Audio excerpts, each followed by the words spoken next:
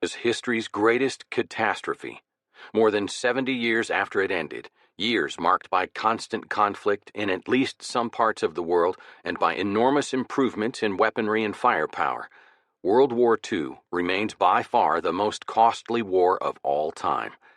As many as 80 million people died, including 19 to 28 million from war-related disease and famine, a majority of them in their teens and early 20s.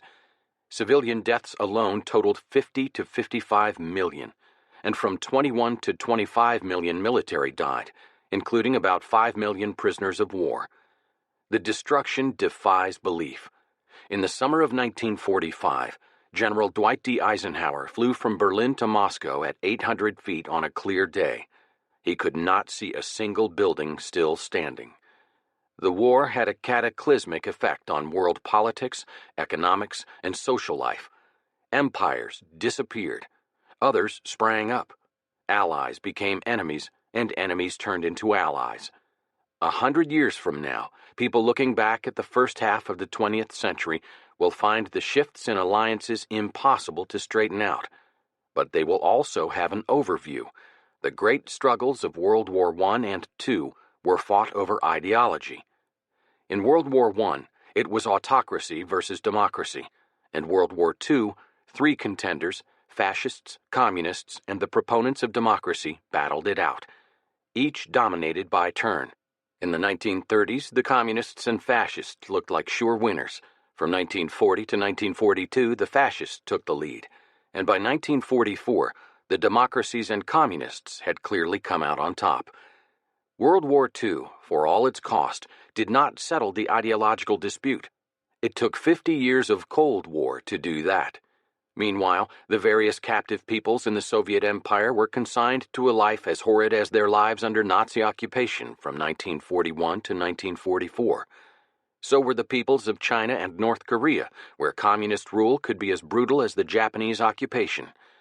In science and technology, the war saw the birth of the modern age with a tremendous burst of activity from physics, chemists, engineers, and scientists around the world. Responding to the demands of war, governments gave scientists unlimited funding, and the payoff was spectacular. Radar, computers, jet aircraft, rocket-launched missiles, atomic weapons, and nuclear power all got their start in World War II. No innovation would have advanced as rapidly without war, and one might not have been realized at all. Minus the threat posed by Adolf Hitler, would the United States have put such a huge investment into so risky a project as the atomic bomb? For everyone everywhere, World War II had a deep impact, and it continues to seize the imagination. The universal fascination with the war is all the greater because of its high drama, titanic battles, and larger-than-life leading actors. Ultimately, the fascination becomes specific, directed toward both the individual people who lived and died in the war and the places where they fought. The war made household names of places all but unknown in 1939. Iwo Jima, Monte Cassino, El Alamein, and so many others resonate today. This book is by no means the whole story of the war. No one book could contain the complete history. Our aim here is to cover the essential history of this greatest of human tragedies and to recreate a feeling of what it meant in terms of the people who were swept up by it. Chapter 1. The Descent into Hell. The struggle for Europe that began in August 1914 did not conclude until November 1990 with the end of the Cold War. It was a struggle that took the shape of battles across Europe in World War I and throughout Asia, Europe, and North Africa in World War II. All the large nations and nearly all the small ones participated in the wars. World War II was a direct consequence of the fighting and flawed peacemaking of World War I. Indeed, historians in later centuries will write of a world war that began in 1914, had a long armistice from 1919 to 1939, and was resumed and continued until 1945. What Woodrow Wilson hoped would be the war to end all wars turned out to be only a starting point for an even greater, more terrible war. Although World War I caused the disappearance of three great empires, the Austro-Hungarian Habsburg Empire, the Romanov Russian Empire and Wilhelm's German Empire, it lacked a decisive conclusion. Germany's war-making proclivities and capabilities were weakened but not destroyed. Revolutionary Russia remained independent and fabulously wealthy in natural resources, and Japan was free to turn aggressive. The Allies imposed a harsh peace on Germany, but sent no permanent troops to occupy the country and uphold the Treaty of Versailles that called for the Germans to disarm, make territorial concessions, and pay reparations. Wilson thought the way to eliminate war was to make the world safe for democracy, and he believed one way to do that was through the principle of self-determination, leading toward complete independence of various small nationalities now forming part of various empires. But self-determination proved to be elusive. Nowhere did stable democracies spring up. Throughout the former German, Russian, and Austro-Hungarian empires, small wars followed the Great War as various ethnic and political groups fought for control of their regions. In Asia and Africa, meanwhile, where Wilson never intended the principle to be applied, it set aflame the peoples of European-dominated colonies. Almost everything done at the Versailles Convention was a colossal mistake. The treaty made Germany pay for the war, estimated at 132 billion marks, that forced the Weimar Republic to take such drastic economic measures that it had almost no support at home. Germany's colonies were taken from her while the American, British, Dutch, and French empires stayed in place. The peoples of Central and Eastern Europe had boundaries created for them that made little ethnic, economic, or political sense.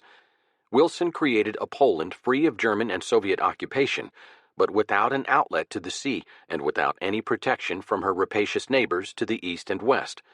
And the League of Nations, supposed to enforce the treaty, never had a chance because Wilson had misjudged his political support at home and was unable to lead the United States to membership of the organization.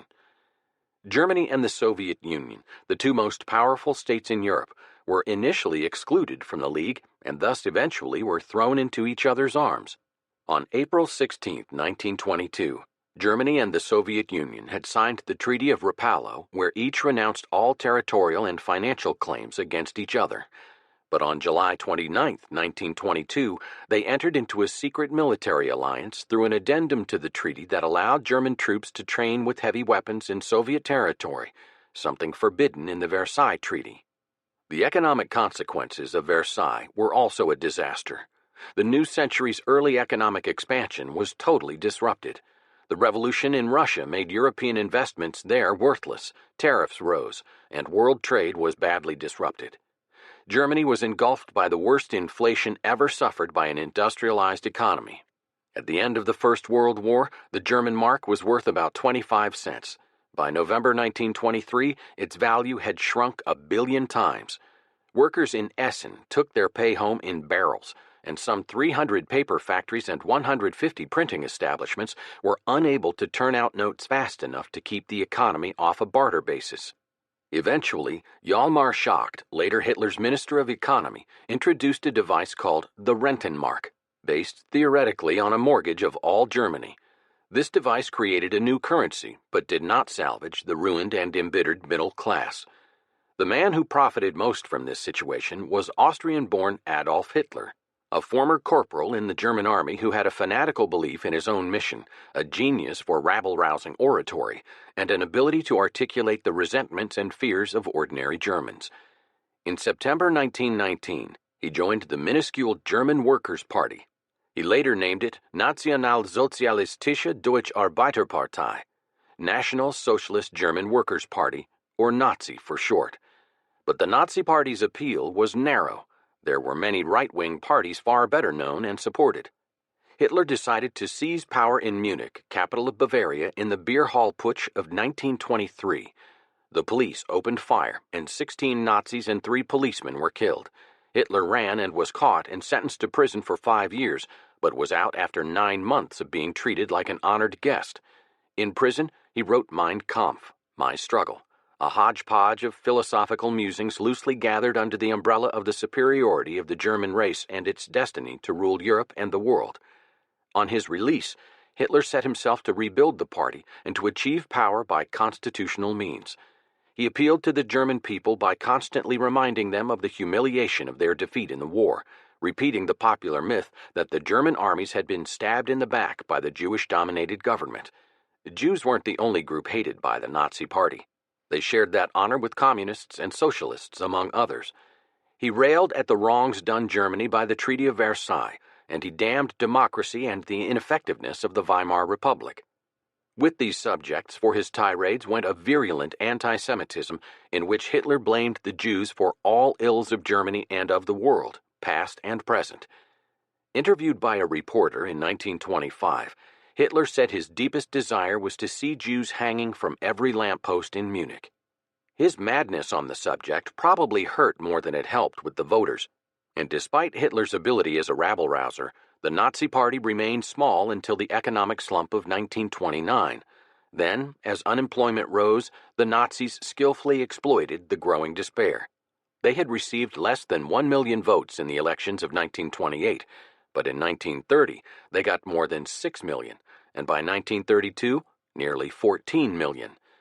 The German Communist Party had also grown with hard times, but Hitler was more adept at intrigue.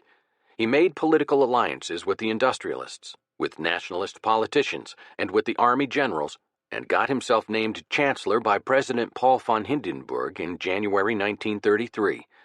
The next month, when a fire destroyed the Reichstag, Germany's national capital in Berlin, the Nazis used it as an excuse to jail, beat, and torture Jews and communists wholesale. Other political parties were gagged, and the churches were made subservient. A bloodbath within the Nazi Party eliminated any internal opposition to Hitler. The Nazis were masters of politics and unsurpassed in the art of mass political rallies. They could play many strings in the soul of Germany, which they did best at the annual party rally at Nuremberg. There, in a delirious round of music, parades, speeches, and pagan pageantry, all party members, from Hitler down to the shabbiest village block leader, regenerated their enthusiasm and faith. The rallies were held in early September and lasted a week.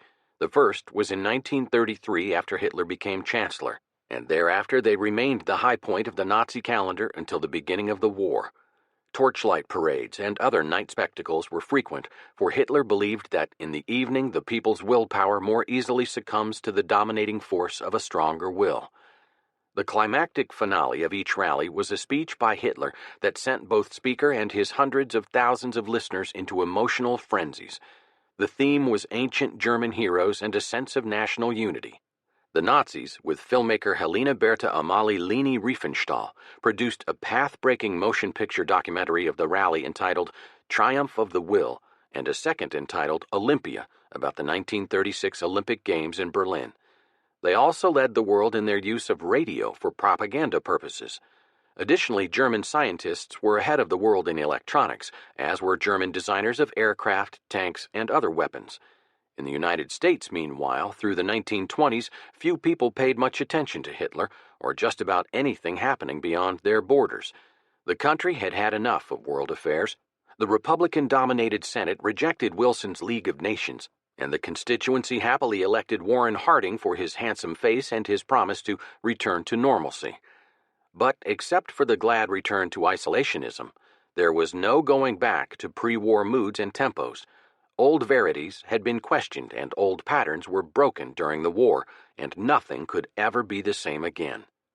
The 20s are remembered for Prohibition, the speakeasy, and home brew. It was the decade of jazz and the Charleston, when the collegian's coonskin coat and the flapper's rolled stocking symbolized a flaming youth that took advantage of relaxing moral standards and the multiplying automobile to discover sex. It was the heyday of Al Capone and rival gangster mobs, and it was the time of million-dollar boxing gates, home run kings, and general sports mania. It was a period of prosperity when Calvin Coolidge could say, "The business of America is business." But fact and legend about the 20s are becoming blurred. The decade was not universally prosperous. Farmers were one conspicuous exception. Millions did not make bathtub gin and continued to support Prohibition, and the frantic speculation on the stock market and in Florida real estate involved only a minority of the people. Insofar as the United States had a foreign policy in the 20s, it was to encourage worldwide disarmament. Washington took the lead in calling the Washington Naval Conference from November 1921 through February 1922, which put some limits on the big ship tonnage of the leading naval powers. It was the first successful arms reduction treaty in history. It led to the actual destruction of ships and weapons, and for 70 years remained the only such treaty. The United States unilaterally did to herself what Versailles required Germany to do by demobilizing her army to fewer than 100,000 men. Overall, the decade was a time of frenetic and often dogged seeking after gaiety and thrills.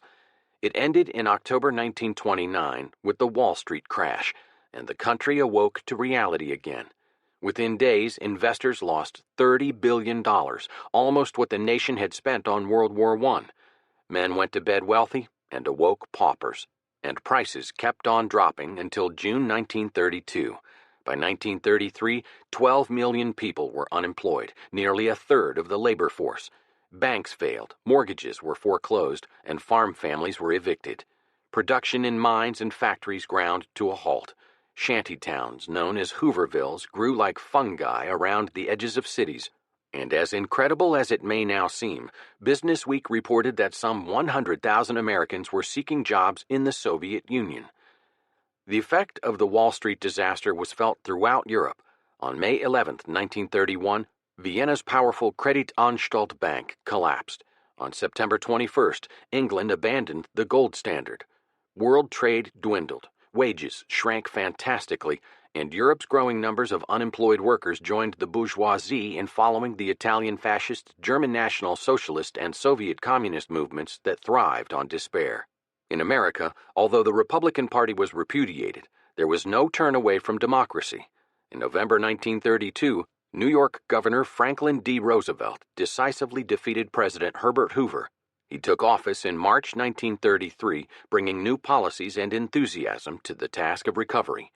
Thus, in 1933, the pattern of leadership among the world's three most powerful nations was set for the next dozen years with the arrival in office of Roosevelt in Washington, Hitler in Berlin, and Joseph Stalin in Moscow.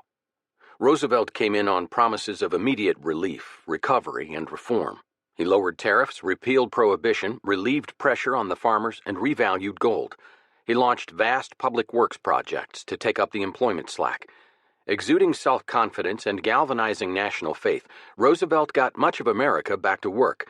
By the end of the decade, the United States, though still not fully cured of its economic illness, was struggling to its feet. Germany, however, was doing far better in dealing with the economic crisis.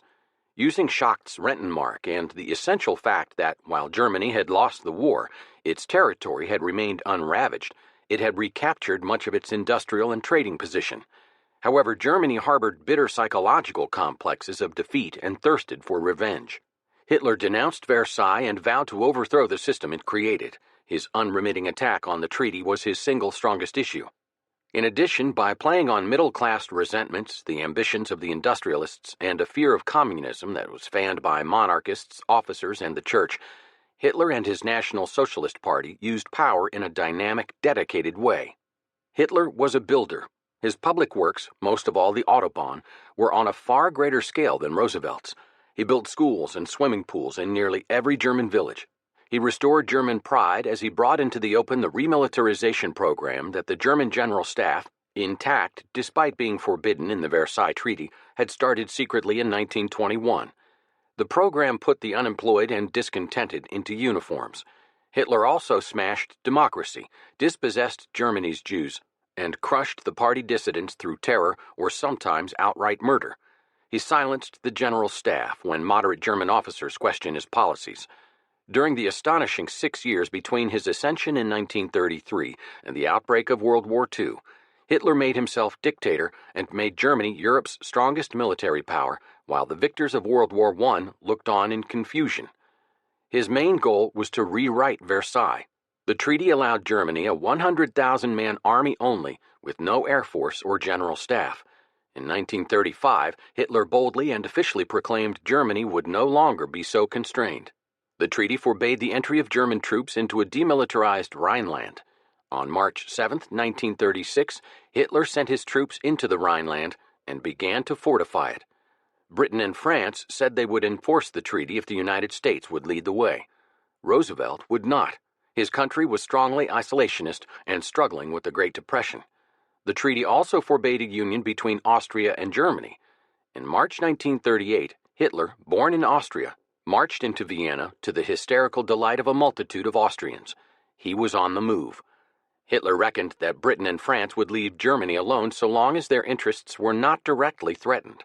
The world's third great democracy, meanwhile, worried Hitler not at all. The United States had no army to speak of, nor any foreign policy.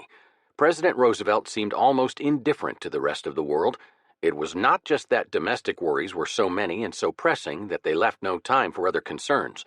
It was also that Roosevelt, like his compatriots, was steeped in the old isolationist tradition that the only proper business of the United States lay at home. During this decade, isolationism reached what was probably an all-time peak. It was a time for being cynical about war and patriotism.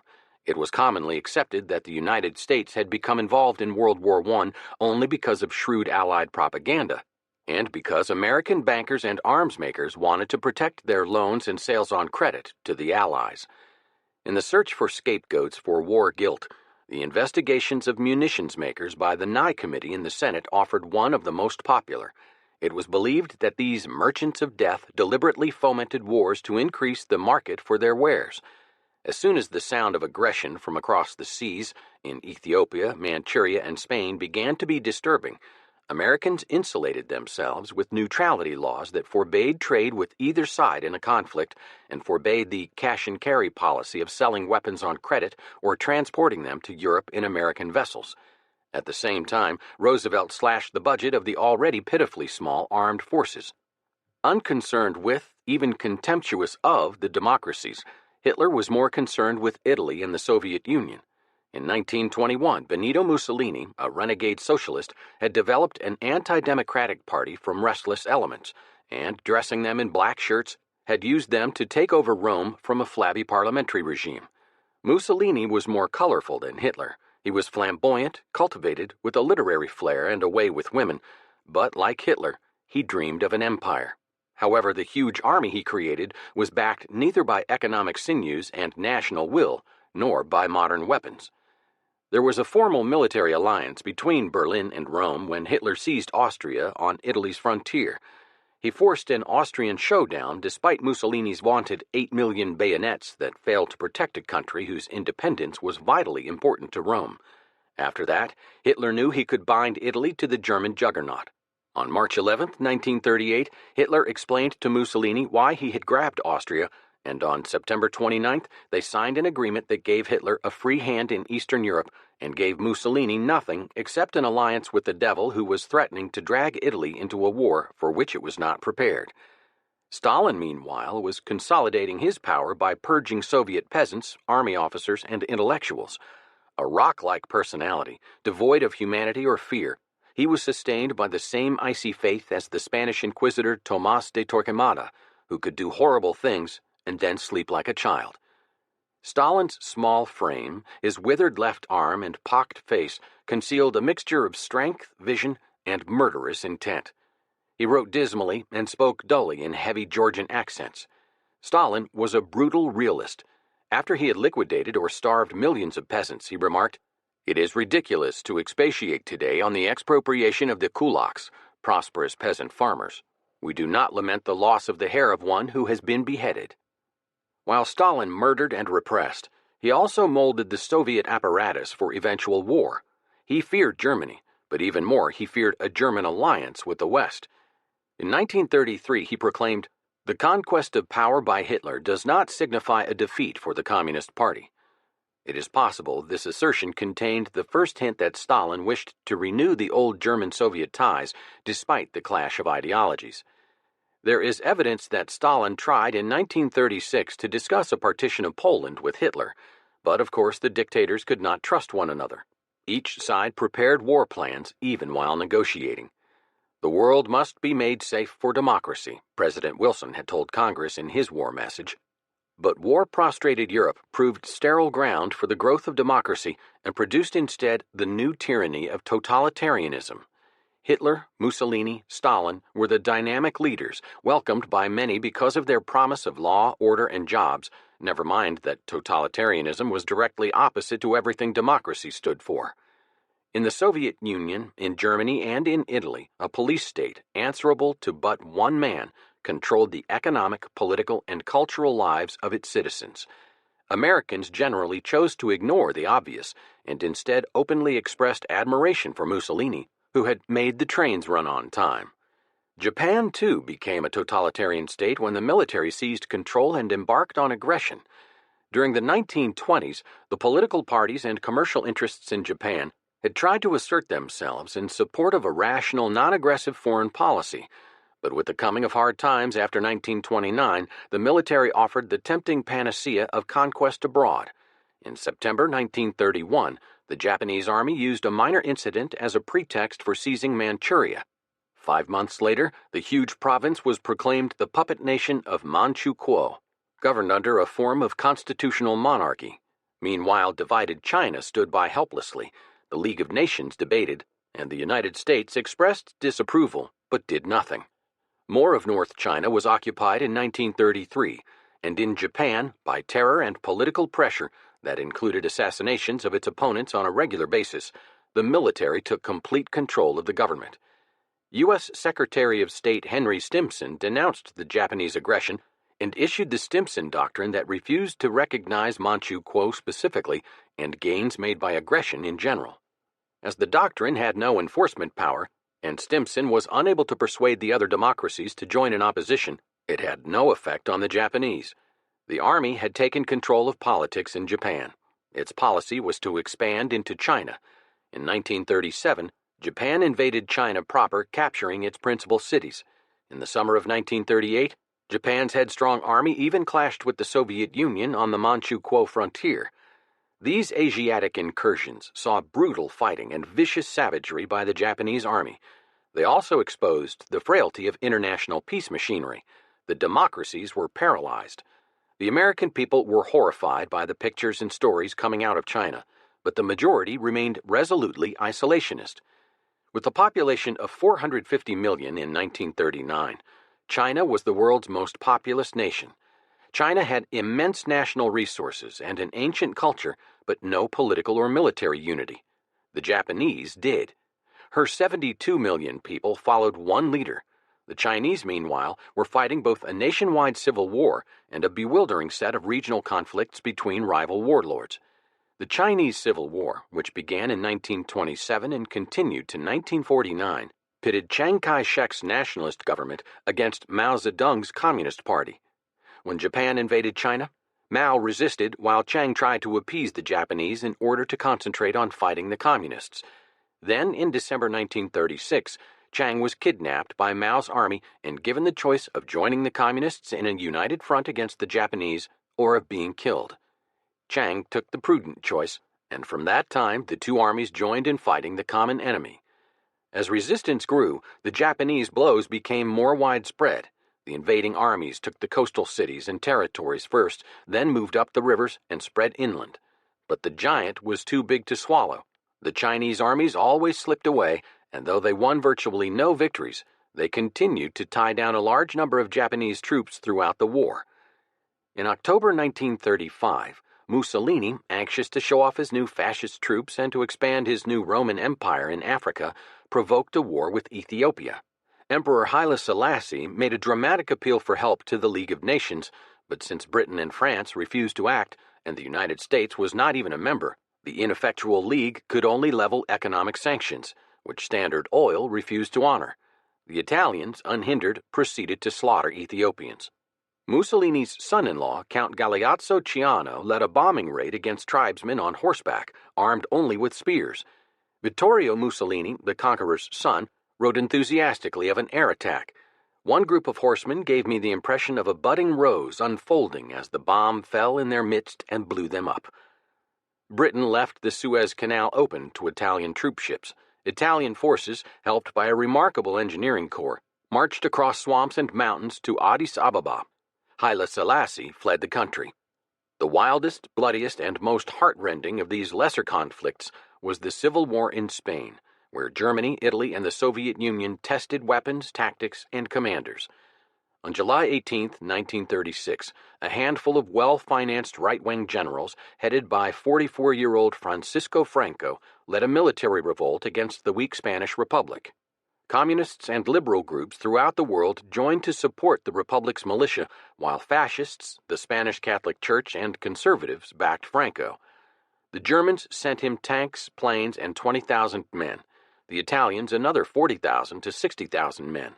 A full 40% of Franco's forces were German or Italian. Meanwhile, the Soviets sent planes, tanks, and ammunition to the Republic forces, plus some of their best officers operating under aliases.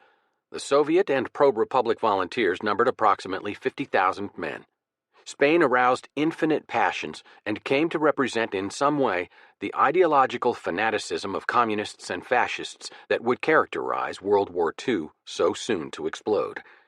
Before their own bodies and souls were torn on far greater battlefields, millions of people were caught up in the emotional and symbolic Spanish vortex. Pablo Picasso painted one of his greatest works, Guernica, after Hitler's Luftwaffe first practiced mass bombing on that city. American Ernest Hemingway wrote For Whom the Bell Tolls, one of his finest novels about Republican guerrillas. Spain's famous author Miguel de Unamuno died of a broken heart, and the poet-playwright Garcia Lorca was murdered by national forces in 1936 at the beginning of the Spanish Civil War. Bulgarian Georgy Dimitrov, later head of the Comintern, Communist International, and Josip Broz Tito of Yugoslavia, later called Marshal Tito, gained conspiratorial experience working for the Republican cause. French novelist André Malraux led an air squadron against Franco. Yet what the Spanish War lacked was another painter and illustrator like Francisco de Goya. Only a Goya could show the horrors committed by both sides: burned churches, raped nuns, massacred labor leaders, tortured intellectuals, the slaughter in a bull ring, the shooting of prisoners on the cold Castilian killing ground of Cuenca, and the savagery of Spaniards against Spaniards in the name of ideologies that were foreign to Spain. While German tanks, bombers, and tacticians were being tested, Hitler turned his attention to the great Slavic plains that the Germans long had coveted as living space, or Lebensraum, territory developed as racially homogeneous, excluding people who were deemed to be of inferior races. By seizing Austria, he had managed to outflank a ring of fortifications erected by conglomerate Czechoslovakia, a nation created by Versailles that contained not only Czechs and Slovaks, but also a sizable ethnic German minority. Turning the principle of self-determination to his own uses, Hitler applied massive new pressures on the Czechs to turn over the Sudetenland to Germany. When Edvard Beneš, the solemn soccer-playing Czechoslovak president, turned for help to his French allies and British friends, they cynically ignored him and their pledged word. Initially, Beneš was resolute. C.L. Sulzberger, a prize-winning foreign correspondent for the New York Times, was in Prague much of that fateful summer of 1938. And he remembered how, on one hot afternoon in his Baroque palace, Beneš unrolled a large map and with the pointer showed Sulzberger which German cities he intended to bomb if Hitler invaded. He recited impressive military production figures from his famous Skoda and Tatra ordnance works, but Paris and London feared Hitler and were more than willing to allow him to expand in Eastern Europe if he would leave them alone. Unctuous French statesmen, cautious generals who hoped to gain strength with time, and pressure groups in the British establishment persuaded French Premier Édouard Daladier and Prime Minister Neville Chamberlain to sell out the Czechs, with whom France had a mutual defense treaty, and proclaim they had preserved peace. What they did was give away Czechoslovakia because the country was indefensible without the mountainous fortified Sudetenland. British politician Winston Churchill, not then in government, put it perfectly: "You have gained shame, and you will get war." The Munich Conference of 1938 has come to symbolize the pre-war policies of the democracies, policies of appeasement bordering on abject surrender. The conference had been called by Mussolini, who feared war in Europe, as opposed to in Ethiopia, and was attended by Chamberlain, Daladier, and Hitler. Neither the United States nor the Soviet Union was present. The United States did not want to be involved. The French and British were unwilling to make an alliance with Stalin, perhaps the only move that could have saved Czechoslovakia. Munich was the last time for almost 50 years that the Europeans dealt with their own border disputes. In all subsequent Cold War summit meetings of heads of government, it was the United States and the Soviets who made the decisions. Hitler's bold, aggressive moves had paid off. He was more contemptuous of the democracies than ever. Certainly, they would never act. After the acquisition of the Sudetenland, he announced he had no more territorial demands in Europe, an obvious lie given his stance on Versailles, as the part of the treaty that most infuriated him was the creation of Poland and the cutting off of East Prussia from the rest of Germany by the Polish corridor. In March 1939, Hitler broke his pledge to make no further claims on the Czechs. He partitioned the rest of the country, installing his own satraps. Chamberlain refused even to censure Hitler in the House of Commons for the rape of Czechoslovakia, but the national outcry was so loud that the astonished Prime Minister quickly reversed himself. And so, after having yielded every position where Hitler might have been turned back, Great Britain, with France reluctantly concurring, announced at last that they would defend the integrity of Poland against any threat from outside. British and French warnings were meaningless, however, as neither country could in any way come to Poland's aid except by attacking Germany from the west, and they had neither the will nor the means to do that. The obvious course was to enlist the Soviet Union in an anti-Nazi alliance. The British and French did ask the Soviet Union to help stop Germany, but Stalin was still angered at the way he had been ignored during the Munich crisis. Moreover, he had little faith in the Allies after their record of appeasement. Even more important, the Red Army, as a result of Stalin's purge of its officer corps, was in a state of near chaos. The Soviet Air Force, meanwhile, was no match for the Luftwaffe. Worst of all, Stalin suspected with good cause that Chamberlain's and Daladier's policy was to encourage Hitler's embroilment with the Soviet Union by urging his attentions eastward across Czechoslovakia.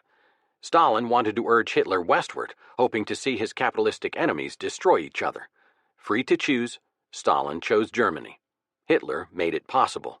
He was attracted by the thought of another German-Soviet deal in the tradition of Rapallo. He could eliminate potential threats from Eastern Europe by partitioning it with Stalin and then invade the West.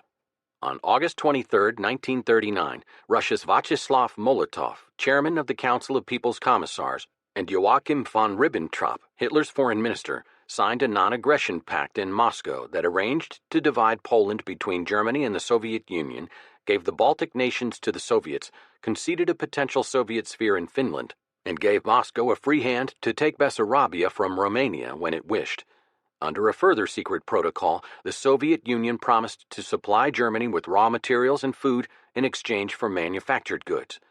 The Nazi-Soviet pact stunned the world. One day Nazis and communists were the bitterest enemies, the next day they were allies. In a century full of political surprises, this was the greatest. Free from the threat of the Red Army, Hitler's demands for the return of the Polish corridor increased. The French mobilized, sending their troops into the Maginot Line fortifications on their border with Germany. Britain also mobilized and finally began to rearm. But gloom and disappointment swept London and Paris. Without the help of the United States and the Soviets, the British and French felt rightly that they could not match Germany's armed forces. In the United States, the cynosure for most eyes was the 1939 New York World's Fair with its Trilon and Perisphere modernistic structures, its Town of Tomorrow, its General Motors Show, and a Japanese Shinto shrine enclosing a replica of the American Liberty Bell made of diamonds and pearls. The news from Europe was dark, but most Americans felt Europe was far away, a distant continent from which the United States had sensibly withdrawn. Chapter 2. Blitzkrieg. No one man can be blamed for the greatest cataclysm in history, but the man who started the war in Europe in 1939 was Adolf Hitler, and although he hardly did it on his own, it would not have happened without him. His generals were opposed. They wanted more time to recruit, train, and equip the Wehrmacht, and they remembered the Great War all too well. His economists were opposed. They knew what the Great War had done to the German economy, and they too wanted time to produce and build. His diplomats were opposed. They warned that if he continued his aggressive course against Poland, England and France would declare war on Germany. His people, including some of the Nazi Party, were opposed. Like the generals, they remembered the Great War, and everyone feared a two-front war. Hitler avoided this last threat with his August 23rd alliance with Stalin. Then he plunged ahead. His action was predetermined. The whole point to his moves in the Rhineland, Austria, and Czechoslovakia of rebuilding the Wehrmacht and of walking out of the League of Nations was to rewrite the Versailles Treaty. Appeasement as a policy had the same goal. By the 1930s, the Allies had decided the treaty was unfair to Germany and were willing to modify it.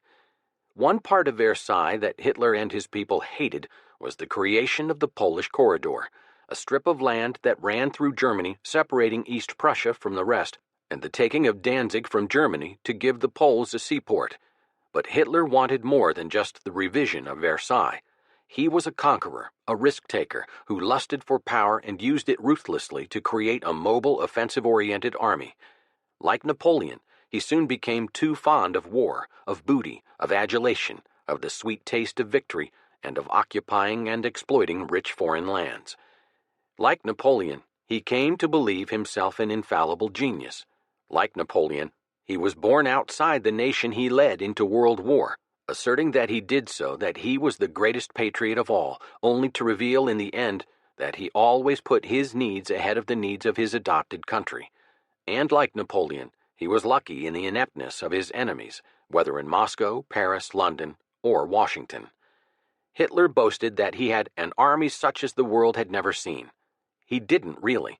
Even Hitler's generals told him that not until 1942-43 would the Wehrmacht be as totally prepared as he claimed it was in 1939. But his claim was believed, which was what counted, and his boasts terrified the British and French, while the Americans had unilaterally disarmed and were incapable of playing even a minor role in European affairs. One of the great myths of the war is that England slept while Hitler rearmed. In fact, the British and French spent as much as the German on rearmament. It was just that they bought the wrong weapons and had inferior doctrines for employing them. The mystique of the Wehrmacht was symbolized by two new weapons, the Stuka dive bomber and the tank. They made possible a new kind of war, blitzkrieg, or lightning war. The Stukas could protect the flanks of tank columns penetrating far behind the enemy front lines. When the columns joined, the enemy was surrounded and had to surrender. This use of tanks in an independent role was first developed by English officers, especially J.F.C. Fuller, but was rejected by the British and French armies that held the role of tanks was to support infantry. With new weapons and new doctrines, Hitler was confident they would cow the British and French. So through the summer of 1939, he continued to bully the Poles. With the completion of the Nazi-Soviet alliance, he was ready to strike. When London and Paris finally gave a guarantee to the Poles and warned Hitler that if he invaded Poland, they would declare war on Germany, Hitler didn't believe them. Had London and Paris stiffened before Munich, Czechoslovakia could have been defended. The Czechs had a well-trained, well-equipped army and a defensible mountainous border, while the Poles had a badly equipped army and no defensible border. Hitler called his generals together just before the invasion of Poland to brief them on the political situation and to fire them up for the job ahead. Be harsh and remorseless, he told them. They were to act with brutality and close their hearts to pity. It was, he said, the stronger man who was always right. At 4:45 a.m. September 1st, Hitler struck. 250,000 men in 60 German divisions, 9 of them armored, rumbled toward Warsaw, Bialystok, Krakow, and Lvov, under a galaxy of generals whose names were soon to be feared from the Caspian to the Channel. Heinz Guderian, Gunther von Klug, Walter von Reichenau, and Fedor von Bock. The brave but antiquated forces of Marshal Edvard Schmieg-Rudis, the Polish commander, were encircled by German tanks, then squeezed. 1,600 Luftwaffe planes, including the Stuka dive bombers with their terrifying whistles, smashed Polish towns and cities. The Poles fought bravely, but their old-fashioned infantry, lancers, and armor proved useless. On September 3rd, France and Britain declared war on Germany. They went to full mobilization, but failed to do the one thing they could have done to help Poland: immediately invade Germany from the west and force Hitler into a two-front war. That same day, German Foreign Minister Ribbentrop invited the Soviet government to move into Poland from the east, binding the Hitler-Stalin relationship in blood. The Polish government fled Warsaw to Lublin on September 6th. On the 17th, surrounded by thousands of refugees riding everything from hand barrows to fire engines, the government crossed the Romanian border. Eventually, it established itself in Paris and then London, the first of those pitiful exile cabinets to become so commonplace in World War II. On September 17th, the Red Army moved into eastern Poland. That same day, the German pincer snapped shut south of Warsaw. The Polish ambassador in Moscow was handed a note announcing the Soviet-Polish non-aggression pact was void. The explanation was curt. A Polish state no longer exists, and the Red Army was moving in to protect White Russian and Ukrainian minorities in Poland. Isolated Warsaw fought with exemplary fortitude. There was no bread. The bakers had been mobilized. A few barrage blimps were hoisted above the smoking city, and trenches were dug in the outskirts. Surrounding roads were encumbered by peasant carts and by corpses. Day after day, the radio broadcast Chopin's Military Polonaise and appeals for the quickest aid from France and Britain. The end came on September 28th, when Warsaw, Modlin, and a few scattered military units in the hinterland gave up. That same day in Moscow, Ribbentrop and Soviet Foreign Minister Molotov signed a treaty completing Poland's fourth partition in 2 centuries. Germany took some 71,000 square miles. The Soviet Union took about 75,000. The Germans admitted to having 10,572 killed and claimed to have 450,000 prisoners. The Soviets suffered almost no losses. They rounded up a huge Polish force whose officers were incarcerated. Stalin ordered them killed, which was done in the spring of 1940 at Katyn Forest near Smolensk. This massacre eliminated 15,000 young Polish leaders, all of them as anti-communist as they were anti-Nazi. A reign of terror descended on Poland, the likes of which the world has seldom seen. The Nazis were worse than the Communists, but only because they were in occupation of Poland for 5 years and the Red Army for just 1.5 years. While Stalin was murdering Polish officers, Hitler was slaughtering Polish Jews, Gypsies, Socialists, and Democrats.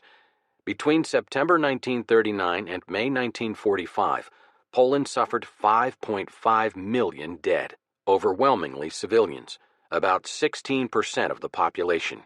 Yugoslavia was the second worst hit by the war, with 10% dead. The Soviet Union lost about 5% dead. In October, Stalin, who was Hitler's ally but potential victim, moved to strengthen his defenses in the north by taking territory from Finland. Provocation was non-existent, and the formula was blunt. The Soviets invited Helsinki to send a negotiator to the Kremlin on October 5, 1939, to discuss Moscow's demand for cession of territory on the Karelian Isthmus, exchange of woodlands in the north, and the right to establish a Soviet naval base in the Finnish Gulf. The Finns said no. On November 30th, Soviet planes bombed Helsinki and Viborg. The Red Army rumbled across Finland's border at 5 different points. The vapid League of Nations responded by expelling the Soviet Union. It was evident from the start that the Red Army would eventually overwhelm the tiny Finnish army, but the Finns proved to be hardy warriors while the enormous Soviet army was badly trained, ill-equipped, and above all, poorly led. Stalin's purge of his officer corps had eliminated almost every Red Army general and caused chaos in the command structure. Furthermore, the Soviets, deceived by their own propaganda, had expected to be hailed as liberators by an enthusiastic proletariat. Instead, they were slaughtered by careful artillery barrages and expert marksmanship. Their loosely organized supply lines were easily severed by the Finnish ski patrols. White-uniformed Finnish infantry knifed Soviet patrols in the long nights and blocked off entire battalions on the edges of frozen lakes. There, the Soviet troops congealed into awkward agonies of death. One eyewitness wrote, "For 4 miles the road and forest were strewn with the bodies of men and horses. The corpses were frozen as hard as petrified wood." Despite their valor, the Finns could expect only limited aid from the slow-moving Allies and the wary Scandinavian neutrals. The Swedes transgressed their neutral affirmations by sending eager but limited numbers of volunteers. The British and French permitted a few adventurous handfuls to participate, the Americans cheered lustily, and the Soviets won. The sheer weight of their materiel, of their massive if clumsy gunnery and their aerial onslaught, plus the bravery of their bewildered infantry, managed an ultimate penetration. Helsinki capitulated. It forced the Finns to concede far more than those concessions originally asked. The Soviets both lost and gained by this dismal experience. They lost prestige, but acquired hard-won understanding of their own defects. Old-fashioned officer ranks were restored after years of experimentation with less formalized discipline. Attention was paid to the need for modernizing equipment and training, and above all, for revising fundamental concepts of strategy. The costly and humiliating Finnish campaign, in a sense, could be said to have saved the Soviet Union from absolute disaster when the final German onslaught came in 1941. The Winter War also showed Hitler what a paper tiger, threatening but ineffectual and unable to withstand challenge, the Red Army supposedly was. This perhaps convinced him that a total military defeat of the USSR was possible and could be obtained with relative ease at low cost. By treaty, France had promised to launch a major offensive against Germany within days of an attack on Poland. Hitler's Siegfried Line facing France was largely a fraud, constructed of a minimum of concrete and a maximum of propaganda. Its garrison was fighting in Poland, and only 23 second-class divisions faced the Maginot Line, where there were 110 Allied divisions, mainly French.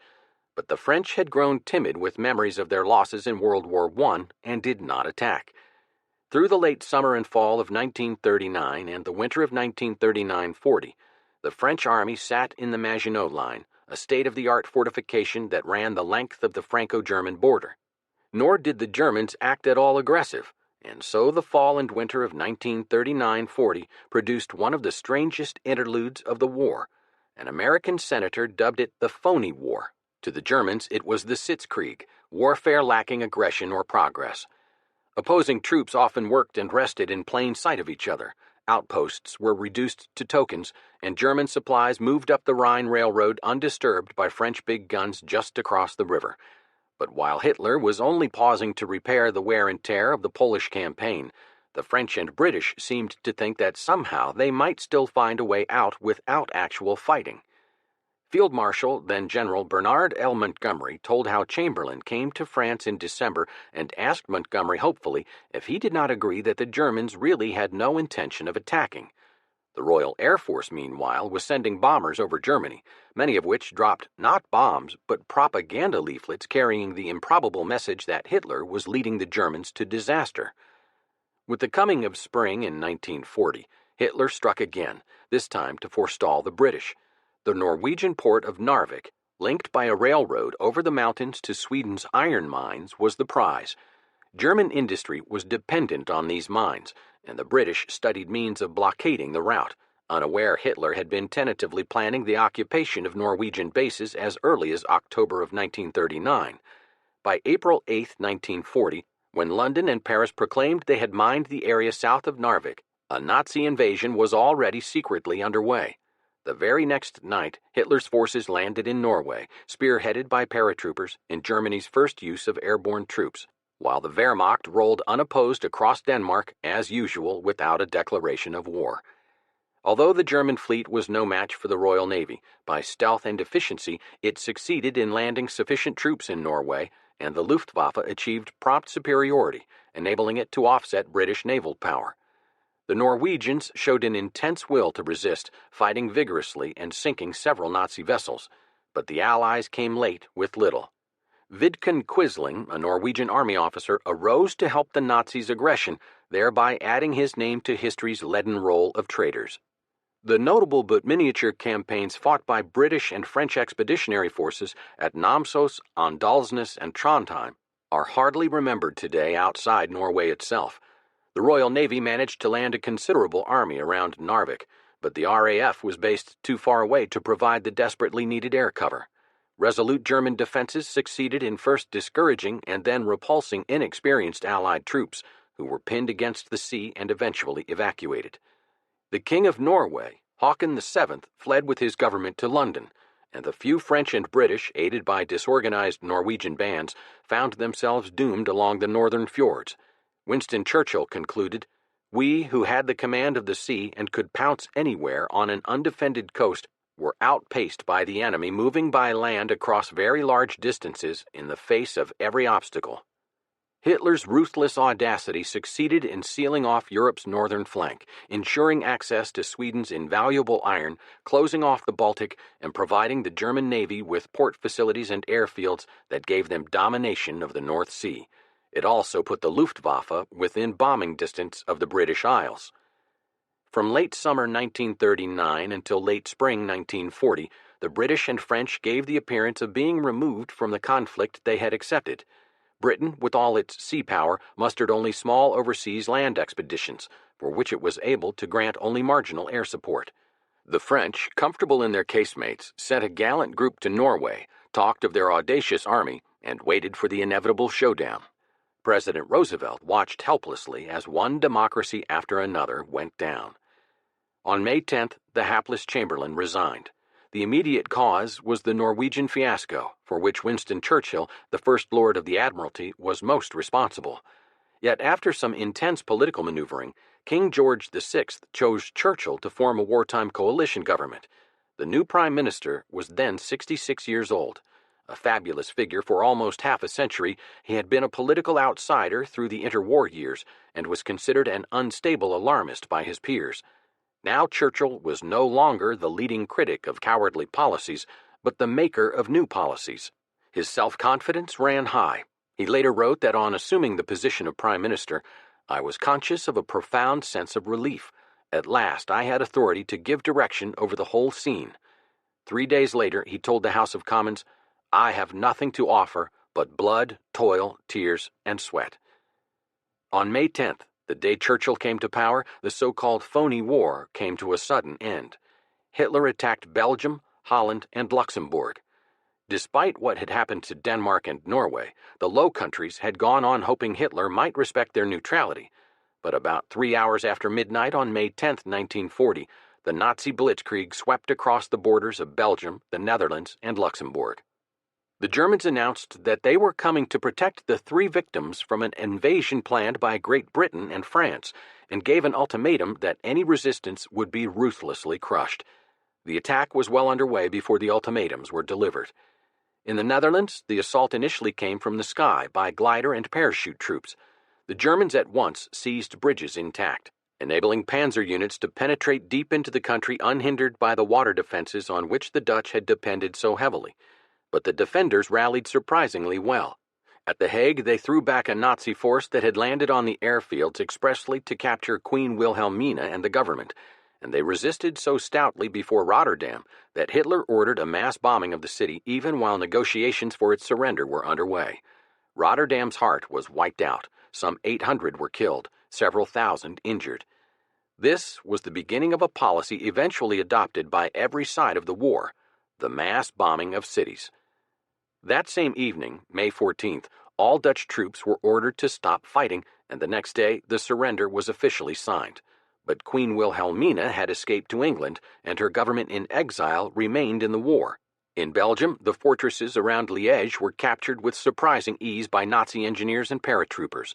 At Fort Eben-Emael, the most vital of these strongholds, some 1,200 Belgian defenders capitulated to only 80 Germans.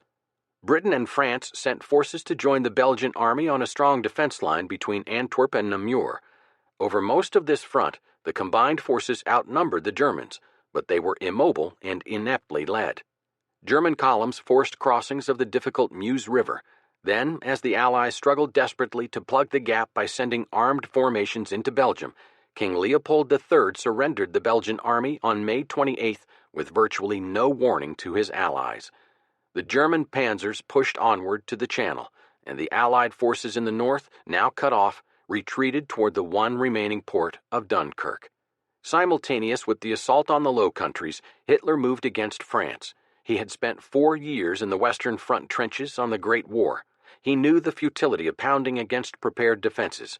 He directed his tanks to avoid the Maginot Line by going north through the undefended Ardennes of Belgium, considered to be too rugged for tanks, to reach the English Channel at Abbeville and cut off the British and French forces in Belgium. Tanks, followed by motorized infantry and protected by Stuka dive bombers, drove through the Ardennes virtually unopposed. 75 divisions took part in the initial attack under Generals Fedor von Bock and Gerd von Rundstedt. The offensive stunned the world. For 4 years in the Great War, the British and French held back massive German thrusts. The carnage had been awful. Nothing like a decisive advance had been achieved by either side despite millions of casualties. In May 1940, just 22 years later, the Germans got a clean breakthrough with casualties measured in the dozens rather than in the tens of thousands. The French army, widely considered to be the best in the world, was simply pathetic. Despite its 2.5 million men, It was immobilized in the Maginot Line and hardly fired a weapon. The German panzers, meanwhile, led by Erwin Rommel, had reached the coast. When the Belgians surrendered unconditionally, the entire left flank of the Anglo-French defenses was exposed. France was crumbling fast. The British decided to evacuate. On May 28th, Churchill pulled the RAF out of France to preserve it for the defense of Britain. That decision all but severed the Anglo-French alliance. From the end of May on, it was each country for itself. Britain's retreat from the continent via the small port and beach at Dunkirk left the French abandoned and broke whatever spirit the French army and government still had. France felt betrayed, with cause, as their alliance contained a pledge to fight it out side by side.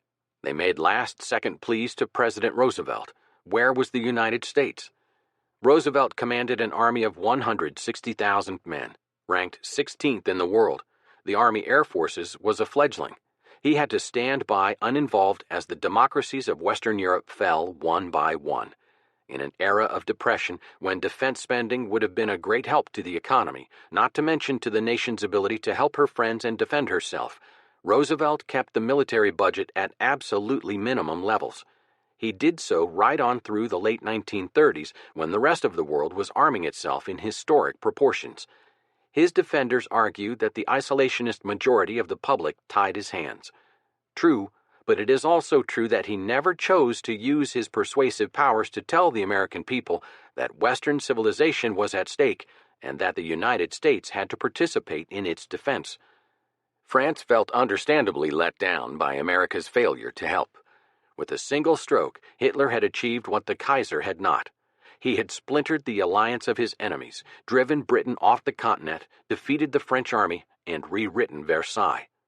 Had Hitler died at that moment, he would be remembered today in Germany as the greatest German of all, greater than even the military leader Frederick the Great, who was King of Prussia 1740 to 1786, or Otto von Bismarck, who unified the German states, excluding Austria, into the German Empire.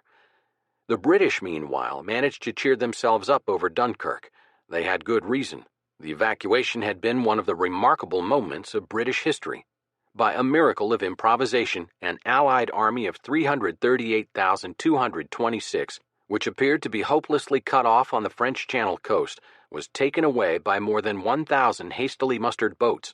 Dunkirk was typical of a British strategy that specialized in losing battles and winning wars. It was a dreadful affair, but the survivors, and their number was astonishing, became the heart of a new army that would one day march through London in the Victory Parade. The total British casualties were 68,111. On May 26th, it had looked as if the total might be more like 300,000. Field Marshal von Rundstedt, whose Army Group A held the British in its grasp, later said, "If I had had my way, the English would not have got off so lightly at Dunkirk." Hitler had consigned the Dunkirk annihilation task to Hermann Göring's Luftwaffe for several reasons. He feared the cost to his straining tanks of direct ground assault over difficult terrain, while the French armies to the south had not yet been destroyed. He overrated the destructive power of air bombardment, especially against troops on a sand beach protected by anti-aircraft fire. And finally, he seems to have had vague thoughts that perhaps, once France had fallen, he could force a swift peace upon the British. Hitler's misjudgments concerning Britain were profound. He didn't think they would fight in 1939. He didn't think they would persevere in 1940. And until late 1942, it never occurred to him that the British might actually win. Meanwhile, France dissolved, militarily and morally. General Maxime Weygand, then 73 years old, replaced General Maurice Gamelin as Supreme Commander. Weygand came too late. He attempted to stand on the Somme and Aisne rivers, but on June 5th, the Germans broke through his feeble line and drove on to the Seine. Nazi propaganda encouraged tales of terror and a mass flight of civilians who blocked important roads to both the retreating French and the pursuing German armies. On June 13th, Paris was declared an open city. The next day, the German forces entered. Hitler himself went to Paris, where he had the unique pleasure of seeing the city from the only car allowed to drive in the streets that day. At Napoleon's tomb, he was transfixed. Afterward, he told Albert Speer, his official architect, "It is magnificent. You must build me a bigger one in Berlin." Hitler had obliterated the army he thought was his greatest enemy at a cost of only 27,074 German dead. And in Rome on June 10th, on a balcony above the Piazza Venezia, protruding his jaw, Mussolini announced to the cheers of a huge crowd carefully assembled below that Italy had declared war on England and France. President Roosevelt said in a speech at the University of Virginia, "The hand that held the dagger has stuck it into the back of its neighbor." A huge new army and a sizable navy and air force thus entered the war. Once the Germans took Paris, it was evident that the conflict in Western Europe was over. Premier Paul Reynaud and his government fled south to Bordeaux and sent a junior cabinet official, Brigadier General Charles de Gaulle, to London to discuss ways of transporting forces to North Africa. De Gaulle was much impressed by the vigor of British resolve and even brought back to France an offer from Churchill for a Franco-British Union with a joint defense program, joint economy, and joint citizenship for all Englishmen and Frenchmen. The remarkable offer was ignored. Perhaps the French felt the British could not be trusted. The Reynaud cabinet resigned on June 16th, and Marshal Philippe Pétain, the hero of Verdun, took power. He was backed by the fleet commander Admiral Jean-Louis Darlan and by Pierre Laval, a skilled but unscrupulously ambitious politician who saw a future for France only as triumphant Germany's mistress. Pétain asked for an armistice, later claiming that he had thus performed an act of salvation. On June 22, 1940, the French surrender was formally signed at the same clearing in Compiègne Forest, north of Paris, where Marshal Ferdinand Foch had dictated terms to Germany in November 1918. The identical railway car, hitherto kept as a museum piece, was wheeled out of its shed to serve as the parlor for France's funeral. The armistice provided that German troops would occupy more than half of France, including the entire Atlantic coastline. The French army was demobilized and its fleet rendered immobile. France yielded its German prisoners and any German refugees Berlin wanted. French prisoners were left in the Reich. As compared to Hitler's occupation policies in the East, this settlement was relatively lenient. Hitler allowed the French to have their own government in the unoccupied zone. Obviously, as he held 2 million French POWs, it was a government that would do as Hitler said. Under his orders, the French economy was integrated into a single European system dominated by Germany. He hoped to enlist the French in the upcoming anti-communist crusade. On a short-term basis, he wanted to prevent the French fleet from joining Britain. What he feared was that it would sail for North Africa from its Toulon port and the French would continue the struggle from Algiers. The British were resolute in carrying on, resolved to go it alone if necessary. Churchill expressed to the House of Commons brotherly sentiment for the French people, but promised to fight on without mercy. Like Hitler, his eyes were on the French fleet and the possibility of France continuing the war from Algiers. He turned to a man who emerged as one of the most dramatic and consequential figures of the war, and who was to cause Churchill great difficulties in the process. Charles de Gaulle refused to accept the armistice. He flew to London, where he planned to gather up the French troops evacuated from Dunkirk, induce the Navy to sail to Algiers, and continue the war. Churchill gave de Gaulle the use of the facilities of the BBC to broadcast an appeal to the French people. As de Gaulle boarded the small plane to return home, Churchill wrote, "He carried his bag in one hand and the honor of France in the other." On June 18th, a text of less than 300 words was read aloud by Moi le Général de Gaulle, summoning French men and French women throughout the world to carry on the fight. This war has not been settled by the Battle of France. This war is a world war. Whatever happens, the flame of resistance must not and will not be extinguished. De Gaulle's message was basically the same as Churchill's. Hang on until the United States mobilizes and enters the war. But in the United States, Roosevelt was running for an unprecedented third term. He dared not offend the isolationists. There would be no mobilization, no declaration of war. The European democracies were on their own, as were the remaining tiny republics in Eastern Europe. The dramatic events in the West allowed Stalin to carry out acts of aggression that were hardly noticed by the rest of the world.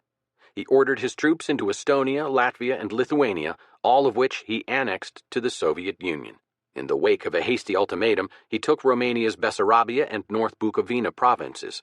From the Black Sea across Poland to Finland and the Arctic, a huge band of territory, once Tsarist, was returned to Soviet control. At the midpoint of 1940, the two dictators stood atop the world. Hitler had surpassed every German leader, and Stalin had equaled the greatest of the czars. In the three-way struggle for domination of the 20th century, it seemed certain in June 1940 that the future belonged to the two totalitarians, while the democracies appeared finished. Britain stood alone, and America was unprepared, while the communists and Nazis had divided Europe between themselves and were everywhere on the march. Chapter 3. England Alone. Remember him, for he saved all of you.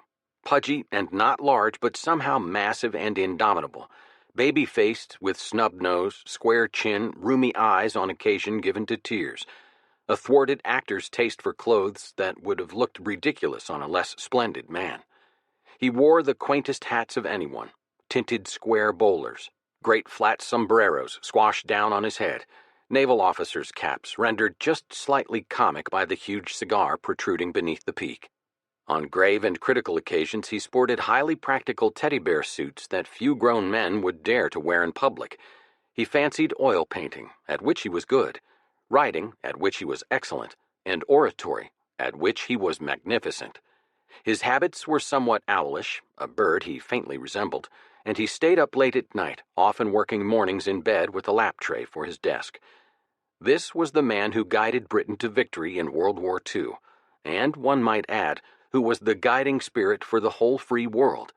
For had Britain succumbed, as it had every logical reason to do in 1940, probably no successful coalition could have formed. Winston Churchill once complained, "Democracy is the worst system of government, except for all the others that have been tried." And it was democracy, with its curious and lethargic workings, that, allied with its Russian antithesis, produced Hitler's defeat.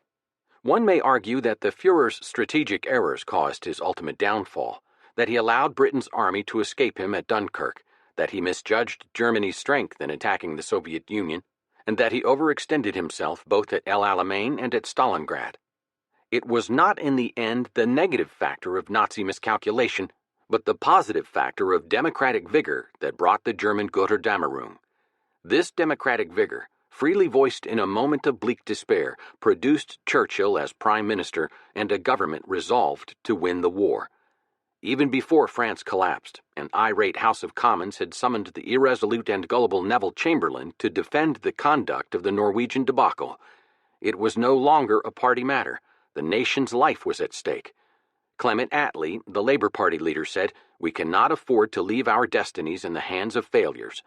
Arthur Greenwood of the Labour Party and a member of Churchill's war cabinet added, "Wars are not won by masterly withdrawals." The retired Fleet Admiral Sir Roger Keyes, appearing in full uniform, thundered that the Norwegian disaster was a shocking story of ineptitude which I assure the House ought never to have happened.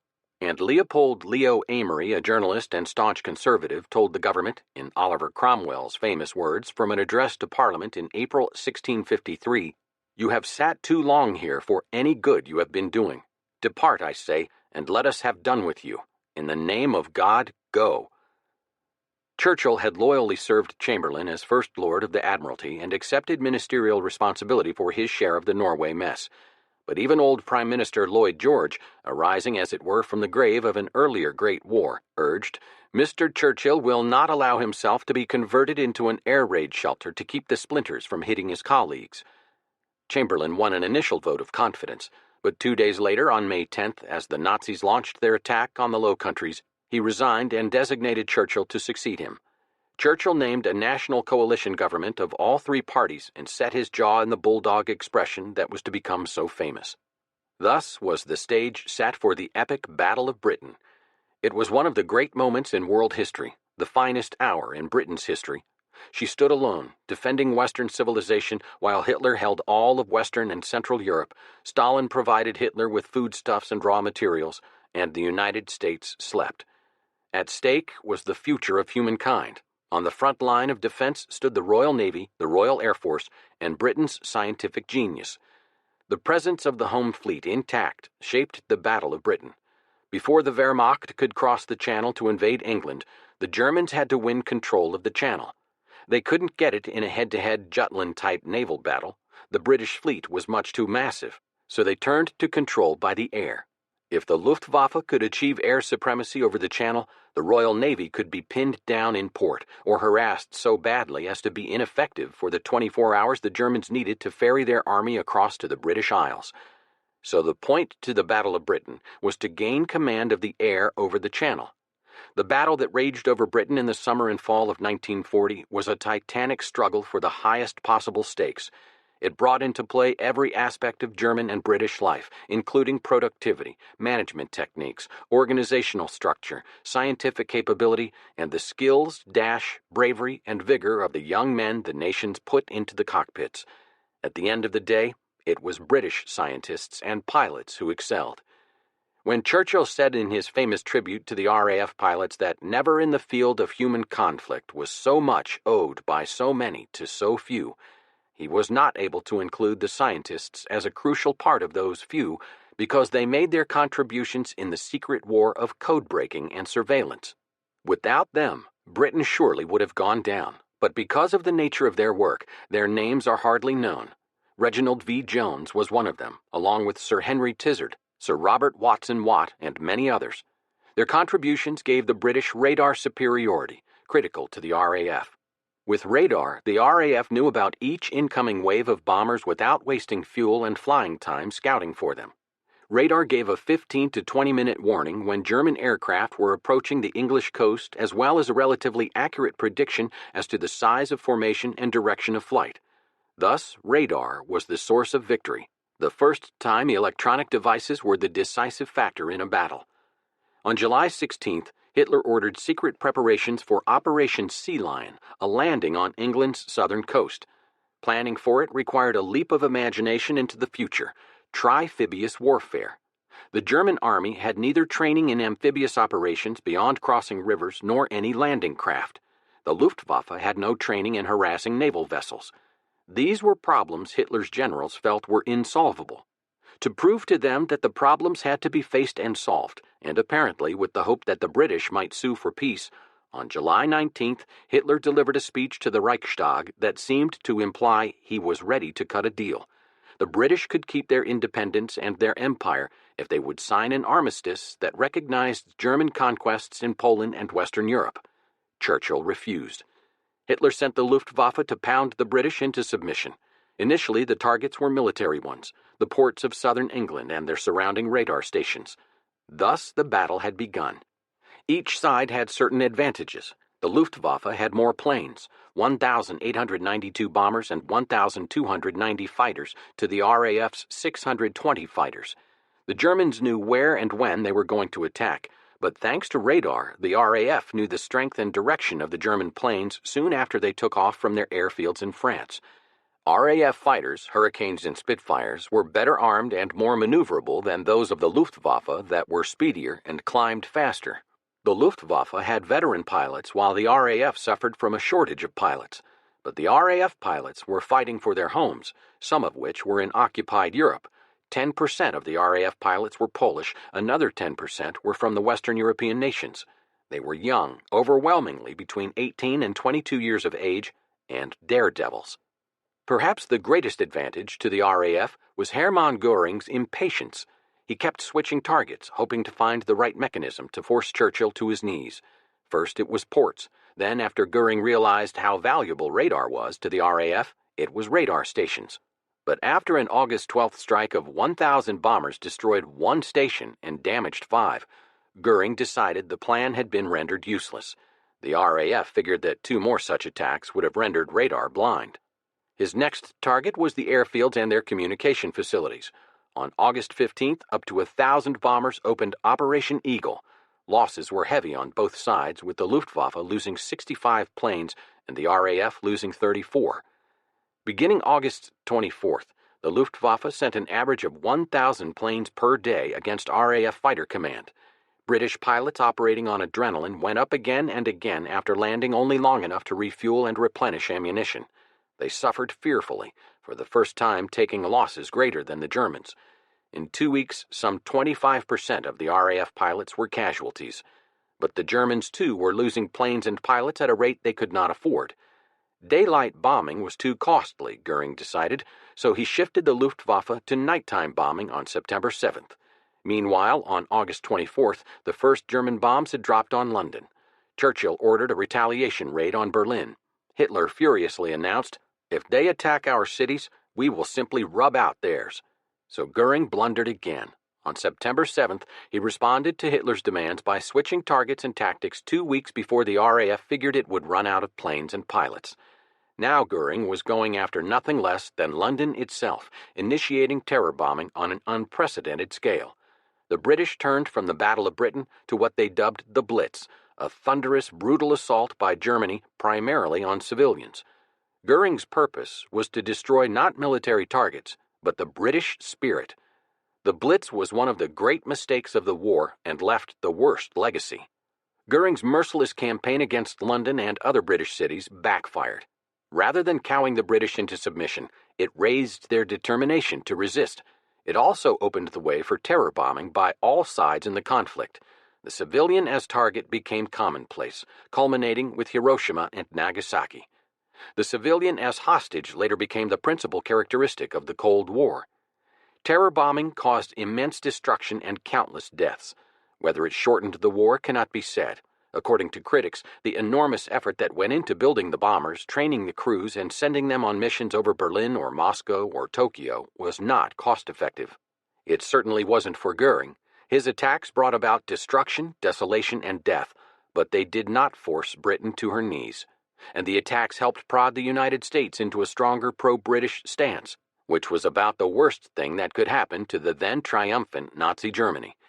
In large part, the American reaction was due to one man, journalist Edward R. Murrow, and to the technological advance in radio that made it possible for him to give eyewitness accounts of the Blitz. When Murrow opened his broadcast from England with his deep, portentous voice, "This is London," listeners from New York to San Francisco paid attention. His vivid descriptions shocked them. His personal faith in the British ability to withstand the assault caused many Americans who had expected Churchill to cut a deal with Hitler, and others who figured Britain was finished in any case, to change their minds. In response to the terror from the air, Churchill gave voice to the British Lion. "This wicked man," he said of Hitler, "this monstrous product of former wrongs and shame, has now resolved to break our famous island race by a process of indiscriminate slaughter and destruction." He vowed, "We can take it." London did. Hundreds were killed each night, thousands injured. But neither the British government nor the economic machinery of London was paralyzed. Churchill himself had an elaborate underground headquarters under Whitehall, the Naval Ministry near 10 Downing Street. On September 15th, Churchill went to the underground headquarters of No. 11 Group Fighter Command at Oxbridge. At the combat center, huge maps and a vast electric tableau showed incoming German bombers and available RAF fighters. That day, the Germans launched one of their greatest raids. RAF Vice Marshal Keith Park strode through the command post, barking out directions, reinforcing some areas, and moving fighters to defend new zones. He asked for and got reinforcements from No. 12 Group. "What other reserves have we?" Churchill asked. "There are none," was Park's reply. Churchill winced. It was of this moment that he later wrote, "The odds were great, our margins small, the stakes infinite." Hitler gloried in the destruction the Luftwaffe was raining on London and was glad to make the British suffer. But by the end of September, the Luftwaffe was suffering more. 2,698 Luftwaffe planes down in 1940 over Britain, compared with 915 RAF fighters lost. Rather than gaining air superiority over the Channel, the Luftwaffe had lost it. On September 17th, Hitler acknowledged the indefinite postponement of Sea Lion. Although increasingly sporadic nighttime raids over London continued through the fall into the spring of 1941, they were of nuisance value only. Fighter Command of RAF, with the indispensable help of radar and British people, had won the Battle of Britain. Like the evacuation at Dunkirk, the victory over the skies of Britain was a defensive one, and wars are not won by successful retreats or defensive measures. But Britain had no way of going over to the offensive in conventional warfare. Her exhausted army had left its artillery and many of its vehicles in France, and the army badly needed refitting and retraining. The summer of 1940 was an historic moment for Europe. The abandonment of Operation Sea Lion, leaving an undefeated German army stranded on the Channel beaches, marked the beginning of Hitler's defeat. The example and the success of Churchill served as a glowing reminder to the people of occupied Europe that, as in the days of Napoleon, a dictatorial land power need not succeed in ultimately triumphing over an intact sea power. And in secret underground fashion, a continental resistance to the Nazis started. To help the resistors, the British in 1940 established an organization known as the Special Operations Executive. It engaged in subversion and sabotage in German-occupied lands, aided by skillful propaganda broadcast by the BBC with its clever Morse code signal, V for victory, ... Slowly but remorselessly, in Belgium, France, Holland, Poland, and Norway, a collection of agents and adventurers, mostly amateur, threw back into the teeth of the German General Staff the cautionary words of the great Prussian military theorist General Karl von Clausewitz: "Armed civilians cannot and should not be employed against the main force of the enemy, or even against sizable units. They should not try to crack the core, but only nibble along the surface and on the edges." And as another reminder of Napoleonic days, the first of Lord Louis Mountbatten's famous combined operations and commando units began to experiment with the tactics and mechanics of small amphibious assaults. During this summer of Hitler's first frustration, Stalin decided to collect what was left on the bill for his German pact. In June, he successively completed the annexation of the three little Baltic states Estonia, Latvia, and Lithuania, and 5 days after notifying Germany of his intention, he seized Bessarabia from Romania. Sir Stafford Cripps, Churchill's new ambassador to Moscow, sought to convince the master of the Kremlin that Hitler was a danger to the Soviet Union as well as England. He urged that the two countries agree on a common policy of self-protection, and he secretly offered a bribe: the promise to recognize the Soviet Union's claims in the Dardanelles and to give her a leading role in the Balkans. But Stalin turned a deaf ear. It soon became evident that Germany was also looking to that part of Eastern Europe it had not already conquered, where the Soviet Union was inching forward, and where Italy, having entered the war without Hitler's permission and somewhat to his dismay, had staked its own claim. On August 30th, 1940, Ribbentrop and Ciano signed an agreement in Vienna awarding 40% of Romania's Transylvania province to Hungary and the southern part of Romanian Dobruja to Bulgaria. King Carol II, the dissolute Romanian monarch, loaded a train with his mistress, his closest friends and courtiers, and all the valuables he could pack, and fled. On October 28th, again without asking Hitler's advice, Mussolini attacked Greece from Albania, expecting a swift and easy victory. But the courageous Greeks forgot their political differences and astonished the world by beating back the Italians and invading Albania themselves. The gallantry and conceit of the Greek army were formidable. Rickety trucks bearing Hellenic fishermen and farmers bounced to the front over impossible roads. They rode to death and glory with garlands over their ears and their rifle muzzles stuffed with flowers, shouting, "On to Rome." Antiquated mountain artillery was trundled along ridgecombs to shell the fascists in the valleys. Evzone guard patrols attacked with their knives and teeth, biting the scared Italian infantrymen. The Duce's highly touted air force, furthermore, proved inaccurate and timid and was soon largely offset by a handful of British planes rushed to Greece from the Middle East. Churchill sent advisors to Athens to investigate the possibility of opening a land front against the Axis in Europe.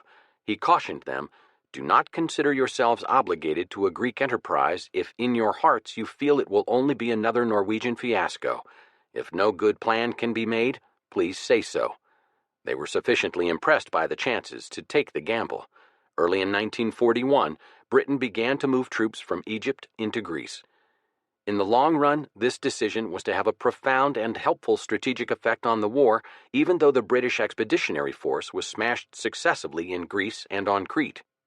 Hitler had already reached the basic conclusion that since he could not use his army directly against England, he would strike at the Soviet Union. As an initial step, he had begun moving divisions eastward from France into Poland and had signed a transit agreement allowing him to send troops into Finland, although that country had been cynically allotted to the Soviet sphere. The Führer then sent Romania what was called a military mission. The Romanian mission was followed by an accord permitting Germany to send troops into Bulgaria. This surrounding pressure understandably frightened the Yugoslavs. Their cultivated and gentlemanly regent, Prince Paul, sought to stave off trouble by permitting his government to sign an accord with Hitler. But army officers forged the boy King Peter's name to a declaration assuming power and ordering resistance. This was read on the radio amidst wide rejoicing by the warlike Serbs. Hitler was infuriated at this insult to his prestige. He ordered a swift assault on Yugoslavia and embattled Greece. The invasion began early in the morning of April 6, 1941. C.L. Sulzberger, in Yugoslavia at the time, had watched peasant boys march into the old fortress at the tip of Belgrade where the Danube and Sava rivers met, pick up their uniforms and guns, and trundle out behind ox carts, singing, "Oh, my love, the German is again at our frontiers, and there again he will meet the Serbian bayonet." Within hours, the capital was shattered by the Luftwaffe. German tanks and motorized infantry rolled in, aided by the Hungarians and Bulgarians who had been bought by the Vienna Award. The Italians launched their offensive from Albania. Yugoslavia was riddled with fifth-column movements along its Albanian, Croatian, and German Volksdeutsche minorities. Defections among the non-Serbs were manifold, and the Yugoslav armies were torn apart before they had even been deployed. The Germans captured Skopje and poured across the undefended Monastir Gap into Greece. From Bulgaria, they hammered southward against Greek pillbox positions in Thrace. The colonel commanding one of these positions, Fort Rupel, summoned his garrison and told them, "We will hold them with our teeth." When the Germans finally broke in, they found, written with chalk on a wall above the dead, "At Thermopylae, in 480 B.C., the 300 Spartans were killed. Here the 80 will fall defending their country." Greece, in an agony of despair and bitter confusion, collapsed. The government fled to Cairo.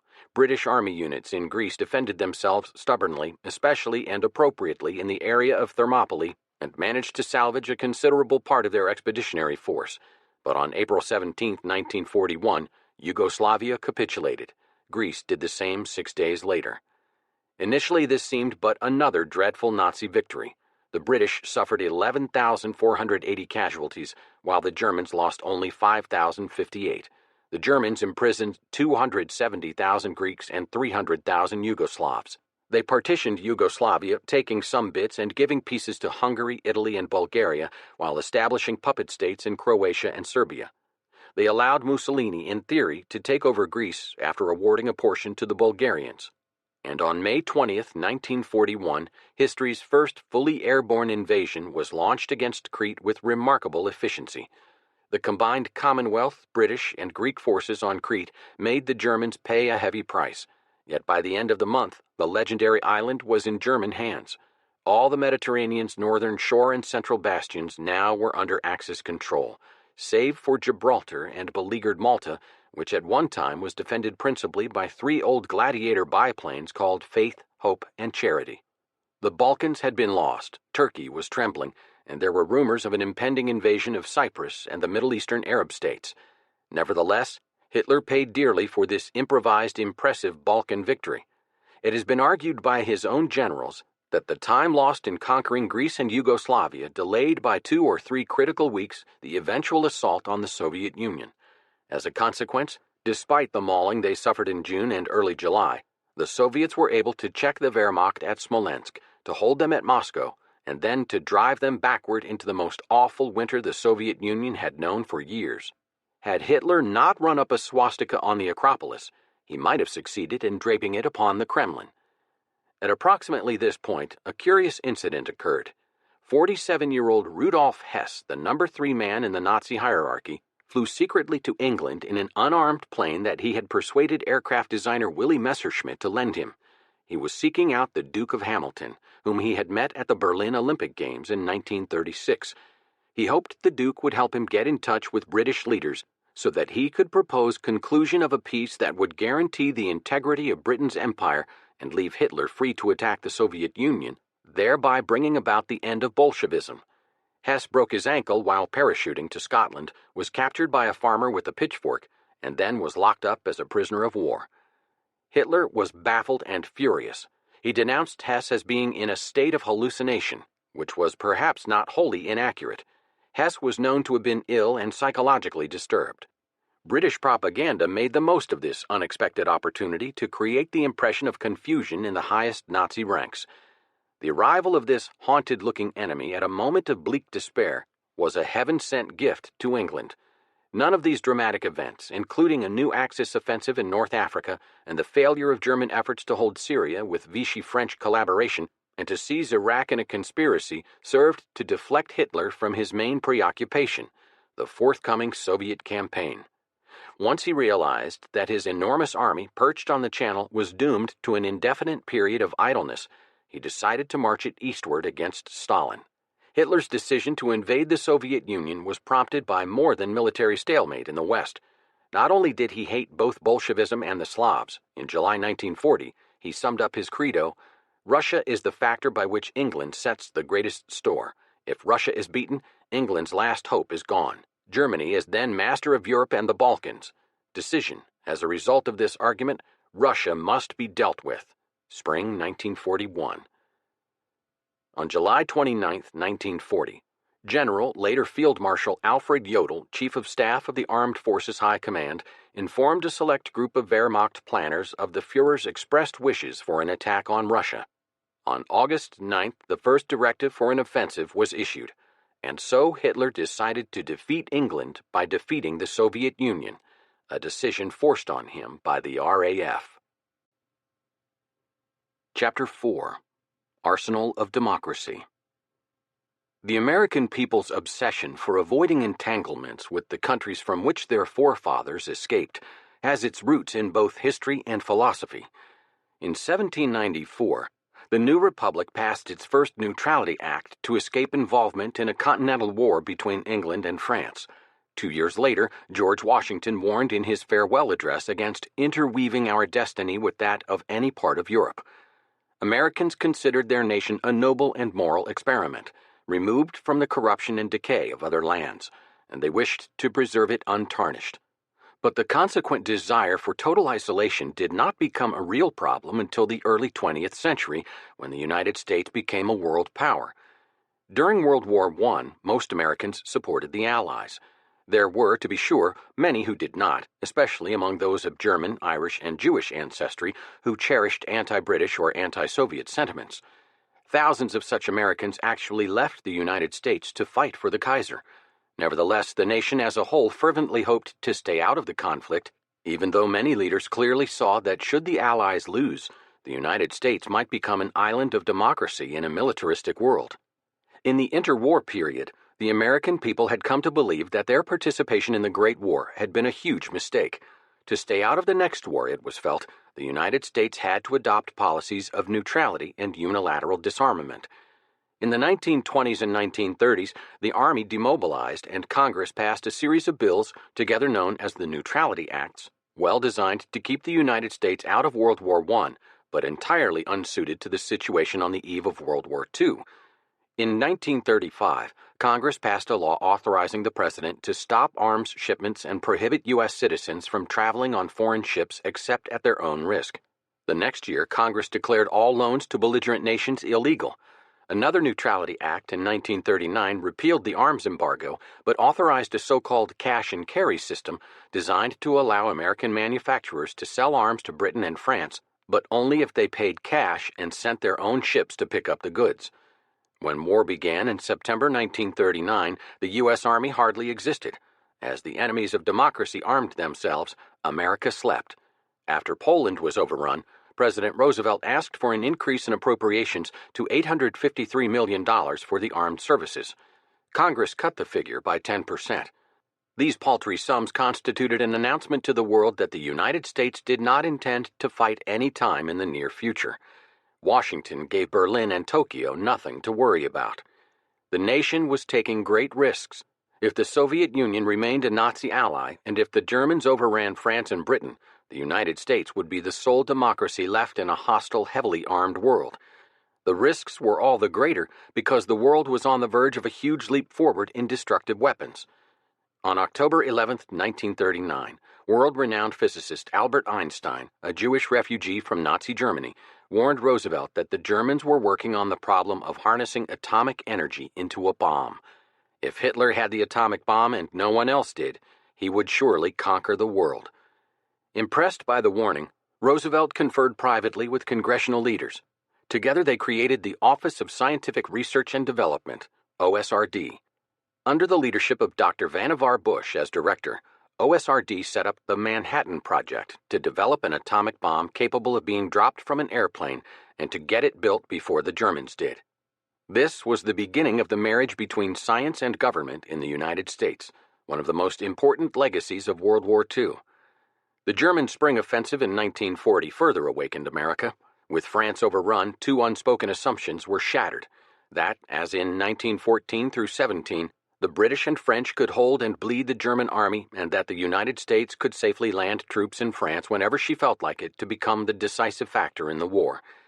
On June 10, 1940, as the Germans raced unopposed across France, Roosevelt told the graduating class of the University of Virginia that the United States would follow two obvious and simultaneous courses, extending to Britain and France the material resources of this nation and speeding up the development of these resources so that the U.S. armed forces would also be strengthened. But 4 days later, when Premier Paul Reynaud of France appealed to Roosevelt to send U.S. troops and weapons to Europe in France's hour of need, Roosevelt refused.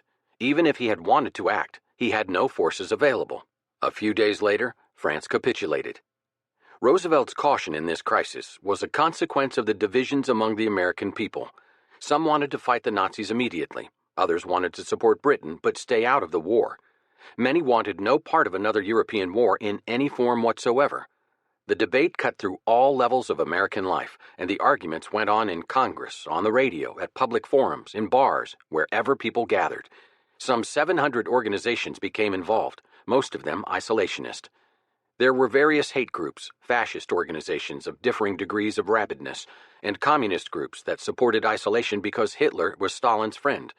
The largest isolationist group was the America First Committee, which was pacifist, Anglophobic, stained with anti-Semitism, and primarily Midwestern. Charles Lindbergh was a leading member. Roosevelt did give Britain limited help. On July 21, 1940, Churchill made an eloquent plea for U.S. destroyers. "Mr. President, with great respect, I must tell you that in the long history of the world, this is a thing to do now." The British were losing merchant ships in appalling numbers, and the Battle of Britain was on. In September, Roosevelt responded in a destroyers for bases deal that gave the Royal Navy 50 overage destroyers in return for U.S. bases on British possessions, from Bermuda to British Guiana, now Guyana. Congress, meanwhile, authorized the President to call the National Guard and Army Reserves to active duty for 1 year and to institute a draft, but with a 1-year time limit. Further, both measures limited the deployment of troops to the Western Hemisphere, but it was a start, and the first peacetime conscription in American history.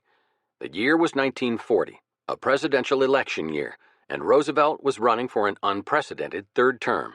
The Republicans nominated businessman Wendell Willkie, who was more pro-British than was Roosevelt, on a platform plank that mirrored the Democratic plank on the subject of foreign policy that was to continue to aid Britain and strengthen U.S. armed forces, but to stay out of the war. In a famous election eve speech in Boston on October 30th, Roosevelt responded to those sentiments when he declared, "And while I am talking to you mothers and fathers, I give you one more assurance. I have said this before, but I shall say it again and again and again. Your boys are not going to be sent into any foreign wars." Roosevelt won the election handily. Churchill, counting on the newly re-elected president to do more than he had, sent Roosevelt a bleak description of the British situation, emphasizing that the United Kingdom was running out of money. Cash and carry would no longer suffice, for the moment approaches when we shall no longer be able to pay cash for shipping and supplies. Roosevelt responded quickly. On December 7, 1940, he declared he believed that the best defense of Great Britain is the best defense of the United States. Seeking to avoid the mistakes of Woodrow Wilson and the long controversy over World War I war debts, Roosevelt said he wanted to simply lend or lease to England the supplies she needed. He compared his scheme to the idea of lending a garden hose to a neighbor whose house was on fire. But he also repeated that he had no intention of sending American boys to Europe. His sole purpose was to keep war away from our country and our people. He could do this by making America the great arsenal of democracy. Churchill called Lend-Lease, as it came to be known, the most unsorted act in human history. Of course, he wanted much more, a full-scale American intervention, but at least he now had the United States as an ally, openly committed, as Stalin was to Hitler. The isolationists were furious. They charged that Lend-Lease was a most unneutral act and would bring the United States into the war. But the program was too beguiling for them to stop it. "Give us the tools," Churchill declared, "and we will finish the job." America could support democracy without shedding any American blood. Then Hitler invaded the Soviet Union, June 1941, which gave the isolationists another argument for America staying out. Let Nazis kill communists, and vice versa. Roosevelt moved ahead and helped Britain anyway. In July, he sent U.S. troops to occupy Iceland, freeing the British troops there for the Middle East, and the U.S. Navy began escorting convoys as far as Iceland. Roosevelt's most decisive act, however, came in response to the German invasion of the Soviet Union. In July, he sent his special envoy Harry Hopkins to Moscow to consult with Stalin.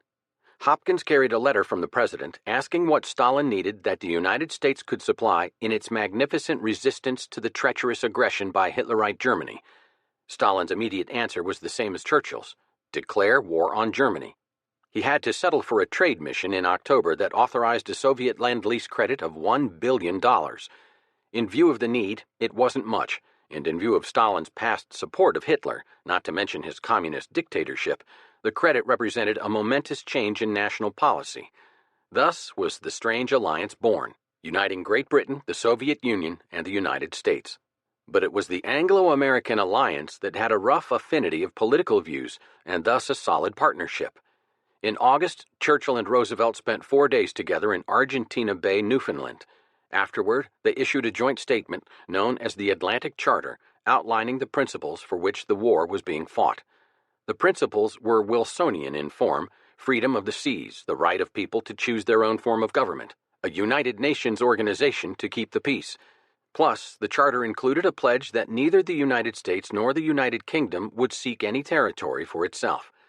By September 1941, the U.S. Navy was fully engaged with Germany in the Atlantic, in the first presidential war entered into by the chief executive without the constitutionally required congressional declaration of war. And not only was it undeclared, it was also unknown to the American people.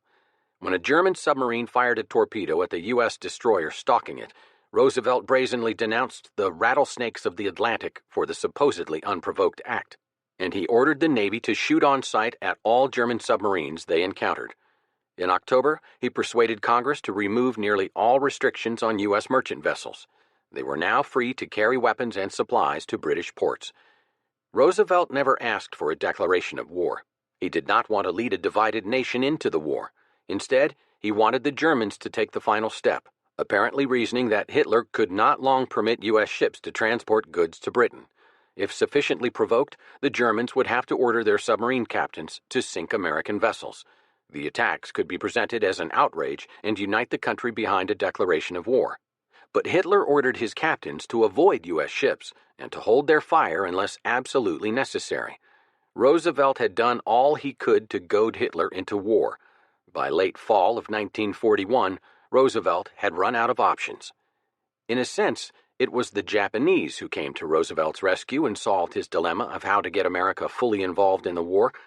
When the war broke out in Europe, Japan was already on the march in China.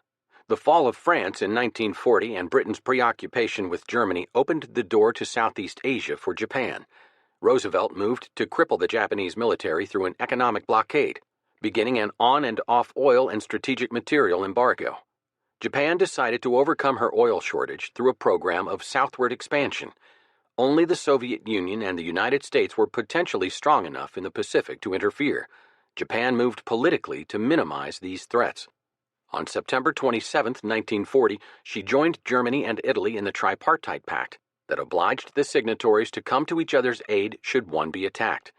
6 months later, Japan signed a 5-year non-aggression pact with the Soviets, an agreement that Stalin, fearing Hitler might turn on him next, was eager to sign.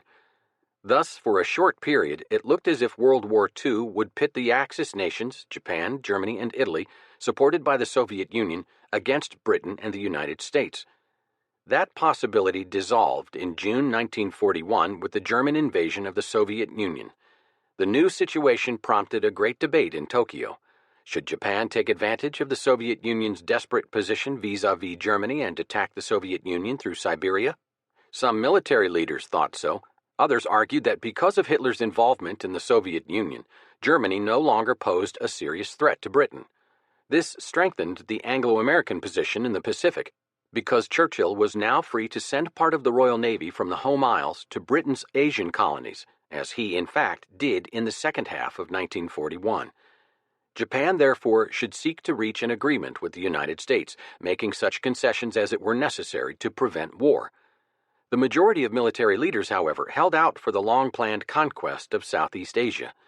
Roosevelt listened in on the debate through the medium of magic, the code name applied to intercepted and decoded Japanese radio messages, and characterized it as a real drag-down and knockout fight to decide which way they were going to jump. The decision was to shun war with the Soviet Union and instead move south immediately, meanwhile trying to avoid war with the United States by carrying on negotiations as long as possible.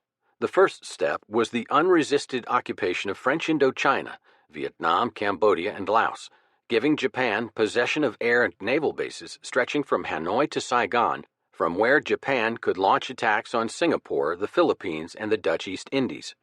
Roosevelt's response was to tighten the oil embargo and freeze all Japanese assets in the United States. The British and Dutch supported this move. The effect was to create an economic blockade of Japan. She could not buy oil, steel, or other necessities. The embargo made it clear to the Japanese that they either had to pull back from Indochina and even China itself, thereby reaching an agreement with the United States that would provide them with access to oil, or go to war. The one slim hope remaining was that America's fear of a two-ocean war would impel Roosevelt to compromise.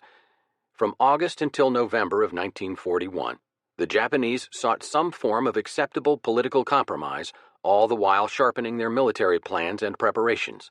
If the diplomatic offensive worked, the military offensive could be called off, including the planned attack on the U.S. fleet at Pearl Harbor. In essence, the Japanese demanded a free hand from the United States in Asia. The central points included an end to American support for China, an Anglo-American promise not to meddle in nor interrupt a settlement between Japan and China, a Western recognition of Japan's special position in French Indochina, an Anglo-American agreement not to reinforce their bases in the Far East, and a resumption of commercial relations with Japan. Granting these demands would have been a humiliating defeat for Roosevelt and the United States. In October, when the U.S. government made it clear that these concessions were unacceptable and the Japanese military refused a partial withdrawal from China, moderate Prime Minister Fumimaru Konoe resigned, hoping that his action would save us from the crisis of a Japanese-American war. His successor was General Hideki Tojo, who was willing to continue the negotiations with the United States but only until late November. If no progress was made by then, Japan would strike. The United States, meanwhile, had gotten started on becoming the arsenal of democracy in fact as well as in self-proclaimed name.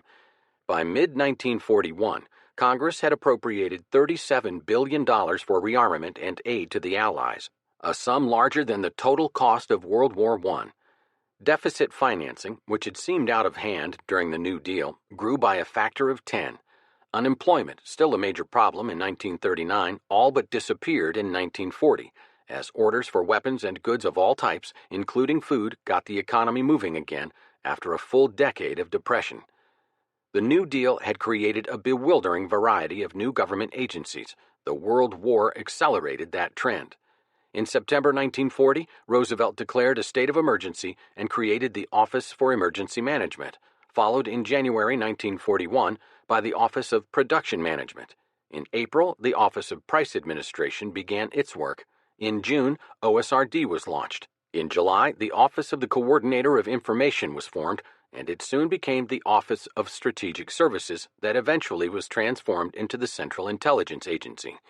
Other agencies followed, including the Office of War Information, June 1942, and the Office of War Mobilization, April 1943. But the basic pattern of government control of the economy in wartime had been set even before Pearl Harbor. Much had been done. Much needed to be done. In December 1941, the generals and admirals in charge of America's pell-mell mobilization believed that by late 1943, the nation would reach the strength U.S. commitments required. If the Axis powers were going to win the war, they would have to do it before that time. The sleeping giant was waking up. Chapter 5.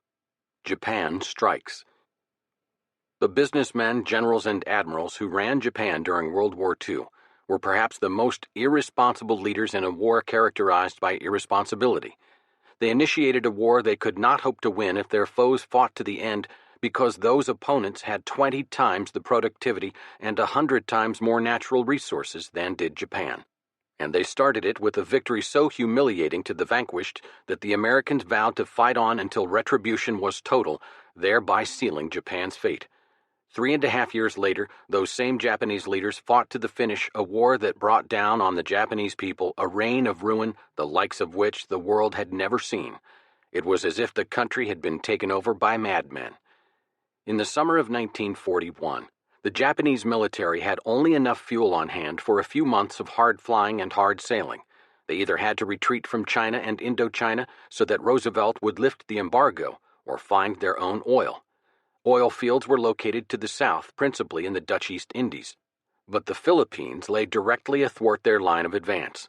Roosevelt had already sent some 50 B-17 heavy bombers to the Philippines as a deterrent to the Japanese. The Japanese took this as proof that the United States was determined to keep them a second-class power. They decided to destroy the bombers on the ground in a surprise attack, thus securing their supply line to the south. Admiral Isoroku Yamamoto insisted on a second surprise attack, this time against the U.S. fleet at Pearl Harbor, also sent to the Pacific in May by Roosevelt to deter the Japanese. He reasoned that if he could destroy the fleet, Japan would have 2 years of control of the Pacific, during which time she could build an impenetrable defense ring based on airfields throughout the various island groups. The United States, Yamamoto felt, would be unwilling to pay the cost of breaking through the ring and might negotiate a peace that would leave Japan in possession of her conquests. What he did not realize was that a surprise attack on Pearl Harbor would so completely unite the American people that no negotiated settlement would ever be considered. He won a big victory, but made one of the biggest mistakes of the war. By November, the Japanese carrier fleet was ready. Yamamoto assembled his commanders on the Nagato and told them that without a triumph at Honolulu, Japan could neither make war nor aspire to great power rank. But he warned his subordinates, "The Americans are adversaries worthy of you."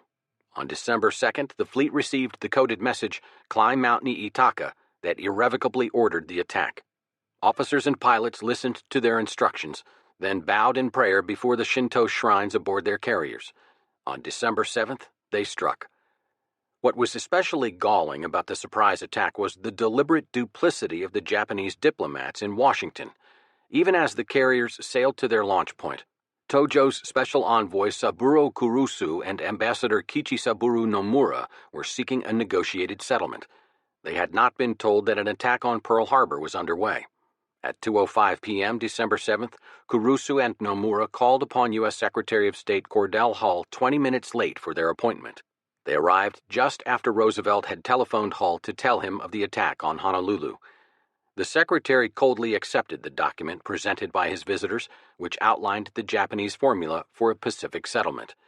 When he had finished reading it, he said, "In all my 50 years of public service, I have never seen a document that was more crowded with infamous falsehoods and distortions on a scale so huge that I never imagined that any government on this planet was capable of uttering them." At that moment, early in the morning by Pearl Harbor time, the U.S. fleet was smoking in disaster. 353 Japanese bombers, torpedo bombers, and fighters had within a few hours knocked out half of the U.S. Navy. The surprise was total. Soldiers were taking their Sunday ease outside their billets, and sailors were sauntering along the decks of their moored vessels.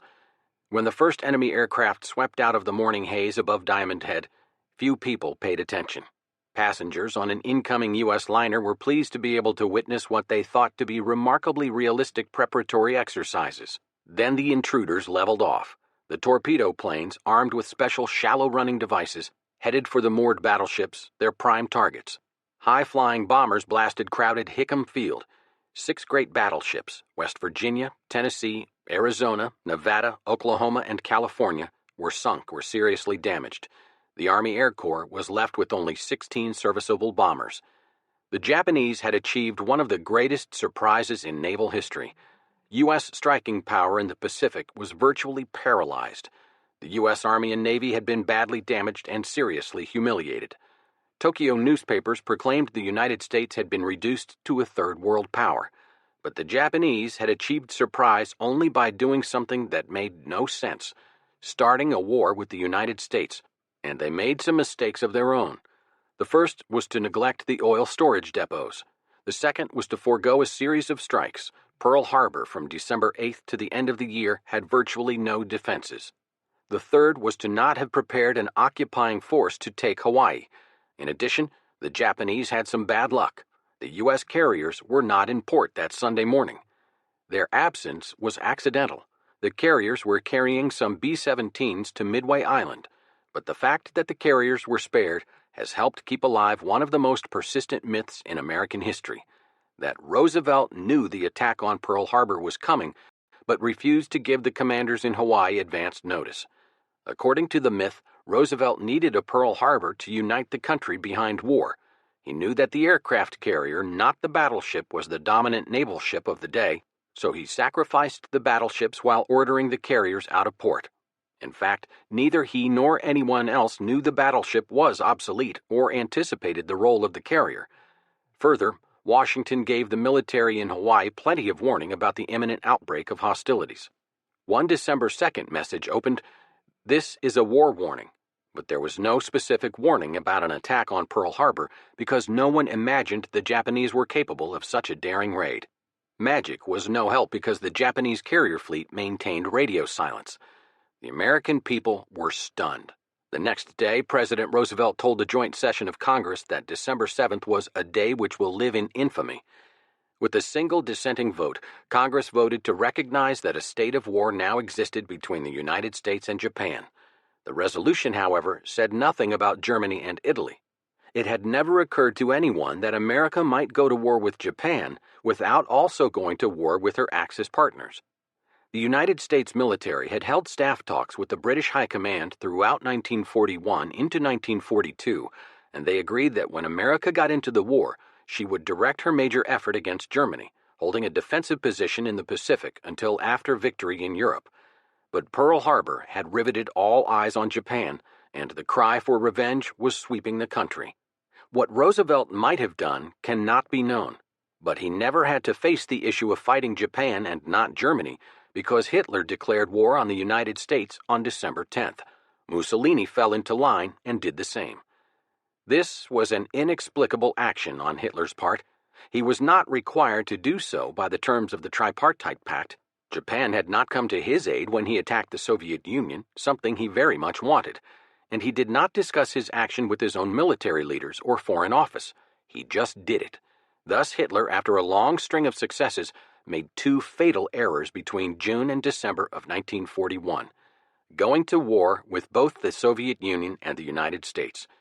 Of course, on December 10th, the United States had no military force available for Europe, and her Pacific Fleet, save the carriers, and her air base in the Philippines were all but destroyed.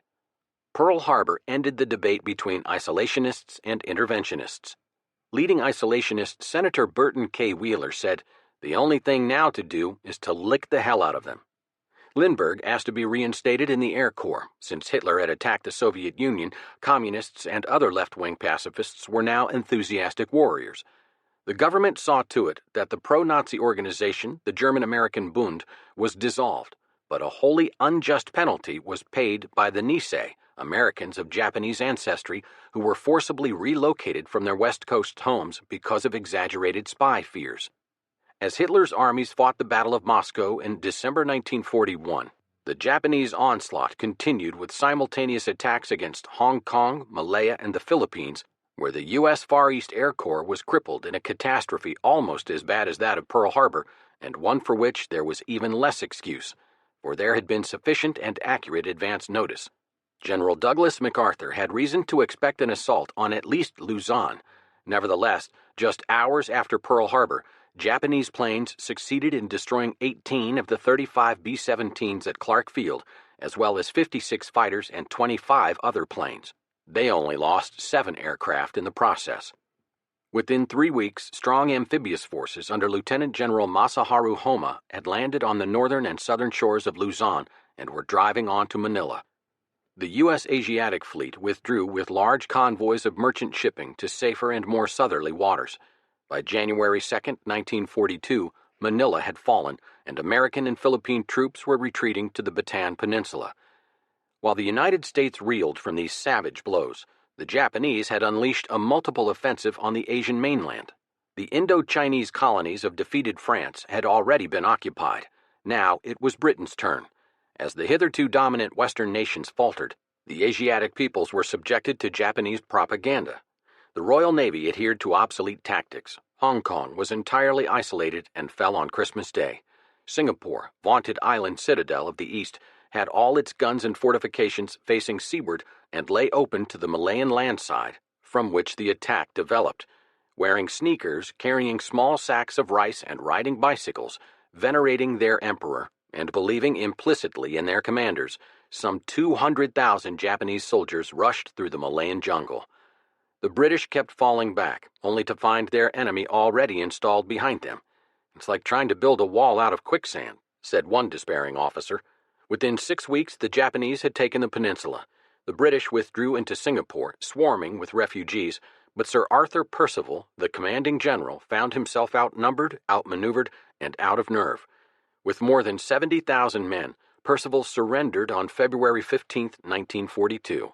It was the worst military disaster ever suffered by any European nation in Southeast Asia. Even before that great island city fell, Britain had suffered an unmitigated naval catastrophe. A flotilla of 6 ships, including the heavy cruiser Repulse and the powerful new battleship Prince of Wales, was cruising openly in Malayan waters, hoping to deter Japan. There was no aircraft carrier in the flotilla, and its commander, Sir Tom Phillips, an old-fashioned battle-wagon admiral, easily reconciled himself to the lack of support from land-based planes. When the Royal Air Force notified him, "Regret fighter protection impossible," Phillips merely remarked to an officer on the bridge, "Well, we must get on without it." Soon he found himself being shadowed by Japanese observation planes. By the time he turned back, it was too late. On December 10th, the Prince of Wales and the Repulse were both sunk by Japanese bombers and low-flying torpedo planes. Phillips went down with his ships. Churchill told Parliament, "In my whole experience, I do not remember any naval blow so heavy or so painful." The Japanese swarmed southward across Malaya toward the Dutch East Indies and far off Australia and westward over Thailand to Burma and the edge of India. In Burma, the British were aided by a Chinese force under Chiang Kai-shek's chief of staff, the redoubtable U.S. General Joseph Stilwell. But his troops were soon cut off and had to make a difficult forced march out of Burma to northeast India. Stilwell confessed in his usual unabashed fashion, "The Japs ran us out of Burma. We took a hell of a beating." The Burmese, like many other Asians, were pleased to see the Western overlords defeated. A Tokyo newspaper, commenting on the extent of the collaboration in Mandalay, observed, "We do not have to reward our friends with posts in the government. They had taken them before we arrived." One of the principal objectives of the Japanese strategic plan was the Dutch East Indies, now Indonesia. Japan desperately needed petroleum, and after Holland's occupation by the Nazis, Tokyo had applied increasing pressure on the Dutch colonial administration in Java. Even before the fall of Singapore, the Japanese landed troops near the Borneo oil fields, and shortly afterward, the invasion of Java began. To oppose this, the Allies assembled a small flotilla of American, Australian, and Dutch ships that met the Japanese on February 27, 1942, in the 3-day Battle of the Java Sea. The Allied force was destroyed. By March 9th, the whole archipelago was gone, and nearly 100,000 prisoners were marching off to Japanese POW camps. In 4 weeks, the Dutch had lost an empire that they had owned for nearly 4 centuries. One consequence of this sensational advance was to expose the entire continent of Australia to invasion. The Japanese pushed across the mountains of neighboring New Guinea and bombed Darwin, the northern Australian port. A landing seemed imminent.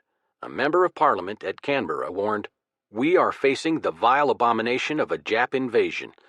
The country was placed on a war footing, but there was a dangerous shortage of troops because of the units sent to North Africa. Australia looked to the United States for help, but the Americans couldn't defend their own Pacific installations.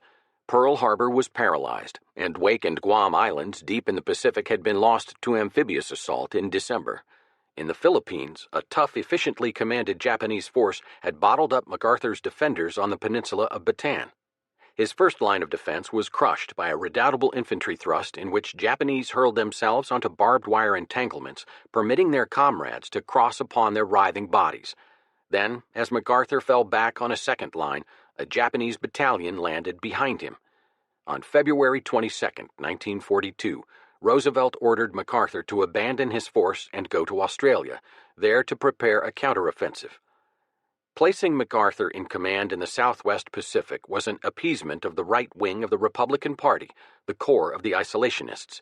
To them, MacArthur was a hero, but many officers in the War Department, including Eisenhower and Chief of Staff George Marshall, felt he had failed miserably in the Philippines from December 7 onward and should have been relieved of command. On March 11th, General MacArthur, his wife, son, and staff quit Corregidor by PT boats. At Mindanao, they transferred to two B-17s that flew them to Darwin, Australia, where MacArthur issued his famous statement, "I came through and I shall return." The public relations people rather liked the line, but thought it should be changed to "We shall return." MacArthur insisted on the original version. The troops he had left behind were now commanded by General Jonathan M. Wainwright. The defenders of Bataan fought on with great courage, but small hope. Their rations had been halved in early January. Now they were foraging for any kind of flesh: dogs, pack mules, monkeys, iguanas, snakes. Ill-fed, ravaged by tropical disease, totally isolated, the troops composed their own war song. "We're the battling bastards of Bataan. No mama, no papa, no Uncle Sam. No aunts, no uncles, no nephews, no nieces. No pills, no planes, no artillery pieces. And nobody gives a damn." On April 8th, Wainwright ordered the withdrawal from Bataan. When informed by radio of this, MacArthur, from Australia, sent Wainwright a Hitler or Stalin-like order. The troops were barely able to hold their weapons. So emaciated and disease-racked were they, and were unable to hike, much less run. But MacArthur told Wainwright, "If food fails, you will prepare and execute an attack upon the enemy." Wainwright ignored the order. After destroying Bataan's ammunition dumps, the general and a few others retreated to the island fort of Corregidor. The rest of the troops surrendered. The Japanese displayed particular callousness toward the American and Filipino soldiers they captured at Bataan, marching them 65 miles to a railway junction from which they were to entrain for an internment camp. Dazed and weak from thirst and starvation, the prisoners were formed into columns of fours, then driven forward under a blinding sun. Thousands of them died from disease and exhaustion, or from Japanese brutality in what became known as the Bataan Death March. After the withdrawal from Bataan, the Japanese assault turned on Corregidor, where some 13,000 defenders braced themselves. The island fortress, like all American outposts in the Pacific, was a formidable work. Called the Rock, there had been driven through its central height Malinta Hill, a long tunnel whose many laterals provided living quarters, storage, hospitals, and other necessities of life under siege. Barracks and other outside quarters were abandoned as everyone moved underground. Only those who manned artillery positions or other defense posts went into the open to face the enemy bombardment. Dust and dirt constantly sifted down into the tunnels as the earth shook from shell explosions. The air was bad. Hunger was constant because rations had long since been cut in half, and quarrels flared over trifles in the tense atmosphere. Some men were so terrified of the dangers outside that they refused to take their tours of duty there. They became known as tunnel rats and were bitterly resented by those who did go out. By May 4th, enemy shells were falling at the rate of 1 every 5 seconds for 24 hours, a total of 16,000. Corregidor's big guns were wrecked. Little more than the beach defenses remained. Japanese landing forces came ashore on the night of the 5th and, after terrible losses, moved toward the tunnel. General Wainwright, fearful the enemy might advance with guns firing into the tunnels among the nurses and wounded, had his men lay down their arms.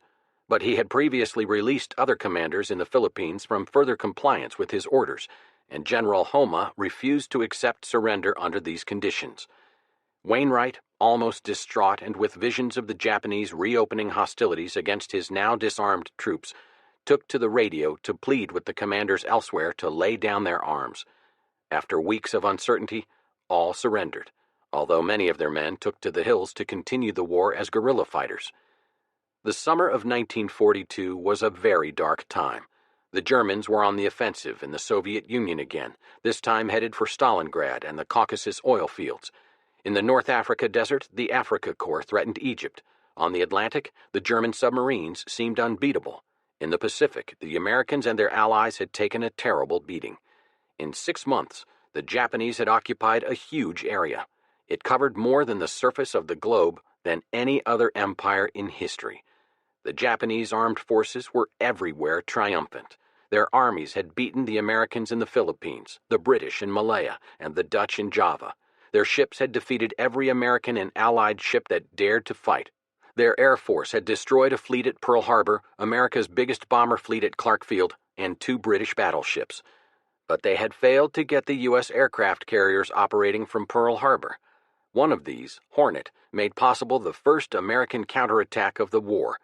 The idea originated with a submarine staff officer, Captain Francis S. Lowe, who submitted a plan for using Army bombers from aircraft carriers. General Henry Hap Arnold, head of the Army Air Corps, asked Lieutenant Colonel James Doolittle to study the project. Doolittle ascertained that, properly modified, B-25 medium bombers could carry 1-ton bomb loads and still manage the risky short takeoff. 16 planes with specially selected 5-man crews were prepared for the dangerous mission and loaded aboard the carrier Hornet. On April 18, 1942, some 670 miles from Tokyo, they flew off one by one in a strong wind that helped lift them from the short deck. Their orders were to strike the enemy capital and head for a small airfield deep inside unoccupied China. The resolute bombers swung in over Japan, spending some 6 minutes over the target where, ironically, a practice air raid drill was going on. All but one of the planes later crashed or were abandoned in China or off the coast of China. One landed at Vladivostok, and its crew was interned by the Soviets. 2 came down inside enemy territory, and 3 of their crewmen were later shot in reprisal for American bombing of Japanese residential areas. Of the 80 flyers on the mission, 71 eventually returned to the United States. The other 2 carriers, Lexington and Yorktown, played the critical role in one of the most historic naval battles in history, Coral Sea, on May 7th and 8th. It was historic not because it was decisive, it was a draw, but because for the first time 2 opposing fleets fought a battle without any ships seeing each other. And even though a draw, it contributed to the Japanese admiral's decision to withdraw from the Southwest Pacific in order to fight in the Central Pacific. Doolittle's raid, although in military terms far more expensive to the Americans than to the Japanese, had a momentous effect on Yamamoto and his senior naval officers. They were humiliated by bombs dropping in Tokyo. Rather than continuing to support the Army in its drive for New Guinea, the admirals decided to eliminate those troublesome American carriers by a bold strike in the Central Pacific, designed to force the Americans to come out and fight at a time when Japan's strength was at its peak and America's was mostly potential. Yamamoto believed the time had arrived to fight the great naval battle for the control of the Pacific that the Japanese had been planning for decades. Chapter 6. War at Sea. German strategist Karl Haushofer believed that he who controlled the heartland, Central Europe, controlled the world. To a large extent, the Germans and Soviets, the great land powers of Europe, believed him. But American strategist Alfred Thayer Mahan, in his book The Influence of Sea Power Upon History, 1660 to 1783, published in 1890, argued that he who controlled the seas controlled the world. The Americans, British, and Japanese, all maritime powers, believed him. None of the countries, of course, put all its eggs in one basket. The Germans had a considerable fleet of warships, including battleships and submarines, U-boats. The British and Japanese had large armies. The Americans, by 1944, had both a 2-ocean fleet and a 2-continent army. The truth was that Haushofer and Mahan were both right and wrong. World War II was a war fought on land, at sea, and in the air. Only on the Eastern Front in the titanic struggles between the Wehrmacht and the Red Army was sea power relatively unimportant, although still necessary to get Lend-Lease supplies to the Soviet Union. Only in the Central Pacific was land supremacy relatively unimportant, although still necessary to hold island bases. And on land and sea, air power was critical. But the British and Americans could neither mount nor support land and air operations in the Mediterranean, in Europe, and in the Pacific without control of the sea. So for them, sea power came first. How to achieve it? Going into the war, the admirals and political leaders who were veterans of World War I had Jutland, the greatest naval battle in history, on their minds. They wanted battleships, the bigger the better, but only once in the war did these behemoths hurl their 12, 14, and 16-inch shells at each other. The fighting ship that was responsible for keeping the main battle fleets out of sight of one another was the aircraft carrier. It brought a whole new dimension to war at sea. Under the sea, the weapon that almost had been decisive in World War I, the submarine, was much improved and more deadly. Together, the carriers and the submarines dominated the war. When Hitler began his onslaught in 1939, he reckoned that sea power was not a crucial military matter. Unlike the favored Luftwaffe, the German Navy was ill-prepared. Not even Germany's redoubtable U-boat fleet was ready for a long campaign. But it was the sea, the narrow English Channel, that inevitably thwarted Hitler's ambitions for total domination of Europe and led him to turn his armies eastward into the disastrous Soviet snows. In North Africa, where Rommel almost broke the British on the verges of the Nile, failure to control the Mediterranean narrows cost the Germans still another important triumph, and ultimately, from across the seas came a huge U.S. armada. As time passed, even the U-boats began to lose their efficacy. Japan made no such basic miscalculation. As a sea people, the Japanese were instinctively aware of the maritime key to victory, and they boasted a massive fleet that included the world's two largest battleships, the 72,908-ton Yamato and the Musashi. The flaw in Tokyo's thinking was the belief that an initial advantage attained at Pearl Harbor would gain sufficient time to ensure an impregnable economic and military position, and that this in turn could ward off eventual counterattack. As General George Marshall reported in 1945, such assumptions proved erroneous because the Japanese had reckoned without the shipyards of America and the fighting tradition of the United States Navy. In 1939, when the conflict started, the world was accustomed to regarding Britain as the dominant sea power, but its command had gradually succumbed to a hierarchy of class and was more preoccupied with tradition than with technology, despite admirable equipment made available by British scientists. Its tactics often were outdated, and the Royal Navy was not sufficiently strong for the immense combination of duties it had to face. Had the Germans produced a rational and consistent strategy, they might have capitalized upon British weakness. But Hitler began full-scale naval preparations only in 1939. Admiral Erich Raeder, commander-in-chief of Hitler's Navy, had hoped there would be no conflict before 1942, by which date he planned to have ready a prodigious fleet that would include 250 U-boats, 13 battleships, and 4 aircraft carriers. When Hitler precipitated the war, Raeder was forced to abandon this program and concentrate on the immediate construction of submarines. Because the British were spread so thin and because the German fleet was inadequate, the naval potential of Italy and France assumed heightened importance. The Italians had fast ships but showed more dash in maneuvers than in battle. They were never able to control the eastern Mediterranean even when British power was at its ebb. Had the Axis gained the use of the French Navy, however, the balance might have been dangerously turned. Its main strength lay in Toulon, with substantial forces also anchored at the Mers el-Kabir base of Oran in Algeria. On July 3, 1940, unwilling to risk the possibility that Hitler might force the French Navy to turn over the ships to him, the British sent an ultimatum to the Oran flotilla. When the French commander failed to respond within 6 hours, the British then attacked and seriously damaged 3 French battleships, a seaplane carrier, and 2 destroyers. The Oran battle between the vessels of Britain and France was a difficult and heart-rending affair. More than 1,000 French sailors were killed, but it was made necessary by British determination to retain the upper hand at sea. Inflammatory Nazi propaganda sought to persuade the French to join the campaign against Britain. Nevertheless, as Churchill later recalled in his history of the war, the genius of France enabled her people to comprehend the whole significance of Oran and, in her agony, to draw new hope and strength from this additional bitter pang. General de Gaulle, whom I did not consult beforehand, was magnificent in his demeanor, and France liberated and restored has ratified his conduct. The first dramatic confrontations of the war at sea were between conventional surface vessels. The earliest of these was the hunting down of the Admiral Graf Spee, third and last of those German pocket battleships so neatly designed to get around the regulations of the Versailles Treaty: fast, light, heavily gunned.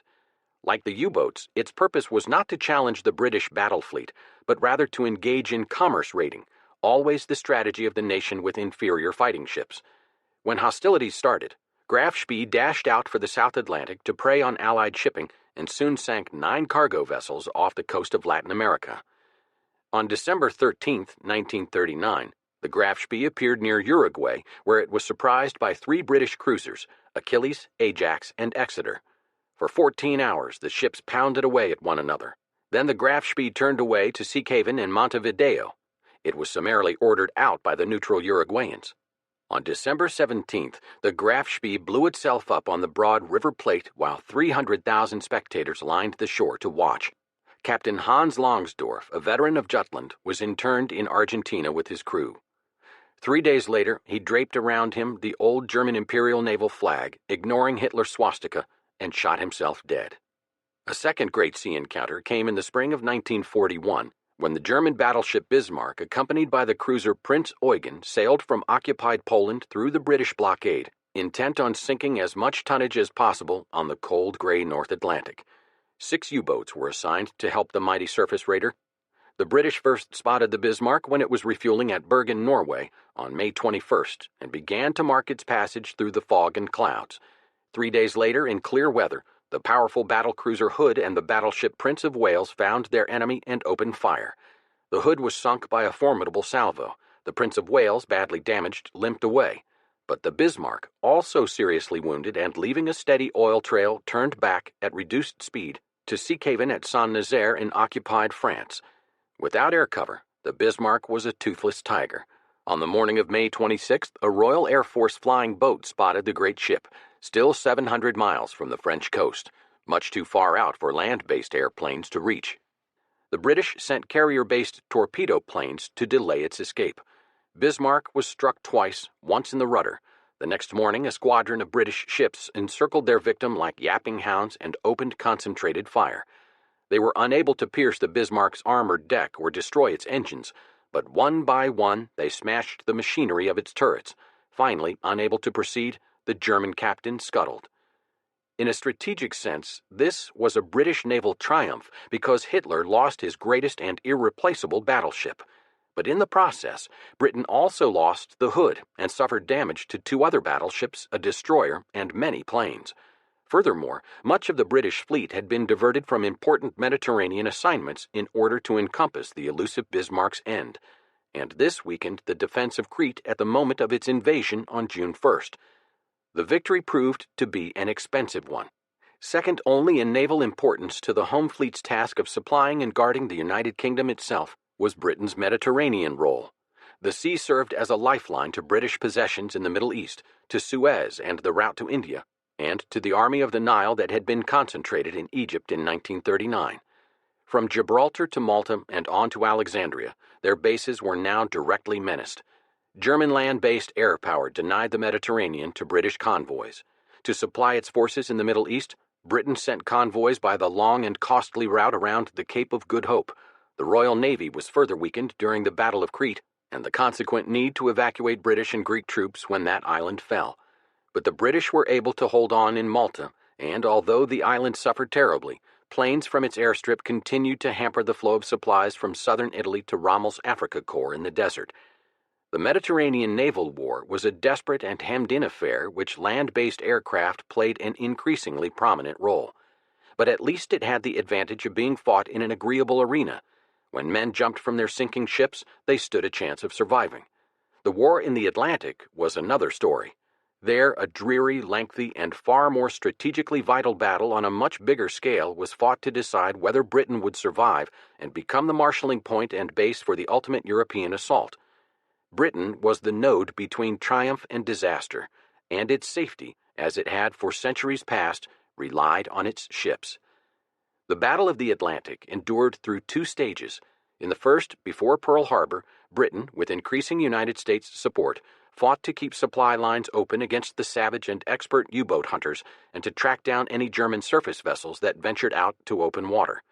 During the latter part of this stage, U.S. warships, violating all technical definitions of neutrality, helped to escort convoys across the northern arc from Newfoundland to the Irish Sea. U.S. vessels were torpedoed, and American lives were lost.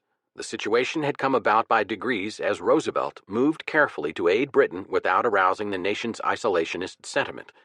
There had been the Destroyers for Bases Agreement and then Lend-Lease, and in July of 1941, the sending of U.S. troops to Iceland. Then, in a step barely short of war, U.S. naval units went on convoy duty. Roosevelt and Churchill had divided the Atlantic between them. The ocean west of Iceland was the American defense zone, and through its waters the U.S. Navy shepherded the convoys. East of the line, the Royal Navy was responsible. On September 4th, the destroyer USS Greer exchanged torpedoes for depth charges with the submarine. Both vessels were unharmed, but Roosevelt ordered the Navy to shoot on sight German warships in the West Atlantic. In mid-October, the Kearney was torpedoed with 11 killed, but did not sink, and just after dawn on October 31st, the first United States warship was sunk. The Reuben James. A trim but obsolete U.S. destroyer, the Rube was helping out the short-handed British in the protection of a convoy west of Ireland when its direction finder locked on U-boat signals. Moments later, it was hit by a torpedo. The magazine exploded, and the ship was blown in two. 115 men, including the captain and all the officers, were lost. Robert E. Sherwood, a Roosevelt advisor, observed that the public seemed more interested in the Army Notre Dame football game. Roosevelt hardly needed to hide the secret war from a public so indifferent to world events. With the fall of France in June 1940, Germany became a power in the Atlantic. Suddenly, Hitler had a 2,500-mile coastline from which to launch his U-boats, and his reach into the Atlantic had been extended some 450 miles. Now even his smallest 250-ton subs could prowl the Atlantic shipping lanes. All that summer and fall, while Britain fought for its life against the Luftwaffe, the U-boats had their best hunting season of the whole war. The threat of invasion kept British destroyer forces close to home. Convoys went out virtually without escort. As a result, between July and October of 1940, the U-boats sank 217 ships. On average, each U-boat sank 8 ships per month. German submariners would later call this the happy time. But the number of U-boats in operation was relatively small, and despite the urging of his top naval commander, Erich Raeder, Hitler had refused to step up submarine production. The subs he had were doing very well, and there was still hope that Britain might come to its senses and make peace. It was one of Hitler's crucial mistakes. Although he had lifted all restrictions on submarine production in July 1940, it was not until the following summer that the building program was really underway. By then, the British had worked out more effective defenses, especially in code breaking. The Ultra, the designation adopted by military intelligence for breaking encrypted communication, enabled them to read Admiral Karl Dönitz's orders to his captains at sea and gave the British a great advantage, but one that was lost for the first few days of each month following Germany's change in the Enigma settings.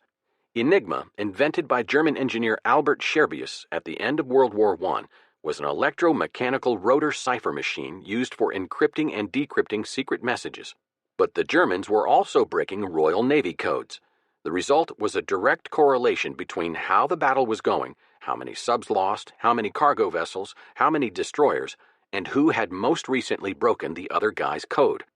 Through 1941, first one side, then the other, was winning the Battle of the Atlantic.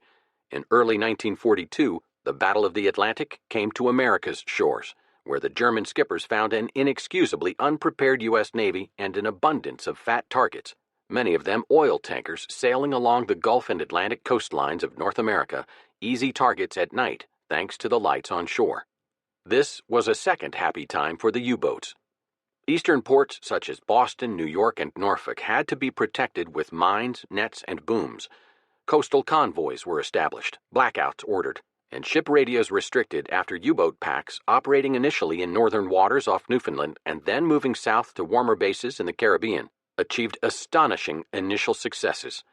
Insofar as the Americans had given any thought to the possibility of combat operations on their shores, they had thought of the Pacific coast. The surprise achieved by the German U-boats in early 1942 was almost as great and costly as Pearl Harbor. In the first 4 months of 1942, 87 ships went to the bottom of the Atlantic coast. When the U.S. Navy finally got convoys organized along the Atlantic line, the German subs moved into the Gulf, where they sank another 41 ships.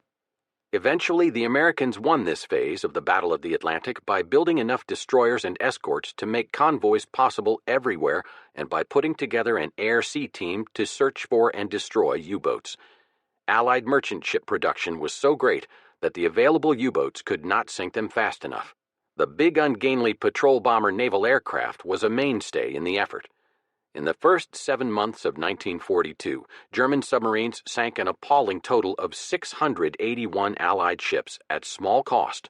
This was the year in which Admiral Dönitz devised his Wolfpack tactics. A number of U-boats would lay in wait across the shipping lanes. The first to locate a convoy gave the signal, and all closed in for the kill. Beset from all sides, its protecting escorts unable to fend off so many simultaneous attacks, a convoy thus struck suffered heavy losses. Nevertheless, as U.S. radar improved and U.S. planes came more and more into play, the ratio changed to Germany's disadvantage.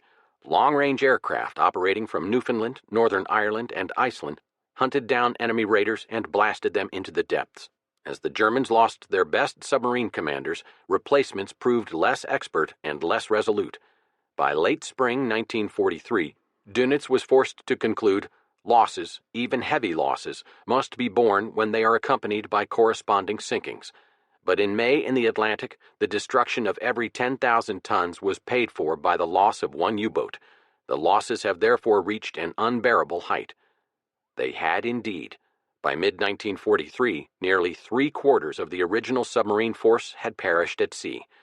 Churchill proudly reported to the House of Commons that at sea, June 1943 was the best month from every point of view we have ever known in the whole 46 months of the war. German submarine losses were at 80%. Moreover, Roosevelt and Churchill, honoring their promises to Stalin, managed to start convoying vast amounts of material along the so-called Murmansk Run, a dangerous route from Scotland north of Nazi-occupied Norway and on to the northern Soviet ports of Murmansk and Archangel. Nowhere was the Battle of the Atlantic worse than on the Murmansk Run. The most direct route between Britain and the Soviet Union was by convoy around the northern tip of Norway to Murmansk. But to get there, convoys had to run a gauntlet of U-boats, surface raiders, and aircraft based in Norway, as well as appalling seas and cold. During the period June 1941 to September 1943, more than a fifth of all ships making the Murmansk Run went down. Soviet convoy PQ-17 sailing from Iceland to northern Soviet Union in July 1942 lost 24 of 35 ships. PQ-17 sailing in September lost 10 of its 39 merchant ships, but its destroyer escorts managed to shoot down 41 enemy aircraft and sink 3 U-boats. The Atlantic battle was a dirty, cold, grueling business.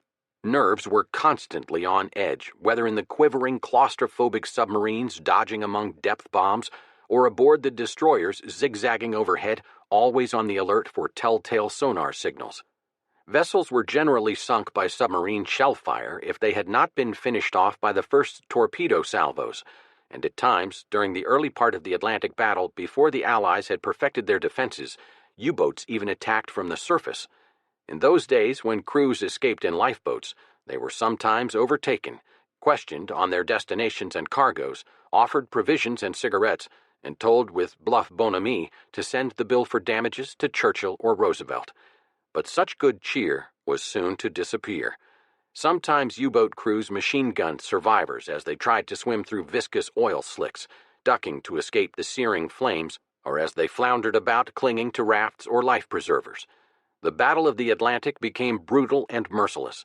Losses had to be replaced, and when they were, the numbers had to be doubled, then doubled again in ships of war and cargo ships.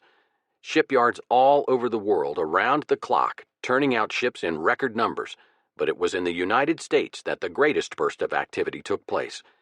In July 1940, Congress had passed a two-ocean Navy bill designed to make the U.S. fleet all-powerful by 1944. The country was far from that goal in early 1942, yet productive capacity was able to keep well ahead of the initial losses. Shipyards began turning out a destroyer in 5 months instead of 12. Big carriers were launched within 15 months instead of 3 years. By the end of World War II, despite heavy casualties, the United States had 6 more battleships, 21 more aircraft carriers, and 70 more escort carriers than in 1941. By 1945, an astonishing 1/2 of all the ships afloat in the world had been built in the United States. At Mare Island Shipyard in California, the longest assembly line in the United States was established. More than 1,200 miles inland in Denver, Colorado, vessels were constructed in sections and sent by rail to the sea. Prefabricated landing craft were shipped in pieces and assembled abroad for attacks on distant shores. Andrew Higgins in New Orleans developed an amphibious assault boat that was used on almost every invasion beach from Guadalcanal to Normandy. His workforce numbered 800 in 1940. In 1944, it reached 30,000. He built the Higgins boats at assembly lines under canvas cover. In 1939, there wasn't even a blueprint of the boat. By 1944, some 20,000 had been built and sent to war. In the course of the war, the Allies lost 22 million tons of shipping, slightly more than 5,000 ships. But the Americans alone built 34 million tons of new shipping, 5,400 cargo ships. The Allied total was 43 million tons. This was production such as the world had never seen. But even in America, it took time to build, and that time had to be bought for the shipyards by warships already afloat in the Pacific. There were not many of them in 1942 when General MacArthur began building a base at the little town of Port Moresby on New Guinea. The Japanese had tried to take Port Moresby by land, but New Guinea's treacherous mountains seemed impassable. So they decided to attack by water and sent an invasion fleet down past the Solomon Islands and into the Coral Sea. To ensure success, they ordered in a carrier force commanded by Vice Admiral Shigeyoshi Inoue. Rear Admiral Frank Fletcher, commanding a combined fleet of Australian and U.S. Navy vessels, intercepted the Japanese fleet in the Coral Sea. Fletcher's fleet included the 2 big flat-tops Lexington and Yorktown. Almost as if blindfolded, the 2 admirals groped for each other with scout planes. The result was the first of those famous sea-air confrontations that became a phenomenon peculiar to the Pacific between 1942 and 1945, in which the fleets at battle never saw one another. On May 7th and 8th, 1942, the planes of each force flew through fog and mist to attack their enemy's ships. U.S. planes sank the light carrier Shoho in minutes. "Scratch one flat top," the flight commander radioed back to the Lexington, and an enemy destroyer. American losses were a destroyer, an oiler, and, most grievous of all, the Lexington, which was so badly damaged it had to be sunk after the battle. Although losses were roughly equal, the Coral Sea was an important strategic victory for the Allies because the invasion force was turned back. Goaded by the Doolittle raid, Admiral Yamamoto convinced colleagues at Imperial headquarters that a single major naval engagement would prove to be a decisive course for the rest of the war. He selected the little-known island of Midway, situated some 1,000 miles northwest of Honolulu, as the focal point for the attack, and marshaled an armada of more than 100 warships plus transport and supply vessels to deal the knockout blow.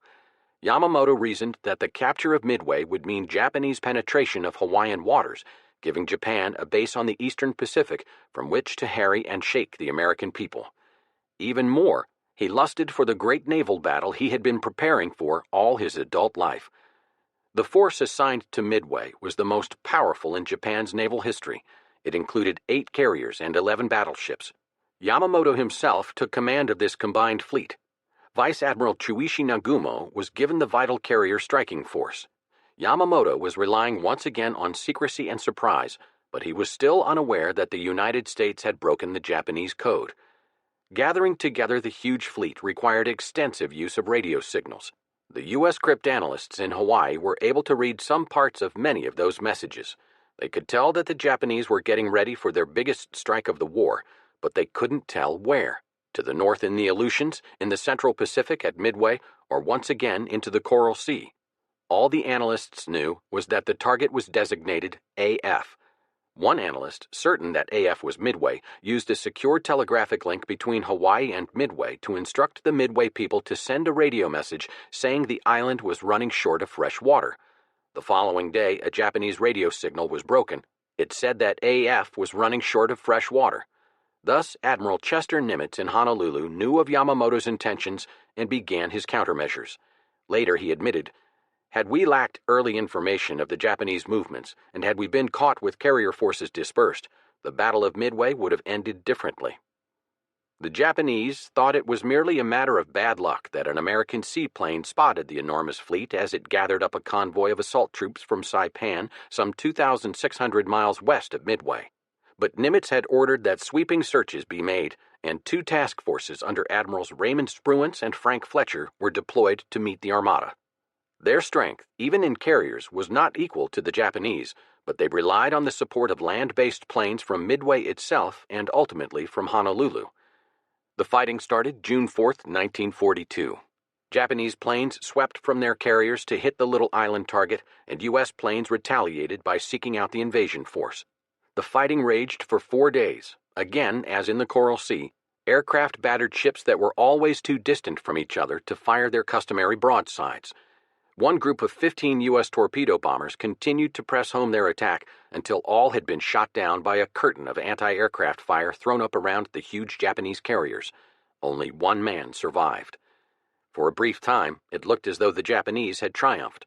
Then, from 14,000 feet up, U.S. dive bombers roared down on their targets, catching the Japanese carriers at their most vulnerable moment, when the flight decks were crowded with planes refueling for another strike. Those dive bombers changed the course of the war in what has come to be known as the Fatal 5 Minutes. They sank 3 Japanese carriers, Soryu, Kaga, and Akagi, and the next morning a 4th, Hiryu. It was the planes that did all the fighting. Yamamoto's dozen battleships held in reserve never engaged. Yamamoto finally decided to turn homeward before his entire force vanished. As it was, he had suffered a smashing defeat, losing 4 carriers and a heavy cruiser, plus many damaged vessels. The Americans lost 1 carrier, the Yorktown, 1 destroyer, and more than 100 planes. But this was a small price to pay. The Japanese Navy had forced a showdown with superior strength, and it was decisively beaten. Instead of threatening Hawaii and the West Coast, Japan suddenly found itself on the defensive for the first time. From that historic instant, the U.S. counteroffensive began to gain force and to move relentlessly toward the home islands of Japan. Midway, named so for being the Pacific's midpoint between Japan and the United States, was one of World War II's critical battles and one of history's greatest naval battles. The tiny atoll group was indeed properly named, for the contest marked a dividing line in strategy, if not in time. Everything before Midway was an immense Japanese success, and everything afterward a failure. At Midway, the rising sun that had shone so suddenly and so ferociously over all Asia slowly began to set. The Japanese had suffered their first naval defeat in history. Their long, impressive sea offensive had ended. Chapter 7. The Desert War. The war in North Africa was fought over a featureless desert where the waves of sand sparkled in the sunlight like whitecaps at sea, and indeed the tactics employed in the great tank and infantry battles that were fought there resembled naval warfare more than any traditional land campaign. Away from the coast, there were no roads. Ports were few and small on the southern coast of the Mediterranean, which made them critical, just as in sea war. Tanks and trucks needed to refuel like ships at sea. The tanks swept around their foes in long looping encirclement maneuvers, threatening to get between the enemy and his supply depots. Places other than ports had no strategic significance. Only the enemy force mattered. And the whole reason for the campaign was to protect one of the world's most important waterways, the Suez Canal. The canal was Britain's lifeline to India and the Far East, and it was in Egypt that the British made their biggest commitment of men and materiel after the fall of France. When the war began, Britain had assembled in Egypt a force named the Army of the Nile, under the overall command of Sir Archibald Wavell, a one-eyed general who boasted diplomatic skill and strategic talents more lavishly admired by his contemporaries than by history. It was Wavell who planned the first success in the famous Western Desert Campaign. In September 1940, Italian Marshal Rodolfo Graziani had penetrated Egypt at Sidi Barrani, but the Western Desert Campaign really began that December when the vastly outnumbered British attacked the Italian army and drove it into Libya. It was an unqualified British victory. While the Greeks were making mockery of Mussolini's invasion from Albania, Wavell took a series of Libyan citadels from the Duce's badly commanded African army, penetrated deep into Cyrenaica, located in present-day eastern Libya, and captured enormous quantities of materiel and some 130,000 prisoners. As a result of Italy's humiliations in Albania and Libya, Hitler was forced to spread his forces by dispatching aid. General Marshall later concluded that this overextension subsequently became one of the principal factors in Germany's defeat. The Führer sent his paratroopers to stiffen the Italian Air Force. Then, in command of a German armored corps, he sent in Rommel. Field Marshal Erwin Rommel was one of the great figures of the war. A brilliant tactician, he became the acknowledged master of armored warfare in a desert campaign. U.S. tankers in the Persian Gulf War of 1991 avidly studied his tactics and techniques. Rommel imposed his personality on the Afrika Korps and on his opponents, leading his units into combat from the turret of his tank, exploiting the slightest opening presented. His men idolized him, and to the dismay of British officers, when the Tommies British soldiers approved of or were delighted by something, they would say, "That's a Rommel." Even Churchill said, "His ardor and daring inflicted grievous disasters upon us. He was a great general." Although Hitler only wanted Rommel to hold the line in the desert, Rommel opened his first offensive on March 24, 1941, a few weeks before Hitler overran the Balkans. The British hardly knew what hit them. Their lines had been thinned down to about half strength in order to send aid to Greece. In a matter of days, they were outflanked, outfought, and chased back to Egypt, leaving an isolated British garrison scaled off in the Libyan port of Tobruk. From bases in Sicily and Tripolitania, the Luftwaffe started to raid Alexandria, Port Said, and Suez, where they intensively mined the canal, thus cutting off the main route to India and hampering Wavell's normal supply lines. But the improvised fortress at Tobruk held out on Rommel's flank. It was reinforced by General Sir Alan Cunningham of the newly named 8th Army. The overall commander for the Middle East was now General Sir Claude Auchinleck. In June, Churchill had decided that Wavell needed a rest from desert campaigning and had sent him to India. All through the summer and autumn of 1941, coastal ships from Alexandria scurried along the dangerous North African shore to strengthen Tobruk. During the 14 months following Rommel's arrival in Libya, the Desert War was a seesaw affair. There were lengthy advances and retreats, but no crucial victory in what the Tommies called miles and bloody miles of absolute damn all. Soldiers learned to navigate like sailors, reckoning the featureless spaces by map, compass, speedometer, and stars. At night, formations of each side would encamp, unsure just where the other's hull-down tanks lay. Acres of flatness were marked by countless tracts left by the treads and tires of past battles, littered with piles of steel fuel containers and discarded tins of food swarming with insects. Drivers sought to steer to the windward of each other and thus escape the dust. Desert boots to goggles were generally covered by a beige coating of sand, dust, and sweat. Supply services were hard-pressed to provide enough water for the thirsty vehicles and men. From the start of this extraordinary campaign, the naval-minded British realized the critical importance of Malta to the desert fighting. They kept the island bastion alive, losing vast shipping tonnage in the process. But the price was not too heavy. Rommel's need for supplies and reinforcements could not be satisfied so long as Axis convoys were being smashed from Malta. The British pilots were enormously helped by Ultra, that picked up and read the Enigma-coded radio signals flashing across the Mediterranean from Germany's supply bases in Italy to Rommel in North Africa, making it possible for the RAF to intercept slow-moving ship convoys or heavily laden transport planes carrying fuel to Rommel. In the desert, victory went to the side with the most gasoline. The war ran on gasoline, and like nearly everything else, it had to be brought from a long way off and at great cost. The main British supply route to North Africa ran 3,000 miles around the Cape of Good Hope, while the Axis had only to cross 300 miles of Mediterranean. This should have given Rommel a big advantage, but Malta and Ultra negated it. Hitler and Mussolini agreed the British air and naval bases there had to be destroyed, and the island taken before Rommel made another and, they hoped, final drive on Egypt. Churchill and his commanders agreed Malta had to be held at all cost. The Luftwaffe gave the island a merciless pounding. In December 1941, the Germans flew 169 bombing raids on Malta. The next month, there were 262 raids. The British did everything possible to keep Malta supplied, at a terrible cost in men and ships. The situation grew desperate. Axis convoys began getting through, and as a result, Rommel set off on a new offensive toward the end of January 1942, driving the Eighth Army back to the Gazala Bir Hakeim line. Churchill urged a strong counteroffensive to stop Rommel and to relieve pressure on Malta, but Auchinleck did not think his army was ready yet. Then in May, Rommel struck again. By June 19th, he was outside Tobruk. 2 days later, Tobruk fell. For Churchill, it was one of the worst moments of the war. Rommel was made a field marshal, and his army took possession of huge dumps of ammunition, food, and, best of all, gasoline. His supply problems, it appeared, were suddenly solved. Why stop now for an invasion of Malta, he argued. Hitler agreed. The invasion was cancelled, and Rommel pushed on toward Egypt.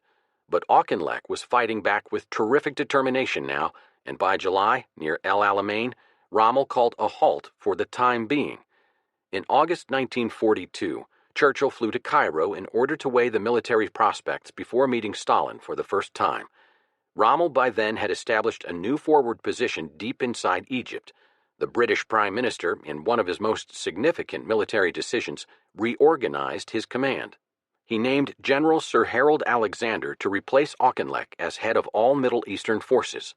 Then, to take over the Eighth Army after the officer slated for that post, WWII Strafer Gott, died when his plane was shot down, Churchill picked Lieutenant General Bernard Montgomery. Monty, as he became known to his soldiers, was a highly unlikable figure, detested by many officers, yet deeply admired by others. He was lean, tough, conceited, insolent, and often patronizingly haughty. His tastes were plain. He was a stern disciplinarian who forced his staff to keep strenuously fit, frowned on smoking and drinking, fired many of the commanders he had inherited, and injected into his dispirited army a sudden surge of confidence. His troops began to cherish the label desert rats, first accorded with contempt, and took for their own the Afrika Korps' favorite song, Lily Marlene. Because his soldiers soon came to know their new leader who visited and talked to every unit, they came also to have personal faith in his craft and wisdom. He insisted on refraining from the offensive until he had overwhelming weapons superiority, and with such superiority, his army soon presented him with a massive string of victories. A lonely man, and in some respects a priggish Puritan, Monty was a latter-day Cromwell. He was fascinated by his own homilies and had a habit of repeating them at least twice for the sake of stress. There are only 2 rules of war, he would say. Only 2 rules of war. Never invade Russia, never invade China. Never invade Russia or China. General Hans Spiedel, at one time Rommel's chief of staff, insisted that Montgomery understood only 2 maneuvers, a left hook and a thrust through the center, and that because he always telegraphed his punches, the Germans knew in advance what he planned to do. But he was a superb trainer of troops, and he gave heart to a disheartened army at a critical moment. In the fall of 1942, Montgomery was aware that Rommel was preparing his final push toward Alexandria and the Nile, but he was not dismayed. He propped Rommel's photograph in his headquarters and, with characteristic immodesty, remarked, "Give me a fortnight, and I can resist the German attack. Give me 3 weeks, and I can defeat the Boche, German. Give me a month, and I can chase him out of Africa." As it was, Monty spent 2 months just getting ready for the chase. Fate threw these 2 great captains against each other 50 miles west of Alexandria in an ugly, arid patch of a village named El Alamein. To the north lay the Mediterranean flank covered by the Royal Navy, and to the south gaped an impassable rock canyon named Katara Depression. Thus the battlefield was a narrow passage that restricted the customary wide, high-speed flanking movements of desert warfare so often used by Rommel. The passage itself was strewn with mines and packed densely with guns and tanks. It was difficult for infantry to dig in on the rock-studded terrain. Rommel was intent on punching through this gap before his opponent could thicken his own defenses. In August, he said, "We hold the gateway to Egypt with full intention to act. We did not go there with the intention of being flung back sooner or later." And indeed, his power seemed relentless. Were he to penetrate, the entire Nile Valley would have been exposed to the fanning out of his tanks and self-propelled guns. The British moved masses of stores out of Cairo, flew out dependents, and established distant contingency headquarters. Hitler ordered medals struck to honor the expected triumph of his Africa Corps. Mussolini sent his favorite white charger to Libya so he could ride through Cairo in a victory parade. But the British lines held. In September, Rommel flew to Germany to report to Hitler, complaining at the Führer's East Prussian headquarters that RAF bombers were destroying his panzers with US 40mm shells. Quite impossible, Goering observed. Nothing but latrine rumors. All the Americans can make are razor blades and refrigerators. Rommel replied, "I only wish, Herr Reichsmarschall, that we were issued similar razor blades." Rommel was resting at a German sanatorium when in late October 1942, Montgomery at last felt strong enough to launch his own offensive. On October 23rd, Montgomery announced to his troops, "When I assumed command of the 8th Army, I said that the mandate was to destroy Rommel and his army, and that it would be done as soon as we were ready. We are ready now." Thunderous artillery pieces to the clattering counterpoint of mortars and machine guns suddenly smothered the advanced German positions with their blast, and that night, under a shining moon, the famous foot soldiers, Britons, Australians, New Zealanders, Indians, South Africans, and Highlanders probing forward beside their kilted pipers, began to move into the minefields. When the fields were partly cleared, the British tanks rumbled through. The Germans were outnumbered, outweaponed, and overwhelmed. General Georg Stumme, Rommel's replacement, fell dead of a heart attack. 2 days after the assault started, Rommel was back, surveying the wreckage of his burned-out panzers. Hitler sent him a desperate message. "In the situation in which you now find yourself, there can be no other consideration than to hold fast, never retreat, hurl every gun and every man into the fray.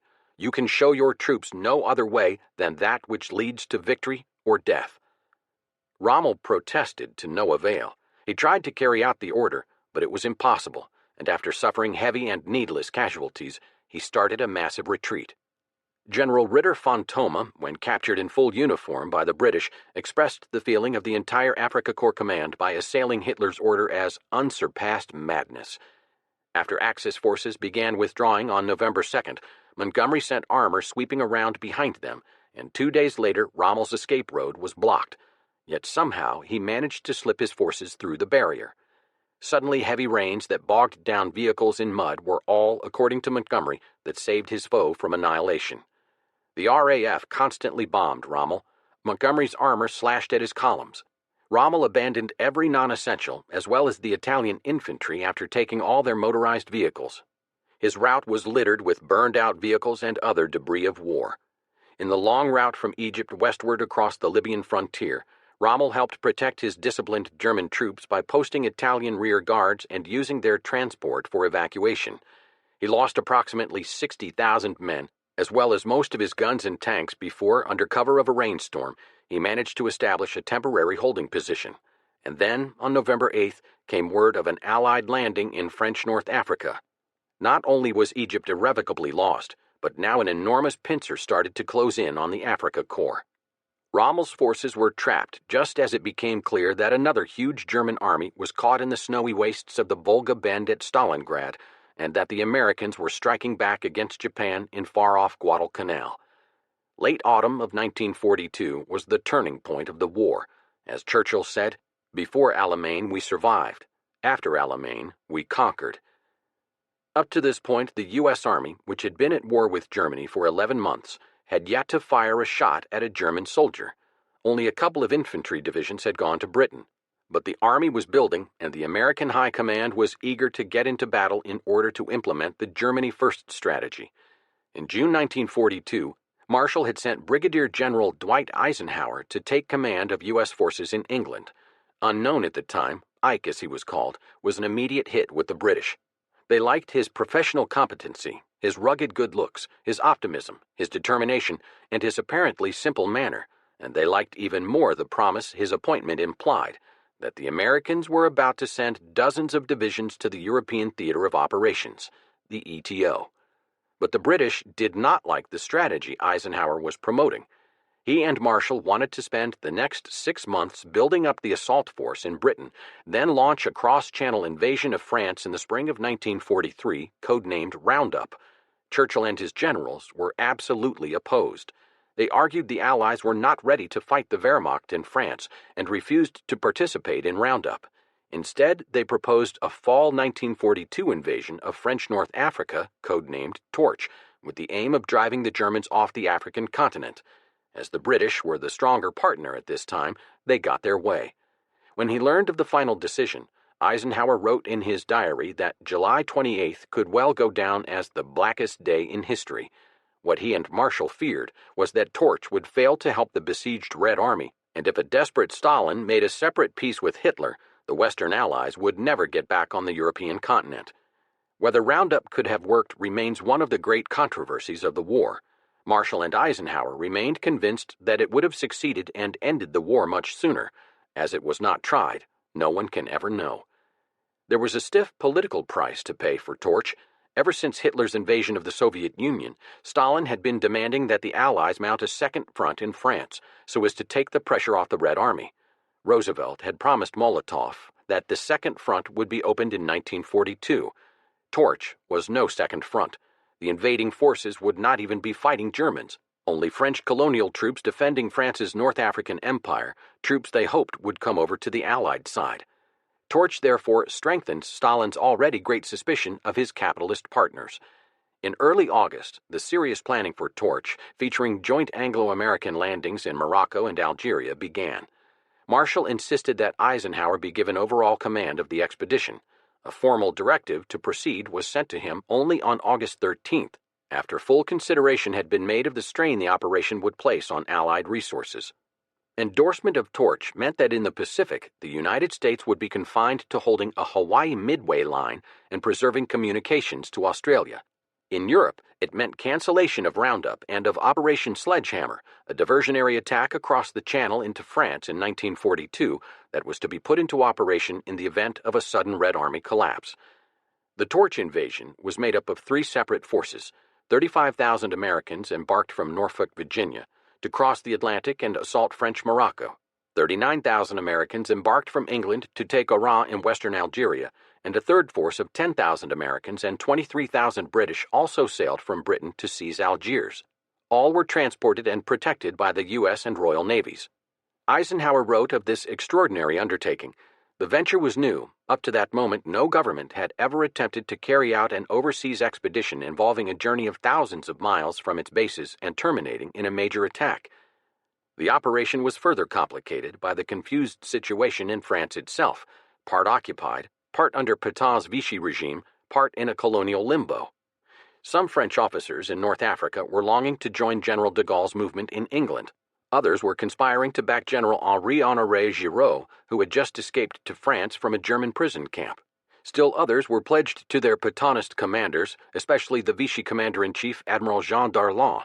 Philippe Pétain, a French military leader in World War I, was appointed by President Lebrun as Premier of France in 1940 with the fall of France imminent.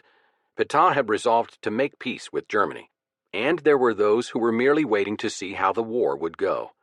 In October 1942, Eisenhower sent his deputy, Major General Mark W. Clark, with a handful of specialists, to visit Algeria secretly by submarine and confer with the State Department's Robert D. Murphy, who had spread an intelligence network throughout North Africa on direct orders from Roosevelt.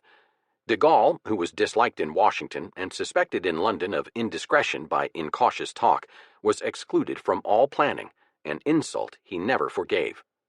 Clark and Murphy believed they had so arranged things with the French colonial forces that there would be no resistance to Torch. At 3 a.m. on November 8, 1942, a series of convoys numbering more than 800 war vessels and transports began to assemble along the African coast between Morocco to the south and Algeria to the west, disembarking troops on the Atlantic and Mediterranean shores. To their surprise, the French fought back at Casablanca and Oran. Pétain, senile and embittered, ordered French North African forces to resist and severed diplomatic relations with Washington. Despite these actions, Hitler used the landings as an excuse to occupy the southern parts of France and take absolute control of the Vichy government.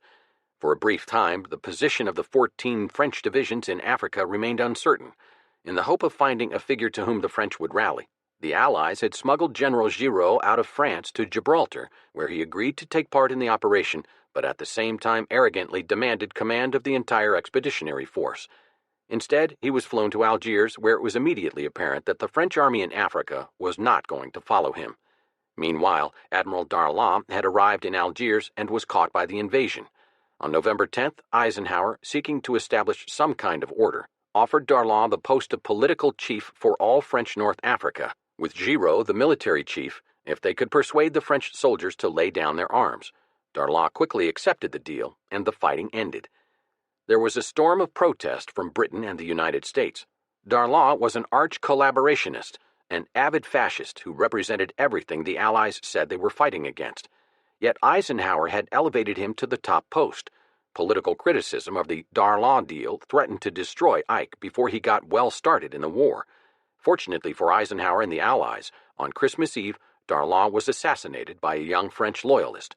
Giraud, a brave, vain, but somewhat inept and politically inexperienced officer, was soon outmaneuvered by the cunning and furious de Gaulle and found himself gradually stripped of all but the costume of authority. De Gaulle assumed real power over the gathering of elements of Free France in North Africa. The Germans reacted swiftly and effectively to the landings. Long before Eisenhower managed to get his inexperienced forces moving, the Germans and Italians occupied Tunisia and, benefiting from its proximity to Sicily, built up impressive strength, especially in aircraft. Winter rains turned the roads into quagmires, bogging down the Allied eastward advance, and for the first time the Americans were pounded by Stuka dive bombers and the remarkable German 88 artillery piece that astonished the Allies by its deadly effect against troops, tanks, and planes. On November 23rd, Eisenhower transferred his headquarters to Algiers. Through December and January, the rains continued, precluding offensive action. Eisenhower built up his forces, while Rommel arrived from Libya and joined the German forces in Tunisia. Before he could accomplish much else in the Tunisia campaign, General Eisenhower had the basic problem of creating an efficient fighting force. There was the fundamental matter of welding American, British, and French units into a functioning army, for there were problems not only of communications, but also of national pride and prestige, some serious, such as the bitterness of the French toward the British. As for the U.S. forces, they were green. Their training was not always all it might have been, and coordination between service branches was faulty, as when fighter planes sent to hit the enemy badly mauled a U.S. tank destroyer unit instead. The winter's fighting in Tunisia, most of it on a small scale, began the process of making the U.S. troops realize that, in Ike's words, war is a tough, dirty business. But the GIs were still complacent and unprepared when on St. Valentine's Day in 1943, Rommel made a sudden thrust at the uncoordinated Allied advance and hurled the Americans back through the Kasserine Pass. The GIs fled the battlefield or surrendered. They were clearly not capable of fighting the Afrika Korps. Major General George S. Patton, Jr., a formidable United States commander whose name, genius, and eccentricities were soon to become renowned, was blocked further to the south near El Guttar, where his troops met unexpectedly stubborn resistance from Italian infantry. At this point, Eisenhower summoned an old West Point classmate, Brigadier General Omar Bradley, to serve as his eyes and ears and to stimulate the faltering United States Army. Ike, meanwhile, dismissed incompetent American officers.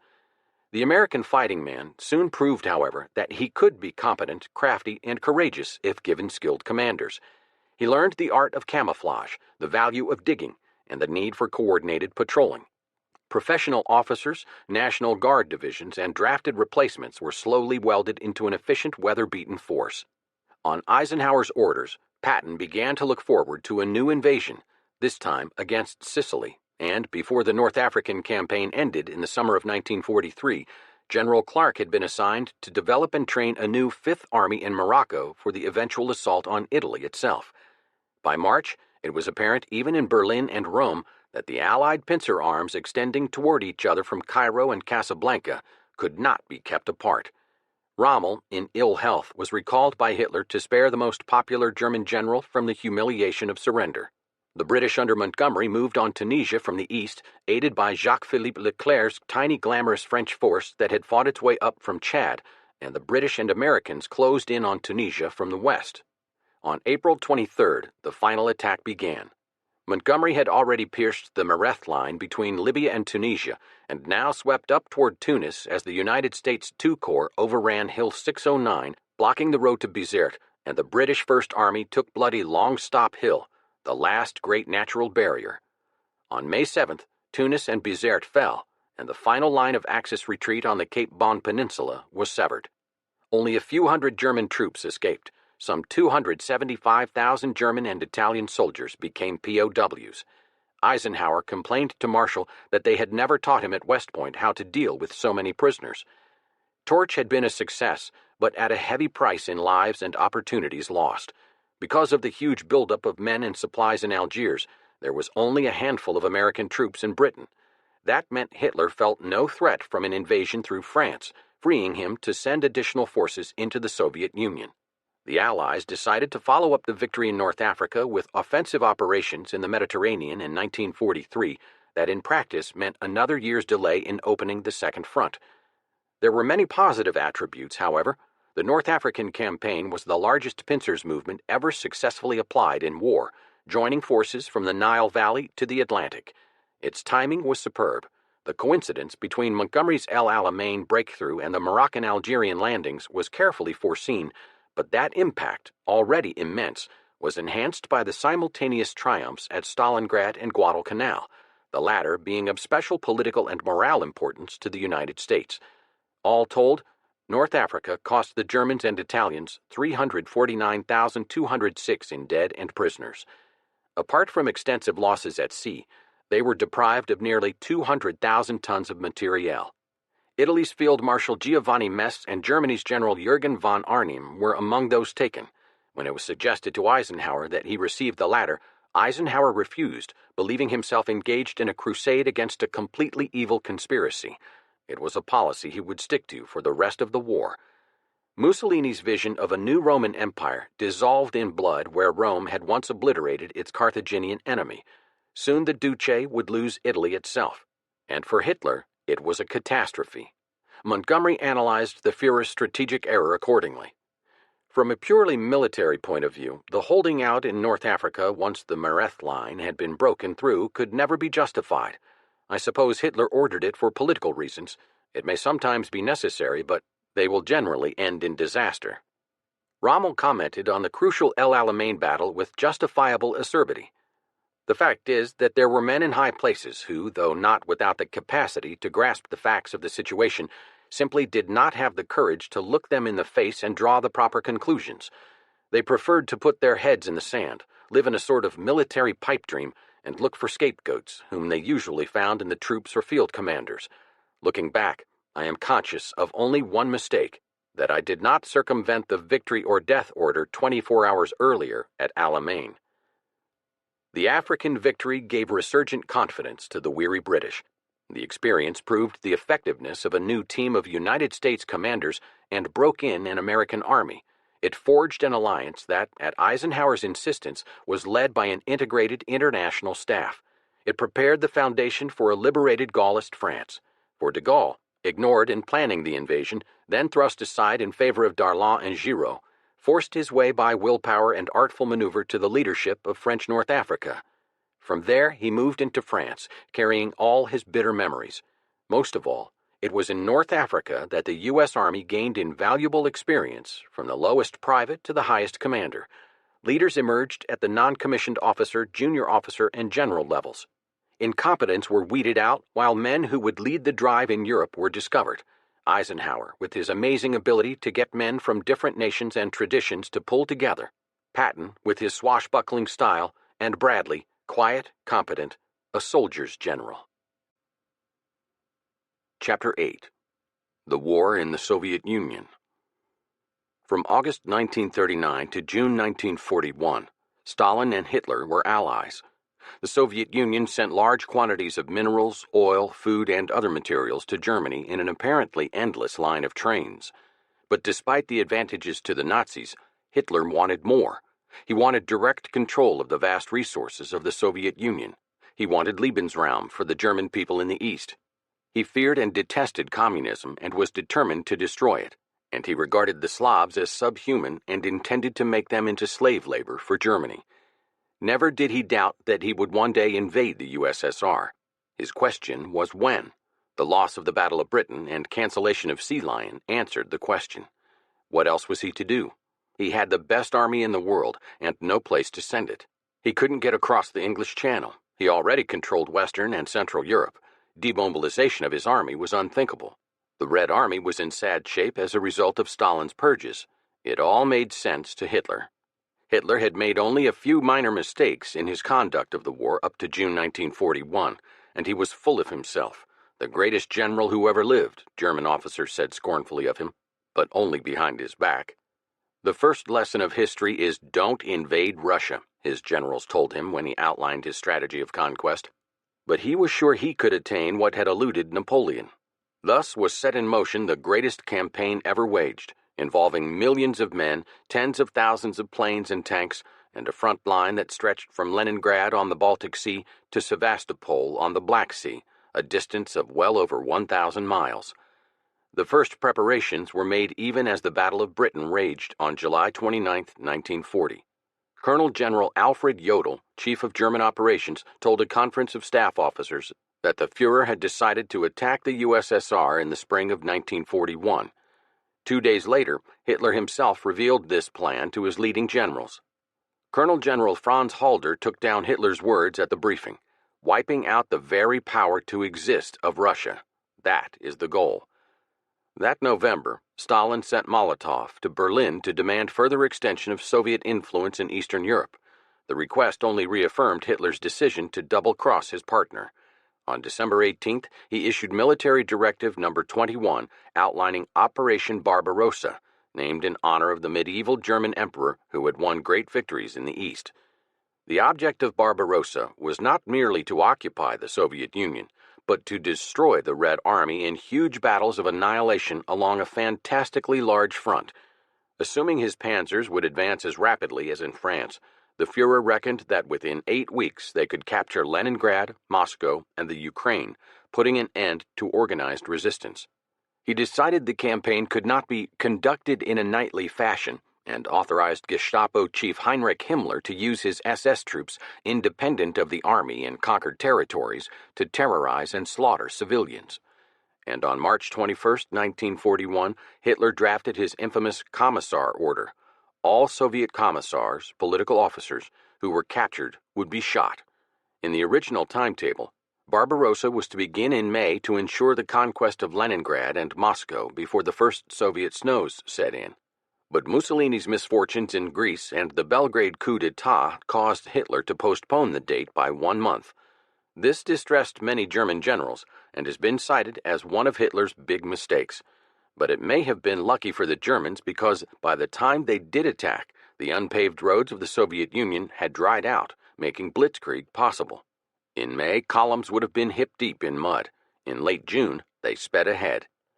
German soldiering genius accomplished miracles in preparing this offensive. The Wehrmacht deployed 207 divisions, 25 of them armored, fleshing out gaps with more than 50 satellite divisions, largely Finnish, Italian, Hungarian, and Romanian. The 2,000-mile front was divided into 3 main thrusts under Field Marshal Wilhelm Ritter von Lieb, aiming at Leningrad, Field Marshal Fedor von Bock aiming at Moscow, and Field Marshal Gerd von Rundstedt aiming across the Ukraine. At 6 a.m. on June 22nd, after initial bombings and barrages had begun, Count Werner Graf von der Schulenburg, Hitler's ambassador in Moscow, handed Molotov a note officially declaring war. Pale, tense, silent, the Commissar for Foreign Affairs took the document, spat on it, tore it up, and then rang for his secretary. "Show this gentleman out through the back door," he said. Despite some indications of Hitler's decision, Stalin had made few moves to meet an attack. The onslaught came with terrible surprise, smashing an incompetently led Red Army that was still engaged in routine border exercises. The speed of the Nazi advance was impressive on all fronts. Hundreds of Soviet aircraft were destroyed on the ground. Siege guns were trundled up to demolish fortresses of the so-called Stalin Line as they were successively isolated by German panzers. 3 Red Army marshals, Kliment Voroshilov in the north, Semyon Budyani or Budeni in the south, and Semyon Timoshenko in the center faced Bock, Lieb, and Rundstedt. Of the 3, only Timoshenko showed any ability. Indeed, officer competence at any level was lacking in the Red Army, a consequence of Stalin's purges. Early on, Brest-Litovsk, key to Soviet central defenses, fell. Confused, cut-off Soviet units radioed each other, "We are being fired on. What shall we do?" They received such answers as, "You must be insane. Why is your signal not in code?" On June 27th, Minsk fell, and Bach crossed the Berezina River, heading for Smolensk. Lieb raced along the Baltic toward Leningrad. Rundstedt paraded into the Ukraine against Budyani's inept cavalry. Stalin, apparently, was in a daze. During the first week of the campaign, he made no public appearance and gave no orders. His being caught by surprise was inexcusable, but understandable.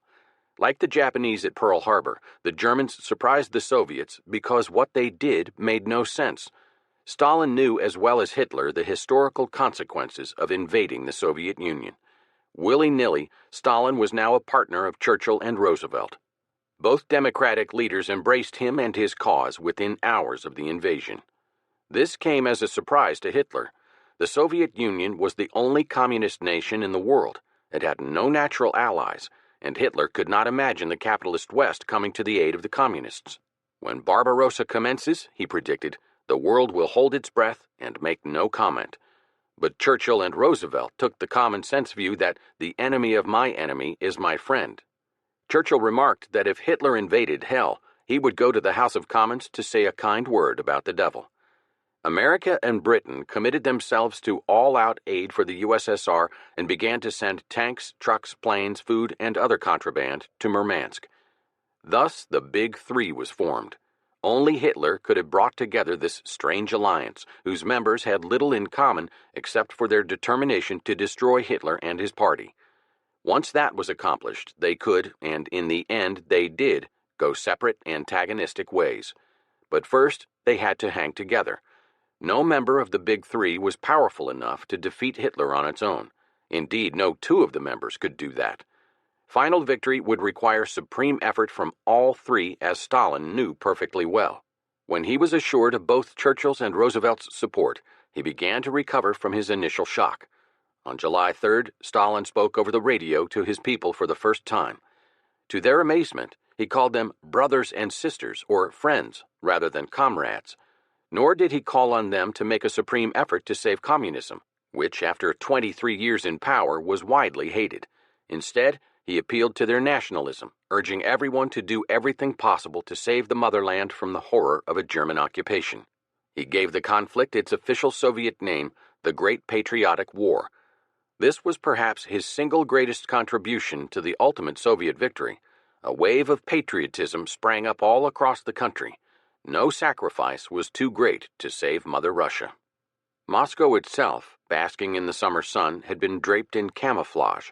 The Bolshoi Theater and other buildings easily identified from the air were hung with huge scenic curtains depicting woodland villages. Principal squares were painted to give the wholly unsuccessful impression of rural countryside. When the Luftwaffe came over the capital, it was met by thunderous anti-aircraft barrages whose fragments clattered down upon the streets. A few bombs struck the Kremlin compound, and one knocked a corner off the Bolshoi, leaving its pitiful camouflage curtain flapping like a torn dress. Moscow's fears were realistic. Nothing seemed to slow the Germans. Even as Stalin spoke, they came on. For here was panzer warfare in the grand style. Armored columns raced forward along parallel roads, then converged, trapping great masses of Soviet troops, sometimes even entire armies. The war appeared so clearly won only 3 weeks after the opening attack that on July 14th, Hitler issued a directive to prepare for reducing the size of the army in the near future. But the German generals, in all the flush of victory, began to feel the cold chill of doubt. Instead of the Soviets losing heart in defeat, their resistance was actually increasing. Moreover, if German military intelligence evaluations at the beginning of the war of the size of the Red Army were correct, there should have been no Red Army left after the losses it had taken. And yet fresh Soviet divisions that German intelligence had never heard of kept appearing in battle. An even bigger shock came with the appearance of the Soviet T-34 tank that no one had a hint of, and that proved to be as good as anything the Germans possessed. It was not until mid-July that the Germans met their first serious opposition. At Smolensk, heavy fighting developed as Timoshenko threw in trained reserves, and by the time the city fell 3 weeks later, it was in ruins. Hitler's plan to encircle and destroy the Red Army had achieved considerable success. There were huge losses all along the front. At Kiev, the Germans claimed to have captured 600,000 Soviets. At Smolensk, the Germans claimed 348,000 prisoners. By the end of September, Stalin had lost 2,500,000 men, 22,000 guns, 18,000 tanks, and 14,000 planes. Nevertheless, the German advance was slowing down. Soviet resistance hardened. Nazi brutality, the ravaging of towns and hamlets, and the torture and execution had combined to turn against the invaders a population that had welcomed the Germans as their liberators from communist terror. What the Soviets discovered was that the Nazis were worse than Stalin. Gangs of SS troops roved behind German lines, murdering Jews and others in incredible numbers with unbelievable brutality. This was one of Hitler's worst mistakes of the war. Had he chosen to bring to the Ukraine and other areas the kind of mild occupation policies he followed in Western Europe, millions of Soviet citizens would have rallied to the Nazi cause. Instead, he turned the populace against him. When Smolensk fell, Major Hans von Luck, commanding a reconnaissance unit, was the first German officer into the city. He was approached by a priest who was the caretaker for Smolensk's cathedral. It had lost the roof and suffered other damage, but the walls and altar were intact. The priest told Luck that he had not been allowed to celebrate Mass in the church for 23 years. Could he do so tomorrow? Of course, Luck replied. The next day, Luck went to the cathedral where he saw tens of thousands of worshippers crowded into every available space inside and outside, praying and singing hymns. But their joy at liberation quickly turned to tears, for as Luck and the combat troops moved out, SS groups moved in. Nazi conduct guaranteed the growth of resistance groups, often formed around encircled units far to the German rear, and in occupied Poland and France, local communists, who had been pro-German up to Barbarossa, responded to a Moscow summons to sabotage German bases and supply lines. The deeper the Germans got into the Soviet Union, the longer and more vulnerable their supply lines became. It was a man-wasting job for the Germans to defend their rail and road lines. When Barbarossa came, the USSR was incompletely mobilized, but with 150 understrength divisions deployed. The Soviets possessed some 21,000 tanks, more than 4 times the number opposing them, but few were of recent manufacture. The new medium model, T-34, was not thrown against the Germans until Smolensk. Yet the traditional soldiering qualities of the Soviets and the traditional Soviet strategy of trading space for time slowly rectified the balance. Moreover, manpower was ever plentiful. The Germans began to realize that the Soviets could afford to trade lives at a rate of 5 to 1, making up their losses from a population that was 3 times the size of Germany's. And the Soviets were fighting for their homeland and were on one front only. Further, the Soviets fully mobilized women, while Hitler insisted that a woman's job was to have blonde-haired babies and raise them to be good Nazis. Soviet women worked in the factories, which had been moved east of the Ural Mountains, 12 hours a day, 7 days a week, for 4 years. Women and old men did the farming, and they did it well enough to feed as many as 20 million young men a year. For the first time in his dictatorship, Stalin gave the people things they deeply yearned for. He accorded religion a new role. Privileges and honors that had not existed since the revolution were returned to officers. He sponsored the film Alexander Nevsky, one of the classics of movie-making. It depicted the triumph of the Russians over the Teutonic Knights in 1410. The film was seen by almost all Russians. It ran continuously in Moscow through the war, and there were always lines day and night. People came away inspired, not to be better communists, but to be better Soviets. Heinz Guderian, the German panzer general, recalled meeting a former Tsarist general at Orel who said, "If only you had come 20 years ago, we should have welcomed you with open arms, but now it's too late. We were just beginning to get on our feet, and now you arrive and throw us back 20 years so that we will have to start from the beginning all over again. Now we are fighting for the Soviet Union, and in that cause we are all united."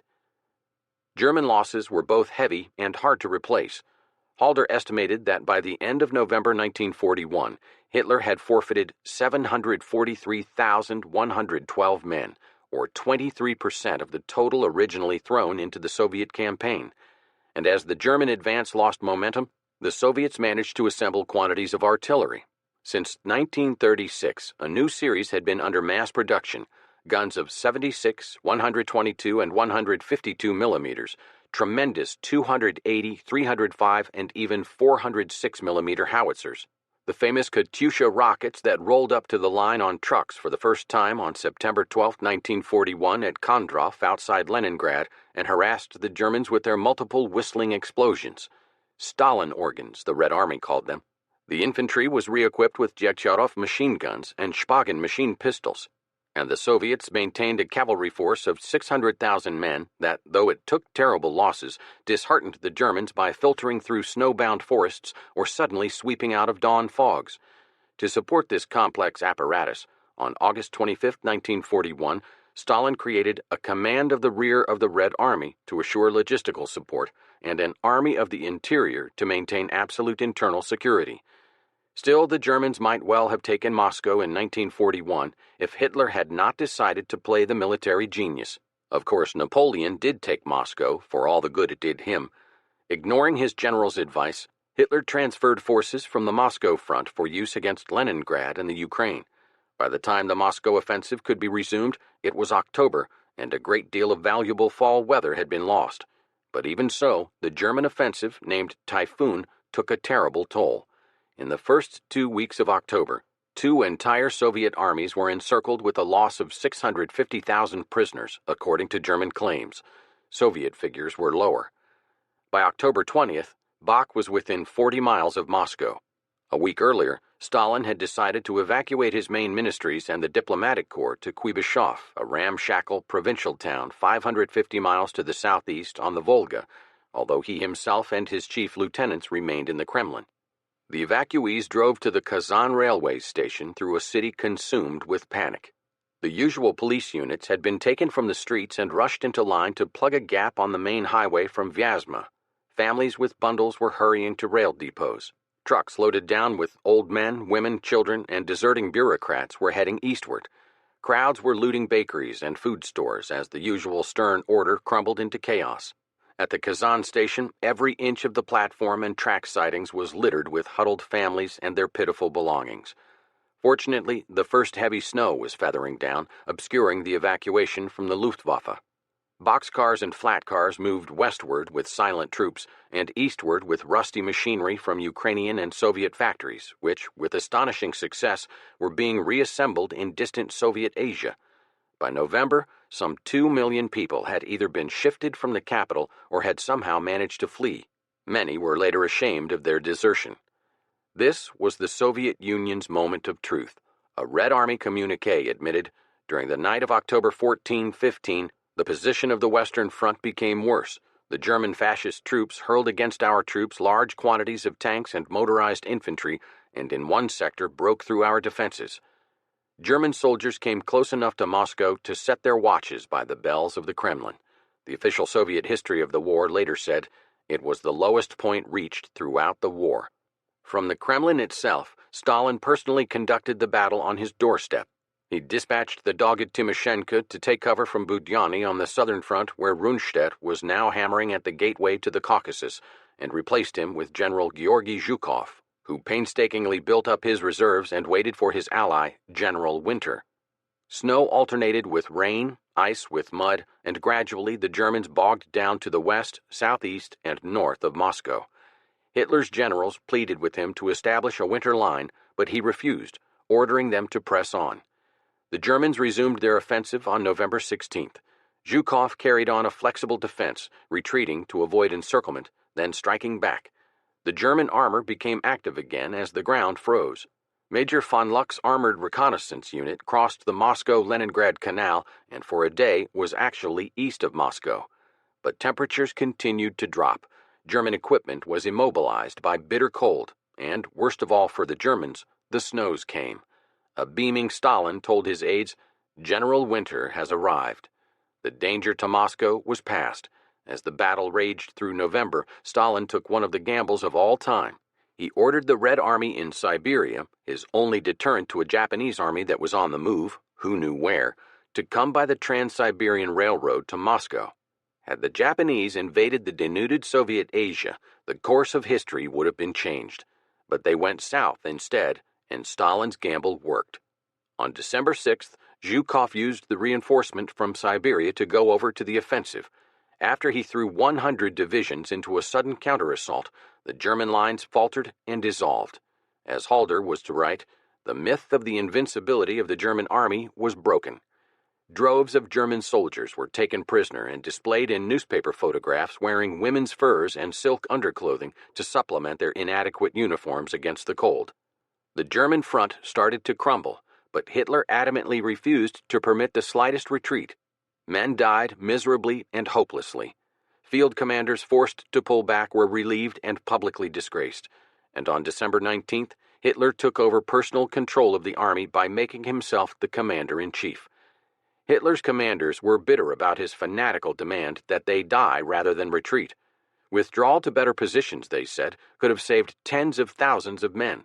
But some argued later that the dictator's adamant stand had saved the army because a retreat, once begun, would have become a rout like the one that wrecked Napoleon's army. In any event, the German forces, although badly mauled, did not collapse. Though the morale of the German soldier was often low, he was not yet beaten. The extreme cold hampered the Soviet armies, too. Attempts to encircle large German forces failed. But by the time a late March 1942 thaw with its mud ended the Soviet offensive, total Nazi casualties on the Eastern Front had passed well over 1 million. In those heroic days outside Moscow, one of the first publicized Soviet war heroes was the gigantic General Andrei Vlasov, a dramatic and inspiring figure and one of Zhukov's most successful field commanders. Vlasov was later seized by the Germans and promptly switched sides, becoming the highest-ranking Soviet traitor of World War II. He recruited an army of Soviet prisoners and led them for Hitler until May 1945. General Patton captured him in Czechoslovakia, handed him over to Stalin, and he was hanged. Snow lay all along the Moscow front, even under birch copses and pine groves. The cold was savage. Everything froze totally and suddenly. Dead horses balanced stiffly on the edge of drifts as ravens pecked their eyes. The silent Soviet infantry trudged forward, accompanied by sleighs. Guns lumbered up from the rear, and small arms fire rattled through the woods. Leningrad, the Soviet Union's second city, was a main German objective. Field Marshal Ritter von Lieb drove his army group north with such speed that on August 30th, 1941, he cut the city's last rail connection with the rest of the Soviet Union, and a few days later, his troops were in the suburbs and shelling the city, supported by Marshal Gustav Mannerheim's Finnish troops. But German expectations of taking Leningrad by storm faded as Marshal Zhukov took over the defense and turned the city into a maze of strongpoints. As the invaders settled down to a siege, Hitler told his commanders they were not to accept the surrender of the city. The city was to be razed to the ground by shelling and bombing, his directive said, and its people were to perish with it. Because its last land link with the rest of the Soviet Union had been cut, Leningrad's plight was desperate. It had scarcely enough food to feed its 3 million people for little more than a month. A trickle of foodstuffs was flown in, but the defenders put their hopes on circumventing the German blockade by crossing Broad Lake Lagada to a point on the railroad east of where the Germans had cut it. But organizing the route took time, and for a multitude there was not enough time. They dropped of hunger and died even as they walked along the streets or worked at their factory jobs. They ate their dogs and cats. They swallowed hair oil and Vaseline, and they made soup of dried glue from furniture joints and wallpaper. The Lagada lifeline across the frozen lake slowly began to catch up with food needs by January 1942, but the effects of the famine were felt for months afterward. It is believed that close to 1 million may have died as a result of the siege. In January 1943, the Soviets at last opened a railroad link to the rest of the country. But not until January 1944 were the Germans routed and the siege and shelling of the city finally ended. In the middle of that dreadful 1941-42 winter, 3,500 to 4,000 people were dying of starvation every day. By official Soviet figures, 632,000 men, women, and children died during the blockade. In the Ukraine, the Army Group South's offensive, commanded by Rundstedt, was speeding across the Dnieper River and isolating huge Soviet formations. Stalin ordered the destruction of his enormous Dnieper Dam and, with the same obstinacy so often shown by Hitler, commanded Budyonny to hold Kiev. It was too late.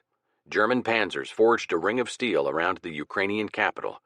In a radio appeal, the Soviet dictator exhorted the besieged garrison to hold on.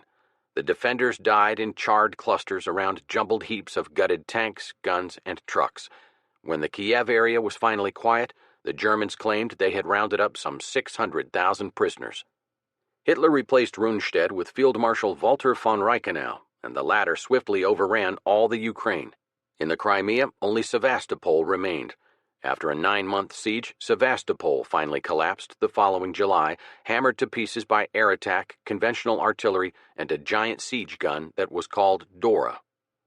Kharkov, the Soviet Pittsburgh on the Donets River, was outflanked.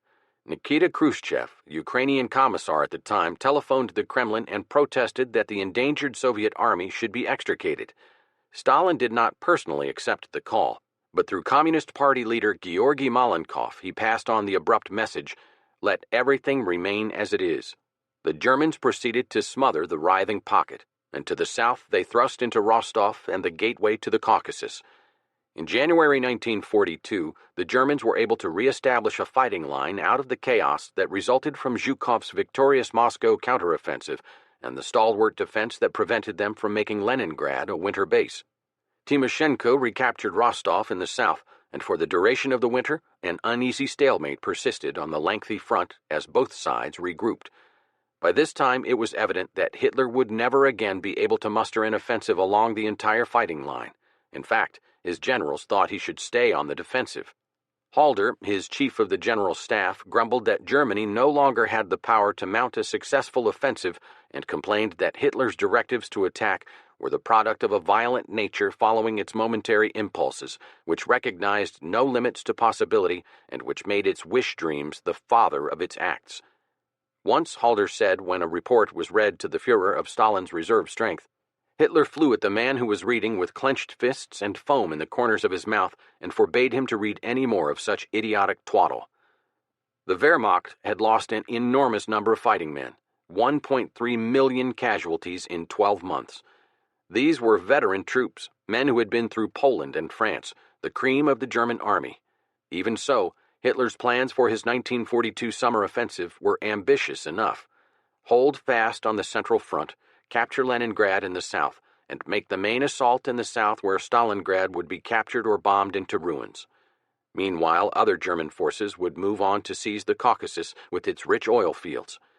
To flesh out its depleted forces, the Nazi High Command went to its allies and associates and obtained 52 divisions, Hungarian, Italian, Romanian, Slovakian, and even one Spanish division. The German offensive opened in early June, and at first it looked like the old story of blitzkrieg advances through bewildered Soviet defenders. But Hitler, with his vaulting ambition, now decided to capture both Stalingrad and the Caucasus at the same time, although his commanders warned him that the Wehrmacht did not have the strength for two such ambitious projects.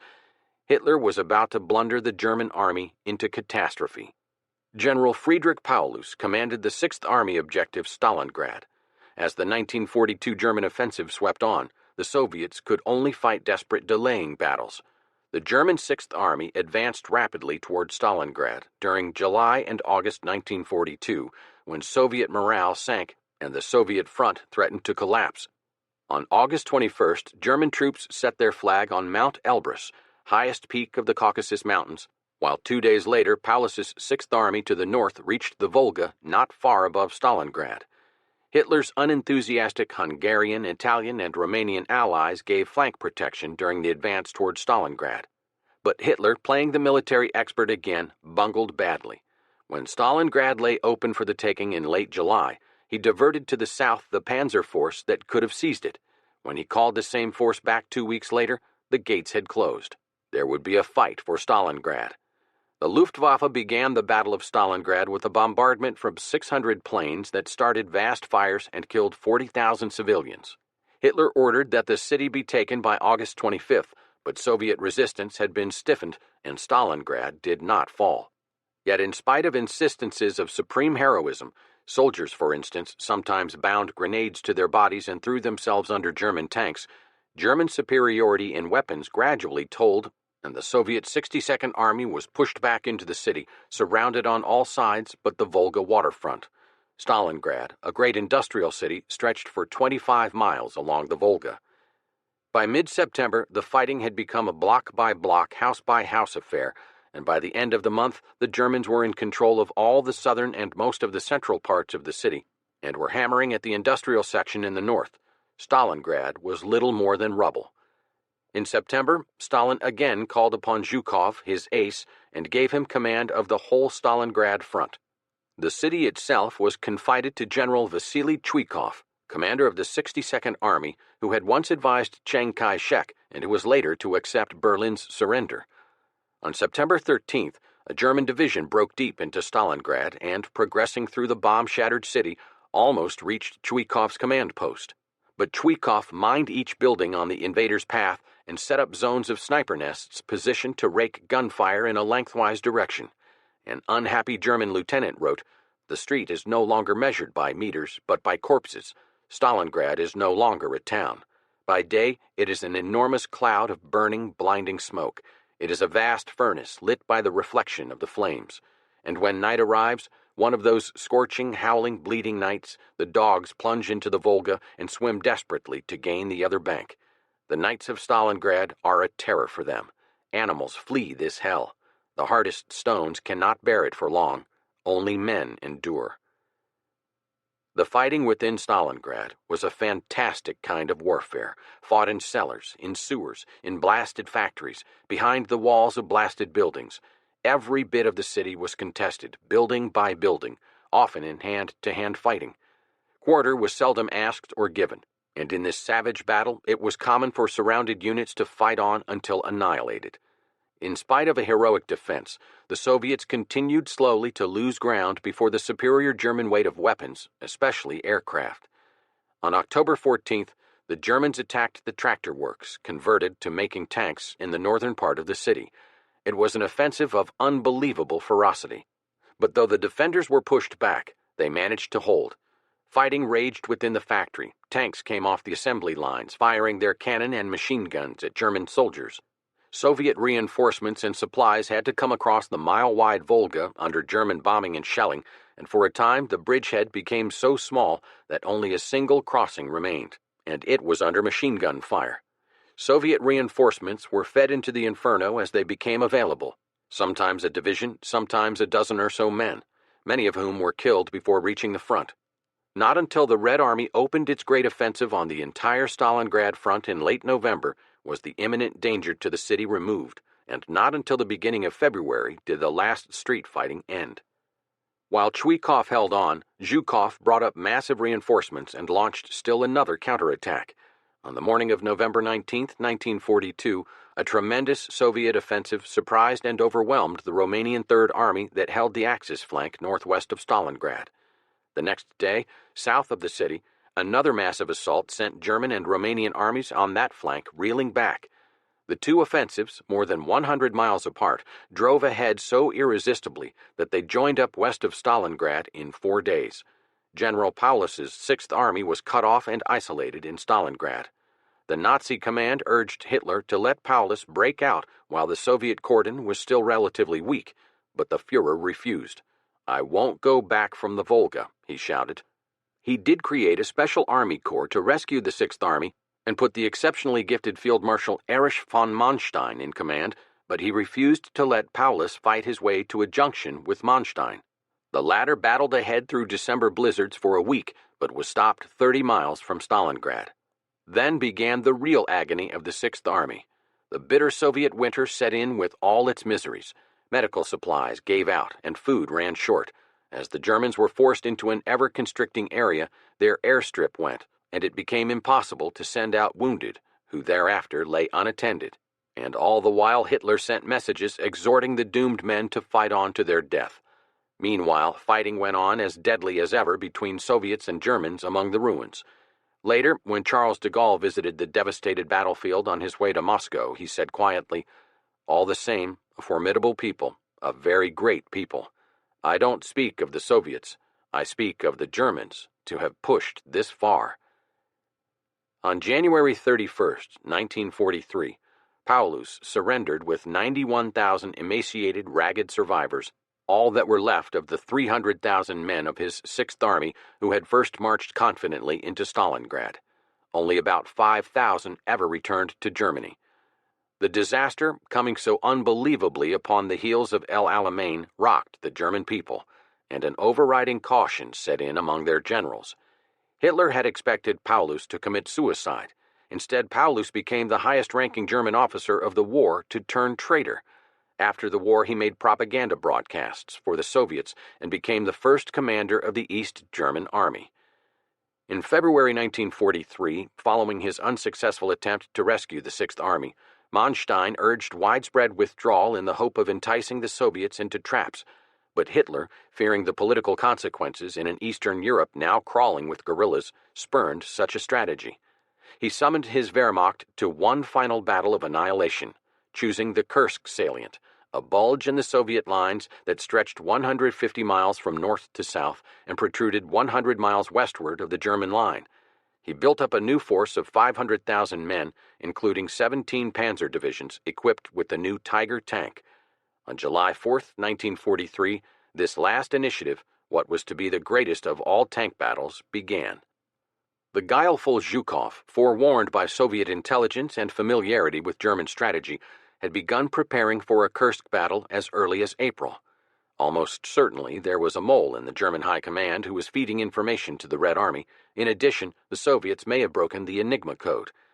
Zhukov laid thick minefields along stretches suitable to German tank advances and built up an immense artillery force of nearly 20,000 guns and 1,000 Katyusha rockets.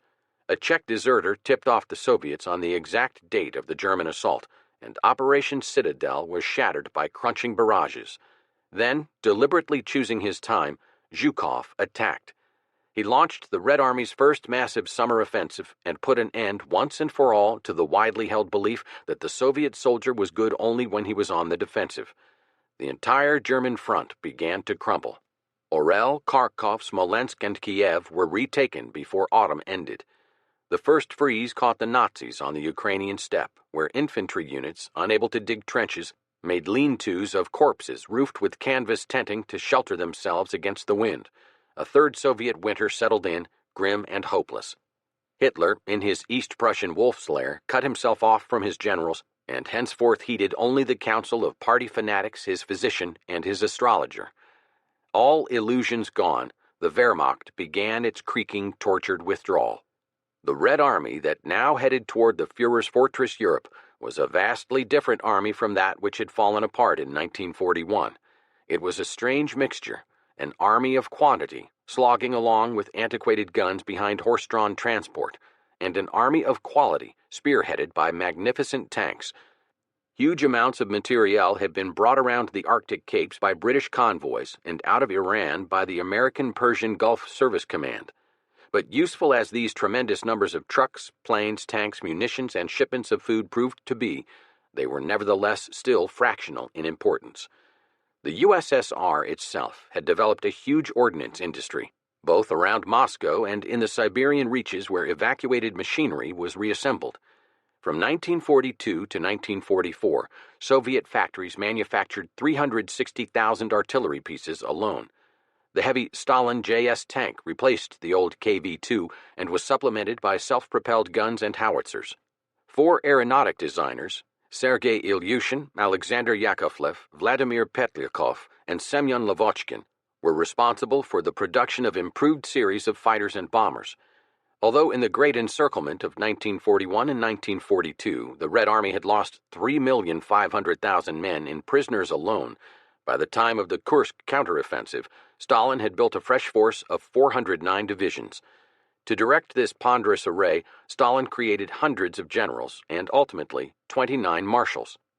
Promising officers like Konstantin Rokossovsky, who had been purged in 1937 and was in a concentration camp when the invasion came, were forgiven of trumped-up offenses and awarded high commands.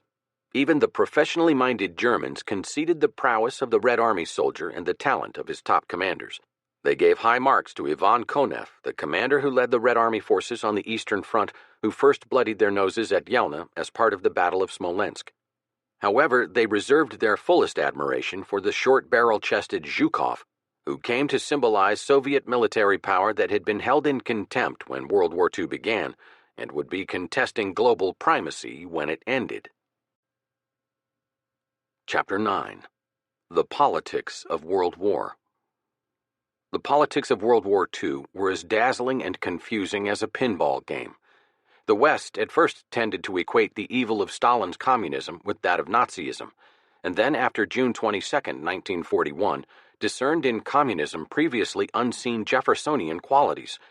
Hitler insisted on the superiority of the Aryan race, but his closest allies were the Italians, and he accorded the Japanese the dubious accolade of honorary Aryans. Before Pearl Harbor, the United States joined Britain in planning grand military strategy and fought the Germans at sea, all under the banner of neutrality.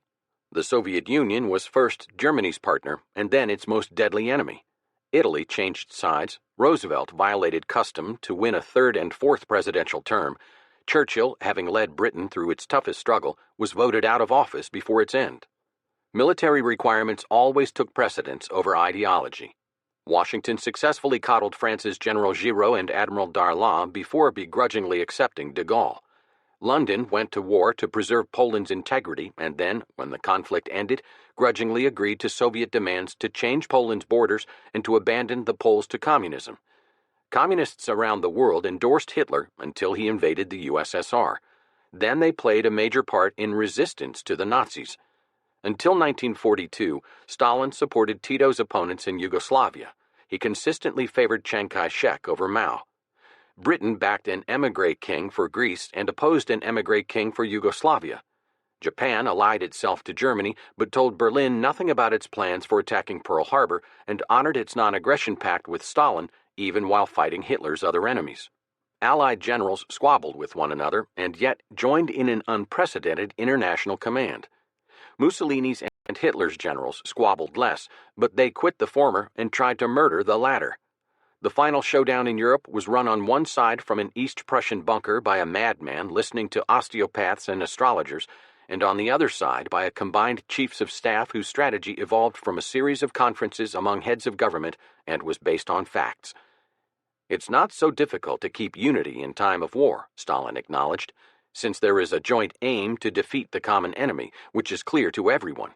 The difficult time will come after the war, when diverse interests tend to divide the Allies.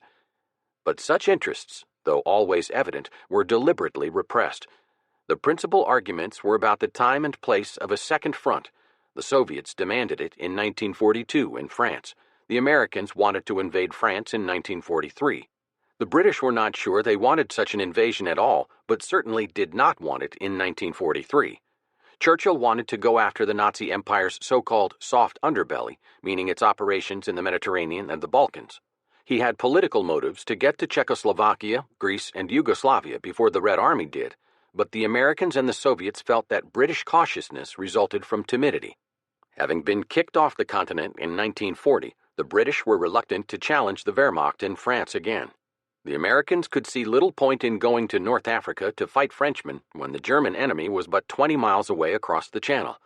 But Churchill persuaded Roosevelt that something had to be done in 1942 and that it could not be done in France. Torch, the invasion of French North Africa, was the only alternative. The political repercussions of Torch were far more important than the military results. Torch cleared North Africa of the Germans, but did nothing to hinder their efforts in the Soviet Union or to threaten their defenses in France, and it caused bitter recriminations. Churchill tried to sell Stalin the idea that Torch opened a second front, but as the Germans never had more than a handful of divisions in North Africa, while the Red Army faced 200 and more divisions, Stalin wasn't buying. Further, the British and Free French in the Mediterranean were fighting to retain their colonial empires. Roosevelt said he hoped to end them, but Stalin had his doubts. Still, Stalin could no more go it alone than could Churchill or Roosevelt. So, despite all the contradictions and underlying mistrust, the Grand Alliance held together.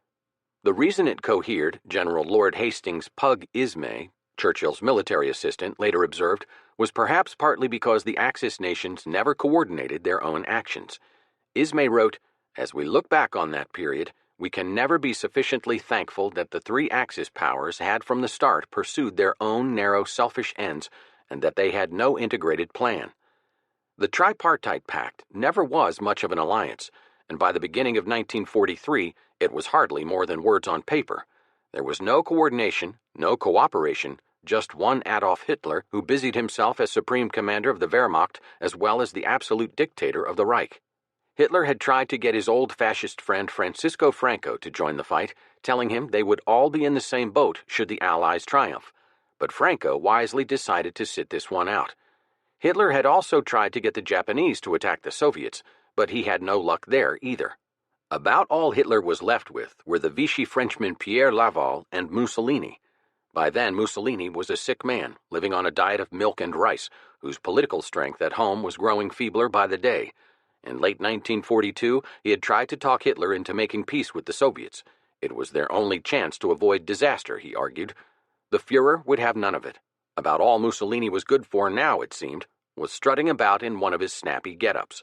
But then, at least, he still looked like he amounted to something.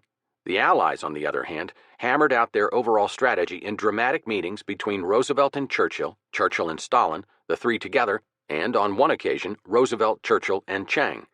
They agreed that Germany must be defeated before Japan, and Stalin promised to help the Western powers in Asia within 3 months after Hitler's destruction.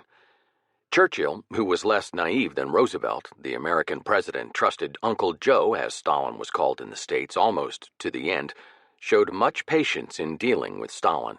As Churchill later wrote, "I tried my best to build up by frequent personal telegrams the same kind of happy relations which I had developed with President Roosevelt. In this long Moscow series I received many rebuffs and only rarely a kind word. In many cases, the telegrams were left unanswered altogether or for many days. The Soviet government had the impression that they were conferring a great favor on us by fighting in their own country for their own lives. The more they fought, the heavier our debt became. This was not a balanced view." Twice, Churchill flew to Moscow for private Kremlin talks, in August 1942 and again in October 1944. The first time he explained why an Allied landing in France was being delayed in favor of the North African invasion. He was rewarded with a series of insults, including a Stalin retort that the British were cowards. "When are you going to start fighting?" Stalin asked. "Are you going to let us do all the work?" The deal the Allies struck with collaborationist Darlan heightened Stalin's suspicions. It was beginning to look to him as if his capitalist allies had agreed to fight to the last Soviet. The second time, Churchill and Stalin divided the Balkans into spheres of influence, theoretically for the war period only. Churchill also acknowledged realities in Poland by persuading some leading Polish émigrés to accept the Curzon Line that gave territory in eastern Poland to the Soviet Union.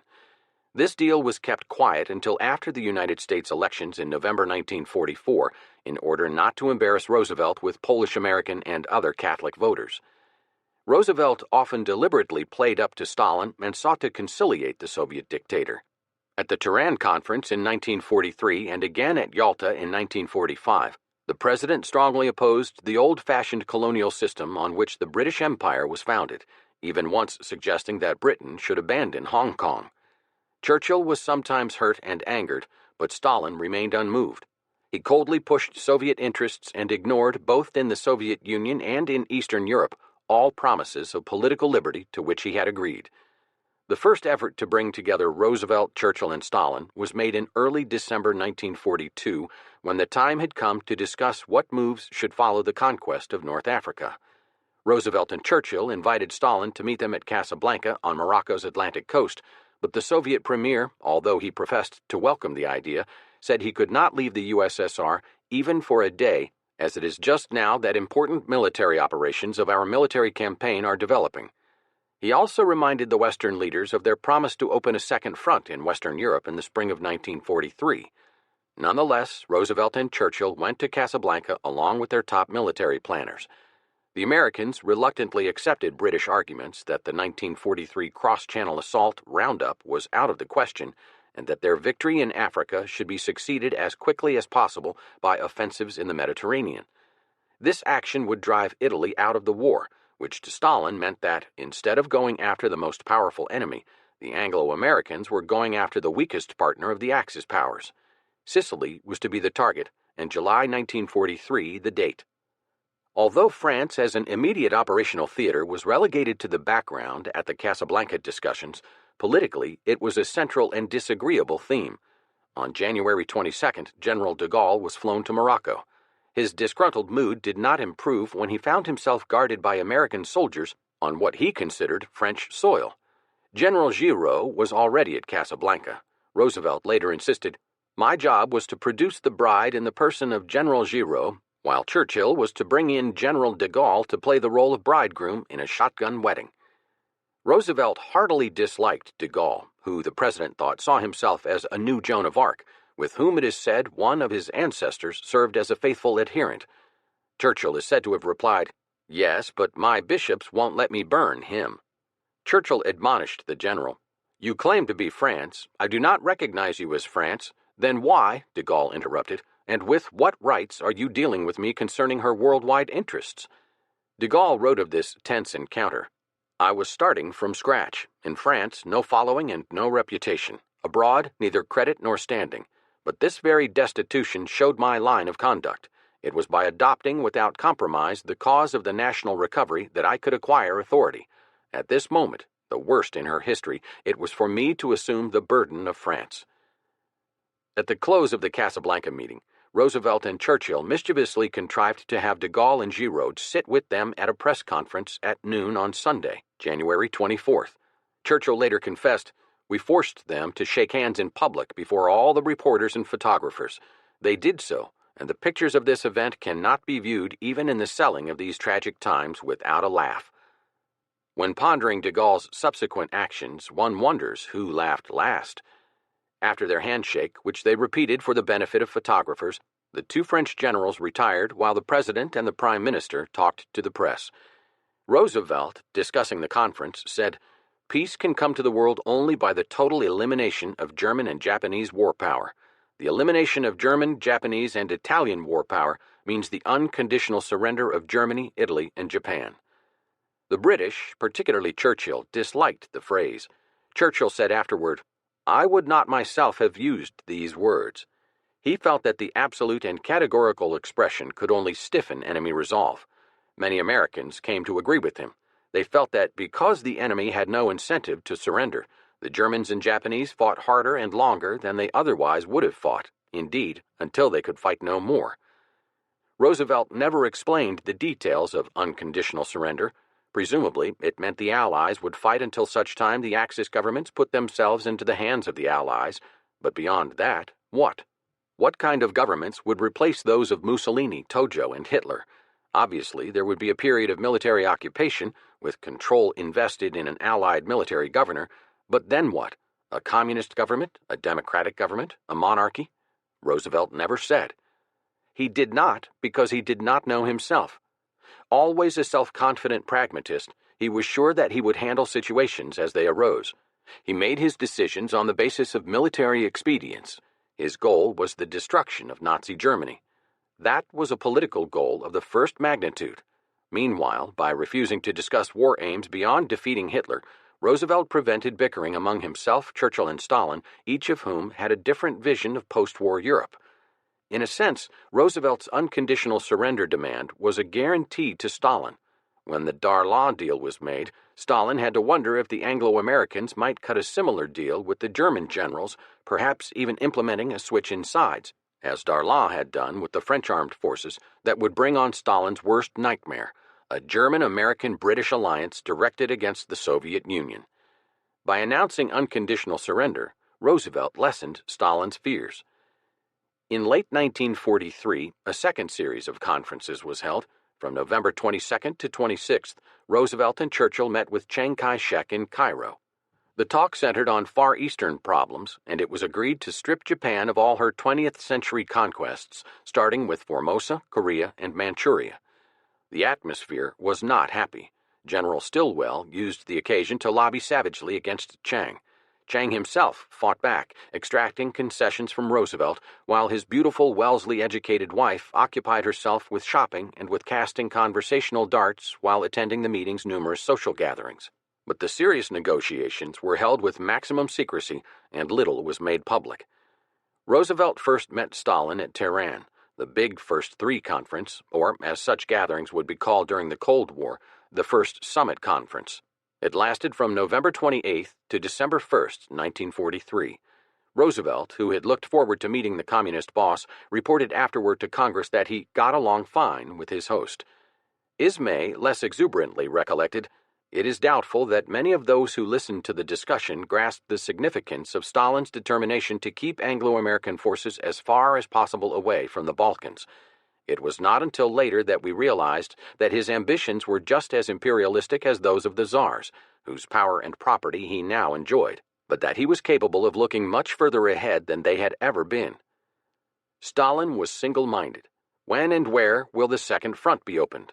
Roosevelt assured him it would come in the spring of 1944 in France, codenamed Overlord. It would be supported by a landing from Italy on the south coast of France and a stepped-up Soviet offensive in the east. For his part, Stalin agreed that 3 months after Germany surrendered, the Soviet Union would enter the war against Japan. Further discussions centered on Eastern Europe.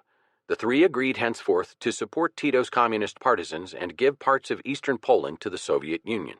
Stalin opposed suggestions that Turkey be brought into the war and opposed Churchill's wish to invade the Balkans. France featured at Tehran as a disagreeable footnote. On his way to the conference, Roosevelt told his Joint Chiefs of Staff that France would certainly not again become a first-class power for at least 25 years, and that Britain was supporting the French in order to use their future strength. Roosevelt also advanced the strange theory that no Frenchman over 40 should be allowed to hold office in post-war France. He agreed with Stalin that the French must pay for their criminal collaboration with Germany. At Tehran, Roosevelt raised the subject of France's most important Asian colony, Indochina, pointing out that the French have been there for 100 years and the people are worse off for it. He suggested that Cambodia, Laos, and Vietnam be placed under a 4-power trusteeship, the powers being the Big Three plus China, and placed on the road to independence. Stalin immediately endorsed the proposal. Only Churchill, fearful for the British Empire, objected to snatching away Indochina from France. While the great power leaders were meeting in Cairo, Casablanca, and Tehran, a contest was taking place for influence in the enormously rich Middle Eastern petroleum fields. Stalin was not a prominent figure in the intra-Allied oil competition. He had made an unsuccessful effort to move into that area back in the days when he was courting Hitler. On November 26, 1940, he had virtually offered to join the Axis in exchange for dominance of the Persian Gulf, but Hitler had by then resolved on Barbarossa. Less than a year later, on August 25, 1941, Soviet and British troops moved into Iran to end German intrigues with the Shah. However, the southern oil fields fell within the British occupation zone, and at that time, the Soviets were preoccupied with German efforts to capture Soviet oil wells located around Grozny and the Absheron Peninsula.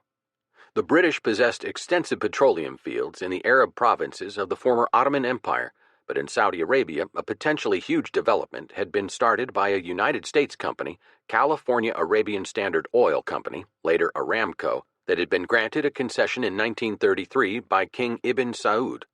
Although Washington had opened diplomatic relations with Ibn Saud to ensure adequate reserves for the U.S. Armed Forces, Aramco rejected a proposal by Interior Secretary Harold Ickes that the U.S. government become a shareholder in the operation.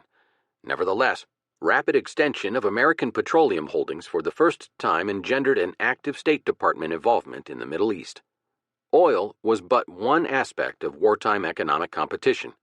Hitler shaped his 1942 Soviet strategy around his petroleum needs, but his agents were also continually engaged in a search for other raw materials that were required for new weapons systems, hard metals needed for jet engines and missiles, rare minerals available only in neutral lands such as Portugal, Sweden, and Turkey. The income of those countries zoomed as Axis purchasers competed with Allied preemptive buying missions for chromium, wolfram, tungsten, and cinnabar. There was global competition, too, for public opinion. In this area, the Axis sacrificed their initial advantage through their occupation policies. As noted, millions of Soviets were ready to welcome the Germans as liberators from the Communists. In Asia, people were equally ready to welcome the Japanese as liberators from the European and American colonial occupiers. Asia for the Asians was the Japanese slogan, but the Chinese, Filipinos, Vietnamese, and others found that some Asians were going to be more equal than others, just as the Soviets discovered that the Nazis were at least as bad as the Communists. Radio by this time had become a major weapon. Stalin, Roosevelt, Churchill, Hitler, and Mussolini all were using it with powerful effect. The Axis found a pitiful chorus of traitors ready to echo its cause on the airwaves. Axis Sally, Lord Haw Haw, Jane Anderson, Fred Kaltenbach, and Otto Koischwitz. Broadcasts featured American and British popular music, which got the soldiers to listen to them. They were supplemented by leaflets, fired by artillery or dropped from bombers, that counseled soldiers to desert. The Soviets added a grim note by trussing up the corpses of frozen Germans and dropping them from aircraft behind the Nazi lines. Nazi brochures asked GIs in Italy who was cashing in on the huge war profits at home while Americans shed their blood over here. A constant theme of German propaganda directed at Americans was, "Why are you fighting for the Communists?" Japan's Tokyo Rose broadcast to United States troops in the Pacific, "The girl back home is drinking with some 4F who's rolling in easy money." The Americans distributed photographs of well-clad Axis prisoners eating enormous meals captioned, "Better free than a prisoner of war. Better a prisoner of war than dead." The British Political Warfare Executive, PWE, and the American Office of War Information, OWI, pooled their efforts to reduce the cost of the physical battle and undermine enemy morale. As the tide of conflict turned, the two organizations laid increasing stress on the terror that continued war would bring to Germany and Japan, and they dropped pictures of bomb-shattered cities on frontline troops. Code messages directed to guerrilla organizations and sabotage groups were mixed with skillfully camouflaged propaganda broadcasts that seemed to originate inside occupied territory. How effective this barrage of propaganda was must be doubted. In general, soldiers used enemy leaflets for toilet paper. At the same time, the classic wartime use of spies and saboteurs was rendered far more effective by employing aircraft and submarines to deliver them. Both sides produced audacious special agents, trained in silent killing and equipped with gold coins, counterfeit notes, booby-trap devices, portable communications systems, and light weapons. Albania, Greece, North Italy, Yugoslavia, and most of France contained teams of Englishmen and Americans who fought beside local partisans and transmitted detailed information on enemy dispositions to airstrike forces and commando assault groups abroad. The U.S. Office of Strategic Services, OSS, transformed after the war to the Central Intelligence Agency, had nearly 11,000 persons on its roster around the world by the time peace came. One OSS agent planted a microphone on the Luftwaffe's Paris headquarters. Alan Dulles, in charge of OSS operations from Switzerland and later head of the CIA, managed to penetrate the Abwehr, the German intelligence bureau of Admiral Wilhelm Canaris, an anti-Hitler officer garroted after the 1944 attempt on the Führer's life. On the German side, Nazi killers spread terror from Tehran to the Ardennes, and German spies were dropped in England, where every one of them was rounded up and forced to become a double agent, shipped by yacht to South Africa, and landed by submarine in the United States. The FBI arrested 31 Nazi agents on August 1, 1941. The following year, 8 German saboteurs brought by U-boat to Long Island and the Florida coast were discovered, and 6 of them were executed. Victory in war usually goes to the side that is best organized to use its assets most effectively. Only politicians can get a nation organized properly. In World War II, it was the Allies who produced the politicians who could get the human and material resources of their nations to pull together for the supreme effort. The United States took the lead. President Franklin Roosevelt was the guiding genius of the war effort, even though little in his background had prepared him for running a war. He had never worn a uniform, nor had he received any military education. It was true he had served with much enthusiasm in the Navy Department during World War I, but his profession had always been strictly politics. It was a line of work few men were better at, and perhaps because of that, he recognized from the first that victory would depend on American productivity and unity among the Allies. The United Nations was his phrase, and he used it often with great effect.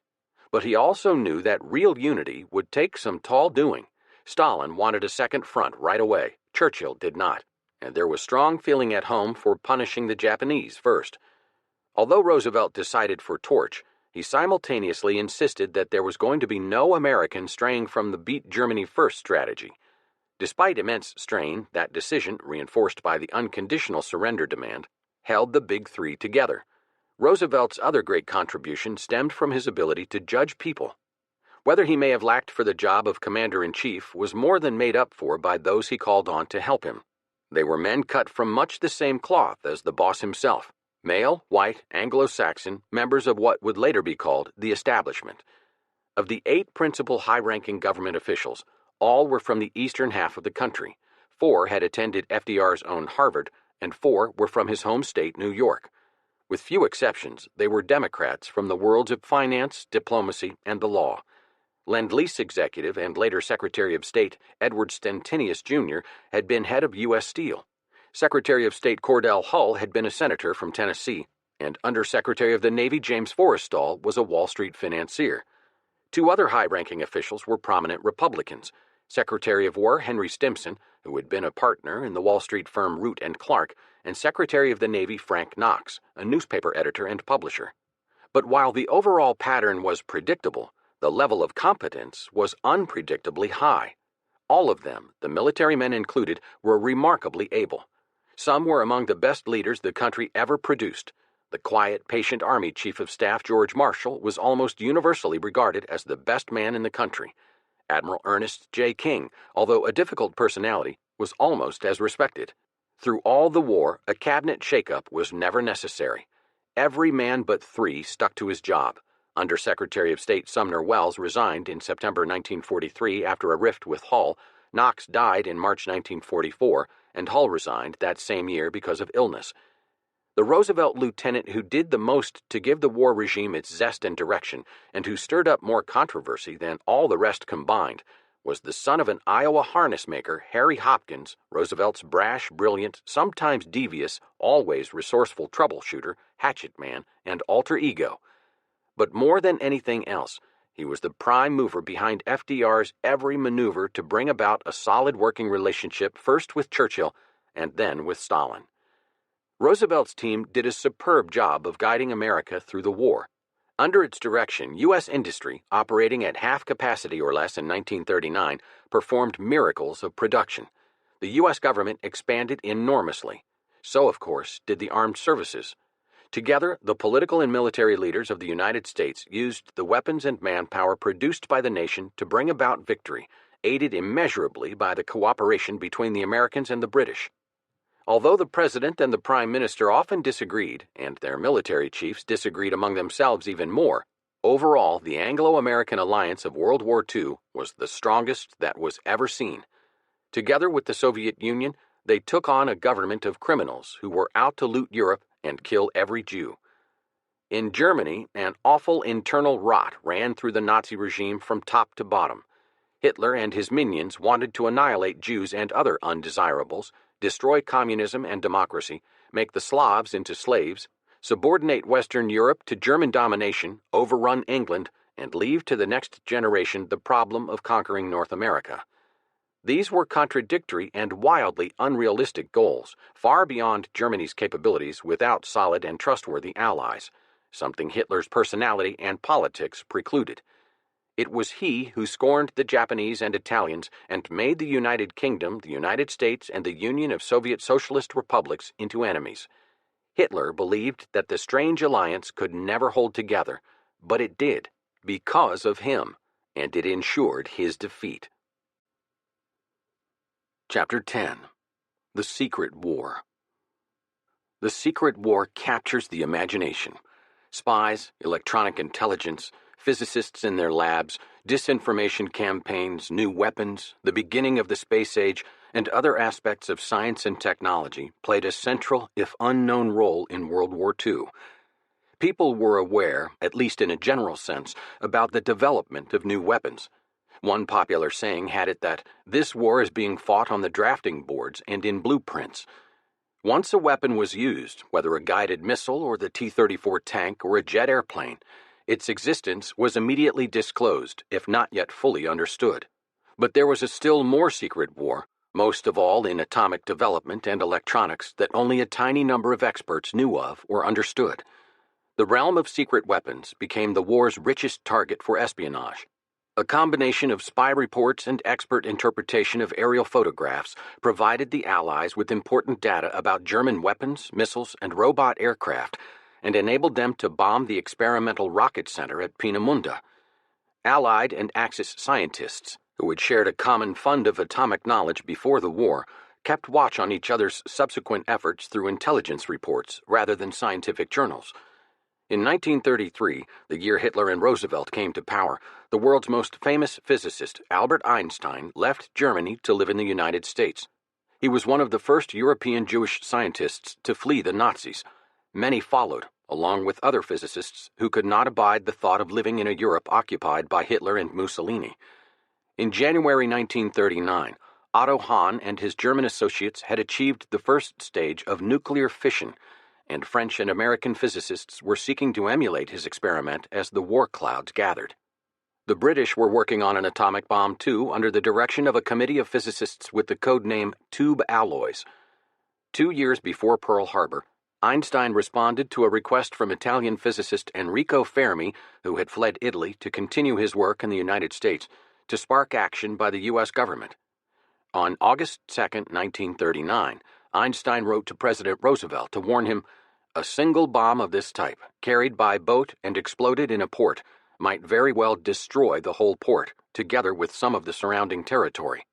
Roosevelt was sufficiently impressed to appoint the Advisory Committee on Uranium that October. The committee reported that the kind of bomb mentioned by Einstein was a possibility.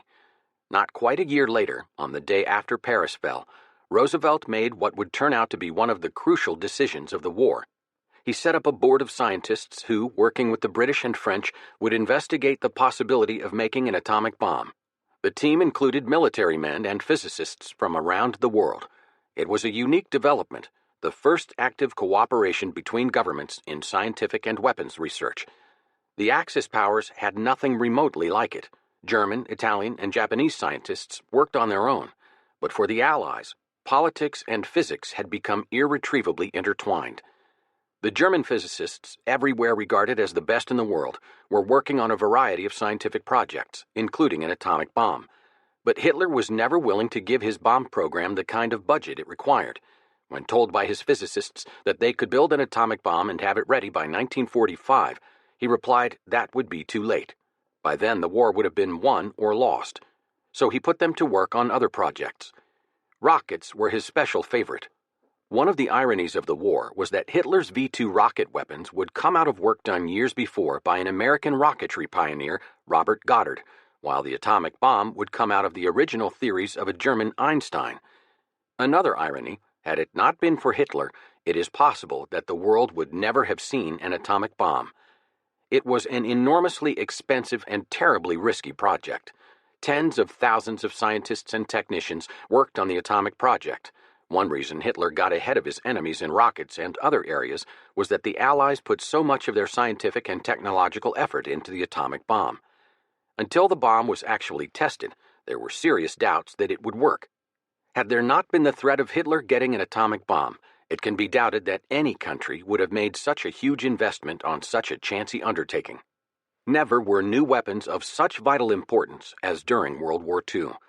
Had Hitler been able to wed a nuclear warhead to his missiles, he could have achieved at least a stalemate. Had the United States not possessed atomic bombs, hundreds of thousands of American lives might have been lost in the assault on Japan's home islands. The scientists on both sides knew that they probably held the key to success or failure, and this was particularly true of nuclear physicists. The Nazi victories of 1940 disrupted Allied scientific endeavors.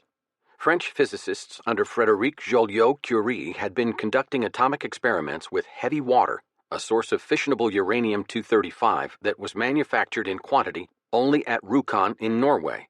While the Battle of France was still being fought, Joliot-Curie sent one of his principal aides, Hans von Holbein, to England with the French stock of heavy water. Anglo-French scientists at Cambridge then managed to achieve a chain reaction. Their work was later coordinated with that of American colleagues. In May 1941, Roosevelt created the Office of Scientific Research and Development, OSRD, under Vannevar Bush, and 13 months later, he made the decision to attempt to manufacture an atomic bomb. 2 months after that, an organization called the Manhattan Engineer District was established under U.S. General Leslie R. Groves. Groves managed to buy the entire existing stock of uranium ore from the Belgian Mining Union in the Congo, some 1,140 tons. On December 2, 1942, Enrico Fermi achieved a controlled chain reaction in an atomic pile at the University of Chicago that prompted the famous message from the 1927 Nobel Prize-winning physicist Arthur Compton to James B. Conant, president of Harvard University. The Italian navigator has just landed in the New World. The natives are friendly. What was needed for a bomb was the fissionable U-235 that had to be isolated from uranium. There were 4 possible methods: thermal diffusion, gaseous diffusion, separation by centrifuging, and electromagnetic processing. Groves, whose budget was literally unlimited, decided to try all 4 simultaneously. Industrial plants and research parks were set up in New Mexico, Tennessee, and the state of Washington. Groves selected physicist Robert J. Oppenheimer to be research director. Allied intelligence had, however, learned disquieting news. The Nazis, after occupying Norway, had ordered the factory at Rjukan to produce 3,000 pounds of heavy water a year, and in 1942 this target was raised to 10,000 pounds. Norwegian underground agents reported that the heavy water was being shipped to the Kaiser Wilhelm Institute for Nuclear Research. For this reason, Rjukan was repeatedly attacked by Allied bombers, commandos, and saboteurs until its output came to a standstill. The Nazis decided to move the entire store of heavy water to Germany, but the ferry boat on which it was shipped was sunk by a Norwegian saboteur's time bomb.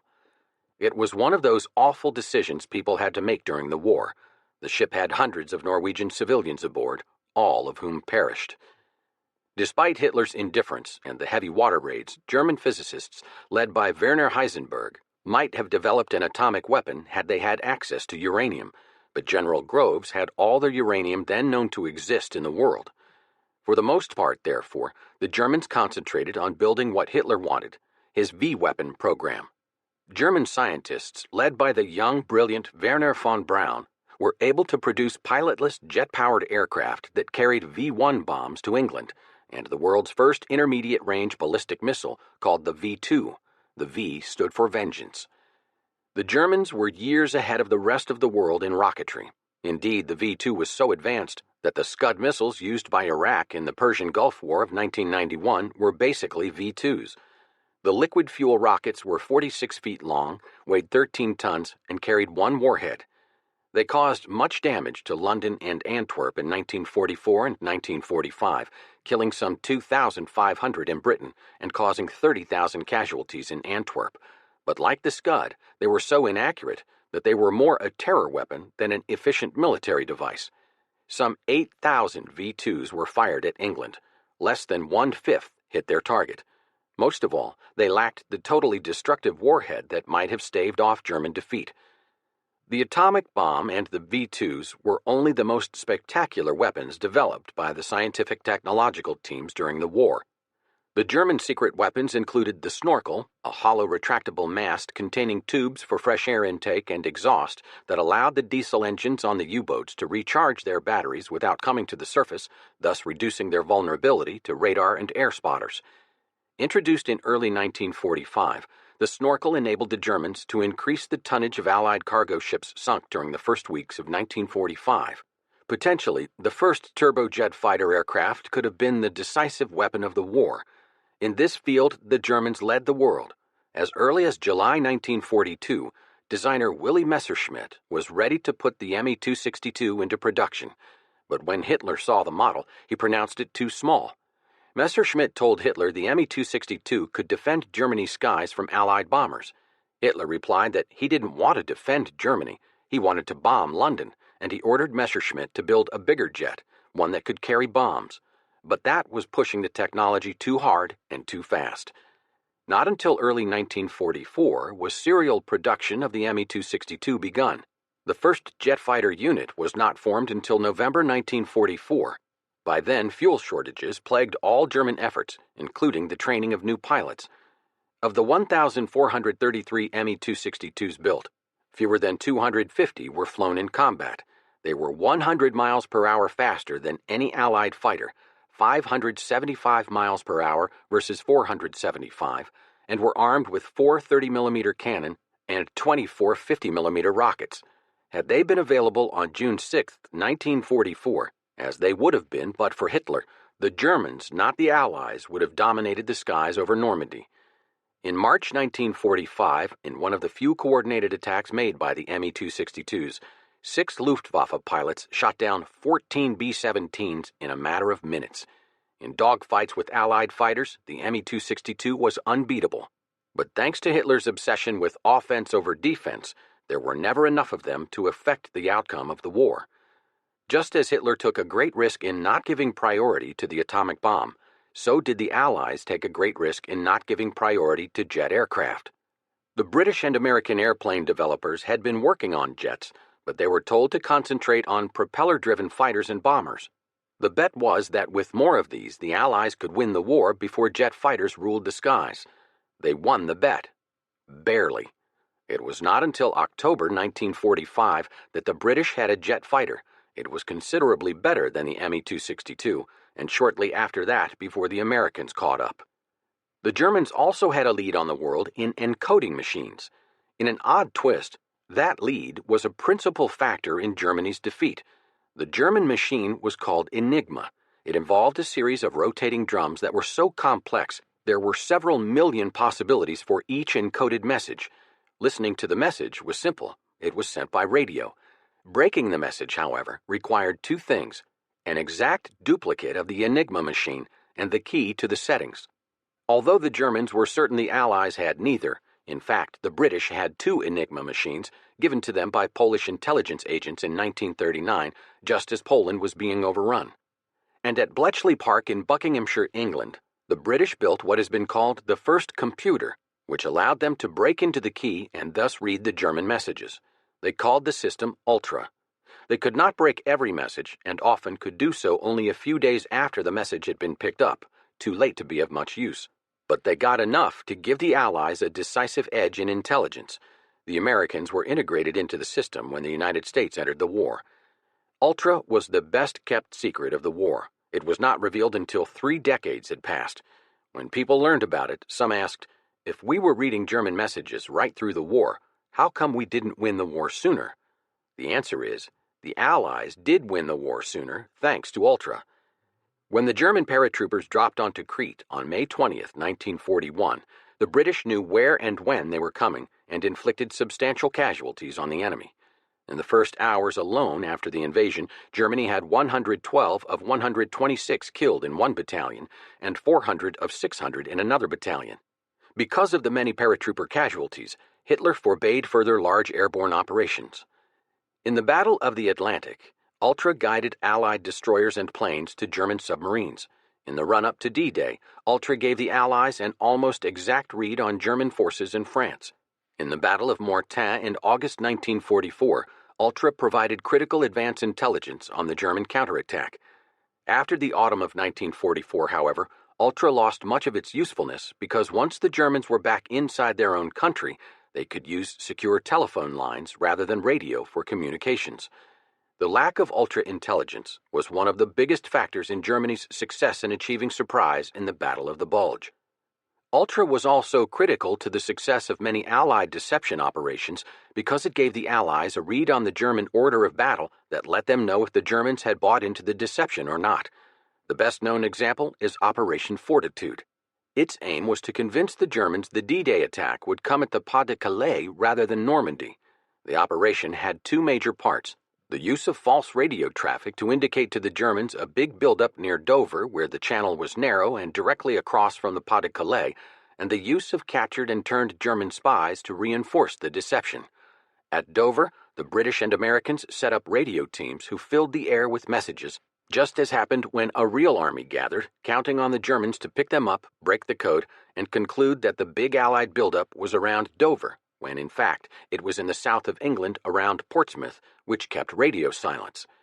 The turned spies, meanwhile, sent information via Morse code to their controllers in Hamburg that claimed vast numbers of troops were gathered near Dover.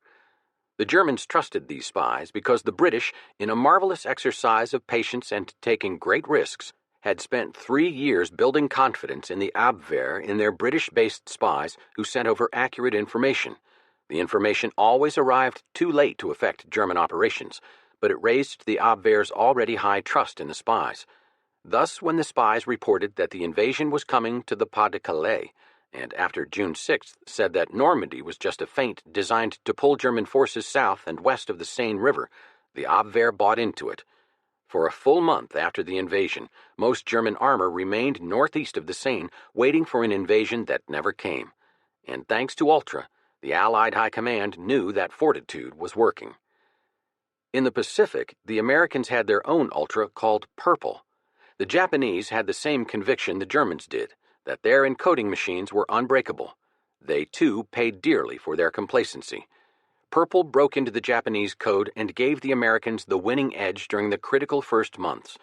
It was helpful in the Coral Sea battle and critical to the Battle of Midway. Thanks to Purple and some brilliant interpretive work, the Americans knew when and where and in what strength the Japanese were going to strike. Purple also provided the intelligence that made it possible to shoot down a plane carrying Admiral Yamamoto in 1943. Radar was an intelligence-gathering device that used radio beams that reflected off airplanes, submarines, and ships at sea, or buildings and fortifications on the ground, bounced back to the sender, and revealed the object.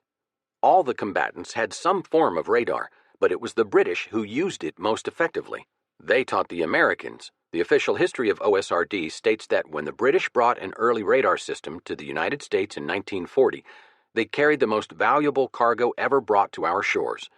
German radar, although in use by 1940, was not up to British standards. The Japanese were so far behind they were not even in the race. Radar changed the world. From it sprang digital computers, cathode ray displays, television, particle accelerators, microwave spectroscopy, microwave ovens, and other modern devices. But it made its greatest contribution in saving the world from Hitler because it was crucial to the victory in the Battle of Britain. Unquestionably, without radar, Britain would have lost the battle. With radar that gave the British exact intelligence on when and where and in what strength the German bombers were coming, the RAF prevailed. The Wizard War had many components. During the Blitz, the German bombers flying night missions located blacked-out London by flying along a radio beam until it crossed another beam coming from another part of the French coast. This gave the pilots a triangulation over the target. British scientist R.V. Jones figured out how the system worked, persuaded Churchill that he was right, and began the Battle of the Beams. By using the German frequency, the British sent up a crossbeam that led the pilots to drop their bombs well short of London, in open countryside. In the Secret War, the British were the most inventive and risk-taking. This was due to Churchill's enthusiasm for science and what it could do to win the war, and reflected a general British attitude. We are going to fight this war with brains, not brawn. Some of the multitude of ideas Churchill pushed for were silly. For example, he championed the idea of gathering together an enormous mass of seaweed and freezing it with a covering of dry ice to provide an unsinkable airfield that could be towed along the English Channel. Other ideas were spectacularly successful and would never have been tried had it not been for Churchill. One was the artificial harbors used in Normandy following D-Day. Few thought it could be done, but the piers and breakwaters were put together in England and floated over to France immediately after the invasion. The system badly surprised the Germans, who had assumed the Allies would land near a major port and who had never suspected they would bring the ports along with them and make the harbors. In the event, these artificial harbors and the port facilities they contained made an invaluable contribution to the Allies. Some weapons were so secret they could rarely be used. The Americans developed a proximity fuse, for example, that was a great step forward in anti-aircraft fire. Earlier preset mechanical fuses could not predict the movements of attacking airplanes or calculate the exact point at which shells would have to go off in order to score fatal damage. Barrages of exploding projectiles had to be fired at attacking planes, with the hope that at least some of the aircraft would fly into the bursting shells. The newly developed proximity fuse incorporated a tiny transceiver that emitted radio waves after firing. When the projectile with the proximity fuse was close enough to its target to cause damage on exploding, the reflected beam from the aircraft would set it off. This dramatically raised the number of successful hits. The fuse was adapted to artillery shells that made it possible to explode them before they buried themselves in the ground. The reflection from the ground would set shells off, scattering shrapnel over a wide area. But these shells were withheld during the autumn of 1944 for fear the Germans might capture one and figure out the system. During the crisis of the Battle of the Bulge, however, General Marshall ordered the shells put to use. They were used with great effect. Secret weapons sometimes shaped strategy. In the 1930s, Carl Norden, a civilian consultant to the U.S. Navy, developed a precise optical device that incorporated a gyro-stabilized automatic pilot to keep a bomber straight and level during a bombing run. The Norden bomb sight was adopted by the Army Air Force.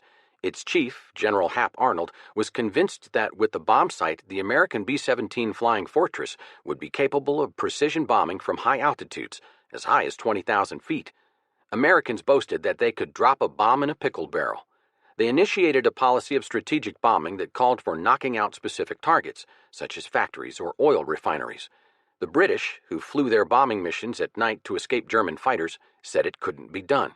The Americans tried anyway and discovered that the British were right. The Norden bomb sight was great when there were no clouds, no enemy flak, or no enemy fighters harassing the bombers. When conditions were not ideal, the accuracy of U.S. pinpoint bombing was measured in miles from the target. At the end of the war, the world had become an increasingly dangerous place, with the arrival of jet aircraft, atomic bombs, ballistic missiles, and so much more. Handheld rockets, for example, the German Panzerfaust was the best, the American bazooka was second, quickly became cheap and abundant, making war between non-industrial nations far more deadly than they had been. The world was also changed by one of the war's chief legacies, the marriage of government and science. Before 1939, for the most part, scientists worked independently on projects that interested them and that would benefit humankind. After World War II, most scientists worked in government-sponsored laboratories, usually at a university, on projects designed to improve weapons of destruction. It is a depressing thought, perhaps, but nonetheless true, that the period 1939 to 1945 featured a greater leap forward in applied science than any other in history, all of it dedicated to more efficient killing and destruction. It is also a fact, however, that out of the work done during the war has come more spin-off progress in science and technology than from any other period. Chapter 11. Counterattack in the Pacific. In the summer of 1942, the eastern boundary of the Japanese Empire ran from the Aleutian Islands in the North Pacific down past Wake Island in the Central Pacific to the Gilberts on the equator. Its western boundary ran from the Manchurian-Soviet border through eastern China and Burma to India. On the south, it took in Sumatra, Java, Timor, half of New Guinea, and all of the Solomons. In square miles, the Japanese held the largest empire ever seen in the world, although mostly water. But by the summer of 1942, Japan's time of swift and furious expansion was about over. The Japanese never felt strong enough to attack the Soviet Union. They could have pushed on into India without much trouble, but chose to hold off, and the Battle of Midway had already finished any hopes they had of destroying the U.S. Pacific Fleet and driving farther east. There was, however, one front left for them where the prospects for conquest still looked promising. If they could drive across the Owen Stanley Mountains on New Guinea and take Port Moresby on that island's southern coast, and if they could set up airfields on the southern Solomons, they would have bases almost on top of Australia and the supply lines from the United States. Australia was the place where the Allies were organizing for a counterattack, and the buildup there under MacArthur was moving fast. Most Australian units in the Middle East had been called home. New units in Australia and New Zealand were being raised, and the United States Navy was moving planes, guns, and troops in impressive numbers across the Pacific. Germany may have been the priority target according to official U.S. strategy, but in the first half of 1942, about 4 times as many men and twice as many ships and supplies were being sent to the Pacific as to Europe. So when it was discovered that the Japanese were constructing an airbase on Guadalcanal, one of the southernmost of the Solomon Islands, and that the lifeline to Australia might soon be cut by land-based bombers, an amphibious assault already agreed on in Washington was rushed into action. At dawn on August 7th, exactly 8 months after Pearl Harbor, the first Allied invasion armada of the war appeared off the coast of Guadalcanal and its steaming little satellites Tulagi, Florida Island, and Gavutu. After an intensive 3-hour bombardment, combat groups of the 1st Marines went ashore. Although there was sharp fighting on the offshore islets, the initial Guadalcanal landing was unopposed. The Marines, commanded by Major General Alexander A. Vandegrift, swiftly captured their main objective, the still unfinished airstrip, and renamed it Henderson Field. Thus, the road to Tokyo began on an island in the Pacific that few Americans had ever heard of, and none of the military planners knew much about. To their surprise, the Marines discovered great quantities of gasoline, ammunition, tents, and rice. The Japanese, it seemed, had fled in panic. But on the night of August 8th, 9th, the United States Navy took one of its worst whippings ever near Savo Island just off Guadalcanal and withdrew, leaving the Marines all alone. Then, to the astonishment of the beleaguered Allies, the enemy commander called off the attack and disappeared without touching a cluster of defenseless transports loaded down with reinforcements. But within days, the Tokyo Express, the name the Marines gave the fast Japanese ships that came down the slot between the Solomon Islands, began pouring in fresh troops and supplies. The fighting was fierce and kept up for 6 months. For a long while there was doubt as to which way it would go. Throughout August and September, the beachhead was built up until some 17,000 Marines occupied a 7-by-4-mile strip, including Henderson Field. The Japanese decided that Guadalcanal had to be cleared and sent shiploads of reinforcements from Rabaul to the island. Japanese cruisers and destroyers hammered at the Marines and at American and Australian convoys trying to supply them. In mid-October, the Japanese moved a task force that included 4 carriers north of Guadalcanal. On the night of the 26th, the Battle of the Santa Cruz Islands began when 2 U.S. carrier forces, led by the Hornet and the Enterprise and commanded by Admiral Thomas C. Kinkaid, went to meet them. The battle cost the Japanese 2 destroyers sunk and several heavier units damaged, including 2 carriers and 2 battleships. But it also cost the United States the Hornet, which was sunk by Japanese destroyers after it had been badly damaged by dive bombers. Finally, on the night of November 13th, the Imperial fleet staged a dramatic sortie.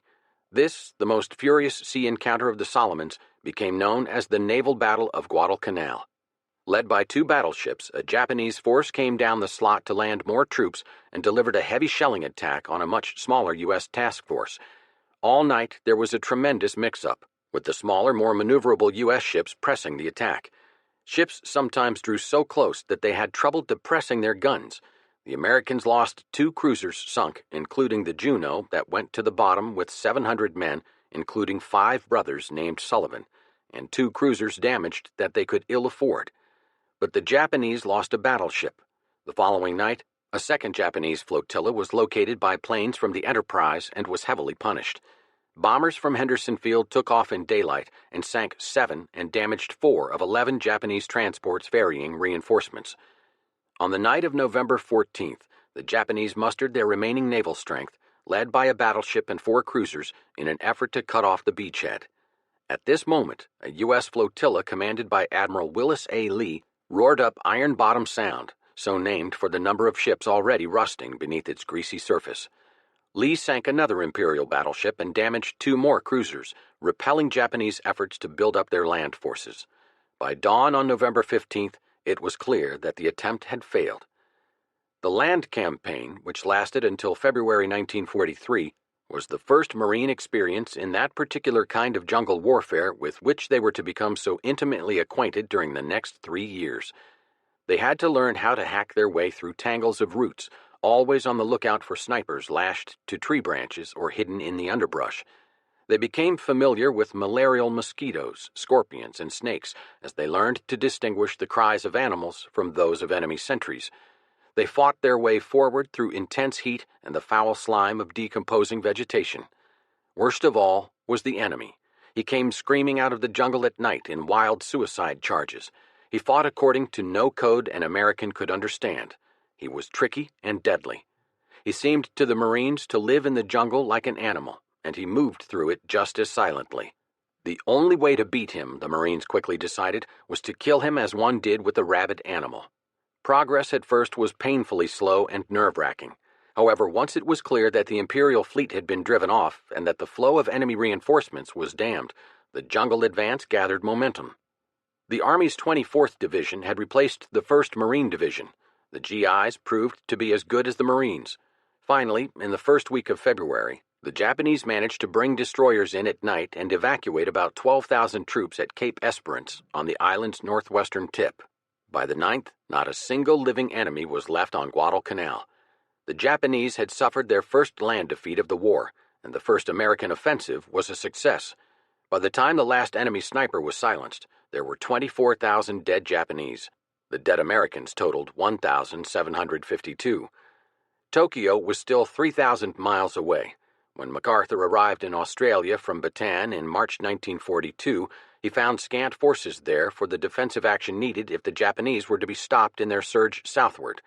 Even so, he decided that the best way to protect Australia was to throw as much strength as he could into New Guinea in order to hold the Japanese on the far side of the Owen Stanley Mountains and secure the vital Australian base at Port Moresby. The first Japanese try at taking Port Moresby resulted in the inconclusive Battle of the Coral Sea in May 1942.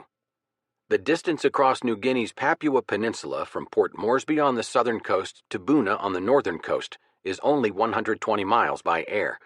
But between the two coasts are the Owen Stanley Mountains, a jagged, jungle-covered range that rears up well over 10,000 feet. In the summer of 1942, the Australians were concentrated on the southern side of the mountains. The Japanese, after a series of amphibious landings on the northern shore, were pushing inland from Buna. The mountains, the Australians, and the Coral Sea were the last barriers between the oncoming Japanese and Australia. The Australians considered the mountains impassable. But the experienced Japanese jungle fighters under General Horii paid no attention to that. Despite sickness and heavy casualties, they crossed the Owen Stanleys over to the narrow Kokoda Trail and by mid-September were within 32 miles of Port Moresby. Then the Australians counterattacked along with American reinforcements and drove the Japanese back over the mountains. The Japanese retreat turned into a rout. Japanese by the thousands died of starvation and disease. General Horii was drowned in a river crossing. By November, however, the Allies bogged down at Buna. They were too hollow-eyed with jungle fever and hunger, and casualties had been severe. MacArthur airlifted in some 15,000 fresh troops to help turn the tide. Then, in December, he sent in a new general, Robert L. Eichelberger, telling him to take Buna or not to come back alive. By the end of January 1943, Buna was in Allied hands. The Buna campaign was an army show and did not get as much notice as Guadalcanal, but the fighting was every bit as savage, and the cost in dead and wounded was even higher. The long push up the northern coast of New Guinea, the world's second biggest island, began next. The campaign would take 2 more years. The long drive up the northern coast of New Guinea was to be one side of a giant pincers movement that would eventually isolate Rabaul, Japan's Gibraltar of the South Pacific. MacArthur had stopped the Japanese advance in New Guinea. The Japanese now tried to save their New Guinea forces by reinforcing the garrison at Lae and Salamaua. On March 1, 1943, United States reconnaissance planes spotted a powerful Imperial convoy carrying 7,000 troops and trying, under cover of bad weather, to make from Rabaul through the Bismarck Sea to Lae, on New Guinea's northeastern coast. 2 days later, on March 3rd, in the major action of the 3-day Battle of the Bismarck Sea, Major General George C. Kenney's 5th Air Force, operating from Papua, smashed the convoy and Japanese plans for holding New Guinea. The U.S. planes were equipped with slow-fused bombs that enabled them to roar in masthead high, skip their bombs into the enemy, and pull out before the explosion. The technique was astonishingly effective. By the time the Americans finished, they had sunk or damaged most of the 10 warships and 12 transports in the formation, drowning all save a handful of the reinforcements. The Japanese lost 102 aircraft. This was the last time the Japanese would try a major seaborne troop movement. Kenney's B-17s and B-25s had given, as Churchill put it, a striking testimony to the proper use of air power. Thus, at last, Japan found its dynamism checked at its outermost fringes. Thrust back from Guadalcanal and New Guinea, it withdrew from the borders of India and the sea around Ceylon, now Sri Lanka, when those crucial areas lay open for the taking. Across the mainland Asian battlefront, Japan's energies continued to be drained in a brutal war with China that produced few, if any, definitive results.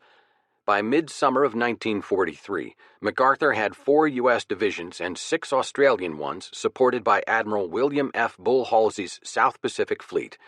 Admiral Chester Nimitz, Commander-in-Chief of the Central Pacific Theater, MacArthur was head of the Southwest Pacific Theater, had 9 U.S. Army and Marine divisions. Divided command came about because of the intense rivalry between the U.S. Army and Navy. The admirals were damned if they would serve under the egotistical MacArthur, while the generals felt the same about Nimitz. In the European Theater of Operations, ETO, there was one supreme commander. In the Pacific, there were 2. Inevitably, this arrangement, made for personnel rather than solid military reasons, led to a competition between the Central Pacific and the Southwest Pacific operations for ships, planes, men, supplies, and publicity. It led a 2-pronged counteroffensive against the Japanese, one led by MacArthur up the New Guinea coast to the Philippines, the other led by Nimitz across the Central Pacific toward Japan. One of the innovations developed by MacArthur and Nimitz came as a complete surprise to the Japanese, who had figured the Americans would have to take every island in their path at an enormous cost in time and expense and lives.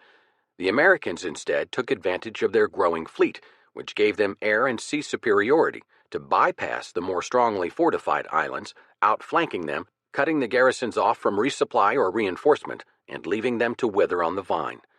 The strategy was called island hopping. It enabled the Americans, with relatively small forces, to counterattack even as they bypassed the heavily fortified bases. They moved up the Solomons and New Guinea and inward across the little-known savage Gilberts, Marshalls, and Marianas. Island after island, the story was nearly always the same. Japanese troops holed up in their elaborate bunkers, listening to distant radio broadcasts, dreaming of girlfriends and wives, and waiting for the inevitable storm of fire and death from offshore. Outside were the clear Pacific and endless rhythm of the surf, and all the while lumbering through swells were the gray ships filled with sweating GIs and Marines, no smoking on the blacked-out decks, the dull thud of engines, the rattling of planes being readied by their mechanics, the creaking of davits and the hum of ammunition lifts in the quiet pre-dawn. And then the sudden and terrible explosion of light and sound, turning paradise to fury. When the last bomb and shell had fallen and the last machine gun barrel cooled, swarms of Seabees, U.S. Navy construction battalions, came with their monstrous machinery to sweep away the mess and carve still another base for the inexorable advance. The Seabees were in on every landing in the Pacific, turning acres of smoldering ruins and shell-pocked coral into what looked like tropical boom towns, and they did it almost overnight. On Tarawa, capital of today's Republic of Kiribati, and on Makin, the northernmost of the Gilbert Islands, and on Kwajalein and Eniwetok, in today's Republic of the Marshall Islands. They moved in with bulldozers and earth movers and plenty of the wonder bug killer DDT. They built airstrips, harbor facilities, roads, bridges, hospitals, and everything needed for a modern military base that was, as a sign on Tarawa pointed out, 9,137 miles from Connecticut. All the time that MacArthur's forces were pressing along the northern coast of New Guinea, the Marines and the Army started up the Solomon Islands ladder. The Russell Islands, February 1943, New Georgia, June, Vella La Vella, August, Choiseul and the Treasure Islands, October, and finally Bougainville in November, the biggest island of the chain. All the while, the Army Air Corps and carrier-based dive bombers pounded away at Rabaul. Within little more than a year, MacArthur's effective economic strategy had reached far up the southwest Pacific archipelagos and severed some 135,000 Japanese from all prospect of rescue. Simultaneously, Nimitz guided Spruance's Fifth Fleet westward, encompassing the Gilberts, the Marshalls, the Carolines, and the Marianas, ravaging enemy ships and garrisons with the power of their carrier planes, and asserting a freedom of maneuver that seemed unimaginable less than 2 years after Pearl Harbor had temporarily crippled the U.S. Navy. Makin and Tarawa in the Gilberts, where the Central and Southern Pacific commands met, were now assailed by Nimitz. On November 20th, his carriers started a heavy bombardment of Makin. A few days later, the island was overwhelmed in a short, sharp series of amphibious assaults marked by fanatical defense by a garrison fortified with rice wine.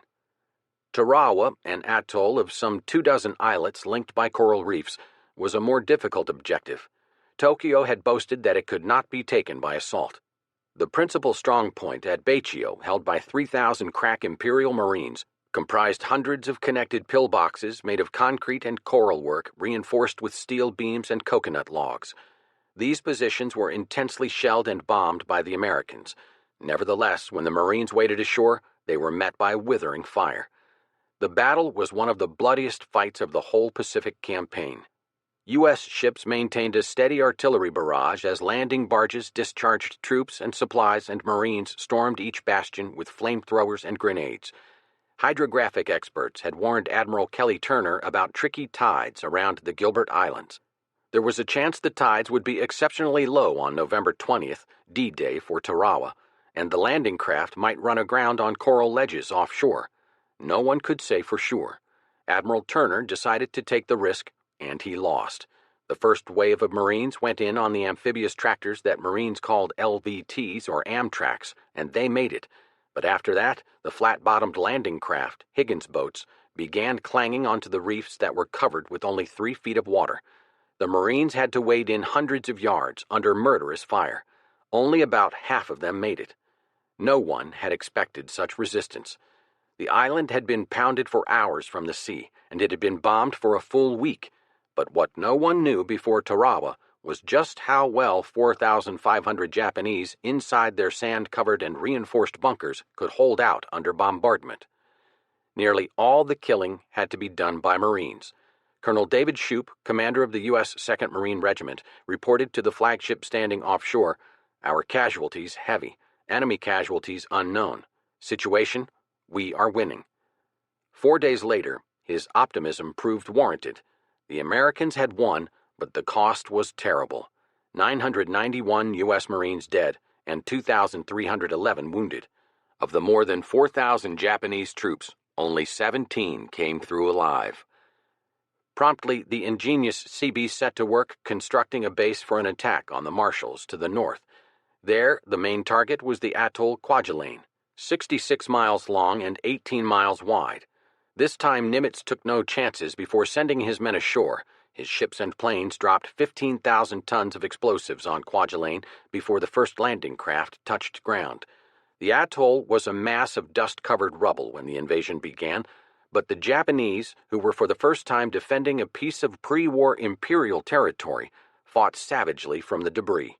Again, the American advance was initially painstakingly slow, as each fortification had to be reduced, blasted, or burned out. But by early 1944, Nimitz's task forces had succeeded in mastering all the Gilberts and Marshalls, and his carrier raids had so shattered the Great Carolines Air Base of Truk to the west that its garrison of 50,000 could be easily bypassed. For the rest of the war, Truk lay useless. While the new technique of amphibious fighting was proceeding in the tropical Pacific, an odd, militarily unimportant but politically and emotionally vital campaign took place along the northeastern edge of the Japanese Empire in the Aleutian Sealing Grounds. In 1942, when Yamamoto led his fleet to Midway, he simultaneously sent a small force to occupy the barren islands of Attu and Kiska. The move was, in fact, a strategic feint, but it was also a check to any designs the Allies might have for using the Aleutians as an invasion route to Tokyo. American public opinion saw it as just the opposite. Alaska and the Pacific Northwest were now, it seemed, seriously threatened. The American High Command wished to choke off any such possibilities and to clear the way for Lend-Lease shipments to the Soviet Pacific port of Vladivostok. It was decided to eject the Japanese. On May 11, 1943, U.S. 7th Division troops began landings on mountainous, treeless Attu. They fought for 18 days amid fog and rain that hampered aerial and naval support and imprisoned armor in the cold, sucking mud. On May 29th, the desperate Japanese defenders staged a suicide charge. Colonel Yasuyo Yamasaki led his surviving forces down from a ridge into the American lines, screaming, "Japanese drink blood like wine." Those who were not butchered along the slopes held hand grenades to their bellies and blew out their intestines. Among letters found in the pockets of the dead, one said, "I will become a deity with a smile in this heavy fog. I am only waiting for the day of death." The liberation of Kiska 3 months later was a different story. A large force, including 5,000 Canadians, nervously crept about the island for 5 days looking for the enemy, sometimes shooting at each other among exploding booby traps. At the end, The astonishing discovery was made that prior to the landings, shielded by the dank boreal mist, the Japanese had quietly evacuated their entire garrison. Though command arrangements for the war against Japan were often enormously complicated, the overall idea was simply that the United States had the responsibility for the entire Pacific area while Britain took charge of South Asia and the Middle East. But even so, China had to be accorded a special position as it was regarded as a region of special U.S. interest. Chiang Kai-shek was recognized as Supreme Commander, but his Chief of Staff was an American General, Joseph Stilwell. Stilwell also commanded U.S. forces in what became the China-Burma-India Theater, CBI, and thus had the dubious distinction of being simultaneously responsible to Washington, to Chiang, and to the British commander in India. Stilwell was not ideally suited to the task. He was brave and aggressive, but almost without tact. He quarreled with the British and denounced Chiang for his stupid, gutless command. Chiang, on the other hand, thanks to circumstance, geography, and Roosevelt's personal prejudice, was accorded considerable influence and played his cards shrewdly. He gave more thought to his post-war problems and the inevitable power struggle with the Communists than to the war itself, confident that the Americans would eventually drive the Japanese out of his country. He banked on the traditional sympathy of the American people, whose commercial and missionary interests in China dated back for generations, on the American vision of a post-war China that could act as a balance to Japan, and on the fact of China's vast geography and population. Washington was as adamant in its support of Chiang in Asia as in its opposition to de Gaulle in Europe, and oddly enough, although Mao's communist armies based around Yunnan were at times fighting Chiang as well as the Japanese, Stalin endorsed Roosevelt's backing of the Generalissimo. Churchill, however, later on reported, "I had found the extraordinary significance of China in American minds, even at the top, strangely out of proportion. I was conscious of a standard of values which accorded China almost an equal fighting power with the British Empire, and rated the Chinese armies as a factor to be mentioned in the same breath as the armies of Russia. I told the President how much I felt American opinion overestimated the contributions which China could make to the general war. He differed strongly. There were 500 million people in China. What would happen if this enormous population developed in the same way as Japan had done in the last century and got a hold of modern weapons? I replied I was speaking of the present war, which was quite enough to go on with for the time being. China's great potential was based not only on its population, but on its position. It provided an overland way to get at the Japanese, equip and train a Chinese army, put American officers in charge, and strike across northern Burma into China's Yunnan province, and then head northeast across China, gathering strength from the Chinese people all the way. This, in essence, was one of two strategic ideas for CBI. The other idea was to use China as a base for airstrikes against the Japanese army in China and Burma and against Japan itself. As it turned out, both ideas were tried. The result was some of the fiercest jungle fighting of the war and some of the thorniest political infighting. Stilwell was convinced that the best way back was by land. In October 1943, he launched an attack on Burma from near Lido, India. As his two Chinese divisions pushed forward, he hacked out the Lido Road, which would eventually cut through jungle and over mountains to link up with the Burma Road, the main supply route into China. At the same time, British and American guerrilla units, Wingate's Raiders and Merrill's Marauders, began a vicious campaign behind Japanese lines. But most of the fighting in Burma was carried on by the British 14th Army that suffered heavy losses before driving the enemy out of Mandalay and Rangoon in the spring of 1945. By the time the Burma Road was reopened, the war was about over, and FDR had moved Stilwell out of his job at the request of Chiang Kai-shek. Stilwell had a low opinion of the Chinese dictator and made no effort to hide the fact. Chiang seemed reluctant to do much fighting. His government was seething with corruption, and in the north, the Chinese communists had set up their own hostile regime. The result was often a three-way war in which the Japanese benefited, and Chiang called for more lend-lease while backing the other part of the United States strategy, air power. The man in command of the Allied air offensive over China was U.S. General Claire Chennault. Like Stilwell, Chennault was an old China hand and just as headstrong about beating the Japanese his way. Moreover, unlike Stilwell, he had Chiang on his side. Since 1937, Chennault had been an unofficial advisor to Chiang. In 1941, Chennault had put together a group of volunteer American pilots known as the Flying Tigers, who were paid $600 a month for fighting for China, plus $500 a kill. Their kills were many. In the summer of 1942, Chennault's command became the U.S. 14th Air Force and included heavy bombers. But perhaps the greatest success of the whole theater was the convoy of C-47 transports that flew the hump, the 20,000-foot-high Himalayas that separated China from Allied supply bases in India. The Air Transport Command was a costly business in every way. 850 airmen would be killed before it was over, but it kept China alive and in the war. Through the war, Chiang had Roosevelt's ear and attention, and Chiang insisted that Burma should be the scene of the initial mainland offensive against the Japanese.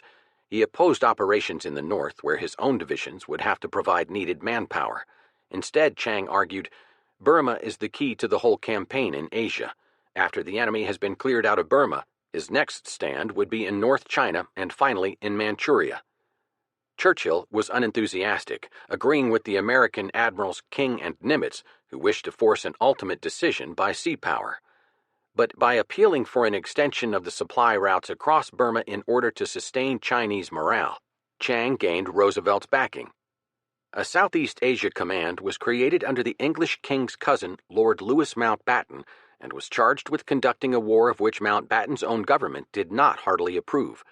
The command depended upon a U.S. military system that sought different objectives and upon a Chinese government that was fighting almost a private war for purposes largely its own. The Casablanca Conference of January 1943 nevertheless agreed on a Burma campaign that, from its very genesis, was marked by quarrels and discord. Churchill complained to his chiefs of staff, "Going into the swampy jungles to fight the Japanese is like going into the water to fight a shark." Mountbatten viewed Burma as a subsidiary objective. Stilwell favored a Burmese drive, but only in the north, where he wished Chiang would do some serious fighting. General Chennault agreed with Chiang that divisions were less important than aircraft, but wanted the Japanese to be bombed out of Burma. No one was satisfied. Stilwell and Chennault carried their acrimonious debate right to the Trident Conference in Washington in May 1943. The irascible Stilwell shouted, "It's the ground soldier slogging through the mud and fighting in the trenches who will win the war." Chennault hollered back, "But God damn it, Stilwell, there aren't any men in the trenches." The Allied planners managed to fashion an operation one of whose goals was to increase to 10,000 tons a month the capacity of the air transport supply system over the Burmese hump to China. Their new plan assigned to Mountbatten and Stilwell the task of investing northern and central Burma. A specially trained American infantry combat team known as the Galahad Force, commanded by Brigadier General Frank D. Merrill, was ordered to join the Chinese 22nd and 39th Divisions coming down the Hukong Valley. Aware of Allied preparations, the Japanese initiated their own offensive during the 1943-44 winter. They attempted to capture the Indian province of Assam and to sever the link to China via the Hump and the Lido Road. British and Indian airborne troops were able to check and finally reverse this short-lived invasion. Then, with the British driving along the Bay of Bengal in the south and the Chinese and Merrill advancing on the Myitkyina in the north, the Japanese were forced gradually backward. Major General Ord Wingate, the English disciplinarian who had already earned fame in Ethiopia, parachuted onto the Japanese rear with his long-range penetration troops. Wingate's Chindits, a mispronunciation of Chinthe, the Burmese word for lion, and Merrill's marauders fought remarkably well, outdoing the Japanese in a type of jungle combat the latter had originated. Throughout the end of 1943, when the Japanese tried again to move on India, Wingate's commandos kept the invaders off balance, severing their communications lines. The commandos were supplied exclusively from the air and managed to build a landing strip far behind enemy lines. Merrill, for his part, persuaded a tribe of dark, belligerent North Burmese called Kachins to join him in fighting the Japanese. American OSS representatives formed a Kachin unit called Detachment 101 and managed to kill 5,447 Japanese, with a loss of only 15 Americans and 70 Kachins. Despite divergent national political ambitions, and despite rivalries and jealousies among strategists and commanders at the top, Allied field action in Burma was remarkably effective. Wingate, unfortunately, was killed on March 24, 1944, in a plane crash. Churchill called him a man of genius who might well have become also a man of destiny. He was only 41. The campaign against Japan covered flabbergasting distances. Its scope was enormous, and Allied interests were so disparate and contradictory that it was difficult to coordinate strategic plans. The critically important Soviet Manchurian frontier remained quiet until weeks after the Nazi surrender in Europe, as it was in the interests of both the Soviet Union and Japan to honor their non-aggression pact. Native nationalism in colonial Burma, India, Indochina, Indonesia, and Malaya initially favored the Japanese. Subsequently, however, the invaders' barbarity turned these populations against them, much as Ukrainians changed their attitude toward the Germans once they got acquainted with the facts of life under the Nazis. China's principal contribution to the Allies was as an enormous bog that sucked up Japanese armies. The real road to Tokyo would be by sea, and at the close of 1943, there was still plenty of road to travel. From Midway until the Japanese surrender, the Navy fought another kind of war in the Pacific, about which the people back home heard very little. The United States, which had entered World War I because of the German unrestricted U-boat campaign that sank U.S. merchant vessels, developed over the course of the war the world's second largest, Germany was first, and by far most effective submarine fleet. These subs were the U.S. Navy's secret weapon. Although only 2% of the Navy's ships and men, they sank more Japanese ships, both merchant and armed, than the rest of the Navy, air and sea, put together. In the early part of the war, U.S. torpedoes were faulty and kills were few. But by the fall of 1943, the problem had been solved, and the year's tally would be 22 enemy warships sent under and 296 merchant ships. Japanese defenses against underwater attack were scanty. The Japanese High Command, aggressive and defensive-minded, had given a defensive war at sea little thought. About one U.S. sub out of 4 never came back, but by the spring of 1945, the Japanese lifeline had been cut. Chapter 12. Italy. The Italian campaign that began in July 1943 and lasted until May 1945 ended with Allied armies in complete control of Italy, but the victory was gained at such a cost that this campaign has been the most criticized of the war. The first and most basic criticism is strategic. Italy led nowhere. Once it was conquered, the Alps still stood between the Allied armies and Germany. Further, Italy represented a poor investment of assets because it tied down more Allied troops than it did German. Finally, on the tactical level, Italy was unsuitable for offensive operations because of its narrowness and rugged terrain. Italy did yield its benefits. It provided airfields that allowed the Allies to bomb oil refineries and other targets in Austria, Poland, and the Balkans. It gave the Allies badly needed experience in amphibious operations, and it boosted morale by showing that Britain and the United States were on the offensive on the continent and that liberation had actually begun. At bottom, however, the Italian campaign can best be characterized by the words of a World War I song, "We're here because we're here because we're here." The invasions of Sicily in July 1943 and of the Italian mainland in September were foreordained on the day the Allies made the decision to proceed with Operation Torch. The commitment of massive armed forces to North Africa dictated that Italy be invaded. Transporting the men and equipment back to England after Torch cleared the Germans from North Africa made no sense, especially when the invasion of France would not be mounted before 1944. Had the Allies not gone into Sicily and Italy, they would have spent the second half of 1943 and the first half of 1944 doing nothing against the Germans beyond bombing German factories and cities. The basic decision to attack Sicily was reached at the Casablanca Conference in January 1943. That same month, General Mark Clark activated the U.S. Fifth Army in northern Morocco and set to planning for the invasion of the mainland.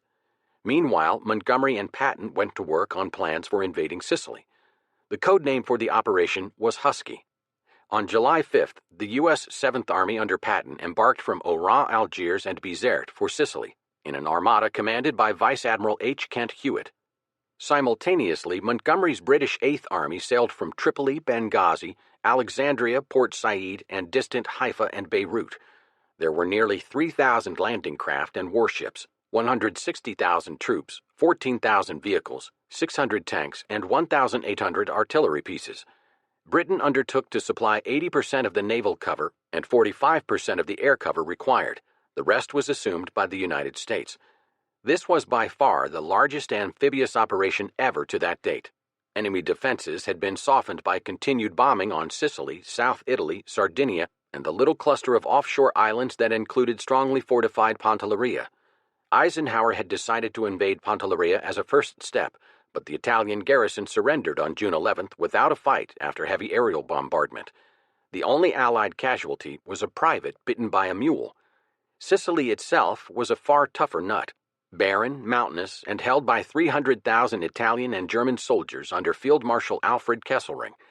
Kesselring thought that if Sicily were Eisenhower's next target, the landing must come on the southwest coast opposite Tunisia, or on the north coast close to Messina, the escape route to the mainland. Instead, Patton and Montgomery were landing on the south coast with Monty on the right, Patton on the left. On the afternoon of July 9th, the invasion armada for Husky converged south of Malta, in the midst of heavy seas and 35-mile-an-hour winds. The gale kept blowing as night fell, and the landing faced disaster. But by dawn of the 10th, both gusts and waves subsided. The landing craft pitched through the breakers and began discharging men and machines, including an ingenious new six-wheel drive amphibious load carrier known as DUKW, colloquially known as Duck, on Sicily's south coast. Despite the fact that a large number of British airborne troops were drowned when their gliders were prematurely released and fell into the sea, and that the anti-aircraft gunners on the U.S. destroyers mistook planes carrying the 82nd Airborne paratroopers into the battle and shot down a number of them, Eisenhower was able to report before noon, "The success of the landings is already assured." Thanks in part to the foul weather on July 9th, the initial lodgment had come as a tactical surprise. The Germans recovered quickly. They sent panzers to the coast to fire into the beachhead. The U.S. destroyers got into a shootout with the tanks. The destroyers won. Meanwhile, the great majority of Italian defenders offered only token resistance. They surrendered in droves or, wearing civilian clothes, vanished into the hills. The Sicilians themselves greeted the invaders joyfully, handing out fruit, flowers, and wine. There was scarcely a squad in the U.S. Army that did not contain at least one private of Italian heritage who spoke the language fluently. Many of them were busy looking up Sicilian relatives. Montgomery's 8th Army slashed up the east coast, swiftly taking ancient Syracuse, and entered the malaria-infested Catanian Plain. There, meeting stiff German resistance, the British commander cautiously halted to bring up his main strength, a decision that inspired American complaints. Patton's 7th Army landed at Gela and Licata in the south and proceeded, according to Patton's theory of war, to go like hell. Within 2 weeks, he would drive all the way to Palermo on the northern coast of Sicily, slicing the island in half and becoming the liberator of the first city in Europe. That got him headlines, but he had been attacking in the wrong direction against the wrong enemy. Patton's plunge to the north against Italian opposition freed the Germans to prepare fortifications in the mountainous country between Palermo and Messina. At the eastern tip of Sicily, Messina was the strategic objective. On July 20th, Eisenhower ordered Patton to head for Messina. The Germans withdrew slowly toward the northeast, fighting a dogged defense. This was the final and toughest phase of Operation Husky. Pursuing the elite German troops from crag to crag, U.S. forces pushed toward Messina. Allied engineers performed miracles, throwing trestles over deep gaps after the retreating enemy had destroyed bridges. Masses of heavy equipment had to be moved over narrow, primitive roads. At Troina, more than a dozen desperate German counterattacks were thrown back, but Patton was so frustrated by the slow progress that he was in a furious state of mind when he visited a field hospital and saw a soldier who had nothing apparently wrong with him except that he was shaking and crying. Patton accused the GI of cowardice and slapped him, twice, hard. As it turned out, the soldier had malaria and a fever of 104 degrees. Patton was in trouble. For a month, however, the slapping incident was covered up, and Patton had the satisfaction of beating Montgomery to Messina. He drove into the city on August 17th. More headlines, which hid the fact that the Allies had squeezed the Germans out of the toothpaste tube rather than blocking their escape route.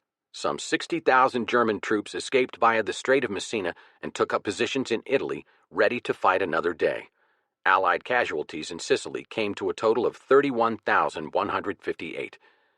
The Allies, whose intelligence from Italy was both accurate and extensive, had prepared the political and psychological machinery to benefit from the collapse of Sicily. On July 17th, United States and British aircraft had begun dropping leaflets over Rome and other cities. Signed by Roosevelt and Churchill, the leaflets read, "Mussolini carried you into this war as the satellite of a brutal destroyer of peoples and liberties. Mussolini plunged you into a war which he thought Hitler had already won. In spite of Italy's great vulnerability to attack by air and sea, your fascist leaders sent your sons, your ships, your air forces to distant battlefields to aid Germany in her attempt to conquer England, Russia, and the world. The time has now come for you, the Italian people, to consult your own self-respect and your own interests and your own desire for a restoration of national dignity, security, and peace.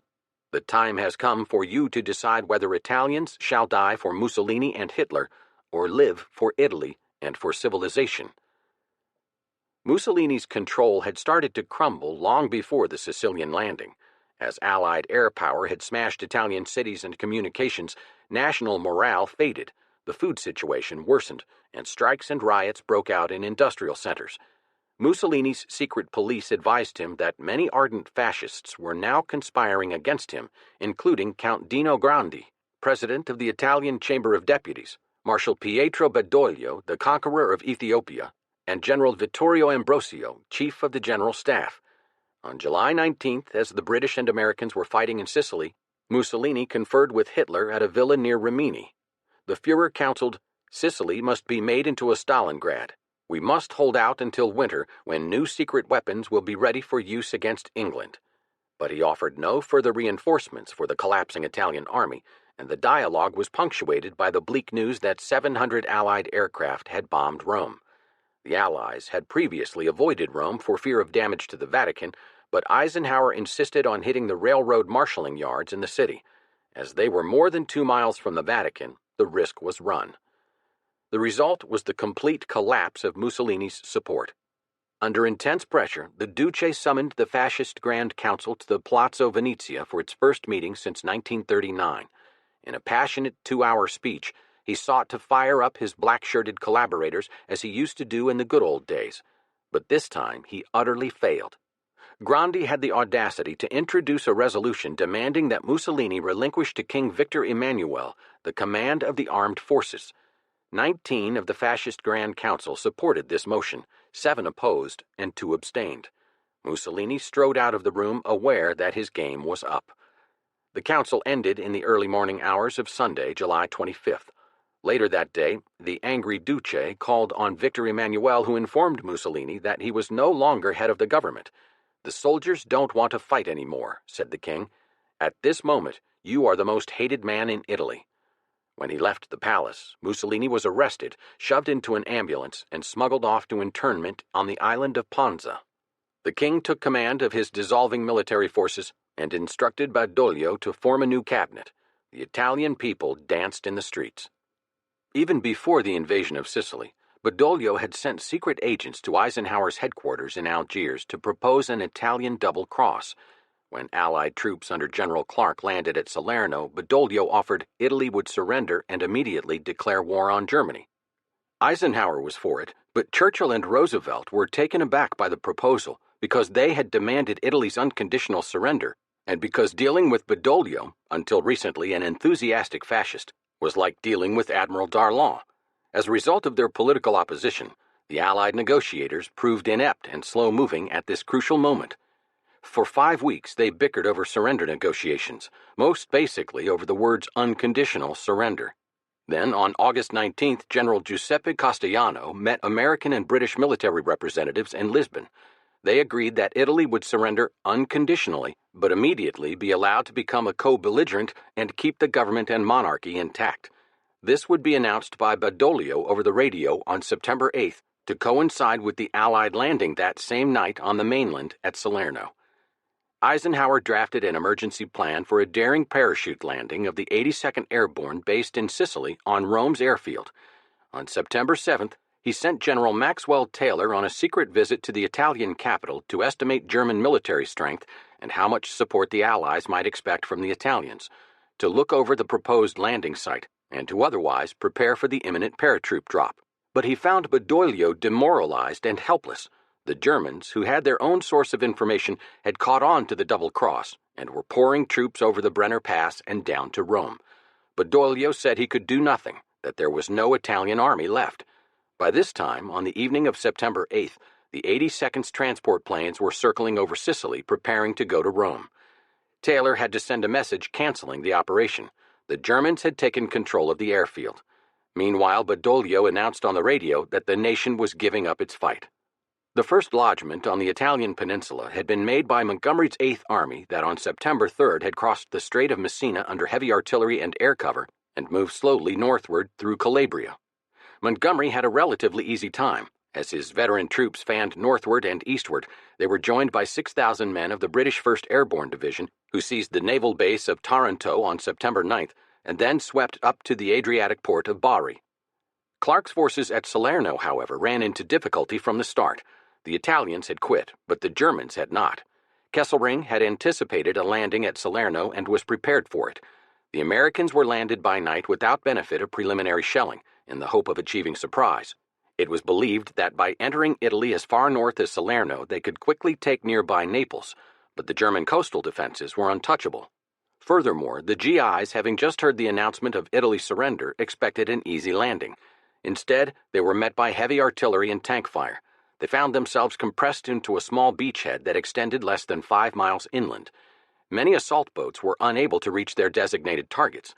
Paratroopers sent to back them up suffered heavy losses en route. German loudspeakers, meanwhile, kept roaring in English, "Come on in and give up. You're covered." The invasion fleet suffered from confused communications and had trouble discharging heavy weapons. 4 days after the landings, Kesselring staged a massive counterattack that almost split the Fifth Army in two. Clark contemplated withdrawal from the beachhead, and Berlin radio began hailing the prospect of another Dunkirk. At this crucial point, from bases in Sicily and North Africa, the U.S. Strategic Air Force began bombing the hills surrounding Salerno, while British and U.S. destroyers and cruisers provided line-of-sight artillery support.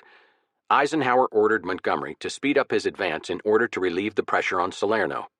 Clark organized everyone into fighting units, truck drivers, mechanics, and even a regimental band that defended a hill thenceforth called Piccolo Peak. Under the pressure of air and sea bombardment, the Germans began to waver and finally, on September 15th, to withdraw from Naples. Clark seized the initiative. Within a month, he had unloaded 135,000 troops, 30,000 vehicles, and 100,000 tons of supplies to nourish a northward drive. At the same time, French forces of the interior, aided by local guerrillas, captured Corsica, and the Germans abandoned Sardinia. The bulk of the Italian fleet sailed into Malta for internment. Italy had by now become a battleground in which the Italians themselves figured only as doleful victims.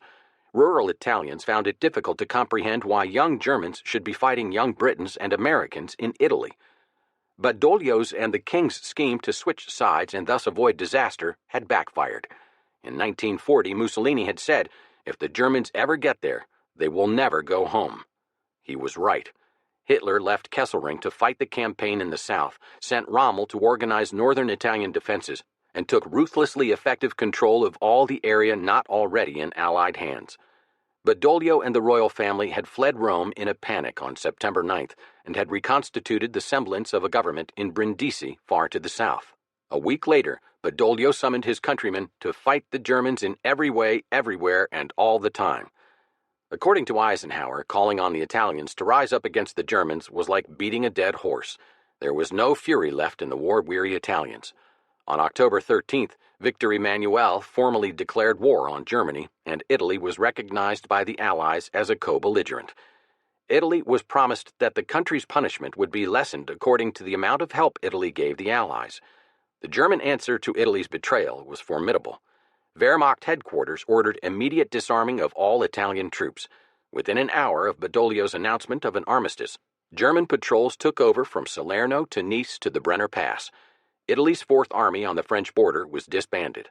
Rommel seized Trieste and the routes to Yugoslavia, thus completing the isolation of 32 Italian divisions. Most of these capitulated. It has been estimated that Germany took 640,000 Italian prisoners on the peninsula and in the Balkans. The majority were shipped to slave labor camps in Germany, where some 30,000 died. On September 11th, Kesselring proclaimed all Italy a war theater under German control. The Nazis seized Italy's gold reserves and began immediate persecution of those Jews who had managed to survive Mussolini's half-hearted restrictions. Mussolini himself had one more great adventure in store. From Panza, he was removed to a small mountain resort in the Abruzzi from which Hitler swore to save him. In mid-September 1943, Otto Skorzeny, the remarkable Nazi commando leader, overran the resort with glider troops and kidnapped the Duce in a light airplane. He was thenceforth set up as the puppet head of a fascist republic in the north, proclaiming, "I, Mussolini, resume supreme direction of fascism in Italy." No one paid any attention. Mussolini was now in the ash can of history. Meanwhile, General Clark's Fifth Army had successfully passed its test at Salerno and now drove on the port city of Naples, the most important single prize in South Italy. The Germans, fighting a skilled defense, did not bother to defend the city, but, taking vengeance for Italy's defection, smashed it and withdrew northward. When the Americans and British entered Naples early on the morning of October 1st, they found that the port and everything within 300 yards of it had been destroyed. The population was half-starved, frightened by looters, and bullied by criminals released from prison by the departing Germans. The grand old university had been deliberately wrecked, hospitals had been looted, and a number of hostages had been taken. The citizens of Naples gave their Allied conquerors a wild welcome. American engineers set to work on the wreckage and soon had the harbor and neighboring airfields in operation. To the northeast, Montgomery's Eighth Army had succeeded, against relatively slight opposition, in achieving its initial objectives. The extensive network of airfields at Foggia began furnishing fighter cover to advancing Allied troops as well as dispatching bombers over Austria and the Balkans. But Kesselring, with his fine eye for terrain, established a new position to frustrate Clark on the north bank of the Volturno River, where Italian General Giuseppe Garibaldi had won a significant victory in 1860. There began the slow hacking campaign in which, pushing between rock ridges and along muddy valleys through Italy's worst winter in decades, the Allies inched toward Rome and Tuscany. To pursue this strategy, the Allies installed another team of commanders. Eisenhower had been recalled to England to prepare for the Normandy invasion. With him, he took his most renowned generals, Bradley, Montgomery, and Patton. By this time, reporters had printed accounts of the Patton slapping incident, and Eisenhower had been forced to remove him from command. But he brought Patton with him to England, explaining to the press that he had to have Patton at his side for the assault on France. Sir Harold Alexander, who had with minimal fanfare supervised Montgomery's operations from the Nile to Tunisia, was left behind as commander in Italy. Under him were Clark and the calm, little-known Sir Oliver Leese, who headed the British Eighth Army on the Adriatic. General Ira Eaker, a tough, poker-faced American, took over the Allied Mediterranean Air Forces. British Field Marshal Henry M. Jumbo Wilson replaced Eisenhower at the top in the Mediterranean theater. Hitler likewise reordered his command. He sent Rommel to France and left Italy to Kesselring, ordering him to hold Italy at all costs for the sake of the political consequences which would allow a completely successful defense. The Führer expects the bitterest struggle for every yard. Kesselring did what he was told. Clark was slowed up on the Volturna and at successive hilltop villages, but the Allies hoped to outflank the Germans by amphibious tactics. On January 22, 1944, the Allies swept by sea around the right flank of the German Gustav Line and landed 2 divisions 33 miles south of Rome at the pleasant resort towns of Anzio and Nettuno. Anzio came close to being a disaster. The initial landing went well, but it was not exploited, and the surprised Germans had ample time to mass troops and artillery on the high ground surrounding the beachhead's perimeter. Their eventual counterattacks almost succeeded in wiping out the beachhead. The purpose of the landing, to relieve pressure from the main drive along the road to Rome, failed. Churchill, who had endorsed the project, admitted, "The story of Anzio was a story of high opportunity and shattered hopes, of skillful inception on our part and swift recovery by the enemy, of valor shared by both." But he noted ruefully, "I had hoped that we were hurling a wildcat onto the shore, but all we got was a stranded whale." For almost 4 months, the invaders were trapped in the beachhead, every inch of which was covered by German artillery, foxholes filled with rainwater. The only protection came from surface shelters built of sandbags and the few buildings that had not been smashed to complete rubble. All told, the Americans suffered 59,000 casualties, many of them victims of shell shock. The failure at Anzio threw the main weight of the campaign back on the positions around the town of Cassino, hinge of Kesselring's Gustav Line. Apart from its magnificent position along the Liri and Rapido rivers, giving it domination of the narrow valley leading up toward Rome, Cassino was marked by a monastery built on the large mountain mass above it by Saint Benedict in the 6th century. The historic Abbey of Monte Cassino had been successively ravaged by conquerors and an earthquake in the Middle Ages. It was now to be destroyed again. From the heights around the abbey, German 88s were picking off Allied armor, while mortars and Nebelwerfers, multiple rocket launcher dubbed Screaming Mimes by the Americans, were plastering the advancing infantry. The Allied command concluded that the advantages posed by the monastery could no longer be ignored. There was a suspicion that German outposts actually had been established within the abbey, although this was later disproved. At any rate, a conclave of generals resolved that the fortress sanctuary must be destroyed. Leaflets were dropped over enemy lines saying, "Against our will, we are now obliged to direct our weapons against the monastery itself. We warn you so that you may now save yourselves.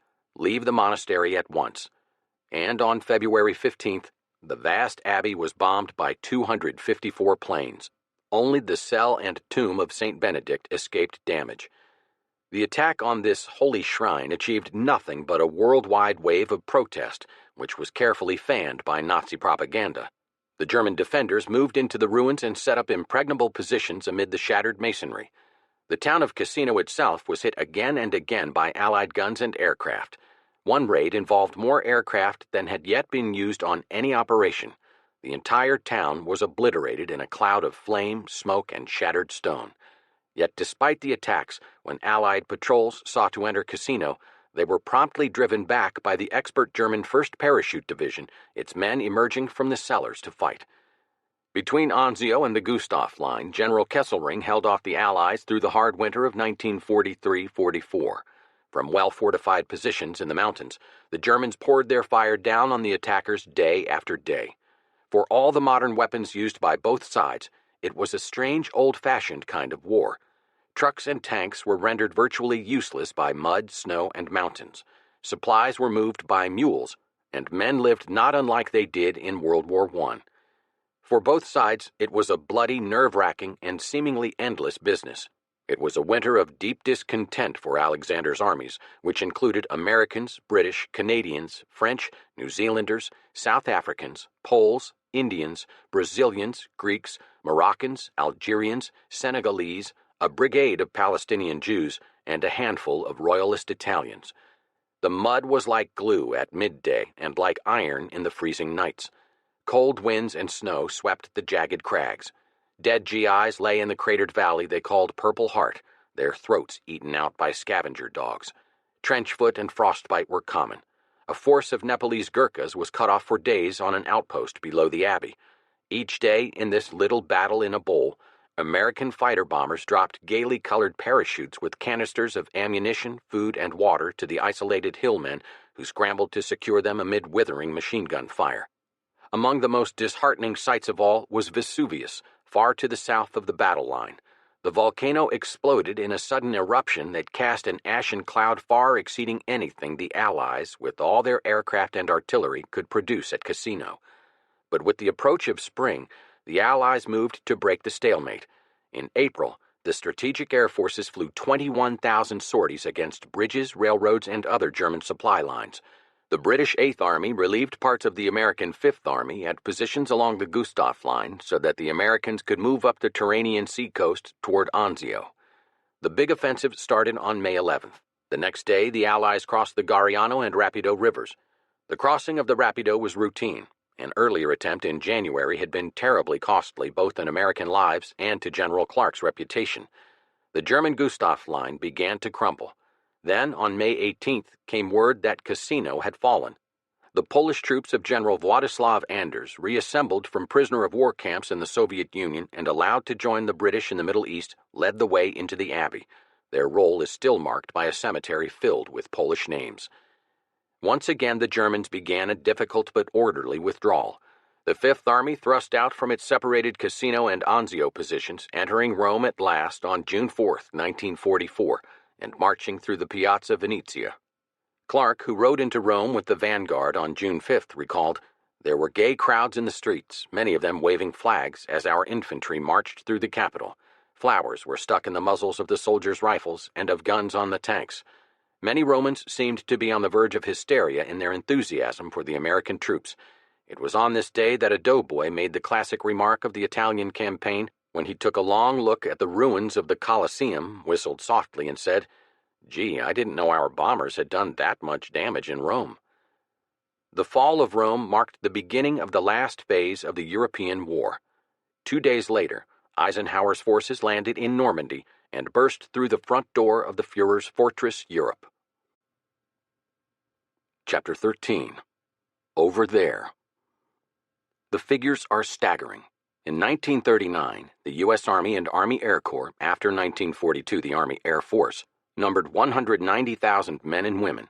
By 1945, it had grown by a factor of nearly 44 to 8,300,000. The U.S. Navy jumped from 125,000 to 3,380,000, and the U.S. Marines from 19,000 to 475,000. These stark figures speak to a point then Colonel Dwight Eisenhower made the day the war began with the German invasion of Poland. Hitler should be aware of the fury of an aroused democracy. In addition to the staggering scope of American industrial mobilization for the war, the United States managed to put into field more active military personnel than any other country. At peak strength, the United States had 12,364,000 men and women in uniform. The figures for the other major combatants were the Soviet Union, 12.3 million, Germany, 10 million, Japan, 6.1 million, France, 5 million, Britain, 4.7 million, China, 3.8 million. The American armed forces had not only numbers, but also quality. Their men in uniform were highly selective in age and physical health. Of the 18 million men examined for induction, 36%, 6.5 million, were rejected for service as physically or mentally unfit, a sad commentary on how poorly Americans ate and maintained their health during the Depression. For those men who were inducted, World War II was the most important experience of their lives. To begin with, boot camp added inches to their chests and leg and arm muscles. "You never had it so good," was the standard reply of the drill sergeant to the complaining recruit. "You get 3 square meals a day and boots on your feet." In the armed services, Americans from all parts of the country came together. The lumberjack from Oregon found himself in a squad with a tailor from New York, a fisherman from Louisiana, an iron worker from Pennsylvania, and a dairy farmer from Wisconsin. This heterogeneity had a tremendously broadening effect on the young recruits. So did their experiences in traveling to the training camps. Most of them had never been out of their home states, many never out of their own counties. Almost 75% of the recruits served overseas with an average of 16 months abroad. They did not necessarily go to the country or even the continent of their choice, but what they saw and experienced made them far more knowledgeable about the world than they had been. Few GIs came home as isolationists. They had learned that the United States could not duck her international responsibilities. Few GIs wanted to be over there. Given a choice, they would have preferred throwing softballs rather than hand grenades, or shooting .22s at rabbits rather than M1s at men. But an evil force was loose in the world, and it fell to ordinary American soldiers to destroy it. They accepted the responsibility. They had little choice, and fell to work. When American troops went into action in North Africa and Italy, their abilities were assayed with considerable curiosity by their more experienced allies and enemies. Britain's Chief of Staff Sir Alan Brooke decided the Americans had a lot to learn, but in the art of war, when they once got down to it, they were determined to make a success of it. Field Marshal Rommel reflected afterward, "What was really amazing was the speed with which the Americans adapted themselves to modern warfare. They were assisted in this by their tremendous practical and material sense, and by their lack of all understanding for tradition and useless theories." Rommel concluded, "Starting from scratch, an army has been created in the very minimum of time, which, in equipment, armament, and organization of all arms, surpasses anything the world has yet seen."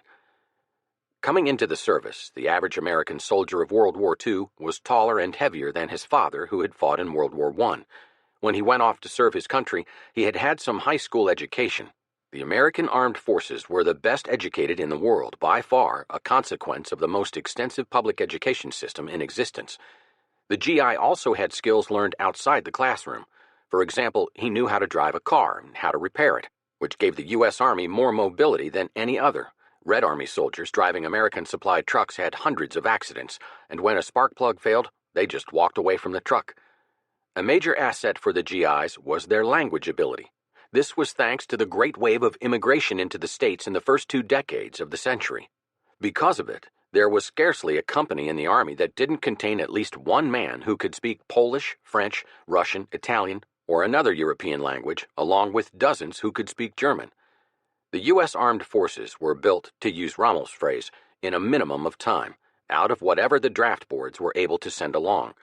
Training camps sprang up like mushrooms after a rain, all across the nation, enough to provide facilities for making millions of young men into soldiers.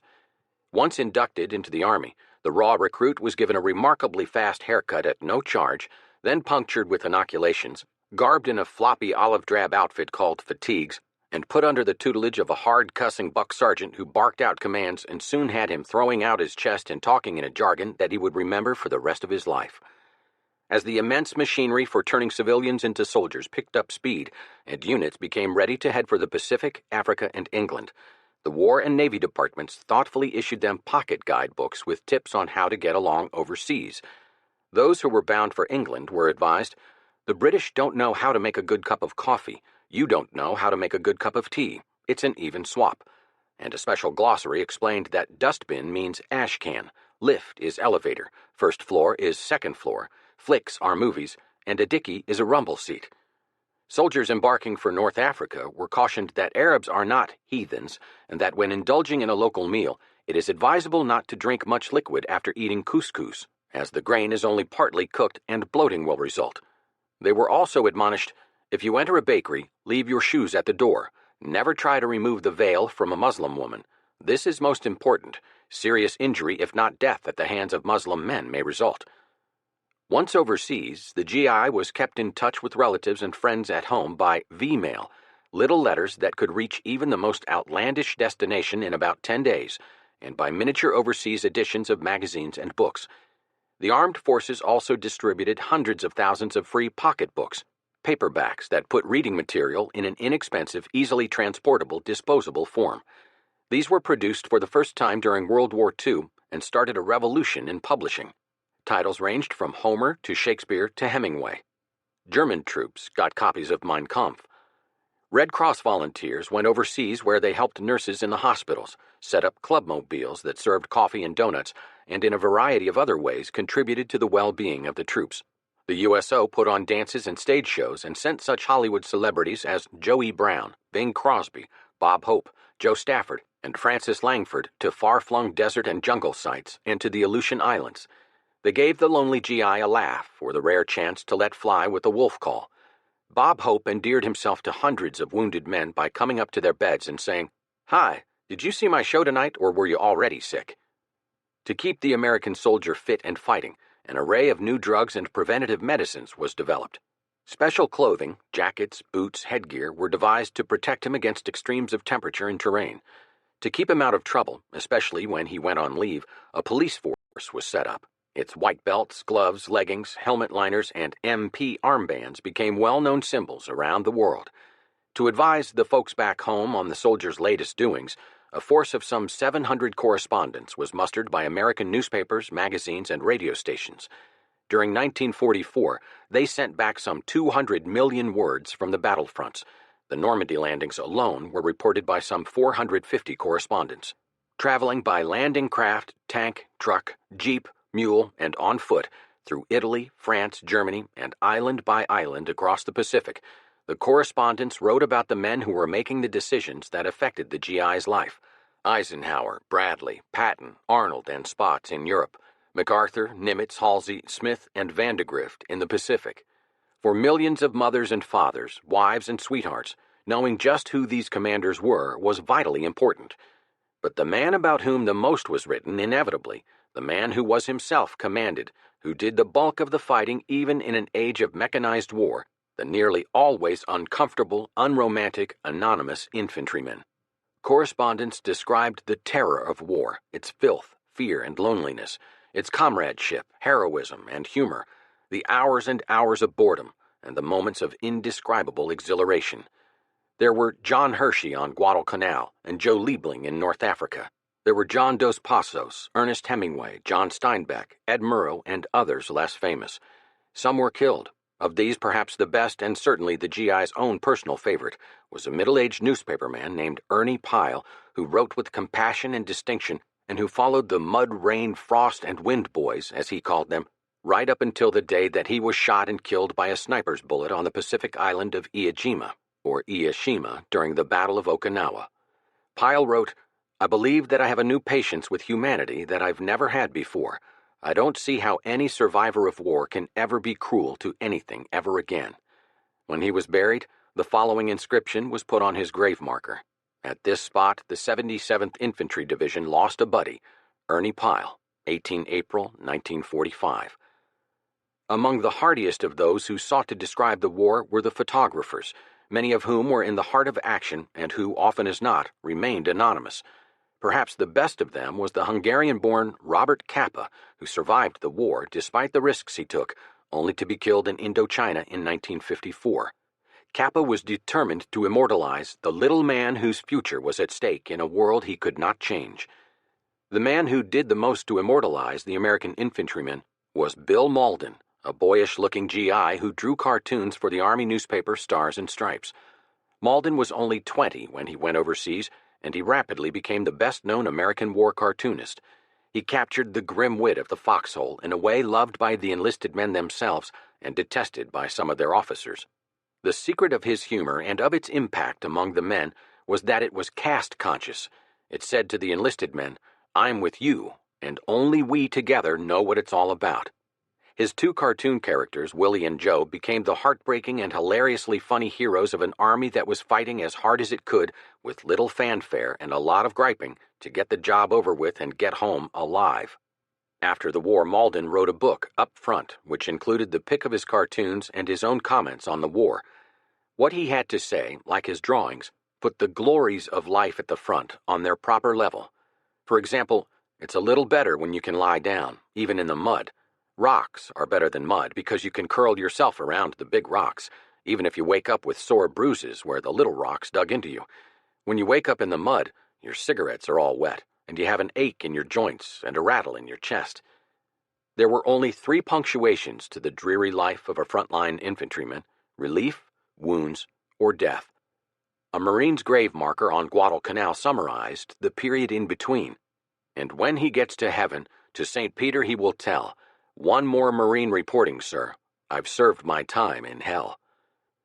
Combat was indeed hell.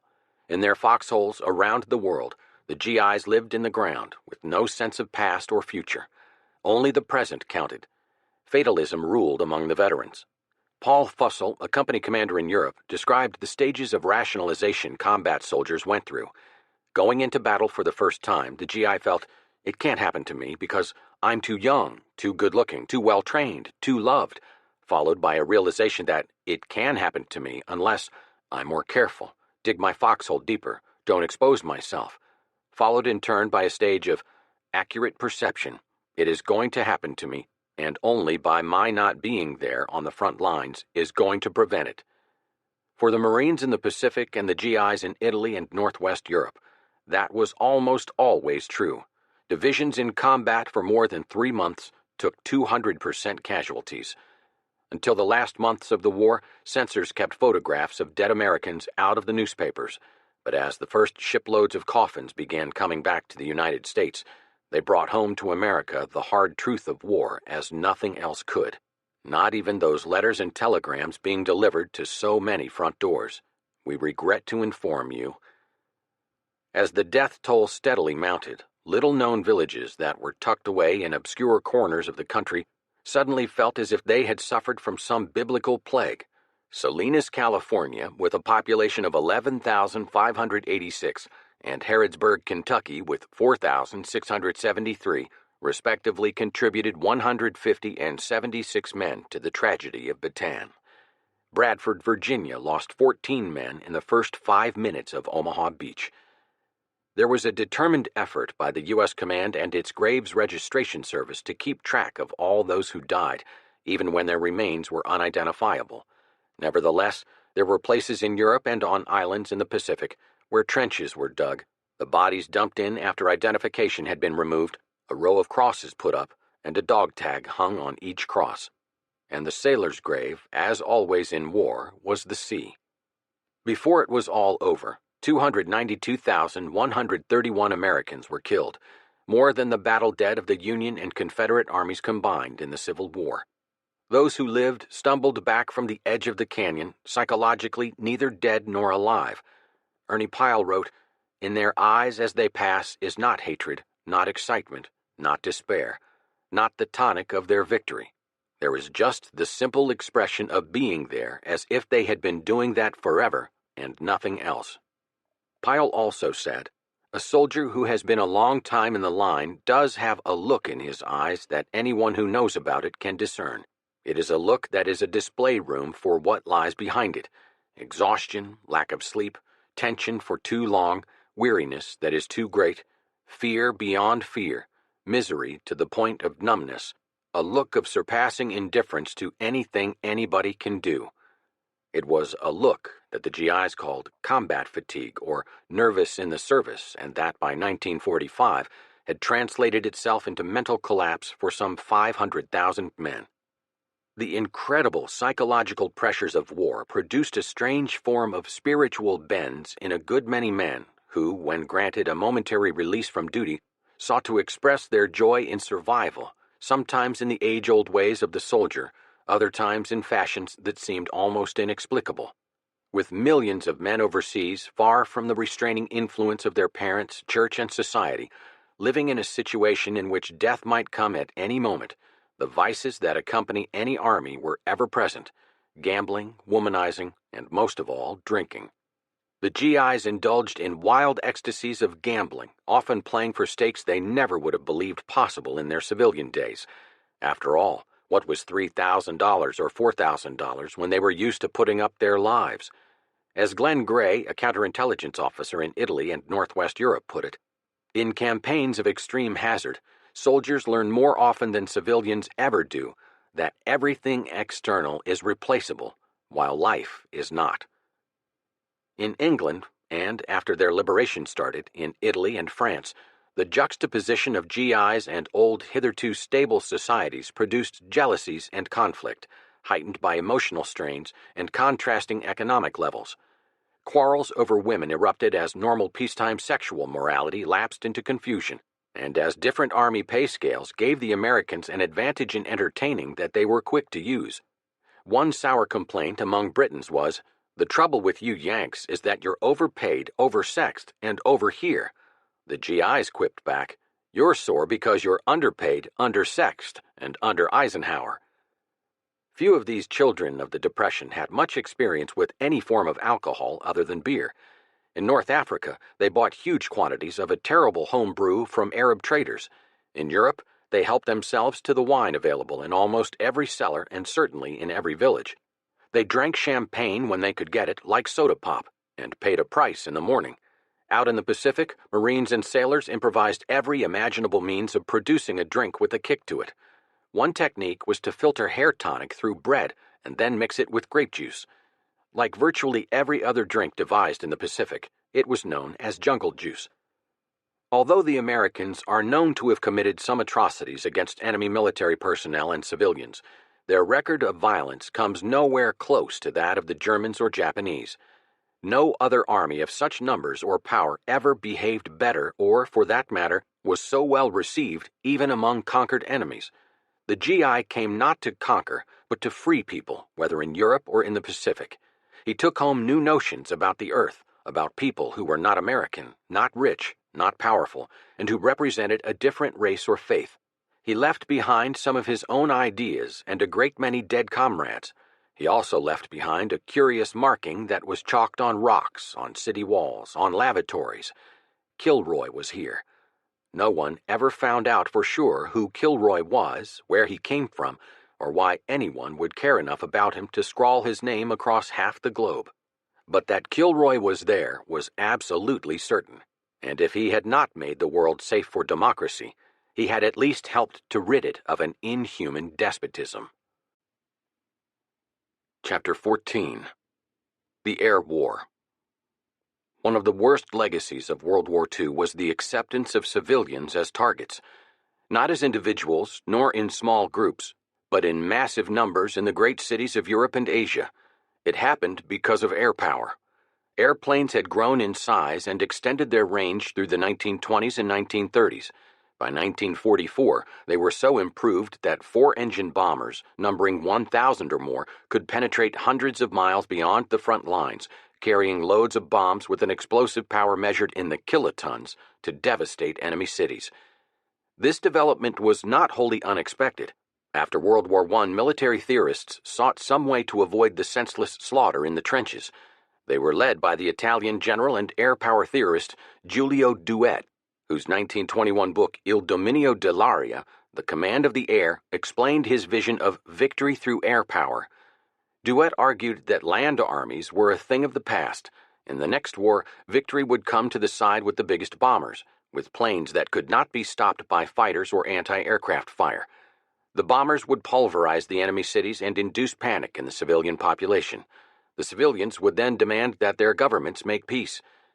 The British Royal Air Force, RAF, the first independent air force formed in 1918, adopted Douhet's theory and built a fleet of bombers designed to attack targets far behind the front lines. The U.S. Army Air Corps, after 1942 the Army Air Force, AAF, and after 1947 the U.S. Air Force, also followed Douhet's ideas, putting its major effort into building the B-17, a four-engine bomber that could carry up to 8 tons of bombs. It was called the Flying Fortress, and its proponents said it would always get through because its 13 50-caliber machine guns, mounted on the top, on the bottom, in the nose, and in the tail, could drive off enemy fighters that came in range. In both Britain and the United States, the Air Force generals envisioned a single, separate role for their service, a strategic bombing campaign aimed at enemy morale and enemy factories. The Luftwaffe had a different doctrine. The German generals in charge of the Wehrmacht assigned the Luftwaffe a ground support role to concentrate on fighters and fighter bombers rather than four-engine bombers. In Japan, where the Navy was the dominant service, the main effort went into building fighters and fighter bombers for aircraft carriers. But after rejecting Douhet's advice to build four-engine bombers, the Germans embraced his idea of terror bombing cities and began the process in the attacks on Warsaw in September 1939 and on Rotterdam in May 1940. In the Battle of Britain, each contestant found it had concentrated too many resources on the wrong kinds of airplanes. The German two-engine medium bombers were not designed to carry a bomb load big enough for a genuine city-destroying attack, while the RAF Fighter Command was seriously short of Spitfires at a time when RAF Bomber Command had a sufficiency of bombers. Once Germany began making targets of cities, the British followed the precedent. When the Germans invaded the Soviet Union, they used the Luftwaffe to smash Soviet cities. President Roosevelt protested forcefully against this descent into barbarism and called on all nations to forswear attacks on cities. But once the United States entered the war, Roosevelt became the leading proponent of strategic bombing. And, of course, the war ended with the Americans using atomic bombs against enemy cities, a logical outcome of a war in which, for the first time in history, more civilians than soldiers were killed. The long-term consequence of this new form of war was that for the half-century of the Cold War following World War II, civilians everywhere were targets of nuclear weapons that could be carried halfway around the world in supersonic rockets. Civilians in American, European, and Asian cities became hostages to the destructive power of the new weapons. In World War II, rockets gave a whole new dimension to the air war. The Germans had them first. Their V-2, operational in the fall of 1944, was the world's first intermediate-range ballistic missile. Another revolution in the air, the jet airplane, came during the last year of the war. Again, Germany was first. Air power was decisive in most World War II campaigns, on sea as well as on land. This was not so much because of strategic bombing, where the results of the enormous effort made by the AAF and RAF remain controversial, but rather as a consequence of gaining and maintaining air superiority. The side that controlled the air could gather excellent intelligence on its enemy's order of battle, thanks to its reconnaissance aircraft and improved cameras. Even more telling, it could use fighters and fighter bombers to shoot up enemy columns on the road, making it virtually impossible for the enemy to move tanks, trucks, and men by day. Of all the weapons in the Anglo-American arsenal, The one the German soldiers feared most was the Jabo, a generic term for such single-engine fighters as the P-47 Thunderbolt and the P-51 Mustang. These fighters carried 50-caliber machine guns, rockets, and two 500-pound bombs. Sweeping down on a German column, unhindered by German fighters, they struck terror in the hearts of the Germans on the ground. But it took the Allies until 1944 to win control of the air. In the initial campaigns of the war, it was the Luftwaffe that ruled the sky with the Junkers Ju-87 Stuka terrorizing enemy troops from Poland to France to the Soviet Union. When it dove, the Stuka screamed like a siren. It became a symbol of German air superiority. By 1942, things began to change. The Stuka was too slow to match Allied fighters, and Germany was overextended. The Luftwaffe found itself engaged in a four-front aerial war over England, over North Africa, over the Soviet Union, and over the Reich itself. In 1939, Goering had pompously boasted, "If bombs drop on Germany, my name is Meyer." Within a year, sardonic Germans were calling him by that Jewish name, Herr Meyer. In August 1940, a small number of British bombers attacked Berlin. Rather like the Doolittle raid against Japan in 1942, the attack was more a morale booster than a militarily significant move. On November 13, 1940, another small raid had an even bigger impact. On that night, Soviet Foreign Minister Molotov had been bargaining with Ribbentrop for spheres of influence in Central and Eastern Europe. The two ministers and their staffs were forced to take shelter, where Ribbentrop assured his guests that Britain was finished. Molotov shrewdly inquired, "If that is so, why are we in this shelter, and whose are these bombs which fall?" Those were the last significant Nazi-Soviet talks. They failed. Churchill remarked with relish, "We had heard about the conference beforehand and, though not invited to join in the discussion, did not wish to be entirely left out of the proceedings." As the British and later the Americans intruded ever more deeply and persistently, Goering moved his fighter squadrons into occupied nations facing Britain and established an early warning system. When the Allied bombers headed east for German targets, they were first hit by these outer squadrons and then met by successive fighter wings. The RAF's harassing raids increased in 1941 as the Luftwaffe was drawn into the Soviet Union. By 1942, enough British planes had been prepared for broad-scale strategic bombing. On May 30, 1942, came the first of the war's vast saturation raids. 1,000 English planes attacked Cologne and left the Rhineland city blazing. Soon afterward came a succession of raids against Berlin, Dortmund, Essen, Hamburg, and Leipzig. The RAF's Sir Arthur Harris reported his planes were destroying on average 2.5 German cities a month and warned the Germans that they had but two alternatives, annihilation or surrender. The nation suffered thousands upon thousands of killed and wounded, but German morale and Nazi discipline held firm. Douhet's prediction that civilians living in cities, whether in Germany, Britain, or Japan, subjected to bombing raids would rise up against their governments if those governments did not make peace, proved wrong. Still, the Luftwaffe was extensively overcommitted by 1942, and the size and scope of Allied raids, smashing railway yards, factories, and cities from Cologne to Berlin, brought the war home to the German nation, making a mockery of all the Nazi regime's grandiose promises of security. There were public calls for retaliatory strikes on Britain, just as the British had demanded similar strikes on Germany during their arduous year 1940-41. But the Luftwaffe no longer had enough planes and pilots to satisfy any such craving for revenge. In October 1942, Goering was forced to confess in a speech broadcast from Munich, "There are those who ask why we do not go in for reprisals. The answer is simple. It is because most of our bombers are needed more urgently at Stalingrad and in the Caucasus." In 1943, Bomber Command of the Royal Air Force and the U.S. 8th Air Force were committed to long-range strategic bombing, but on different principles based on the conflicting visions of Bomber Command's Sir Arthur "Bomber" Harris and 8th Air Force Commander General Carl Toohey Spaatz, who led the American bomber force based in Britain. Harris believed that if German cities were pulverized, German morale would crack. Furthermore, Harris argued, it would be foolish to accomplish the job by day bombing that cost too heavily in planes and trained crews.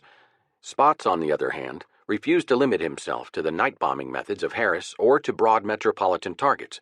He claimed it was unrealistic to assume that the Germans would knuckle under once their cities were smashed. just as it had been unrealistic for the Germans to assume that Britain would quit when it was being hammered by the Luftwaffe. He insisted on pinpoint bombing in long-range day raids that would knock out vital industrial and transportation centers. When it entered World War II, the United States was determined to concentrate on destroying Germany before Japan. But 8 months after going to war with Germany, nowhere were U.S. ground forces in contact with German forces. Only the U.S. Army Air Corps could strike out at the Germans. Its first effective unit in Europe was the 8th Air Force, organized on January 28, 1942, and a few months later placed under the command of Spaatz, who established a series of bases in Britain with headquarters at Bushy Park near London. Initially, Spaatz had crews and a staff, but no planes. The first U.S. action against the Germans took place on July 4, 1942, when American crews flying British planes bombed German submarine pens in France. By the fall of 1942, the planes coming off the assembly lines in the States in record numbers began to arrive in Britain. From the start, the Americans were given wholehearted cooperation by the battle-tested RAF, but there was no let-up to the British argument against daytime raids. They had seen the Luftwaffe defeated over Britain in 1940 when it had employed such tactics, and they themselves had suffered heavy losses from daytime raids on Germany. But Spaatz was eager to use his 4-engine planes for so-called pinpoint bombing. The B-17 was equipped with the supposedly precise Norden bomb sight that its admirers claimed could drop a bomb in a pickle barrel. On September 8, 1942, the Washington and London high commands agreed to go ahead with a program of around-the-clock bombing called the Combined Bomber Offensive. When the sun went down over Hitler's Festung Europa, RAF Stirlings and Lancasters rumbled through the Rhineland mists and on to Saxony and Brandenburg. And when, through the swirling smoke, the sun arose in the east again, U.S. Liberators and Flying Fortresses came roaring down the aerial avenues. A complicated timetable was devised to avoid congestion of the narrow airspace above the British Isles. By 1943, the 8th Air Force was growing into a mighty force. Spaatz and his superior, AAF Chief of Staff Henry Arnold, were committed to the idea of precision bombing. They were convinced that if they could find the right target and destroy it, they could force a surrender by making it impossible for Germany to continue the war. But which target should they choose? What was the key? They decided it was ball bearings. Nothing mechanical moved without ball bearings. Destroy the factories making ball bearings, and German tanks, trucks, self-propelled artillery, and all other vehicles could not be made. On August 17th, 376th 8th Air Force bombers attacked Regensburg and Schweinfurt, where German fighters and the ball bearings for their engines were manufactured. Casualties were heavy, and 60 of the planes on the missions did not come back, but the pilots reported Schweinfurt destroyed, so the Allies sat back to await the German surrender. Nothing happened. Production of new planes, tanks, and trucks went on unimpeded. It turned out that at the factories building the vehicles were sufficient ball bearings in storage for 2 weeks of production. Furthermore, there were ball bearings in the pipeline, in crates on trains and trucks headed toward the factories, enough for another 2 weeks of production. Then there was the pre-war stockpile in warehouses the Germans could draw upon, and before the month was up, the damaged factories were repaired and manufacturing facilities for ball bearings were back at work. The search for the single target that would lead to victory continued. In 1944, the bombers went after hydroelectric plants, oil storage depots, oil refineries, and other key targets. They never forced a surrender, although they did disrupt German productivity at every level. One reason they did not accomplish more was the sheer number of potential targets that meant they were constantly being sent to new targets before finishing the job on the old ones. Another was weather. The bombers were heavily dependent on good weather, and in Northern Europe in the fall and winter, the weather is seldom good. German defenses were much more formidable than Spaatz and Arnold had anticipated. Between anti-aircraft weapons, primarily 88mm cannon, very fast shooting, highly accurate, devastating when they scored a hit, and German fighter planes, the daylight U.S. raids were taking heavy casualties, in some cases as high as 10% on a single mission. Another problem was inaccurate bombing. Flying from 10,000 feet to as high as 25,000 feet, they couldn't come close to dropping a bomb in a pickle barrel. In fact, those free-falling bombs coming down from such altitudes scattered in a radius of as much as 5 miles. Typical of the combined Anglo-American air strategies were the attacks on Hamburg, Germany's principal seaport that housed some of the Reich's biggest oil refineries, and on Ploiești, the Romanian oil-producing center on which Hitler drew heavily for fuel. Hamburg was easily identifiable to bombers coming in across the North Sea's open water or groping up the Elbe. During daylight hours, U.S. bombers battered its refineries and U-boat pens. At night, its docks, refineries, and dwellings were hit by British heavy bombers flying in close formation and employing for the first time a very simple but highly effective method of fouling the enemy's radar. The planes dumped huge batches of tin foil of the right length and width to float slowly down over the target as a shield against radar waves. German fighter defenses and flak directed by radar were thus knocked out of whack. The RAF alone, in 4 raids between July 24th and August 3rd, 1943, killed an estimated 43,000 people in the grand old city. This terrible event became known to Germans as Die Katastrophe. Countless lives were snuffed out by lack of oxygen in the firestorm produced in Hamburg. After Die Katastrophe, one Hamburg woman watched rescue workers stack corpses in trucks, then shivered and said, "If there were a God, he would have shown some mercy to them." An elderly man replied, "Leave God out of this. Men make war, not God." Ploiești in Romania was an obvious target. The German army would surely grind to a halt without fuel. But its importance was as obvious to the Germans as to the Allies, and it was heavily defended. Nevertheless, an initial attack was launched on August 1st, 1943, by a force of 178 U.S. B-24 bombers taking off from Libya. They made a 1,500-mile flight across the Mediterranean and the German-occupied Balkans and met successive fighter attacks long before they approached their target. They fought their way through, and soon the refineries and oil tanks were covered with brilliant orange flame and billowing black smoke. The damage wreaked was substantial, but losses were a catastrophe. 446 of the 1,733 men on the mission were killed, and only 33 of the original 178 planes came through fit to fly again. Many planes were shot down over Romania, where 108 men were imprisoned, and Bulgaria, while others gradually collapsed into the Aegean as they struggled to make their way back toward Africa. The damage to the refineries turned out to be repairable. The Americans had lost the Battle of Ploiești. By the end of 1943, the bomber barons, as Arnold, Harris, Spaatz, and other advocates of strategic bombing were called, were close to despair. An enormous effort, the building of the bomber fleets, the training of their crews, the lives lost over Germany, had apparently failed.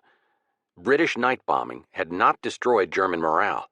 U.S. daylight bombing had not destroyed German productivity. That rose in 1943 and again in 1944. Germany produced more in March 1945 than in June 1941, and the Flying Fortress had proved to be incapable of defending itself against German fighters. In the fall of 1943, 1 out of 3 bombers sent over Germany suffered battle damage on each raid. The 8th Air Force discontinued raids beyond fighter escort range.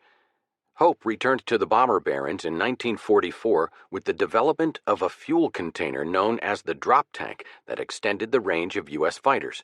Thereafter, Thunderbolts, and especially Mustangs, could accompany the lumbering B-17s and B-24s to their targets deep inside Germany. The speedy P-51 Mustang, World War II's longest-range fighter, became known to bomber crews as Little Friend. Historians later said it was one of the weapons that won the war.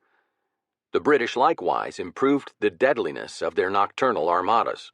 They developed the Beaufighter that could accompany night bombers for 6 hours without refueling and whose sophisticated radar equipment could spot German planes in the foggy dark. Thereafter, without cease, the 2 air forces roared over Germany. During Big Week, February 19 through 25, 1944, the RAF put 2,300 bombers over Germany at night, and the U.S. Air Force 3,800 during daytime. Desperately seeking to fend off this particular series of assaults, the Luftwaffe lost 450 planes, a rate it could not long sustain. By the end of May, Goering's air fleet had been badly damaged and forced to withdraw to Germany for air defense. Thus the Allies had won control of the air over France, perhaps the single greatest contribution to the final victory made by the bombers. Eisenhower was able to reassure his D-Day troops in early June, "If you see fighting aircraft over you, they will be ours." During the fighting in France that followed D-Day, The saying in the German army was, "If the plane is blue, it is British. If it is silver, it is American. If it is invisible, it is ours." It was one of the ironies of the war that the big bombers, built for long-range strategic bombing in Germany, made a critical contribution through tactical bombing in France. Eisenhower wanted the bombers to go after the French railway system in order to isolate Normandy, so the Germans could not use trains to supply and reinforce the troops fighting at the front. Harris and Spaatz protested. They wanted to continue the strategic campaign. Eisenhower's threat to resign his post unless he could implement the so-called transportation plan carried the day. For 3 months before D-Day, whenever the weather was suitable, the bombers went after French marshalling yards, railroad turntables and bridges, and rolling stock. The result was spectacular. Virtually every bridge over the Seine River and in Normandy was knocked down. Rolling stock was badly shot up, repair facilities and turntables were destroyed. Eisenhower said that his insistence on the transportation plan was his great contribution to the D-Day victory. German scientists sought to recapture the upper hand by ingenuity. They developed and produced impressive numbers of the Messerschmitt 262 jet that could easily kill normal propeller-driven fighters thanks to its astounding speed, 540 miles an hour. But the severe fuel shortage was a major problem. Among other things, it meant fresh German pilots got almost no training time in the air. Further, production was hampered by Hitler's insistence on giving priority to the manufacture of bombers and Vergeltungswaffe, or revenge weapons, the V-1 and V-2, with which he wanted above all to punish Britain's civilian population. The Führer became obsessed with this idea. When Luftwaffe generals and Goering explained the immense value of the Me-262 in staving off Allied attacks, Hitler became furious. "I want bombers, bombers, bombers," he shouted.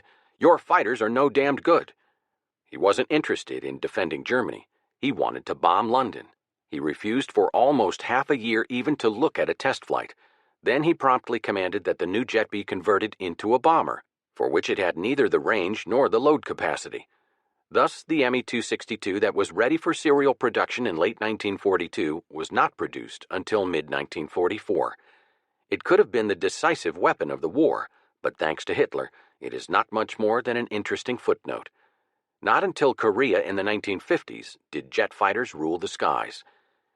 Hitler's view of the V-1 and V-2 was equally illogical.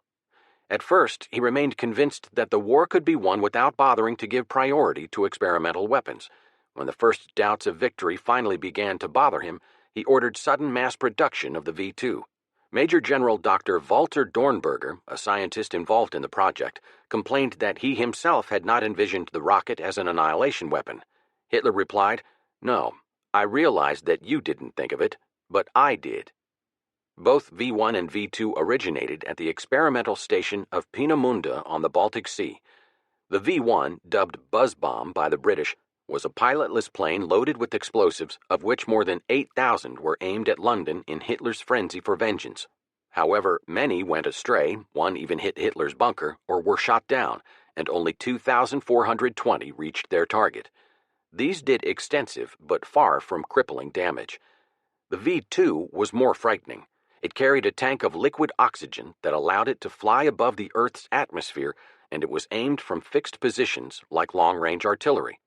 Fortunately, Hitler, by according priority of materials and labor to conventional arms, deferred assembly line production of this terrible instrument until it was too late for it to have a material effect on the war's outcome. By then, Allied reconnaissance and espionage had learned of the Peenemünde experiments and located many rocket sites under construction. As a result, bomber raids concentrated on these targets in 1943 and 1944, killing many leading scientists and reducing the power of the V-weapon's counteroffensive. Only about 1,100 V-2s were successfully exploded in England. They destroyed hundreds of buildings and caused thousands of casualties, but did not alter the war's course. Meanwhile, RAF and AAF bombers ranged over Germany, bringing death and destruction. The city that suffered most was Dresden, a medieval city, world famous for its beauty, a trading center rather than a manufacturing site. Refugees from other cities had come to Dresden believing that it would not be bombed, but it was. On February 13th, 14th, 1945. First a British raid, then an American, then one more British attack. 1,200 bombers in all devastated Dresden. Some 100,000 civilians are estimated to have lost their lives. This was a larger death toll than Hiroshima. The Dresden bombing is frequently cited as the supreme example of aerial overkill. Kurt Vonnegut was there. He later wrote Slaughterhouse-Five about the experience. On the 50th anniversary of the event, he wrote, "The bombing of Dresden did not shorten the war by 1 second. Only one person ever got any benefit from Dresden, and he is me." Dresden was but a prelude to what happened to Japan. Preparations for American involvement in the Asian Air War were going on before the United States actually became a belligerent. A retired Air Corps officer named Claire L. Chennault had formed a Flying Foreign Legion for Chiang Kai-shek in his struggle against Japan. This formation was soon destroyed, but with Washington's permission, Chennault recruited U.S. Army Air Corps pilots for an organization with the cover name of Central Aircraft Manufacturing Company, CAMCO. Washington loaned Chiang the money to buy 100 Curtiss P-40 Tomahawks and to hire pilots. This force, called the American Volunteer Group, AVG, was shipped in small batches to Burma under assumed identities and began training in September 1941. The pilots had scarcely completed their course when Pearl Harbor was attacked, and they went into action as the Flying Tigers, so called for their winged tiger insignia devised by the Walt Disney Studios. These Flying Tigers became romantic heroes, and they were an important morale factor back home. It was somehow comforting to know in December 1941 that a group of American flyers were shooting down Japanese Zeros. The AVG subsequently became the U.S. 14th Air Force. It was the first Pacific Air formation to employ rockets, and it also introduced an internationally integrated unit, the Chinese-American Combat Wing. The air war in Asia was from the start a paramount factor both over sea and over land. Its importance can be summed up simply by two terminal events, Pearl Harbor and Hiroshima-Nagasaki. They signify the enormous change that occurred so rapidly in control of the skies. When the Pacific conflict started in 1941, Japan held a perceptible lead in numbers of planes and crews who were veterans of the China campaign. The Japanese Army and Navy together had some 3,000 operational aircraft and twice that number of pilots with at least 500 hours flying experience. These original pilots were far more skilled than the Americans had imagined, but the quality of their replacements declined. Japan was already producing 425 planes and 225 pilots each month. The United States possessed fewer than 900 planes in the Pacific area. A heavy proportion of these were destroyed in Honolulu and the Philippines during Japan's initial surprise attacks. Furthermore, although the early U.S. fighters were sturdier and more heavily armored, none of them could rival the maneuverability of the famous Japanese Zero. Nevertheless, as the immense United States production facilities began turning out ever greater numbers and even better plane types, the balance began immutably to shift. Japanese aircraft strength attained an approximate top level of 4,000, but by the end of 1944, the United States had about 10,000 warplanes plus 8,000 transports at its disposal in the Pacific. These included the fastest propeller fighter ever built, the Mustang, and in the end, the B-29 Superfortress. From a steadily constricting circle of land bases on the Pacific Islands, from China, from India, and eventually from Burma, the U.S. Army Air Corps moved in ever more menacingly, while Admiral Nimitz's immense carrier task forces sailed closer and closer to Tokyo itself. The B-29 was the ultimate air weapon of World War II. It developed from General Arnold's insistence on a super bomber that could fly farther and with a bigger load than any other aircraft. It was blueprinted in 1940 before the United States was in the war. By the time it was in production, it had become a 60-ton machine capable of flying 16 hours non-stop when loaded. The first of these monsters was sent to India in April 1944, and enormous airfields were built for them both in eastern India and in western China. The first actual Superfortress raid was on June 5, 1944, from India to the railroad marshalling yards of Bangkok. 10 days later, another raid took off from the Chinese-based network against Yawata, the Japanese steel center on Kyushu Island. But it was only after the 38-year-old Major General Curtis E. LeMay took over the 20th Bomber Command and began to use it for close formation daylight raids, a tactic he had mastered while serving with the 8th Air Force in England, that the B-29s began to do their most terrible and insistent damage. The planes were shifted from the China-Burma-India Theater to the 21st Bomber Command on Saipan, Tinian, and Guam as soon as aviation engineers, hard on the heels of the conquering Marines and U.S. Army soldiers, had managed to carve sufficiently large airdromes out of the jungles and atolls of the Marianas. At last, by November 24th, they began their final campaign in earnest with the raid on the aircraft plants outside Tokyo.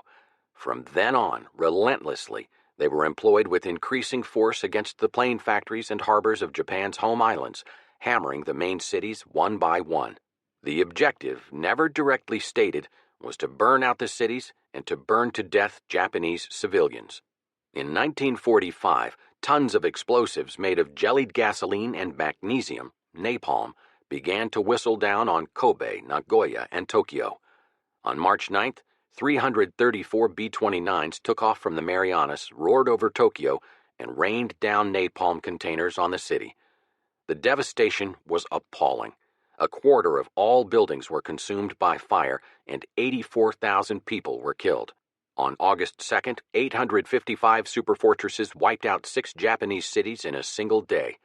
LeMay and Arnold were prepared to level every city in Japan, and there was nothing the Japanese could do to stop them. In early August 1945, there were 6,000 B-29 sorties over Japan. Only 136 bombers were lost. It was thus entirely plain before the first nuclear bomb was dropped that the so-called conventional plane using the so-called conventional explosive was, all by itself, a weapon of staggering destructive capacity. The bomber, so long considered the ultimate in strategic might, had reached its moment of total and awful triumph. Chapter 15. The Home Fronts. For millions of people, World War II was a catastrophe. Those who suffered most were the Jews, Soviets, Germans, Japanese, Poles, Yugoslavs, Filipinos, and Chinese. For other millions, World War II was a boon. Those who benefited most were the Americans.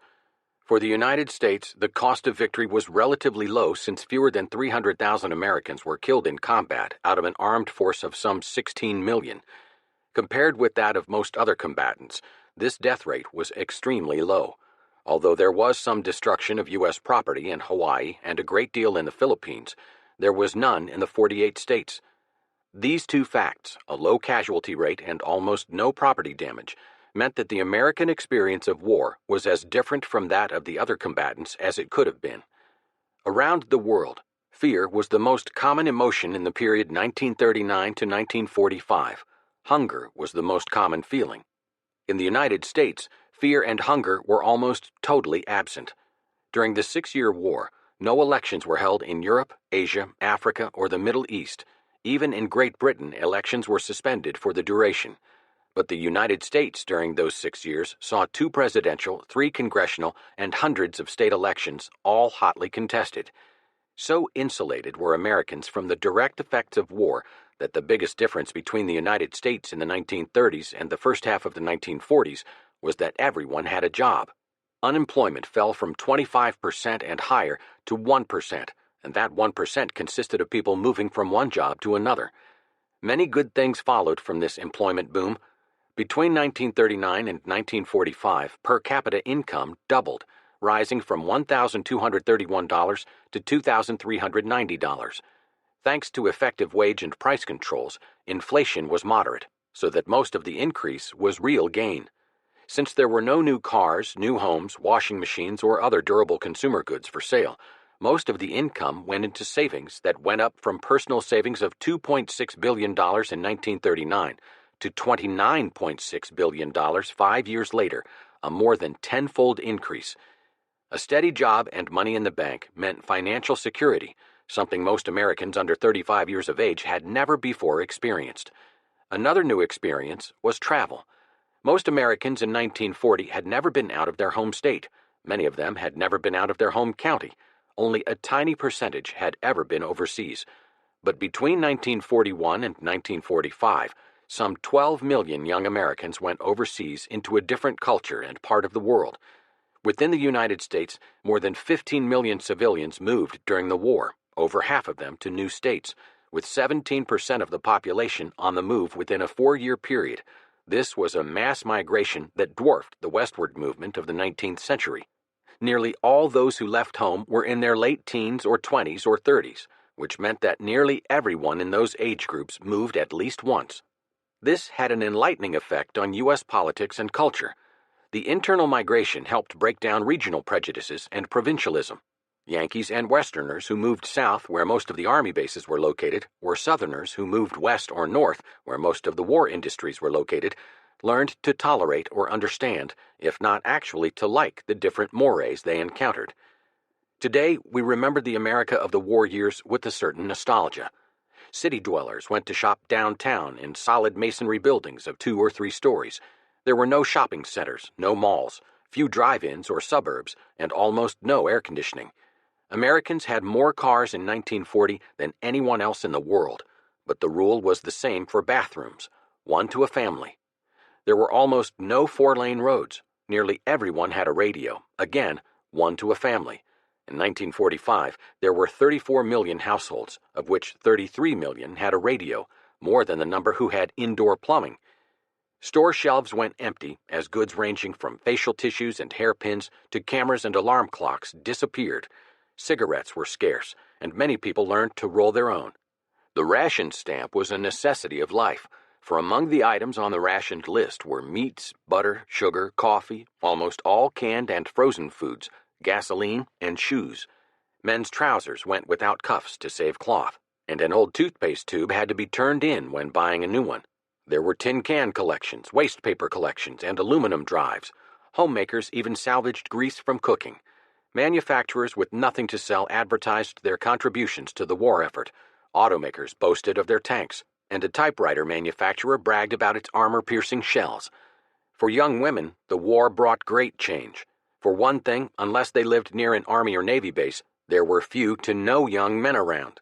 This circumstance had many repercussions, the first of which was that the young women spent much more time with each other, providing support, entertainment, and working together than their mothers had or their daughters would. The housing shortage, especially around the bases or the industrial plants, forced the young women to share living space, not infrequently 5 or more to 1 home, with 1 bathroom and 1 kitchen. Gasoline was rationed, 3 gallons per week, not to save gas that was abundant, but to save rubber that was impossible to get after the Japanese overran Southeast Asia.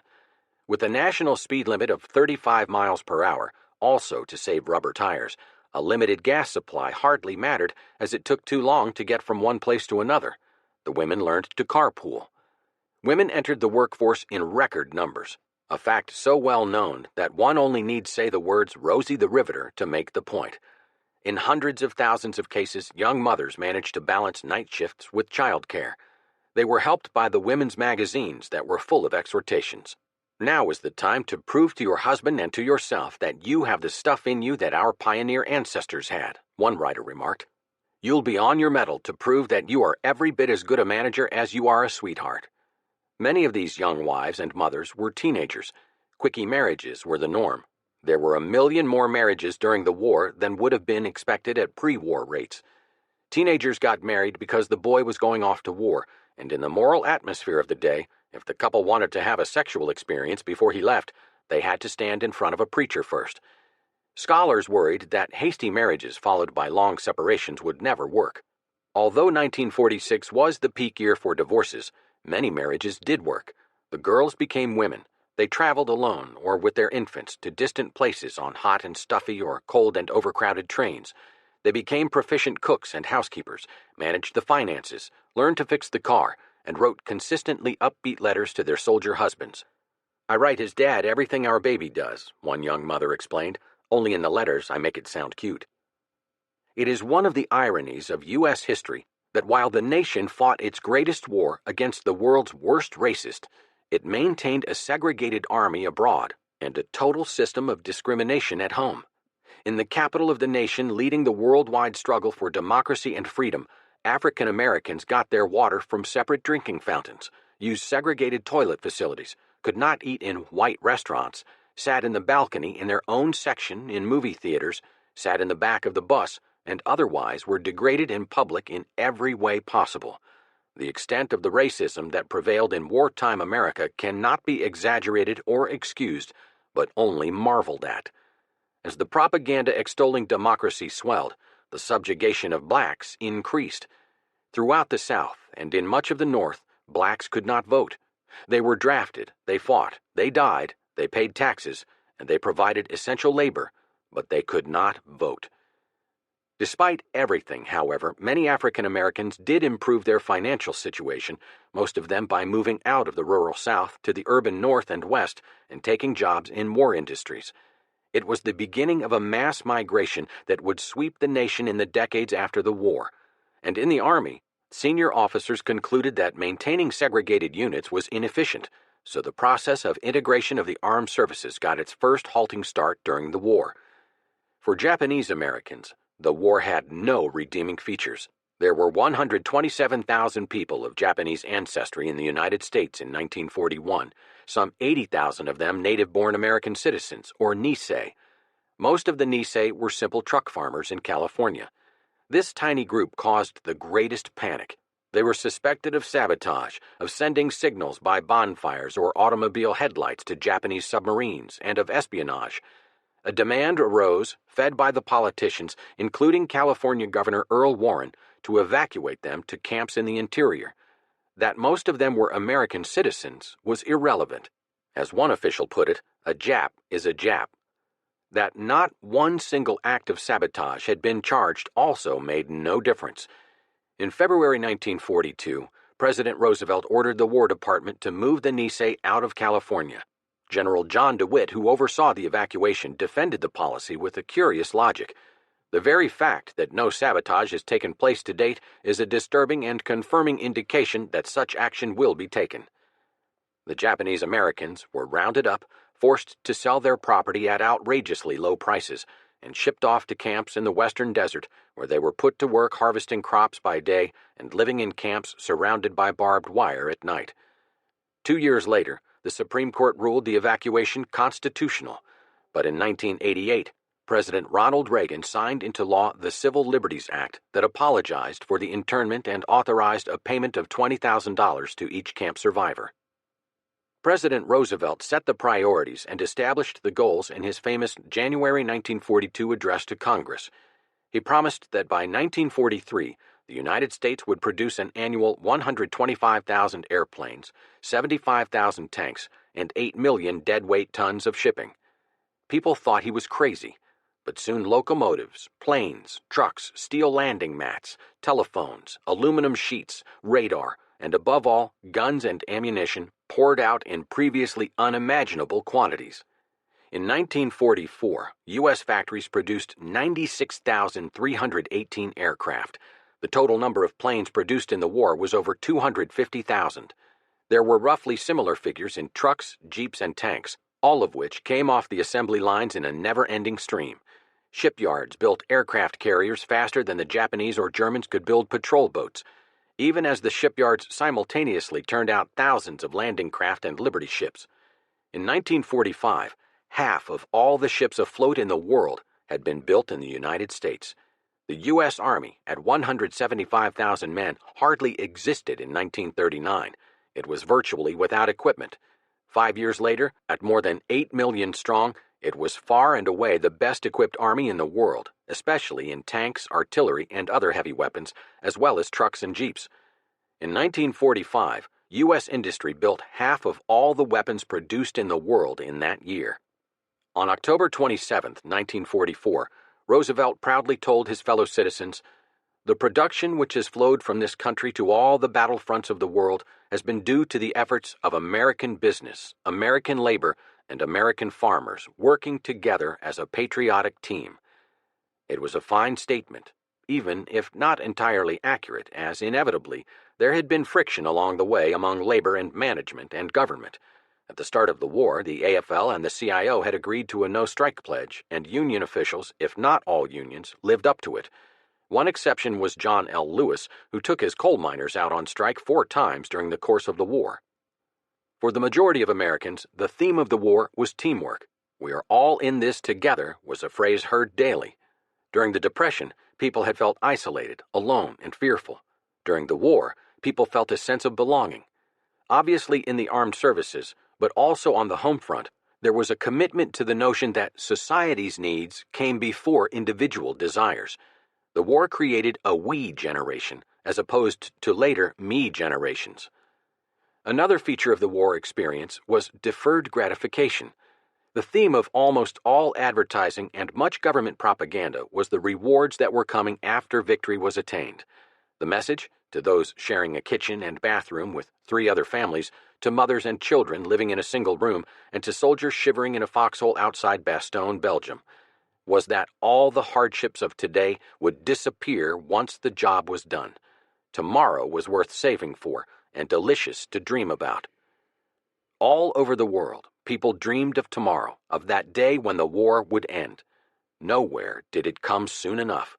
Everywhere outside the United States, the people of the home front suffered, some right from the beginning, some only toward the end.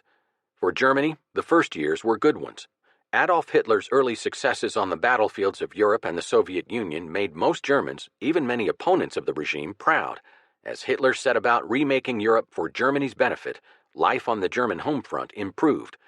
With the help of loot from conquered areas, redirected continental factory and farm output, the planning of an efficient and highly centralized Berlin government, and the use of enslaved laborers from subject territories, the Führer's Third Reich flourished. The Gestapo brooked no opposition to the regime or whatever it was up to, including its most heinous offenses against human decency: elimination of Jews, enslavement of foreign civilians, mockery of a free press, and a growing intoleration of religion. Although a small German underground existed inside the Reich and was in touch with such distinguished émigrés as Ernst Reuter, future mayor of West Berlin, and although this underground included brave and renowned individuals such as Karl Girdler, ex-mayor of Leipzig, and Pastor Dietrich Bonhoeffer, it was ineffectual. If the 1944 bomb plot against Hitler had succeeded, Girdler was expected to become chancellor of the new German government. In 1945, he and Bonhoeffer were both hanged for treason. The terror mounted. Indeed, in 1944, 1 out of every 1,200 German adults was arrested for political or religious offenses, the latter being equivalent to the former.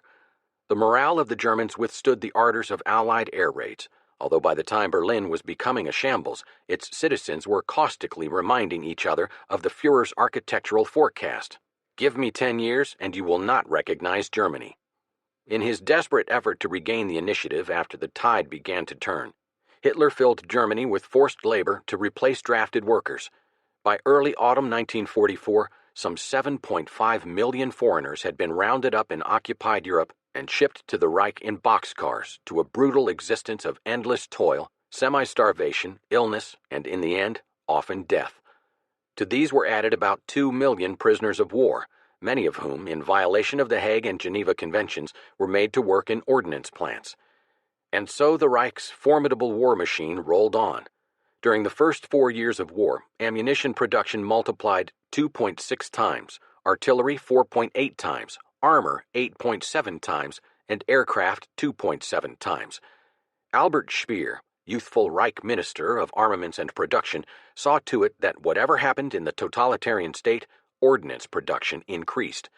The post-war U.S. Strategic Bombing Survey found that desperate intensification of Allied bombing and huge Wehrmacht losses, the German army, as distinct from the Luftwaffe, was better equipped with weapons at the beginning of 1944 than at the start of the Russian War.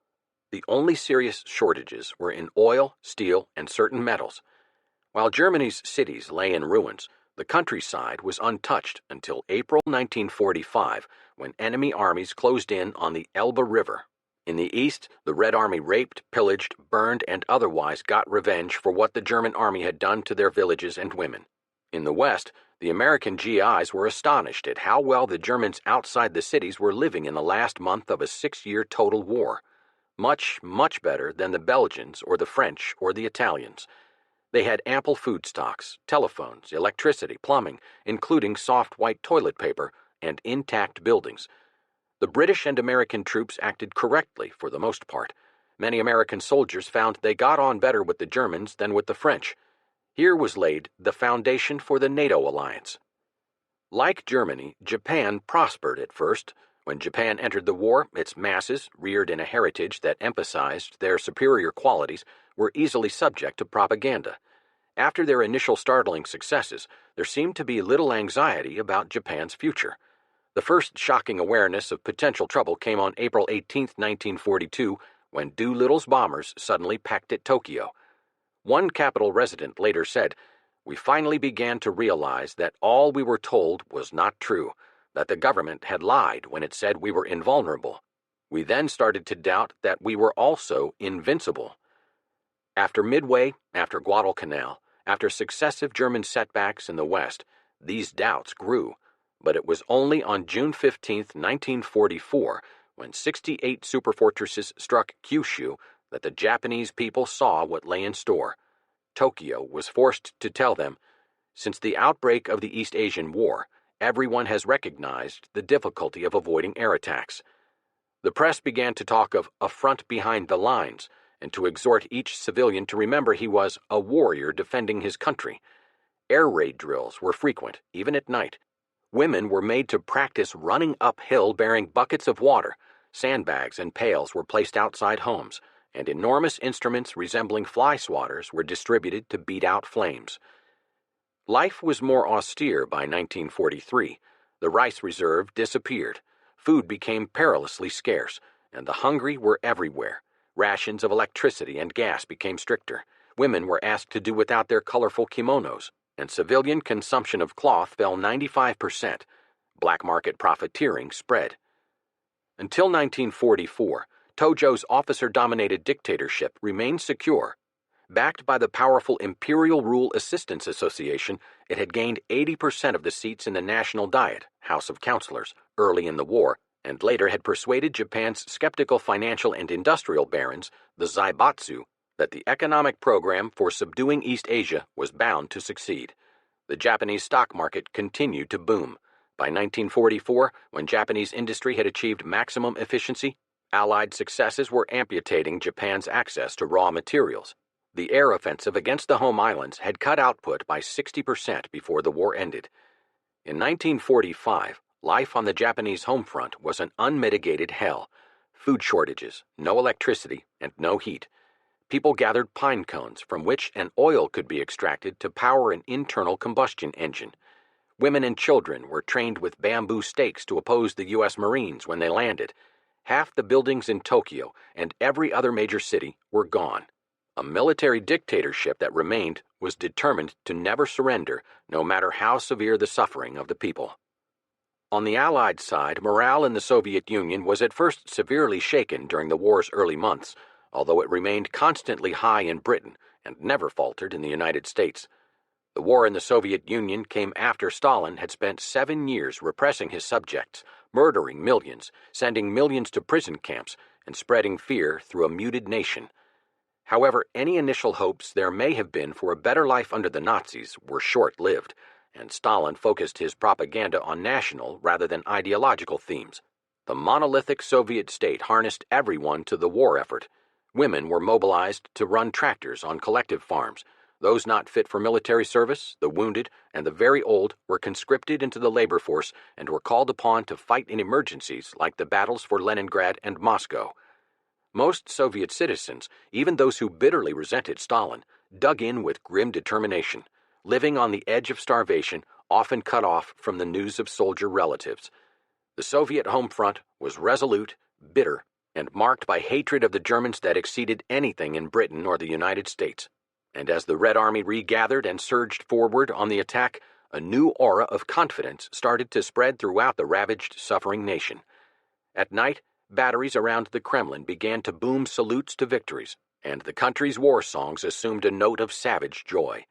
The Soviet people suffered, survived, and triumphed. Their diet was inadequate, as was their clothing and shelter, but they worked on their farms, digging anti-tank ditches, at the factories, everywhere for 10 to 12 hours a day, usually 7 days a week. The British worked long hours too, though not so long as the Soviets. The British likewise suffered from bombing and from shortages. They adopted a system of tightly rationing food, shoes, and household goods. Gasoline and textiles were rigidly restricted, and newspapers and magazines were thin. The BBC assumed an immense new importance as the essential organ for both informing and entertaining the English people and their restless allies in occupied Europe.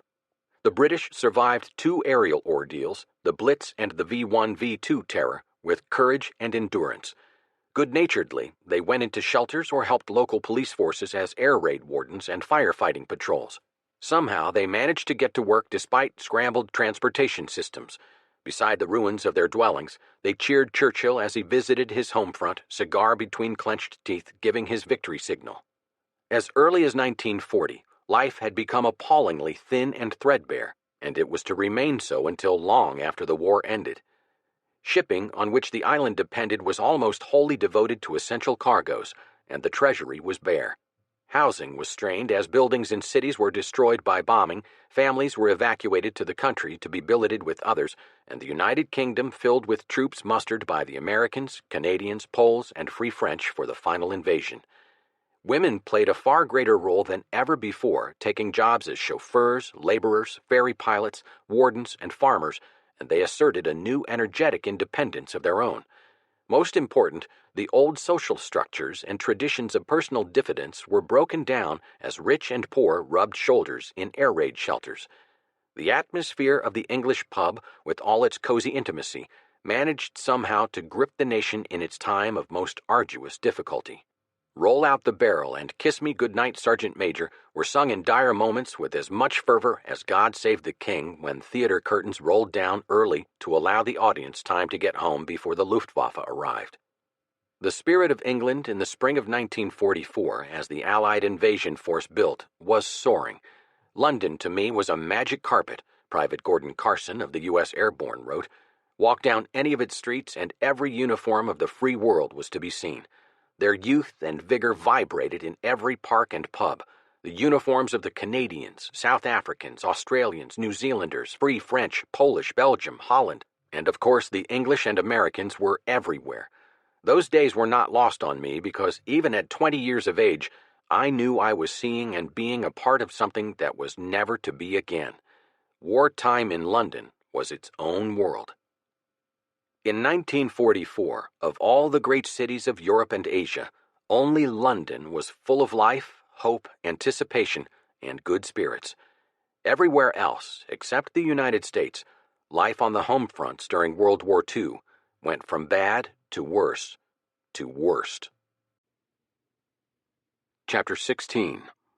The Holocaust and Other Atrocities. Between 1939 and 1945, uncountable millions of wholly innocent civilians who posed no threat to anyone were killed in the most bestial manner imaginable. No description of the horrors can approach the reality of what was done by some human beings to other human beings. From the shooting of individual POWs, to the mass executions of prisoners, to the systematic slaughter of villages and climaxing with factories of death for an entire race, the scope and scale of savagery in World War II are unsurpassed. Atrocities came in every form, beginning with casual violence, such as the killing of an unarmed soldier holding his hands high above his head, or the rape or shooting of civilians, something done on every front by every army. Atrocities are an inevitable part of war. When nations send their young men to foreign places, far from church or parental influence, arm them with automatic weapons, teach them to kill, and urge them to hate, many bad things are sure to happen. Killing in the heat of combat or immediately after is one thing. The execution of groups of unarmed prisoners under guard is another. This last was done regularly by the Japanese Army, the Red Army, the German Army, by the Croats and Serbs fighting each other in Yugoslavia, by the Nationalist Chinese and the Communist Chinese, and by others. Even by the U.S. and British armies, it happened. Not often, but it happened. Lieutenant Paul Fussell was a platoon leader in a rifle company in the U.S. Army in Europe. In his memoir of the war, he recalled that in the November 1944 fighting, his platoon came on a deep crater in a forest where a squad or two of German soldiers, some 15 to 20 men, were gathered. Their visible wish to surrender, most were in tears of terror and despair, was ignored by our men lining the rim, Fussell wrote. As the Germans held their hands high, Fussell's men, laughing and howling, hoo-hawing and cowboy and good old boy yelling, exultantly shot into the crater until every single man down there was dead. If a body twitched or moved at all, it was shot again. The result was deep satisfaction, and the event was transformed into a amusing narrative told and retold over campfires all that winter. Murder for political or ideological reasons was common. The Japanese did it to the Filipinos and Chinese. The communists and nationalists in China did it to each other and to the Japanese. The Germans did it to the Soviets, and the Soviets did it to the Germans. In December 1937, the Japanese captured Nanking on the Yangtze River, capital of nationalist China. The atrocities Japanese troops committed are called the Rape of Nanking. Almost 200,000 civilians were massacred. In the spring of 1940, Stalin, who wanted to destroy Polish nationalism, ordered the execution of some 15,000 Polish officers who were POWs in the custody of the Red Army. The young officers, the cream of Polish nationhood, had their hands tied behind their backs and were then shot in the head. The shootings took place at Katyn Forest near Smolensk. Hypocrisy, like atrocity, goes hand in hand with war. In this case, the British and U.S. governments joined Stalin in the cover-up as they felt that the need to maintain the alliance with the Soviet Union was greater than the need for truth. Thus, they chose not to challenge Stalin when he asserted that Hitler had been responsible for Katyn, even though they knew better. Many POWs who were not shot almost came to wish they had been. Throughout history, POWs have fared badly, but in World War II, the mistreatment of prisoners reached unprecedented heights. To be a German soldier in Soviet hands or a Red Army soldier in German hands was in most cases the equivalent of a death sentence. Both sides worked their prisoners hard, fed them inadequately or worse, provided insufficient shelter, and watched as they died by the millions. Americans and British in Japanese hands fared little better. For comparison's sake, between 34 and 38% of Americans held as prisoners by the Japanese died. Some 69% of Soviet prisoners held in Germany died.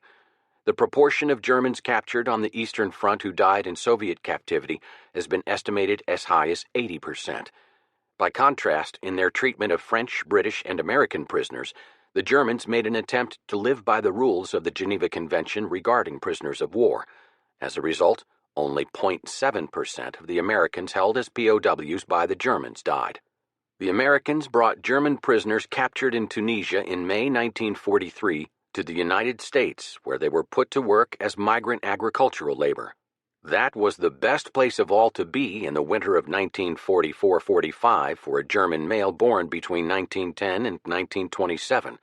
There, the German soldiers had security, shelter, and ample sustenance, along with humane guards and a decent camp administration. The terrible place for anyone to be during the war was in a Soviet, Japanese, or German concentration camp. These places were worse than hell. They contained political prisoners, religious prisoners, common criminals, and certain classes of people such as gypsy bands and physically handicapped or developmentally retarded people. In these camps, no inmate had any right whatsoever. The power of the commander and his guards was absolute, and the guards, brutal to begin with, were encouraged to beat, rape, torture, and degrade the prisoners. These generalizations are true of Stalin's Gulag in Siberia, where hundreds of thousands of Soviet citizens suffered and died, of the Japanese camps holding Filipinos, Chinese, American, British, and Dutch civilians, and of the Nazi camps. Comparisons are odious, especially when one is comparing the odious, but it would be difficult to say of Stalin, Hitler, and the Japanese warlords which one brought more misery and suffering and death to the largest number of people. But for sheer cruelty and violence, the Nazis stand out. The Holocaust is exactly what Churchill called it, the greatest and most horrible crime ever committed in the whole history of the world. Its aim was to make Germany, Europe, and the world Judenfrei, free of Jews. An ancient race of people was to be exterminated. The world had to coin a new word to describe the phenomenon: genocide. The victims were totally innocent people who had done Germany no harm, had threatened Germany in no way, and whose skills and abilities could have done Germany much good. The first German concentration camp was set up at Dachau, outside Munich, in the spring of 1933, a few weeks after Hitler came to power. Other camps quickly followed. The legend over the camp gates read, Arbeit macht frei. Work makes you free. Inside, the inmates were slave labor for various German arms manufacturers, including some of the great German corporations. They were overworked and underfed, deprived of rest, entertainment, medicines, and sleep, and degraded in every way imaginable. They died in such numbers that Himmler was forced to tell his SS doctors that they had to lower the death rate at all costs and increase productivity. The Holocaust began with the German invasion of Poland. By that time, September 1939, two-thirds of the Jews of Germany and Austria had been persecuted and driven into exile. But when the Wehrmacht got into Poland, the Nazis suddenly had in their grasp millions of Jews. In 1939, there were 3.3 million Jews in Poland, 2.1 million in Western Soviet Union, and 1.5 million in Czechoslovakia, Hungary, and Romania. In Poland, special SS units roamed behind the lines, rounding up Jews in the villages and cities, herding them to the outskirts of town, forcing them to dig mass graves, and then executing them by machine gun fire. Old men, women, children, by the hundreds, sometimes by the thousands. It was a slaughter such as the world had never seen. It was exceeded in the summer of 1941 when 4 SS units of 3,000 men each went to work in the Soviet Union. These groups were called Einsatzgruppen, and although Bolshevik leaders were supposedly their major target, most of their victims were Jews. Other victims were Asiatic inferiors, gypsies, and useless eaters, such as the mentally ill or terminally ill people. One Einsatzgruppen unit reported killing 6,400 Polish mental patients. According to the Nuremberg International Military Tribunal on War Crimes, altogether in the Soviet Union, the SS killed 2 million men, women, and children. Most were shot. Himmler, who had witnessed an execution, was upset at the sight of women and children being killed in this way, so he ordered another method. They were put in gas vans so constructed that at the start of the motor, the exhaust gas was conducted into the van, causing death in 10 to 15 minutes. That kind of killing was inefficient, and mass graves left evidence. Not that the Nazis cared very much, and could breed disease that might spread among German troops. On July 31, 1941, Himmler ordered his deputy, Reinhard Heydrich, to submit to me as soon as possible a general plan showing the measures for organization and for action necessary to carry out the desired final solution, or Endlösung, of the Jewish question. Heydrich, assisted by Adolf Eichmann, created an organization for assembly line killing. On January 20, 1942, at the Wannsee Conference, Heydrich gathered all agency heads involved in the deportation or killing of Jews and told them, in somewhat veiled but still chilling language, what their roles would be in the carrying out of the final solution. Eichmann was, in practice, the administrator of the whole genocide operation. Existing concentration camps were expanded into death camps, including Sobibor, Treblinka, and the most notorious, Auschwitz. Auschwitz, in Poland west of Krakow, was on the main rail line from Krakow to Vienna. Built in 1941, it was originally a POW camp. Of some 12,000 Red Army POWs sent there in December 1941, only 150 survived the winter. But that was just a start. Within weeks of the Wannsee Conference, Auschwitz had expanded from a capacity of 30,000 slave labor prisoners to 200,000. IG Farben, Krupp, and other armament industries set up factories there. Eichmann, meanwhile, set up the killing machine. It worked like this. Trainloads of Jews in sealed boxcars, packed so tightly for so long without food or water, often for days, that the dead could not fall down, arrived regularly at the Auschwitz siding. Guards threw open the doors and began shouting at the Jews to get out and line up. They were marched to an SS doctor who made a visual scan and pointed either to the gas chamber or to the labor camps. Infants, young children, old people, pregnant women, the disabled, and the sick were sent to their immediate death. Between 20 and 40% were sent to the labor camps, where they remained until, too weak to work any longer, they too were sent to the chambers. Outside the chambers, the Jews were ordered to strip and told they were going to take showers for delousing purposes. First they were shaved, and their hair saved for stuffing for mattresses and the like. Then they were herded into the chamber that looked like a shower room in a high school gym. Once they were packed in, the door was sealed shut, and cyanide gas was pumped into the room through the shower heads. After a minute or two of screaming that no one except the victims heard, there was silence. After clearing the gas from the room, inmates, often Poles, sometimes Jews, always under extreme duress, entered and pulled gold teeth and tore up anuses and vaginas of the cadavers to probe for hidden jewelry. That task completed, the bodies were taken by handcart to the crematory furnaces. The ashes of the dead went to farmers to enrich their soil. In March 1944, when Hungary tried to drop out of the war, Hitler ordered the country occupied by the German army. Up to that point, the Hungarian government had protected Hungarian Jews. Now they fell into Eichmann's grasp. He tried to barter Jewish lives for money and material for Germany, at one point offering 350,000 Jews for 2,000 trucks. The Allies refused. Eichmann then began deporting Hungary's Jews to Auschwitz, all 350,000 of them. Within 2 months, 250,000 had been gassed. At Auschwitz in 1944, 10,000 Jews a day were exterminated. Between 2 million and 4 million Jews and another 2 million non-Jews had been gassed by the time the Red Army arrived at the gates to the camp in late 1944. Total figures are guesswork, because by then the SS had evacuated the camp and destroyed the gas chambers and crematoria and burned all records. Another horrifying practice in Auschwitz and other camps was the use of prisoners for so-called medical experiments, something the Japanese also engaged in. These were highly unscientific, in fact murderous experiments conducted by incompetent and sadistic doctors from the SS. They were unspeakable. What did the world know about the Holocaust? What did it do about it? For most ordinary people in England and in the United States, next to nothing was known, so that after the war there was great shock as the existence and purpose of the camps was exposed. But Allied leaders knew what was going on at Auschwitz and elsewhere, at least in general terms. Ultra-intercepts in 1941 revealed what the Einsatzgruppen were doing in the Soviet Union. People escaped from the camps, resistance leaders gathered information. The word went out to various Jewish organizations in Palestine, London, New York, and Washington. These groups tried to get some attention paid to the Nazi crimes, but were unsuccessful. Hollywood, with many Jewish-owned studios, would not touch the subject. Newspapers owned by Jews, including the New York Times, would not print stories about the Holocaust. Jewish congressmen refused to speak out. This cover-up, a conspiracy of silence, had many causes. Even when confronted by hard evidence, many found it difficult to believe that the Germans would kill off highly skilled laborers in the middle of a total war.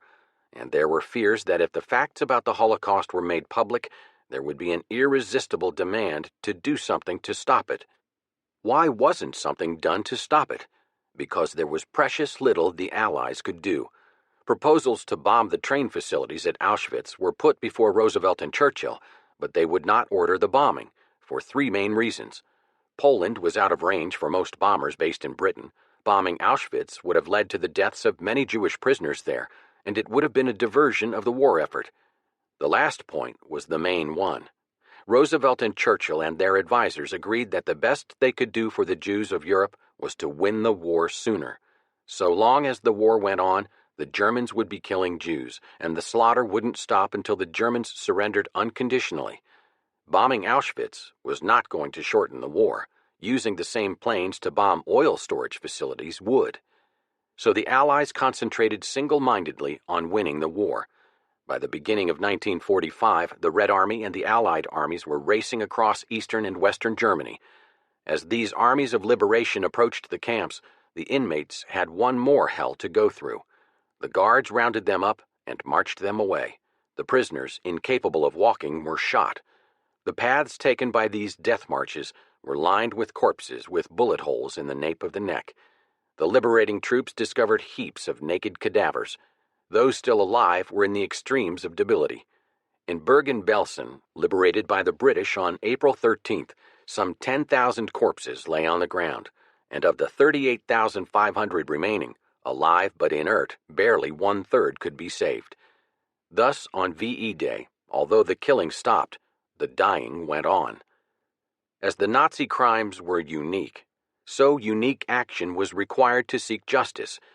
In June 1945, a conference began in London of jurists from Britain, the United States, the Soviet Union, and France. 6 weeks later, the jurists agreed on a statute creating the International Military Tribunal at Nuremberg. In November, a 4-judge court began to hear evidence in the trial of 22 top Nazis. The charges were grouped into 4 main headings. Count 1, conspiracy to commit crimes. Count 2, crimes against the peace, planning, preparing, starting, or waging aggressive war. Count 3, war crimes in occupied countries, murder of civilians, deportations for slave labor, and killing of POWs and hostages. Count 4, crimes against humanity, murder, extermination, enslavement, deportation, or persecution on political, racial, and religious grounds. The evidence presented at Nuremberg included moving pictures of the camps, still photographs, documents, and eyewitness accounts from survivors. Thus, there was an almost immediate and relatively systematic exposure before the eyes of the world of the appalling culpability of the Nazi regime. This must be considered a good thing insofar as one of the purposes of Nuremberg was to let future tyrants know that the world is watching and retribution is, if not certain, at least possible. Yet much about Nuremberg was subject to legitimate criticism. The trials applied a code of law retroactively. They adopted an Anglo-American form of procedure unfamiliar to the German people. The accusers were also the judges, and the defendants included foreign ministers, generals and admirals, industrialists, and others who had no direct involvement in the Holocaust and who could claim with some truth that they had only followed orders in their service to Germany. Perhaps most embarrassing was the presence of a Soviet judge sitting in judgment of Germans. One of the specifics in the crimes against humanity charge was that the Nazis had carried out a program to exterminate the Polish intellectual elite. It was true. In May 1940, the SS had massacred students at the universities of Krakow and Lublin. But it was also true that the Katyn Forest massacre of some 15,000 Polish officers, ordered by Stalin and carried out by the Red Army, took place on almost the same day. But it would have been impossible to hold war crimes trials without the Soviets, and it would have been criminal to not hold the trials. Otherwise, real monsters would have gone free, and the evidence that convicted them would not have been collected or made public. 11 of the defendants were condemned to death, including Goering, who cheated the hangman by swallowing a cyanide capsule. Himmler had escaped the trial by committing suicide shortly after his capture in May. 7 were condemned to imprisonment, 3 were acquitted. 12 additional trials were held at Nuremberg beginning in November 1945 and stretching out to 1948. These were based on the finding of the original court that certain Nazi organizations, the SS, Einsatzgruppen, and Gestapo, were criminal groups. In 1948, the Germans took charge of the prosecution of war criminals. Trials went on for decades. One, conducted by West Germany in Frankfurt am Main, included 21 former SS officers at Auschwitz. It ran from December 1963 to August 1965. 19 were convicted and sentenced to prison terms ranging from 3 years to life. As for the 2 principal participants after Himmler, Heydrich and Eichmann, there was a retribution, one coming early, the other late. On May 27, 1942, 2 Czech agents, trained in England and parachuted into Czechoslovakia, ambushed Reinhard Heydrich's car on the streets of Prague, fired into it, and rolled a bomb under it. Heydrich died soon thereafter. The Nazis indulged in an orgy of bloody reprisals, including destroying the village of Lidice and killing thousands of Czechs. Eichmann expected to be tried as a war criminal and boasted to an associate that he would leap laughing into the grave because the feeling that he had 5 million people on his conscience would be for him a source of extraordinary satisfaction. But he escaped and got to Argentina, where he lived peacefully until May 1960, when Israeli agents found him, kidnapped him, and flew him to Israel. In a trial that lasted from April to August 1961, Eichmann asked, "Why me? Everybody killed the Jews." He said he only followed orders and asserted that he was not anti-Semitic. The court nevertheless found him guilty and sentenced him to death. He was hanged on May 31, 1962. In Tokyo, an international military tribunal for the Far East tried 25 Japanese military officers and government officials charged with crimes against peace, crimes against humanity, murder, and other atrocities. Unlike Nuremberg, these trials were largely ignored by the American public. The only celebrated defendant was Hideki Tojo, Japan's wartime prime minister. In a trial that dragged on until November 1948, Tojo and 6 others were sentenced to death. 16 additional Japanese were sentenced to life imprisonment. Chapter 17. Assault on Fortress Europe. Every invasion of the war had its D-Day. The D had no significance beyond indicating the day the operation started. But Operation Overlord, June 6, 1944, the invasion of France, is everywhere recalled as the D-Day because it was the biggest amphibious operation ever undertaken and because it was the climactic battle of the war. It had been a long time coming. From June 1942 onward, Stalin had been demanding that the Allies open a second front in France. He suspected that the West was secretly delaying a cross-channel invasion in the hope that Germany and the Soviet Union would batter each other to death. Where the British had a right to ask was the second front in 1940. In the spring of 1942, Britain and the United States were working on various plans for an assault on France. But it became increasingly evident that neither the troops nor the technical equipment yet existed for any operation sufficiently large to stand a chance of success. Churchill had no intention of sacrificing another generation of young Englishmen like those of World War I, and Roosevelt soon discovered that the United States, heavily engaged in the Pacific, was short on warships and landing craft. Therefore, although Allied planners continued to contemplate a future landing in France, in the end, they settled on a large commando sortie against Dieppe on the coast of France in August 1942. A raiding force of 5,000 men, primarily Canadian, attacked Dieppe, and more than half were killed, wounded, or captured. That France should be the target of a later and larger assault was agreed on by both Washington and London. Planning was started on what would be known as Operation Overlord. In late 1943 at Cairo, Roosevelt selected Eisenhower to command the operation. A few days earlier at Tehran, he had promised Stalin that the cross-channel invasion would take place in the spring of 1944. Fresh from victories in Africa and Italy, Eisenhower set up headquarters in England in January. His orders from the combined chiefs of staff read, "You will enter the continent of Europe and, in conjunction with the other United Nations, undertake operations aimed at the heart of Germany and the destruction of her armed forces." His title was Supreme Commander. His office was called Supreme Headquarters, Allied Expeditionary Force, SHAEF or SHAEF. Eisenhower picked the time and place of the assault. Early June would be the time when the good campaigning weather came to northwest Europe. Normandy would be the place. There, surprise could be achieved, as the Germans assumed the Allies would attack on the direct line London, Dover, Pas-de-Calais, Rhine, Berlin. Surprise was critical because the Germans had 55 divisions, 11 of them armored, while Eisenhower could only put 8 divisions ashore in France on D-Day. If the Germans knew where the attack was coming, they could surely hurl it back into the sea. So Eisenhower chose Normandy, which made no sense, since there were no ports along the Calvados coast, and landing in Normandy put the Seine and Somme rivers between the Allies and their objectives. Because it made no sense, defenses in Normandy were nowhere near as formidable as at Pas-de-Calais, so it made perfect sense to Eisenhower. The training was intense. The planning was detailed to an extraordinary degree. It had to be, since the operation had 175,000 fighting men scheduled to go ashore on D-Day, carried by nearly 1,000 transport airplanes or on ships, 5,000 ships of all types, with some 6,000 fighters and bombers overhead. The scope of Overlord defies imagination. One comparison is that Overlord was the equivalent of moving the Wisconsin cities of Green Bay, Racine, and Kenosha, every man, woman, and child, with every vehicle, across Lake Michigan in one night. Allied intelligence, based on thousands of reconnaissance flights over the coast and on the French resistance, a prime source of information, was so good it was able to locate most machine gun nests or artillery bunkers along the Calvados coast. Allied counterintelligence mounted an elaborate deception scheme, one that drew on the talents of Hollywood and the British film industry, to produce cardboard tanks, landing craft, and airplanes in order to convince the Germans that the invasion force was gathering at Dover for an attack on the Pas-de-Calais. Called Operation Fortitude, and starring General Patton as the commander of the army gathered in Dover, it was a smashing success.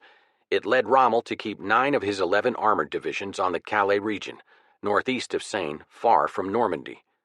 The buildup of men and equipment in the United Kingdom the first months of 1944 was so great that people joked that the barrage balloons, scattered across the country to prevent German fighters from coming down and strafing the city streets, were necessary to keep Britain afloat. Tens of thousands of tanks, trucks, jeeps, landing craft of all types, artillery pieces, and other weapons were piled up alongside the roads waiting to go to the continent. Allied ingenuity seemed limitless. There were the awkward duck amphibious personnel carriers. There were swimming tanks, each having an inflatable rubber skirt and a propeller attached to the drive shaft that enabled it to land side by side with the infantry.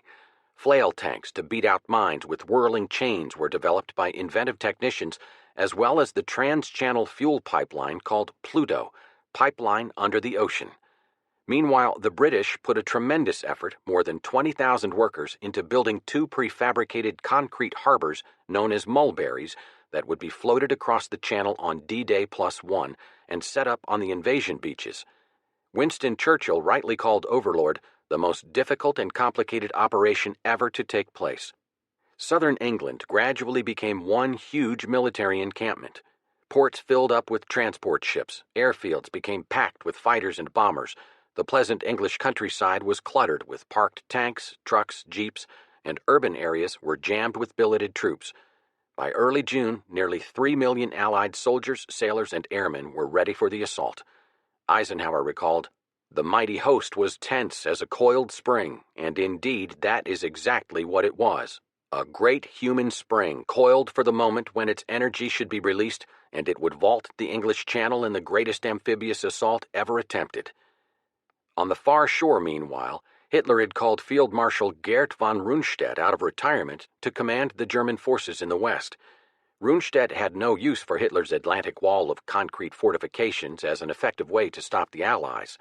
His idea was to hold his strength well back from the beaches and to fight decisive battles at places of his own choosing. But Rommel, in immediate command in France, believed Germany's only hope was to stop the invasion on the beaches. So as Eisenhower prepared through the winter and spring for the attack, Rommel worked frantically to improve the Atlantic Wall. For 6 months, 500,000 men labored constructing giant pillboxes and murderous hazards of every variety. Rommel planned to use the static defense to check the momentum of the initial attack, then to counterattack with tanks to drive the Allies back into the sea.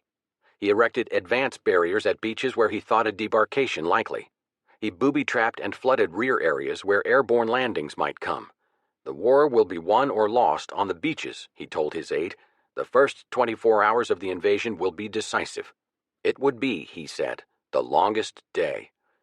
Eisenhower had chosen June 5th as D-Day. The tide was right, low at dawn. But on Sunday, June 4th, a gale blew up. The weather forced him to postpone. His forecaster predicted fair weather Tuesday morning to be followed by more bad weather. Faced with the choice between a possible critical delay of 2 weeks when the next low tide at dawn would come, or a gamble with the elements, he gave his order. "Okay, let's go." With that order, the largest amphibious force ever seen began to cross the channel. Eisenhower issued an order of the day. "The tide has turned. The free men of the world are marching together to victory. The hopes and prayers of liberty-loving people everywhere march with you. Good luck, and let us all beseech the blessing of Almighty God upon this great and noble undertaking." As the invasion armada headed toward France on the evening of June 5th, American and British paratroopers and glider units landed behind the German lines. They were scattered throughout Normandy, but despite the mix-ups and confusion, before daylight on the 6th, the paratroopers had secured their main objectives: bridges, crossroads, and exits from the beaches. At 0530, the landing craft began their runs onto Utah and Omaha beaches, carrying the U.S. 1st, 4th, and 29th Divisions, and onto Sword, Juno, and Gold beaches, carrying British and Canadian troops. The first assault wave hit the Normandy beaches by 0630 on June 6th. Planning had been as complete as possible, and the men had been thoroughly briefed, but in the vast confusion of invasion under enemy fire, the best-laid plans often came unglued. No one had expected that so many men would become seasick in the choppy channel. Men died uselessly when they left their landing craft too soon and stepped into water over their heads. Others fell into underwater shell craters and drowned. Many tanks equipped with the flotation devices that had worked so well in practice foundered as they tried to come in through the rough surf. The Allied air bombing that was to have knocked out German beach defense guns at Omaha Beach had not been accurate. The bombs had been laid down too far inland to do much good. As a result, the gunfire that met American troops at Omaha was more murderous than anything they had been prepared for. Initial losses at Omaha were ghastly. In some assault companies, the casualties were at 90% within minutes of landing. By midday, however, magnificent Navy gunfire gradually put many of the German guns out of action. The Americans kept coming, and by afternoon, the beaches were swarming with men, tanks, and amphibious supply carriers. Tanks flailed through minefields, and infantry scrambled over underwater and shore obstacles to burst through to high ground inland from the beaches. The defenders of Utah Beach, as had been predicted, were second-rate troops who soon surrendered, but behind Omaha was a German infantry division. It had been moved into the defenses weeks before without having been detected by Allied intelligence. On the other hand, the beaten Luftwaffe put in even less of an appearance than intelligence had predicted. Thousands of Allied planes ruled the sky, providing constant air cover and bombing bridges, roads, and railways to prevent enemy reinforcements from being brought up from the interior. That evening, over coast-to-coast radio, President Roosevelt led the American people in prayer. Almighty God, our sons, pride of our nation, this day have set out upon a mighty endeavor, a struggle to preserve our republic, our religion, and our civilization, and to set free a suffering humanity. The invasion had achieved complete surprise, and within a few days it was evident that the Allies were in France to stay.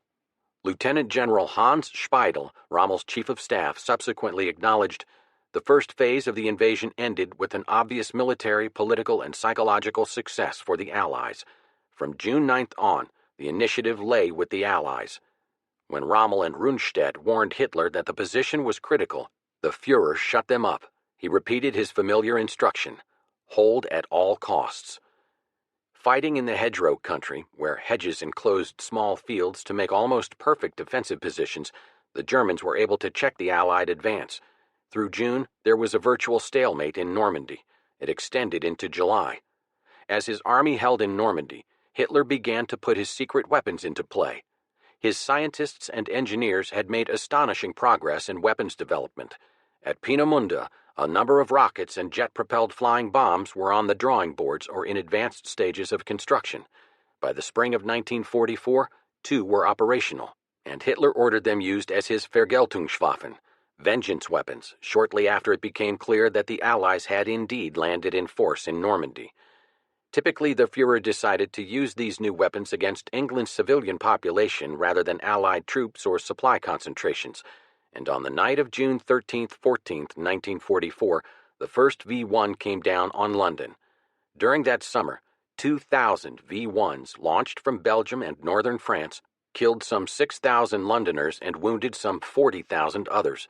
The flight of the buzz bomb at about 400 miles per hour was perfectly visible as well as audible, and the Royal Air Force became adept at intercepting and destroying them before they reached their targets.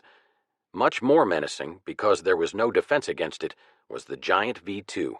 Coming down from a parabola whose peak was 60 miles up, it struck at a speed of over 4 times that of sound. Hundreds hit London late in the summer and on into the fall. Even more hit Antwerp. Only the capture of the launching sites by Allied armies finally put an end to them. The Germans were also first into the skies with jet-propelled military aircraft, a few of which would get into action against the Allies before VE Day. A few days after the first V-1 hit England, an event took place inside Germany that, had it succeeded, might have ended the war in Europe that year. The rather disorganized anti-Nazi conspirators who had been intermittently plotting against Hitler recruited a resolute professional army officer, Lieutenant Colonel Count Klaus von Stauffenberg, a brave soldier who had lost an eye, a hand, and 2 additional fingers fighting for his fatherland, and who loathed the Führer. Together with General Friedrich Olbricht, deputy commander of the German Home Army, Stauffenberg planned a coup d'etat. He personally would undertake to murder Hitler, and once word of his deed had been flashed by the code word Valkyrie, Olbricht and other commanders in the conspiracy would quickly seize control of the Reich. On July 20th, when Stauffenberg was summoned to a meeting at Hitler's East Prussian headquarters, he took a briefcase containing a time bomb. He intended to leave this inside the concrete bunker where such conferences were normally held, and then to leave. Although the place of the meeting was changed to a wooden guest house, Stauffenberg followed his plan, placed his briefcase underneath the oaken conference table, just 6 feet from Hitler's legs, then left the room. At 12:37 p.m. July 20th, there was a tremendous explosion. 4 men were killed, 20 wounded. That there were no more casualties was due to someone's accidentally having shifted the briefcase away from Hitler. Although he was partly protected by the table leg as a result, Hitler was temporarily paralyzed in one arm and also burned and deafened. Stauffenberg had confidentially flown back to Berlin, but Olbricht received a telephone message telling him the Führer was still alive. As the conspirators issued and countermanded confused orders, local Nazi units moved to round them up. Some, including Olbricht and Stauffenberg, were immediately shot. Others committed suicide. Rommel, who was suspected of being directly involved in the plot, which he was not, was offered the chance to take poison and thus save his family from retribution. It was announced that he had died of wounds suffered when his car was shot at, and he was given a hero's funeral. A huge Gestapo roundup took place. Almost 15,000 suspects were arrested, and perhaps as many as 5,000 were put to death. The failure of the July 20th plot is one of the great what-ifs of the war. Had Hitler been killed, no one knows what would have happened, but it seems safe to say that the war would have come to an end 6 months or more before it did. In those months, more death and destruction took place than in any comparable period in the war. In Normandy, meanwhile, Eisenhower moved as rapidly as his logistical difficulties permitted into the second phase of his plan. This phase had 2 objectives: the capture of Cherbourg, France, and the buildup of sufficient forces and material to break out toward Germany. By June 27th, when General J. Lawton Lightning Joe Collins's U.S. 7 Corps took Cherbourg, there were 1 million Allied troops in Normandy. Ordering Montgomery's British and Canadian forces to hold a hinge at Caen in the first week of August, Eisenhower brought Patton and his Third Army to France. Patton plunged ahead, swinging southward, eastward, and around to envelop the main German army. As his command car moved through fields of burning rubble and blackened German corpses, Patton shouted above the roar of his artillery, "Compared to war, all other forms of human endeavor shrink to insignificance. God, how I love it." He wrote to his wife, "Peace is going to be hell on me." Then, before dawn on August 7th, the Germans counterattacked from the town of Mortain, striking toward Avranches on the sea. Thanks to Ultra, the Allies knew they were coming. A combined infantry-artillery airplane team combined to stop the German tanks cold. With Patton completing his end run and Montgomery ready to push inland from Caen, it seemed that the Germans were about to be caught in a mammoth envelopment. But Montgomery was slow to close the German escape corridor in the Falaise Gap. He was sharply criticized for this caution. Americans charged that he had let far too many enemy troops escape. Bradley wrote in his memoirs, "If Monty's tactics mystified me, they dismayed Eisenhower even more." The arrogant Patton proposed to Bradley, "Let me go on to Falaise, and we'll drive the British back into the sea for another Dunkirk." But despite the American complaints, a great victory had been won. 8 German infantry and 2 panzer divisions were obliterated. Those who escaped left their equipment behind. The battle for Normandy was over. The Germans were in full retreat. On August 15th, a second Allied landing, codenamed Dragoon, came in southern France. Churchill, who had argued against this invasion, considered it at least well named, "because I was dragooned into it." A fleet of more than 1,500 ships, including 9 aircraft carriers, arrived off the Riviera between Toulon and Caen. The landing took place with minimal resistance. Helped by French resistance agents, the U.S. 7th Army under Lieutenant General Alexander Sandy Patch and General Jean de Latreille de Tossigny's French First Army rolled up the Rhone Valley and, within a month, joined Patton's forces north of Switzerland at Epinal, giving the Allies a continuous line from Switzerland to the North Sea. As the Americans approached Paris, excitement prevailed in the city. On August 19th, the Paris police went on strike, and 3,000 armed gendarmes seized the prefecture. The following day, Hitler sent an order to destroy Paris. He followed with a message demanding, "Is Paris burning?" But the German commander in the city, General Dietrich von Koltitz, refused to go down in history as the man who burned Paris. He negotiated a surrender that permitted him to withdraw the occupying garrison while leaving the city intact. On August 25th, General Jacques-Philippe Leclerc, commanding the French 2nd Armored Division, equipped with American-built Sherman tanks, drove into Paris. He was followed by the U.S. 4th Infantry Division, which marched down the Champs-Élysées on its way to battle east of the city. Liberation of Paris involved many troops and much fuel and undoubtedly delayed the rush toward Hitler's Rhine defenses. But the momentum of the offensive was slowing in any event because as the tanks and trucks got closer to Germany, they were farther from the beaches of Normandy where their supplies came ashore. An acute gasoline shortage began in the first week of September. It got worse throughout the month. Still, as summer ended, German territory was being constricted. The Soviets drove in hard from the east, and Tito's Yugoslav partisans were carving up Wehrmacht units in the Balkans. The 5th and 8th Armies in Italy, although weakened by Dragoon, nibbled through Tuscany toward the Po River, and Eisenhower's steadily growing forces pushed into Belgium and from Switzerland northwestward established themselves near the Rhine. For the Allies in France, however, there was insufficient gasoline to fuel the further advance along the front. Montgomery said to Eisenhower, "Stop Patton outside Metz. Give me his daily fuel allotment and the use of the Allied Airborne Corps, and I'll cross the Rhine north of the Ardennes and get to Berlin before winter." This was the so-called single thrust. Patton said to Eisenhower, "Stop Monty in Brussels, give me his daily fuel allotment and the use of the Allied Airborne Corps, and I'll cross the Rhine south of the Ardennes and get to Berlin before winter." There was a third option. The British had taken the town and docks of Antwerp, Europe's largest port. With Antwerp at work, the supply problem would end. But the Scheldt River leading to the port, nearly 100 kilometers long, was in German hands, so no ships could get to Antwerp. Eisenhower could have stopped both Montgomery and Patton and put the major offensive effort into opening Antwerp, but he felt there was a chance to end the war before winter and that Montgomery and the North had the better prospects. In early September, Eisenhower told Montgomery to go ahead with Operation Market Garden. It was a complex, daring, and dangerous but potentially decisive operation designed to get Allied forces over the lower Rhine River in Holland. The plan called for the Guards Armored Division to lead the way for the British Second Army across the Rhine on a line Eindhoven, Sonn, Wegel, Nijmegen, Arnhem.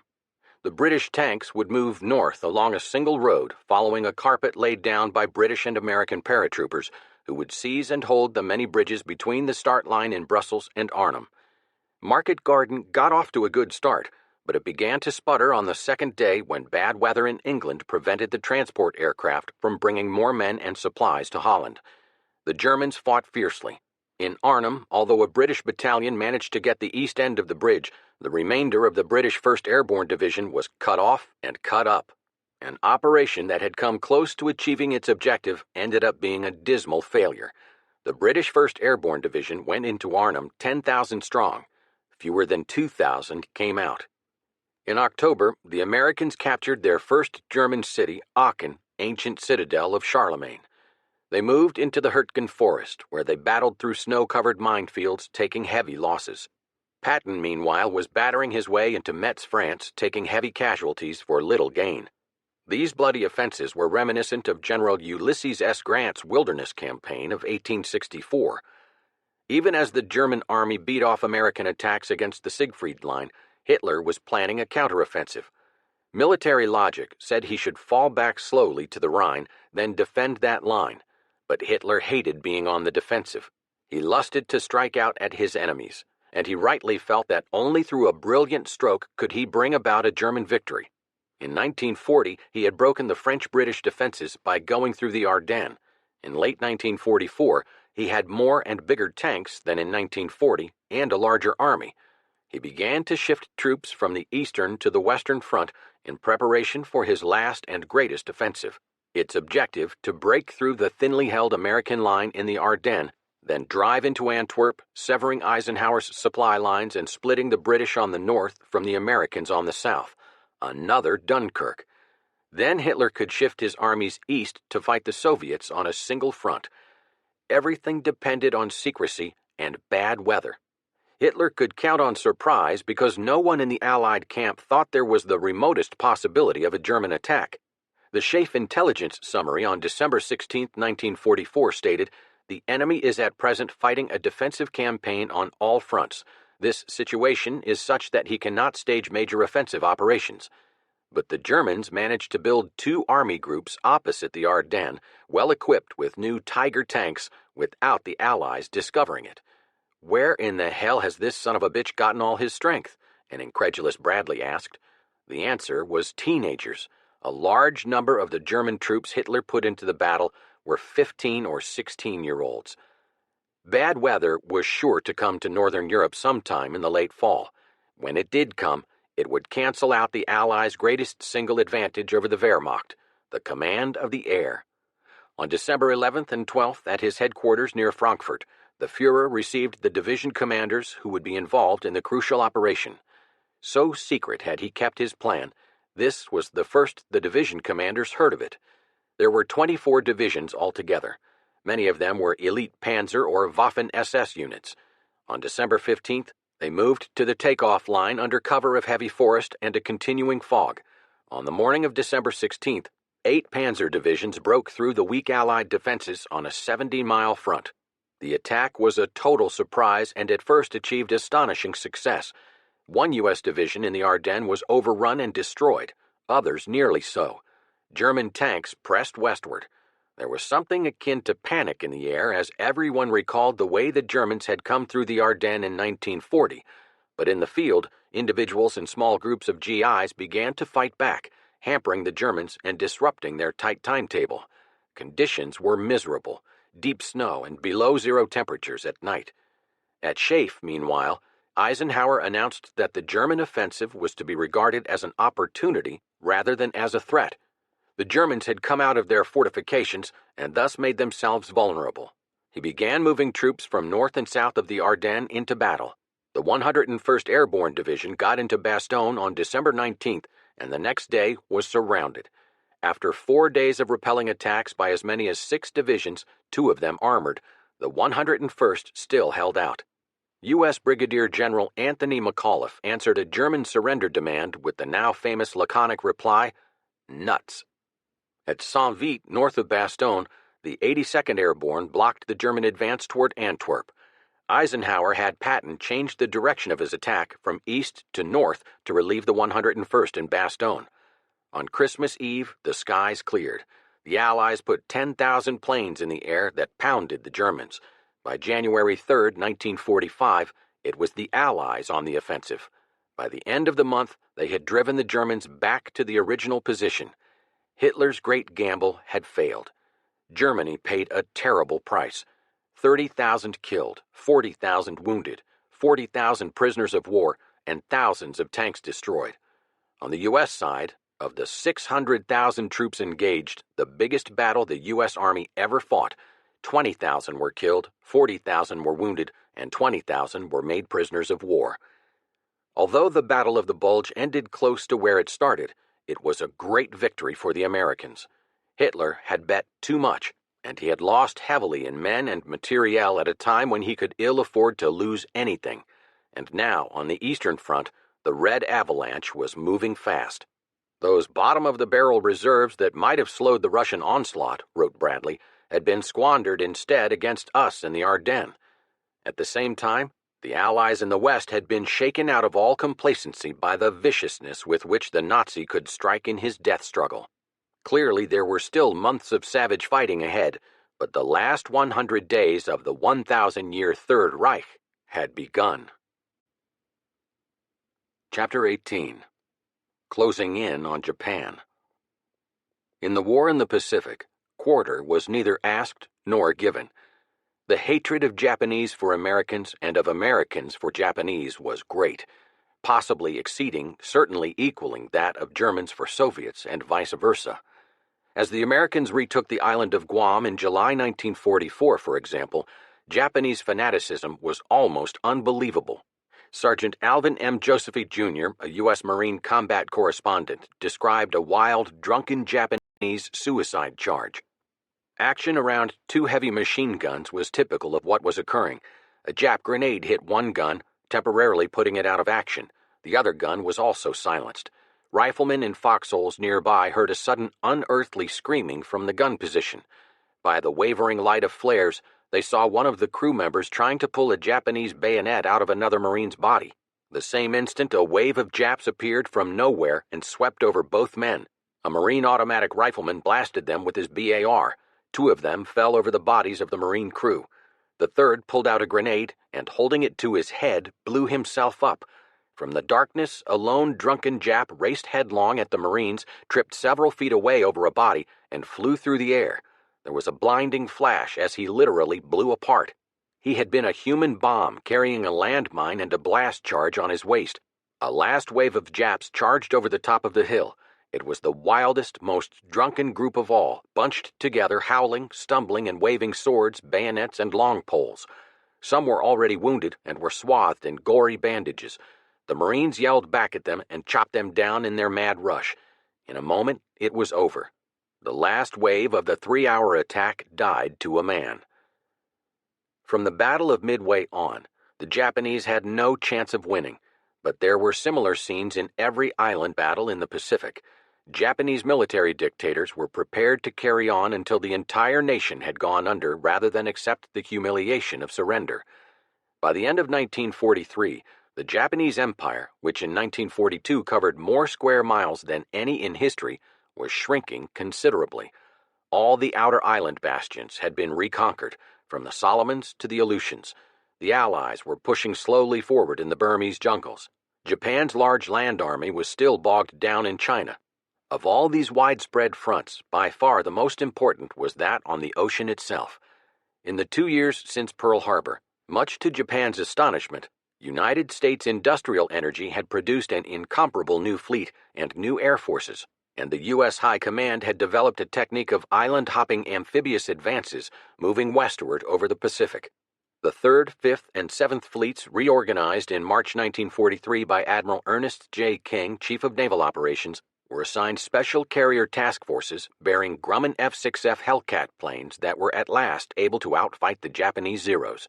There were also new torpedo planes and dive bombers. A generation of air-minded commanders had assumed direction of this new kind of naval war. Admirals Halsey and Spruance, Vice Admirals Mark A. Mitcher and John H. Towers, and Rear Admirals Arthur W. Radford, Frederick C. Sherman, Alfred Montgomery, and Charles Pownall. They had devised the famous leapfrog method of circumventing enemy strongholds, harrying them with bombing attacks and landing far behind them on islands that could provide airfields and ports from which to stage further advances. By 1944, thousands of square miles of contested waters had been reconquered. U.S. naval strength had become paramount on the world's seas. Some 4,700 vessels, including 613 warships and more than 18,000 aircraft. By late summer of 1944, almost 100 U.S. fleet and escort carriers were roaming the Pacific. From the start, as they planned their offensive, the Joint Chiefs of Staff foresaw that Japan itself would have to be bombed mercilessly prior to any climactic invasion in order to wear down the defending army and disrupt its communications and the ability to move reserves against a landing. It was hoped that such an aerial assault could be mounted from eastern China, and blueprints were drawn up for the eventual capture of a South Chinese port to supply such an operation. In 1943, the High Command had hoped to work toward this by occupying Luzon in the Philippines and Formosa. And though Admiral King originally had wished to save time by bypassing the Philippines, it was decided in March 1944 to take those islands where the United States had suffered such a humiliating defeat. General MacArthur's long, tough leapfrogging campaign along New Guinea's northern coast had only one purpose: to bring him closer to the Philippines. As mid-1944 neared, the pace of the campaign quickened. On May 27th, landings were made on Biak, a Japanese base off the New Guinea coast, an island honeycombed with caves from which the defenders had to be blasted. On July 30th, the final landing began on Vogelkop Peninsula, the western tip of New Guinea. As soon as the Japanese were cleared from each site, airfield construction commenced to support the advance toward the Philippines. Plans called for MacArthur to take the island of Morotai to the northwest in mid-September, while Admiral Nimitz, coming through the Central Pacific, was seizing the Palaus. Then, using those islands as advance bases, the next move would be against the Philippines. MacArthur was ordered to prepare a Luzon invasion for February 1945, while Nimitz would simultaneously attack Formosa. Having two major objectives was less a military decision than a political one caused by a divided command. MacArthur insisted that the offensive have its center of gravity in his Southwest Pacific Theater, while Nimitz pushed for his Central Pacific Theater. Eventually, to Nimitz's displeasure, the Formosan project was dropped and the date for the Philippine invasion advanced, but first it was necessary to secure more advanced bases in the Western Pacific from which to counter Japanese air and naval attacks. Therefore, on June 15, 1944, just as Eisenhower was consolidating his Normandy beachhead, Nimitz's forces hit Saipan in the Marianas, some 1,300 miles east of the Philippines and more than 3,000 miles west of Hawaii. Saipan was defended by 32,000 Japanese under the elderly Lieutenant General Yoshitsugu Saito. An armada of 535 ships commanded by Admiral Spruance carried 127,000 men, of whom two-thirds were Marines. 4 days after the landing, the Japanese fleet streamed into the area, and in a hot, cloudless sky with optimum visibility, the most intensive carrier battle of the war took place. The Japanese fleet had assembled planes and had trained pilots, though poorly by U.S. standards, to replace its disastrous losses in the fighting around Rabaul. The competent Vice Admiral Jisaburo Ozawa was given the assignment of bringing to battle and destroying the U.S. Pacific Fleet. He headed for Saipan. Although outnumbered 15-9 in carriers and in every other type of ship except heavy cruisers, Ozawa's planes outranged the American fleet, and he would have the help of some 100 land-based planes on Guam. The Japanese fleet was the first to locate its foe and began sending out airstrikes the morning of June 19th. But a U.S. submarine had sighted the Japanese fleet leaving the Philippines heading in the direction of the Marianas and signaled the U.S. fleet, which picked up the Japanese task force on radar, that the Japanese did not have on their ships when it was still hundreds of miles away. When the Japanese launched their planes against what they thought were unsuspecting Americans, the Americans launched their interceptors and caught the Japanese by surprise. Neither fleet ever saw the other. The battle that resulted was so one-sided that it had been dubbed the Great Marianas Turkey Shoot. In a few hours, Ozawa lost 350 planes, while only 30 U.S. aircraft were downed. Damage to U.S. ships was negligible. One battleship was hit by a single bomb, but while the Turkey Shoot was going on, U.S. submarines sank 2 Japanese carriers. The fleeing enemy fleet was struck again the next afternoon at a cost to Ozawa of another carrier, 2 oilers, and almost all his remaining planes. When American flyers returned in the darkness, almost out of gas, Vice Admiral Mark Mitcher, on board his flagship, the Lexington, ordered all ships to turn on their lights despite the danger of Japanese submarines. 80 planes out of gas ditched in the water, but almost all the pilots were rescued. Meanwhile, Ozawa returned to base with only 35 planes left. This, the Battle of the Philippine Sea, had been the greatest carrier battle of the war. Never again would Japanese carrier forces be a threat. The fighting on Saipan itself was ferocious. The Japanese staged successive attacks, particularly against the U.S. 27th Division, but the defenders fought with more ardor than skill, and in 3 weeks' time were overwhelmed. Saito himself had no wish to outlive his troops. On July 7th, as the end neared, he knelt on the floor of his cave command post and, shouting, "Hurrah for the Emperor," stabbed himself with his ceremonial sword. His principal officers followed suit. Admiral Nagumo, who had commanded the carrier strikes at Pearl Harbor and at Midway, and was at this time in command of a small craft fleet at Saipan, shot himself. The American forces started mopping up isolated pockets of resistance, and when they had finished, they counted 23,811 Japanese dead. Among the casualties were hundreds of Japanese civilians who had taken refuge along the pitted line of steep slopes on Saipan's northern shore. When the Japanese saw that all was lost, they disregarded the surrender appeals of the Americans and set about the ghastly business of mass suicide. In one of the war's most dreadful episodes, they hurled babies down from cliffs and jumped after them or blew themselves up with grenades. United States losses on Saipan were also heavy, more than 16,000 casualties, including 3,426 deaths. On July 23rd, Marine Lieutenant General Holland M. Howling Mad Smith continued the Marianas offensive by seizing Tinian. He had only 195 deaths against almost 30 times that number of Japanese. On August 10th, Rear Admiral Walden L. Pug Ainsworth reoccupied Guam, the last of the Marianas, after almost 3 weeks of combat. Here again there was a tough, swirling struggle. Even cooks and clerks were at times thrown into action when Japanese counterattacks pierced the American lines. Bulldozers sealed hundreds of snipers in caves, while ferocious night banzai charges were cut down by Marine riflemen and machine gunners. When the Marines finally entered Agana, the capital of Guam, a combat correspondent reported that they found nothing there. But there was more than a little joy among the victors when they discovered that Guam had been Japan's main liquor dump for the Central Pacific and was rich in scotch, rye, bourbon, beer, and sake.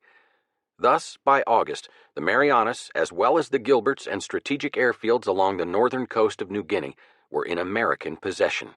The British General Ord Wingate's famous raiding forces had chopped deep into northern Burma. Merrill's Marauders, the comparable U.S. force, were working with Chinese troops to safeguard the new Lido Road designed to connect South China and Allied bases in India.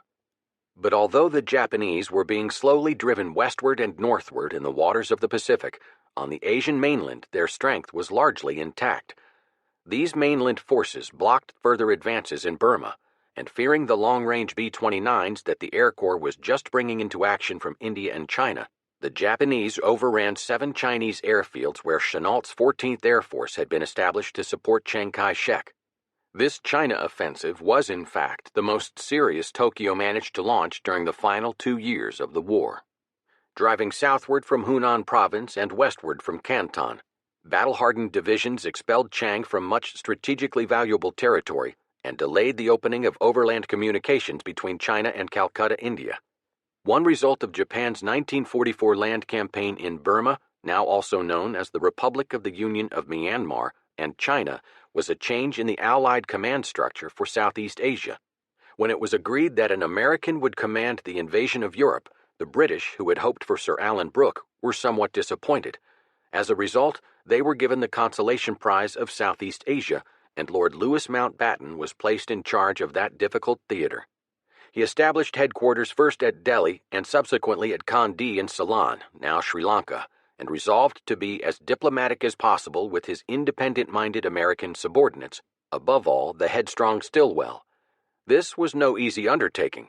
Stilwell's own diaries confirmed posthumously that he felt scant loyalty either to the Royal Admiral, whom he somewhat scornfully called Louis, or to Mountbatten's plans. Nor, for that matter, did Stilwell's successor, Major General Albert C. Wedemeyer, improve relations much, despite his more agreeable manners.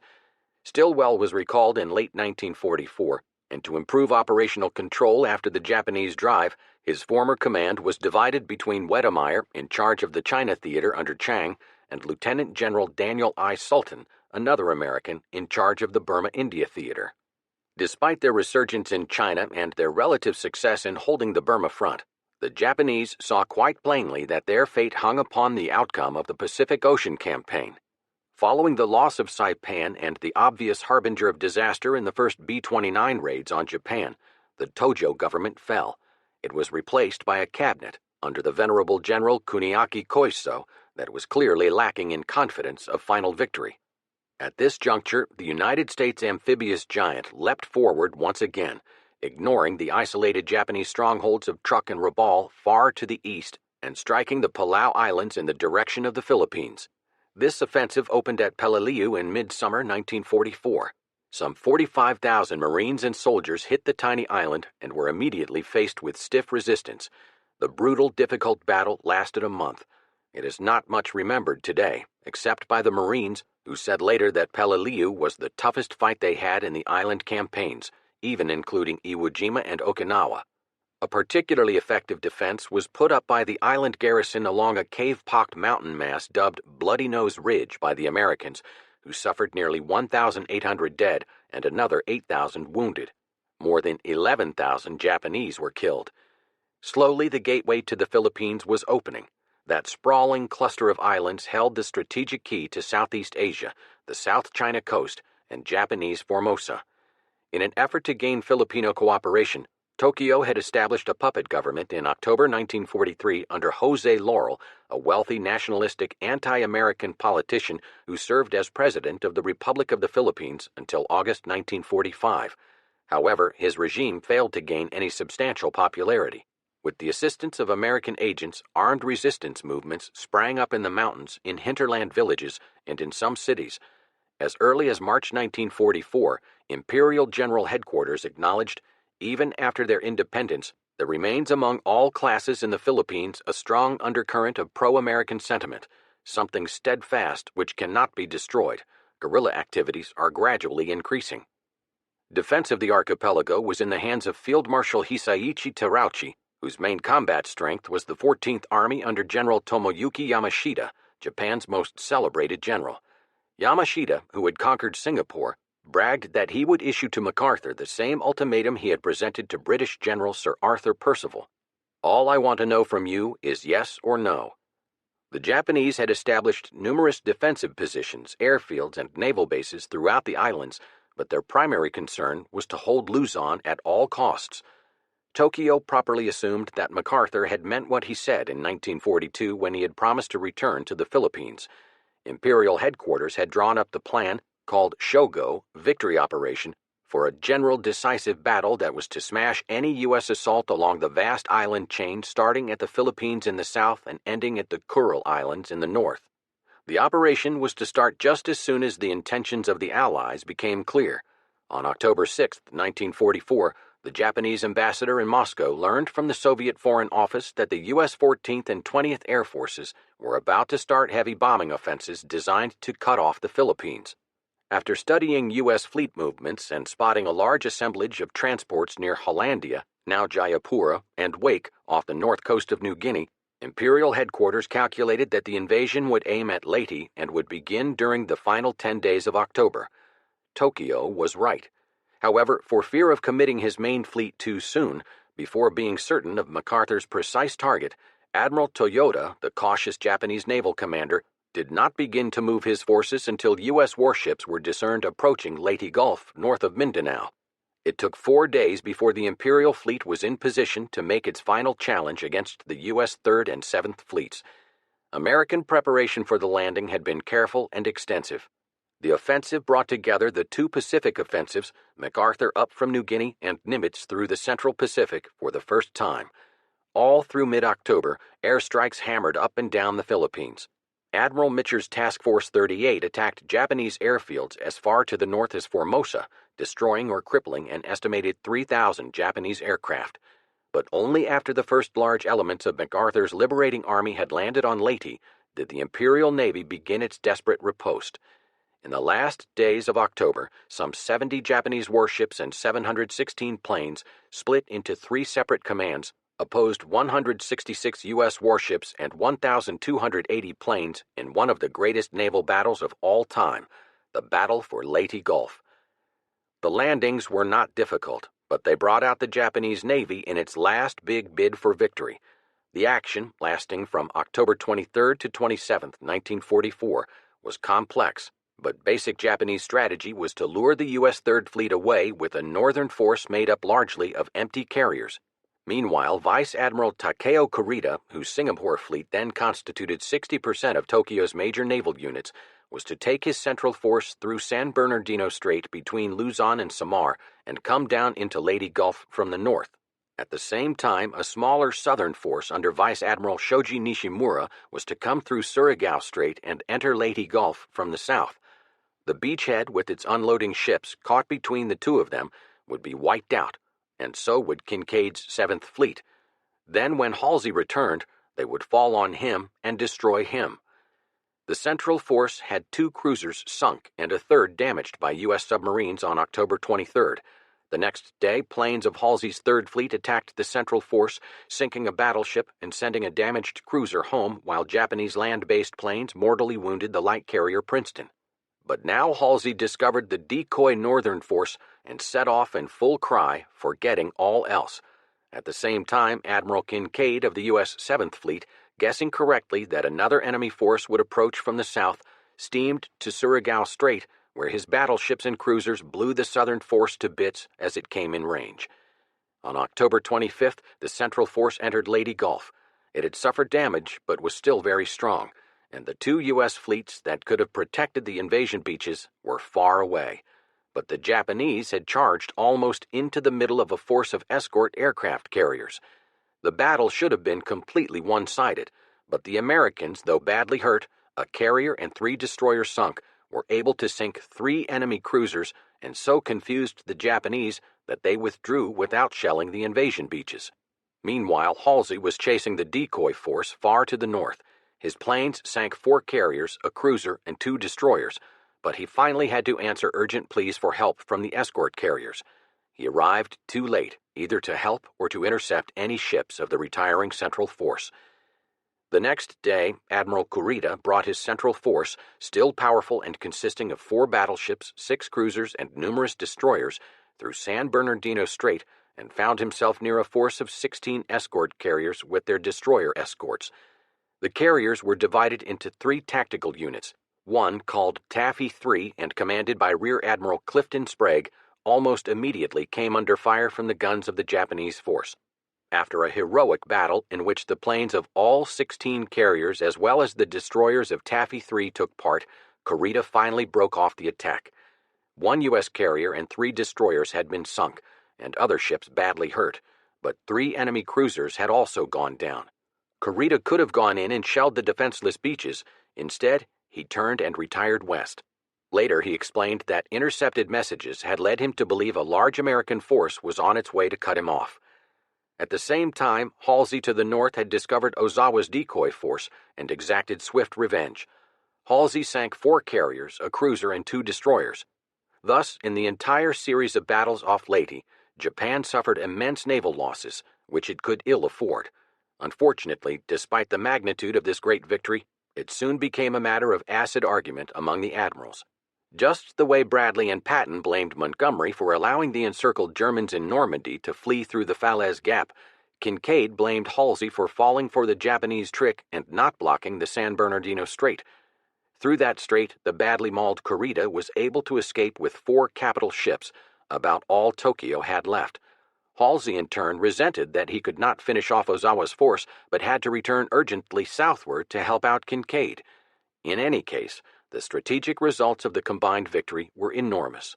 The naval power that Japan had first established in 1905 by sinking a mighty Soviet fleet was finally and irreparably crushed. The battle for Leyte Gulf marked the first appearance of kamikaze or suicide planes. On October 19th, Vice Admiral Takejiro Onishi had met with senior commanders at Mabalacat Fighter Base in the Philippines and announced, "With so few planes, we can assure success only through suicide attack. Each fighter must be armed with a 550-pound bomb and crash land on a carrier deck." This was the origin of the technique of kamikaze, which is Japanese for divine wind. The word refers to a typhoon that blew away a Mongol fleet that had sailed to invade Japan in the Middle Ages. Even when Admiral Clifton Sprague's carriers of Taffy 3 were fighting with Kurita's force, the escort carrier Santee of Rear Admiral Thomas Sprague's Taffy 1, a few miles away, was hit by a suicide plane. It thus became the first ship to be crashed by a kamikaze. The time was 7:40 a.m. Soon after, another kamikaze hit the Swanee in the same force. Then, just before 11 a.m., when Kurita had turned away and Taffy 3 was counting her wounds, she came under attack. 5 kamikazes either did minor damage to carriers or were shot down, but a 6th crashed through the flight deck of the Saint-Lô, set off bomb and torpedo explosions, and sent her to the bottom. Thus, Japan first tested what was to become one of her most terrible weapons. The kamikaze pilots pressed home their attack with great persistence and resolve. From that moment until the war was actually ending, it was considered a great privilege among some young Japanese airmen to volunteer for these one-way missions. There is considerable evidence that by no means were all kamikaze pilots volunteers, but many did their duty and obeyed the orders to fly into the U.S. ships. Farewell letters written by these pilots to their families have since been collected. One said, "Think kindly of me and consider it my good fortune to have done something praiseworthy." Another sadly reflected, "Every man is doomed to go his own way in time." Still another pilot concluded the last page of his diary, "Like cherry blossoms in the spring, let us fall, clean and radiant." All were in their early 20s. Although they could not turn the tide of war and although they were shot down in droves by the protecting U.S. aircraft and by concerted anti-aircraft fire of the vessels that they attacked, the kamikazes did great damage. above all later on at Okinawa. Before the conflict ended the following August, the Kamikaze Special Attack Corps had sunk or damaged more than 300 U.S. ships and had exacted some 15,000 casualties. On the eve of the final surrender, when he committed suicide, Onishi, who had first conceived of the idea of a flying suicide corps, wrote, "They fought well and died valiantly with faith in our ultimate victory. In death, I wish to atone for my part in the failure to achieve that victory. I apologize to the souls of those dead flyers and to their bereaved families." The liberation of the Philippines was now well begun. Carrying out the pledge he made at Corregidor, MacArthur had returned and planted the Stars and Stripes on Filipino soil 948 days after he had been ordered to leave by President Roosevelt. On October 20th, the charismatic old general waded ashore on the Leyte beach of Paulo, and shortly afterward, in a sudden monsoon rain, he stood by a truck-mounted microphone and broadcast, "This is the voice of freedom, General MacArthur speaking. People of the Philippines, I have returned. At my side is your president, Sergio Osmeña, worthy successor of that great patriot Philippine President Manuel Quezon, with members of his cabinet. The seat of your government is now therefore firmly re-established on Philippine soil." Yamashita managed to reinforce his garrison, and the last grim phase of the Asian campaign started. On October 21st, MacArthur occupied Tacloban Airport. By early November, he had expelled his enemies from the island's southern and northeastern sectors. By now, the guerrilla movement was providing aid on Leyte and becoming increasingly active on the other islands. The Japanese sought desperately to contain and reverse MacArthur's surge and, despite their loss of control over the sea passages, attempted to bring up reinforcements. However, on the night of December 6th-7th, almost exactly 3 years after their first raids on the Philippines, they lost 6 warships crammed with soldiers and supplies. The following week, an additional 3 transports were sunk, and Yamashita's position became hopeless. After Leyte, the next big move was into Luzon, Manila's island. But first, as a stepping stone, to provide airfields to protect the long exposed route to the invasion area, landings were made on Mindoro on December 15th. The Luzon landings began January 9, 1945, in Lingayen Gulf. Opposition was light, but the voyage there had been a nightmare because kamikaze suicide planes appeared. On February 3rd, American troops reached the suburbs of Manila and freed some 5,000 Allied prisoners. But it took until March 4th to clear the city because the 20,000 Japanese fought almost to the last man. In the house-to-house struggle, Manila was almost destroyed. Corregidor fell on February 26th after holding out 10 days against paratroops who dropped on the island while destroyers just offshore blew up pillboxes and fired directly into caves full of Japanese. After that, it was a matter of flushing out scattered Japanese from mountain and jungle, a task that was still going on in the Philippines when the Japanese signed the Instrument of Surrender on September 2nd. The Japanese had more than 300,000 men in the Philippines, but tens of thousands of Japanese troops fled to the jungles, and U.S. forces were still fighting there against these holdouts when the war ended. By the time the Leyte struggle ended, the Japanese had lost 56,263 men against only 2,888 Americans, an impressively disproportionate victory. Only 389 Japanese had, however, surrendered. Marshal Terauchi, lacking the necessary naval support to move his troops from one island pocket to another, and hammered by constant aerial attacks, withdrew to the Asian mainland and established headquarters in Saigon. In his report on the war, General George Marshall recalled that at the end of the Leyte battle, men of the U.S. 32nd Division found a letter written by an unknown Japanese soldier. It read, "I am exhausted. We have no food. The enemy are now within 500 meters of us. Mother, my dear wife and son, I am writing this letter to you by dim candlelight. Our end is near. What will be the future of Japan if this island should fall into enemy hands? Our Air Force has not arrived. Hundreds of pale soldiers of Japan are awaiting our glorious end and nothing else. This is a repetition of what occurred in the Solomons, New Georgia, and other islands. How well are the people of Japan prepared to fight the decisive battle with the will to win?" By the time the fighting in Leyte Gulf and on Leyte Island was over, not only did the Philippines lie open, but Japan itself was naked, unprotected by its customary shield of naval power, exposed to assault from almost anywhere. The answer to the Japanese soldiers' question would come soon, and terribly. Chapter 19. Smashing the Third Reich. Following the Allied victory in the Battle of the Bulge, the Nazi position was hopeless. Germany was going to be overrun, occupied, forced to accept an unconditional surrender. Far better to surrender and save what could be saved than to destroy the whole nation. But Hitler would never surrender, and so strong was the grip of the Nazi Party on the German nation and its army that they fought on with such determination that the last months of the European war were the worst in terms of lives lost and property destroyed. On January 3rd, Eisenhower's armies went over to the offensive in the last stages of the Bulge. On January 6, 1945, Churchill asked Stalin in a special message to renew the Red Army offensive and thus relieve pressure on the Western Front. In Schaeff's view, it was a most unfortunate message, as it gave the impression that the Western Allies needed to be saved by the Soviets. Worse followed. When Stalin promised a new thrust along the Vistula, Churchill wired, "May all good fortune rest upon your noble venture." It would have been a much nobler venture had it come 4 months earlier when an uprising of the Polish underground Home Army, first encouraged by Moscow, was denied desperately needed Soviet aid. Stalin wanted all homegrown patriotic Polish leaders eliminated, and was quite pleased that the Nazis were doing it for him.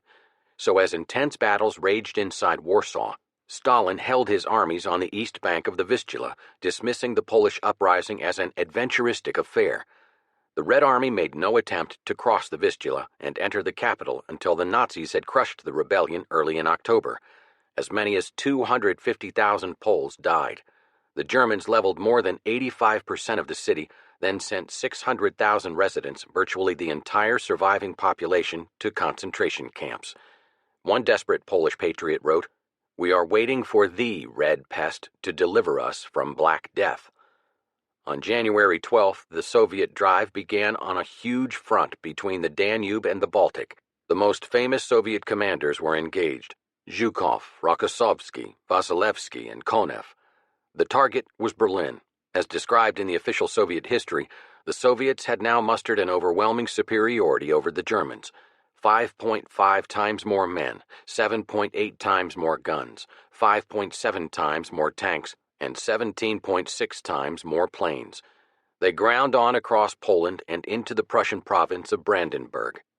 Hungary, that since 1943 had sought intermittently to sign an armistice with the West in secret negotiations at Istanbul, surrendered to Moscow on January 20th, 1945. Nazi units, however, held on in Budapest until February 13th, ruining that splendid city in the process. The Yugoslav partisans and a few regiments of Bulgarians who had now turned against Hitler joined the Red Army as it smashed up into Austria. Subservient governments were established by Soviet henchmen in Sofia, Bucharest, and Budapest. Coalitions clearly dominated by communists took over in Poland, Yugoslavia, and the Slovakian portion of Czechoslovakia. By early 1945, the military situation required the principal Allied leaders to meet for the purpose of making decisions on the shape of the post-war world. Roosevelt had put off such decision-making as long as possible, an astute piece of international statecraft on his part, because inevitably when the three leaders of the Grand Alliance sat down to divide the spoils of victory, they were going to have major disagreements. Churchill wanted to preserve the British Empire. Roosevelt wanted to end European colonialism. But the two Western leaders agreed on their desire for a free, self-governing Poland and the establishment of democracies throughout Europe. Stalin wanted just the opposite, to impose communist dictatorships responsible to him in the ancient capitals of Central, Southern, and Eastern Europe. The site chosen for this biggest and most fateful summit meeting of World War II was Yalta on the Black Sea shore in the Soviet Union's liberated Crimea. On February 4th, Roosevelt, Churchill, and Stalin gathered with their staffs in palaces that once were used by vacationing czars, but which by then were in a sorry state due to the German occupation. The palaces themselves were still standing, but the rest of Yalta had been destroyed. Roosevelt was outraged by this reckless, senseless fury of the Nazis, as he was later to report to Congress. Indeed, the Soviet government had to requisition furniture, chambermaids, and waiters from Moscow's principal hotels and hastily dispatch them to the Crimea in order to make its guests comfortable. The agenda covered the world, but it began with the country where the war began, Poland. Speaking for the West, Roosevelt's Secretary of State James Burns declared, "Our objective is a government in Poland both friendly to the Soviet Union and representative of all the democratic elements of the country." It was an impossible program. Any democratic government in Poland would be anti-Soviet. Stalin knew this and made it clear to Churchill and Roosevelt. At Yalta, he told them, "For the Russian people, the question of Poland is not only a question of honor, but also a question of security. Throughout history, Poland has been the corridor through which the enemy has passed into Russia. Poland is a question of life and death for the Soviet Union." He insisted on boundary changes that gave the Russians gains in eastern Poland, while moving Poland's western border to give Poland Silesia, Pomerania, and East Prussia. From 6 to 9 million Germans would be forced out. As to the Polish government, Stalin had broken with the Polish government in exile in London over the Katyn Forest massacre, and just before going to Yalta, he had recognized the so-called Lublin government, a Soviet puppet he had created in 1943. Churchill and Roosevelt tried to retrieve the situation by insisting on free elections and a broadly based Polish government that would include major figures from the London government. They believed that they had achieved a miracle when Stalin agreed to free and unfettered elections as soon as possible on the basis of universal suffrage and secret ballot, and also to reorganize the Polish government by bringing in Poles from London. When Roosevelt reported to Congress on Yalta, he stressed Stalin's promise of free elections and thus fed soaring American expectations about the shape of post-war Europe. The liberated nations would be democratic with a market economy, but before the year was out, it was obvious that Stalin had only given a face-saving formula to Roosevelt. He had no intention of carrying out his agreements. Throughout the vast stretches of East and Central Europe occupied by the Red Army, Stalin suppressed freedom of speech, assembly, religion, and the press through his satellite governments. Not until 50 years after Yalta did the Poles get to hold those free elections. As a result, the American people felt a sense of betrayal. Amazingly, many of them blamed Roosevelt. Senator Joseph R. McCarthy of Wisconsin later charged that Roosevelt had committed treason when he gave Poland to Stalin. Such charges were nonsense. There was nothing Roosevelt or Churchill could do to force Stalin to live up to his word or in any other way to influence his behavior in Poland. Power is the man on the spot with the gun in his hand. In Poland, that man was the Red Army. That was the essential fact. Thus, Poland was freed of Hitler, only to be given Stalin. At Yalta, a major aim of Roosevelt was to get the Soviet Union involved in the war against Japan. In return, he was prepared to make concessions to Stalin in Manchuria. Roosevelt's critics later charged that he had sold out Chiang Kai-shek and the nationalist Chinese just as he sold out Poland. But in truth, there was nothing Roosevelt could do to hold back the red tide in northern Asia any more than he could move the Red Army out of Poland. No one could agree with Stalin's fundamental premise, as he put it to Tito, "This war is unlike all past wars. Whoever occupies a territory imposes his own social system. Everyone imposes his system as far as his army can advance." And westward into Europe and eastward into Asia, Stalin was resolved to impose the communist system. At Yalta, the Big Three ratified previous agreements made between the foreign ministers about the shape of post-war Germany. These agreements divided Germany into 4 zones of occupation, the Big Three plus France, with Berlin inside the Soviet zone but divided into 4 sectors. Although they could not agree on a fixed amount of reparations to be extracted from Germany by the Soviets, it was accepted that Germany would provide labor as well as funds for reconstruction. Appended to these accords were 3 secret understandings. The British, Americans, and Soviets agreed to exchange each other's liberated prisoners and, more cynically, to repatriate each other's civilians as they were rounded up in Germany. This, of course, meant a Western obligation to send back to the Soviet Union many thousands of deserters and political refugees, most of them to certain death. The second secret understanding arranged a voting formula with a veto for permanent members in the Security Council of the proposed United Nations. In the third secret understanding, the Soviet Union formally promised to end the war with Japan in 2 or 3 months after Germany has surrendered. While the political leaders talked in Yalta, their armies squeezed Germany ever tighter. Hitler exhorted his troops everywhere to stand fast. Everywhere they were overwhelmed. In the West, Hitler had an opportunity to pull his troops back behind the Rhine River, blow up all the bridges, and dare the Allies to cross. Instead, he ordered no retreat, which gave Eisenhower's artillery and infantry an opportunity, gleefully seized, to kill Germans west of the Rhine. By the end of February, the Allied armies were closing the Rhine from its mouth to its source. At Cologne and elsewhere, as Eisenhower's men got to the river, the Germans blew up the bridges. South of Cologne, however, on March 7th, when the U.S. 9th Armored Division closed on the massive Ludendorff Bridge at Remagen, to the amazement of the Americans, it stood intact. In one of the most daring actions of the war, GIs dashed across the bridge in the face of intense machine gun fire, even as the Germans tried to blow it up, and took the bridge intact. The Allies were across the Rhine. Eisenhower rushed reinforcements to the bridgehead, and Hitler was furious. He set up a special court-martial to try the officers in charge of the bridge, and 4 of them were executed. He then fired Rundstedt and replaced him with Kesselring, who later said, "Never was there more concentrated bad luck at one place than at Remagen." From then on, the German collapse accelerated on all fronts.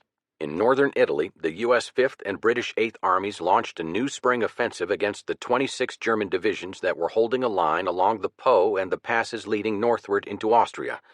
British troops north of Remagen got over the Rhine, as did Patton's troops to the south. To the east, meanwhile, by April 13th, the Soviet juggernaut had taken Vienna. 3 days later, far to the north, it began to storm in forces across the Oder River. By April 21st, Zhukov reached the outskirts of Berlin, and the European war's last great battle started. Marshal Ivan Konev, in his memoirs, recalled that he and Zhukov had been summoned to the Kremlin on April 1st and told that the Anglo-American command was preparing an operation aimed at capturing Berlin and with the object of capturing it before the Soviet army. Stalin then turned to his 2 greatest marshals and asked, "So who's going to take Berlin then? We or the Allies?" Meanwhile, from their Rhineland bridgehead, the Allies swept northward to encircle and reduce the Ruhr, Germany's industrial heartland. Concentrating on speed and low casualties, the Supreme Allied Commander Eisenhower conducted the campaign like a chess champion.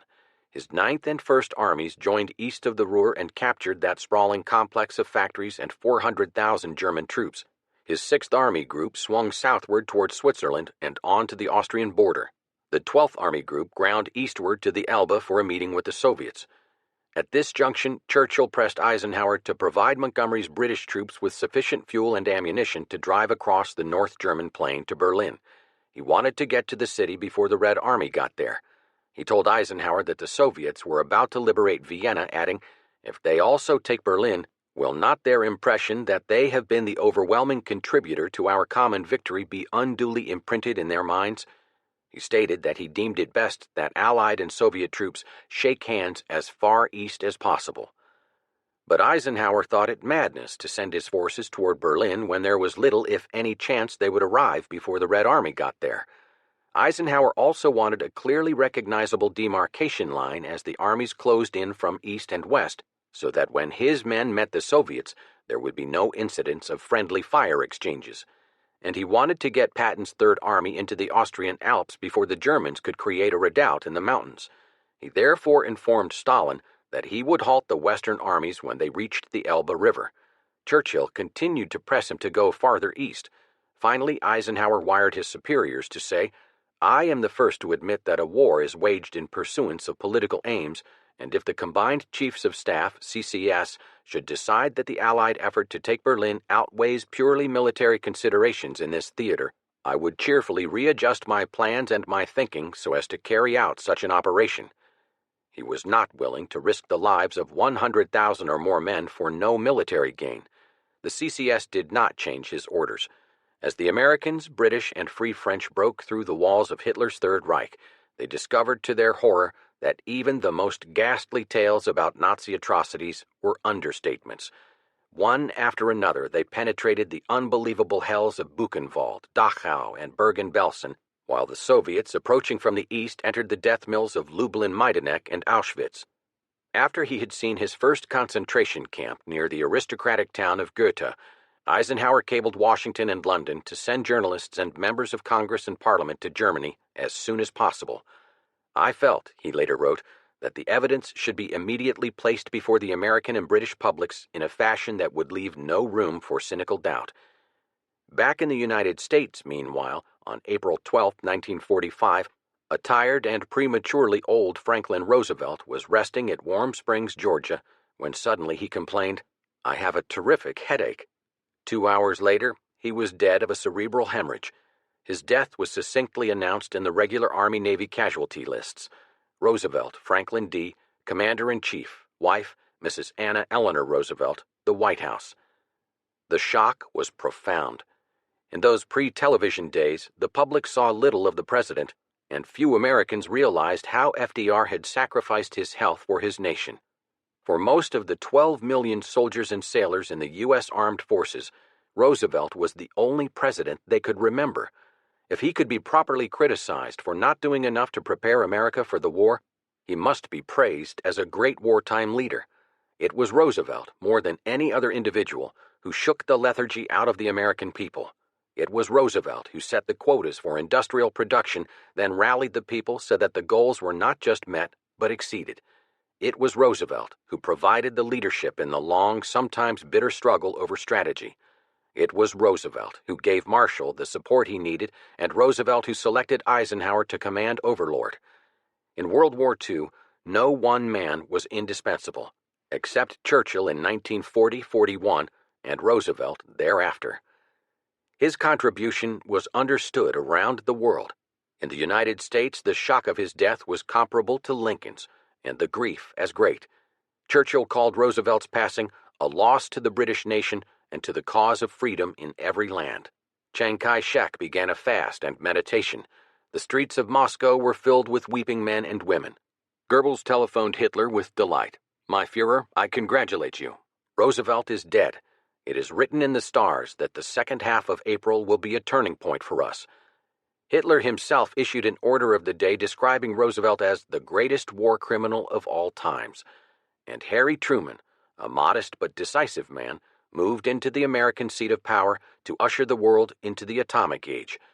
Not until after he had taken the oath of office did he know about the Manhattan Project. "Boys," he told the press, "last night the whole weight of the moon and stars fell on me. Please pray for me." Roosevelt died at Warm Springs with the assurance that his cause had won. Such was not to be the fate of the Axis dictators. Mussolini was the first to go. By the end of April, as the Allies were approaching Milan as partisans were swarming up to the Swiss border, the Duce took off northward with a few followers and his young mistress, Clara Petacci. On April 27th, his little caravan was stopped by a partisan roadblock. Mussolini disguised himself in a German helmet and military overcoat, but he was recognized and seized. On April 28th, near Lake Como, the Duce and his mistress were stood against a wall and shot. The bodies were trucked to Milan, kicked, beaten, and strung up by their feet in front of a gasoline station. When Hitler received the news, the Battle of Berlin was raging all around him, although his chancellery was still defended against the Soviets. On April 29th, he dictated his personal will and his political testament. He named Martin Bormann, the number 2 Nazi, as his executor and expelled Goering and Himmler from the party because of their disloyalty to his frenzied last-minute commands. He appointed Grand Admiral Karl Dönitz President of the Reich and Supreme Commander of the Armed Forces. He made a last appeal against international Jewry and then concluded, "I myself and my wife, in order to escape the shame of overthrow or capitulation, choose death." His wife was Eva Braun, whom he married the day before his suicide. Hitler ordered that his favorite Alsatian dog be poisoned, and poison was distributed to his secretaries. Then, early in the morning of April 30th, he shook hands with remaining members of his entourage and retired with Eva Braun. Goebbels, Bormann, and a few other Nazi bosses were left behind to send the final telegrams. About 3:15 that afternoon, Eva Braun, sprawled on a sofa, took poison. At 3:30, Hitler, seated at a table near her, shot himself in the mouth with a pistol. The corpses were taken into the Chancellery garden by Bormann, Hitler's valet and a surgeon, placed in a Russian shell hole, doused in gasoline, and burned. Goebbels had an SS orderly shoot him and his wife after she had poisoned their 6 children. Bormann disappeared without a trace. By the time of Hitler's death, thousands of Berliners were scurrying from their besieged capital in a hysterical effort to avoid Soviet retribution, as block by block, floor by floor, the troops of Zhukov and Konev bored through the burning city. An officer with the German tank unit at Tempelhof Airfield kept a diary that gives some faint idea of that last terrible fight. We retreat again under heavy Russian air attacks. Inscriptions on the house walls, "The hour before sunrise is the darkest," and "We retreat, but we are winning." The night is fiery red, heavy shelling, otherwise a terrible silence. Women and children huddling in niches and corners and listening for the sounds of battle. Nervous breakdowns. The wounded that are not simply torn apart are hardly taken in anywhere. The civilians in their cellars are afraid of them. Too many of them, wounded soldiers, have been hanged as deserters. On May 2nd, Berlin at last fell. The Red Army had suffered 300,000 casualties, 10% of the attacking force and the highest Red Army casualties of the war, and Germany lost 125,000 Berlin civilians and between 150,000 and 200,000 military personnel. The Soviets gained their first somber sense of triumph, the first awesome sight of the ruins, and the first parades under the pall of smoke. They had taken Berlin, but at a terrible cost to themselves as well as to Berlin. The rape, pillage, and looting that followed was great, even by World War II standards. For a few more days, disconnected fragments of the Wehrmacht thrashed about in isolated sectors between the Austrian Tyrol and Scandinavia. Bormann had sent to Dönitz Hitler's last message that said, "Grand Admiral Dönitz, in place of the former Reich Marshal Göring, the Führer appoints you as his successor. Written authority is on its way. You will immediately take all such measures as the situation requires." Dönitz, whom nobody bothered to tell that Hitler was dead, wired back, "My Führer, my loyalty to you will be unconditional." The German radio announced that the Führer had died fighting to his last breath against Bolshevism. It said nothing of suicide. Dönitz went on the air to regret the hero's death of Hitler. He publicly hinted at a desire to arrange accommodation with the Western Allies against the advancing Bolshevik enemy. On May 5th, Admiral Hans von Friedeburg sought an 11th-hour deal at Eisenhower's headquarters in Reims, while German forces in northwest Germany, Holland, and Denmark were already capitulating. Friedeburg hoped to stall negotiations long enough to bring the maximum number of troops and refugees westward, eluding the Red Army's grasp before the fighting ceased. Eisenhower, however, threatened to close the entire Allied front against such refugees unless there was an immediate total ceasefire. The actual surrender came at 2:41 a.m., May 7, 1945, in a modest schoolhouse at Reims. Friedeburg, Field Marshal Alfred Gustav Jodl, and Jodl's aide Major Wilhelm Oxenius signed the terms. Eisenhower refused to attend in person. Instead, he sent British, French, Soviet, and American emissaries to accept unconditional surrender of all German forces to both the Western Allies and the Soviet Union, together and simultaneously. When the brief ceremony ended, Jodl said with much difficulty, "With this signature, the German people and the armed forces are, for better or worse, delivered into the victor's hands." The Allied representatives made no comment. The Germans were then conducted to Eisenhower's office. The Supreme Commander asked if they understood what they had signed. "Ja," said Jodl. The next day, at Soviet insistence, the ceremony was repeated in Berlin, where Zhukov signed for the Soviet Union. May 8th thus became the historical VE Day.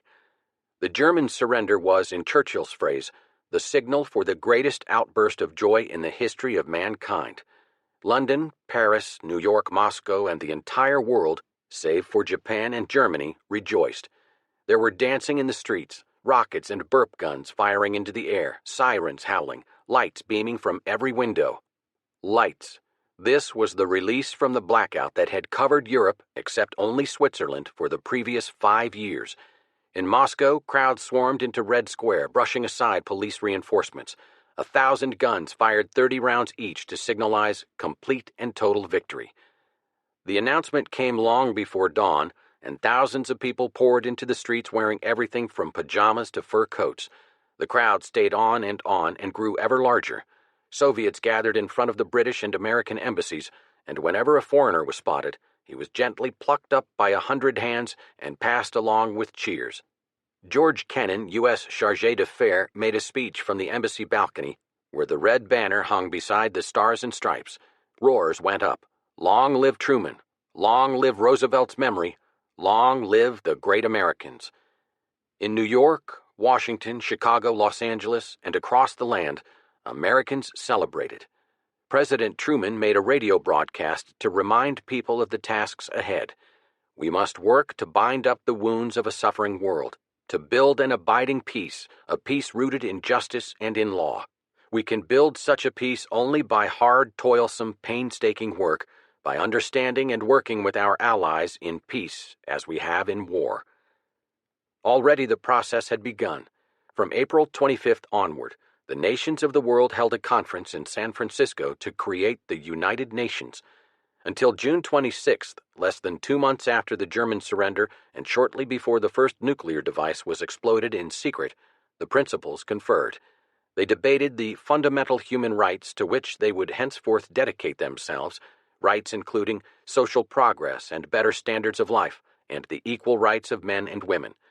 At the insistence of a Republican member of the United States delegation, Senator Arthur H. Vandenberg of Michigan, one word was added to the list: justice. Chapter 20. The End of the Rising Sun. The last year of the war in the Pacific was the worst year for both sides. It was waged with the barbarism and race hatred staggering in scope, savage almost beyond belief, and catastrophic in consequence. Each side regarded the other as subhuman vermin.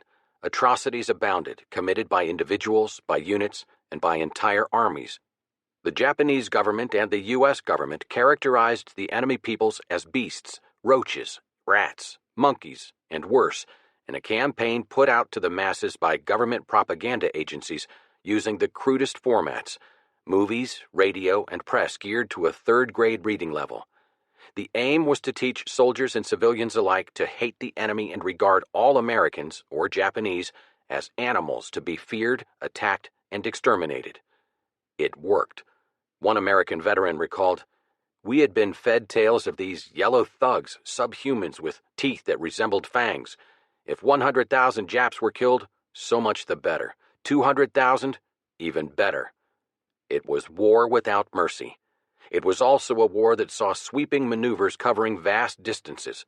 Even before the mop-up had ended on Leyte in the Philippines, MacArthur sent Lieutenant General Walter Kruger's Sixth Army on a long hooking loop through Surigao Strait, the Mindanao Sea, and on to Lingayen Gulf and Luzon, key to the whole Philippines archipelago.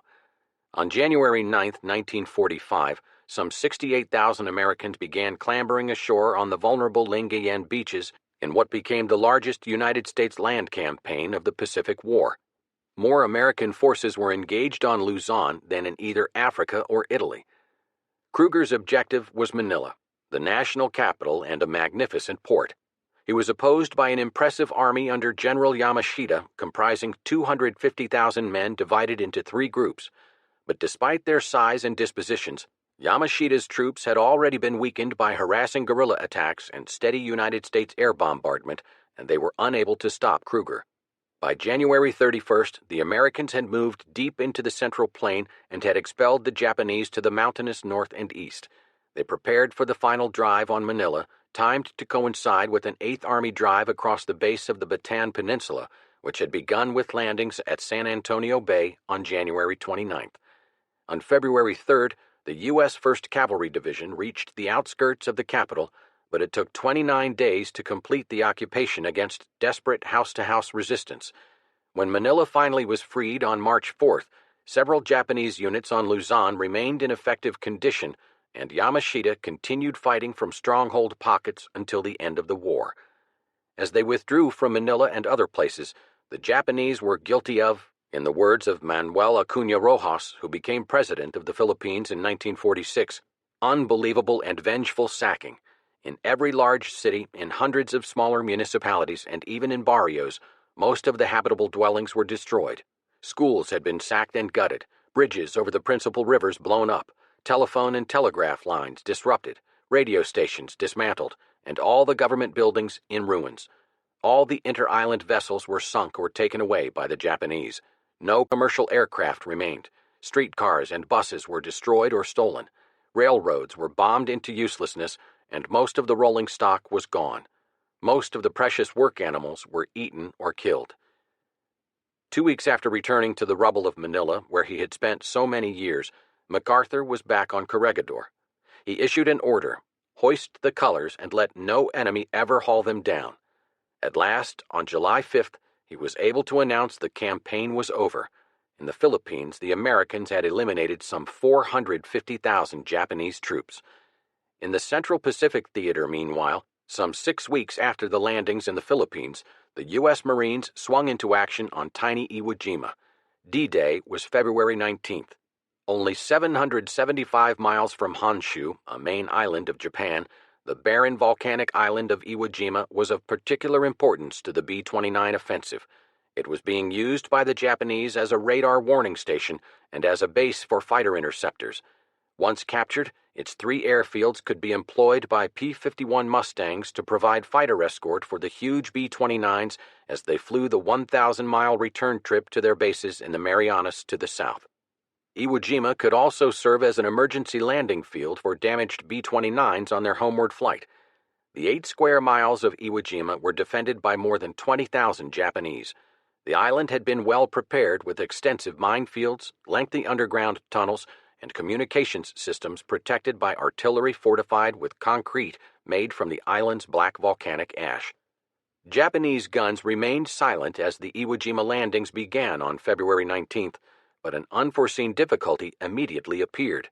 Men coming ashore sank to their calves in volcanic ash, and the armored Amtraks were unable to climb from the beach up a high terrace of the loose black stuff. Then Japanese guns began to boom. The Marines moving inland were pinned down by an enemy they could not see. Low hummocks of sand were the tops of pillboxes, with their gun slits only a few inches above ground. When tanks came ashore, they were blasted by hidden anti-tank guns. Battleships and smaller warships offshore did magnificent work destroying enemy positions, but in most cases they had to be rooted out by men in yard-by-yard advances with flamethrowers and demolition charges. The Marines took Iwo by crawling forward on their stomachs or behind tanks that bogged down in the volcanic ash.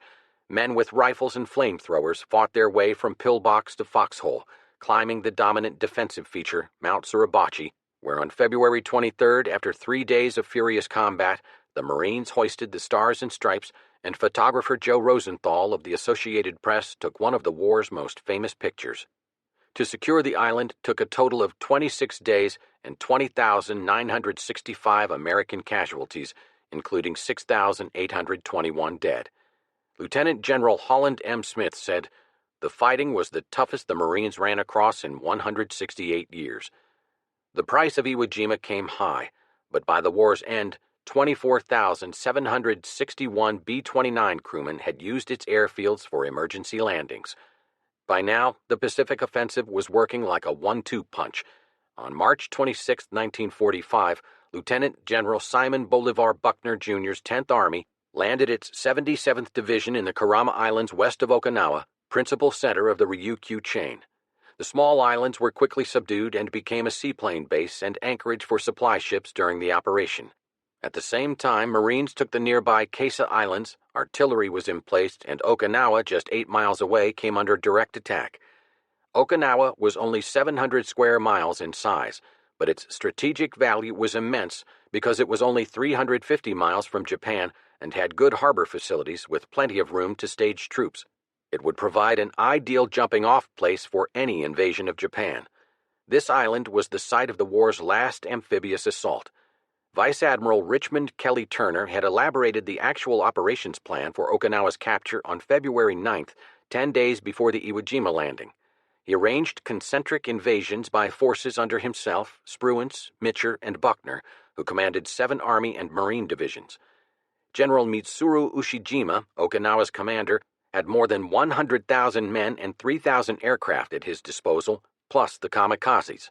The kamikaze attack had become an integral part of Japanese tactics after its successful tryout at Leyte Gulf, where it sank an escort carrier and damaged others. From then on, Allied seamen came to know suicide pilots well. Kamikaze attacks during the Lingayen Gulf operation were effective, sinking 4 Allied vessels and damaging 43. At Iwo Jima, suicide planes sank an escort carrier and hurt 5 other ships, including 2 carriers.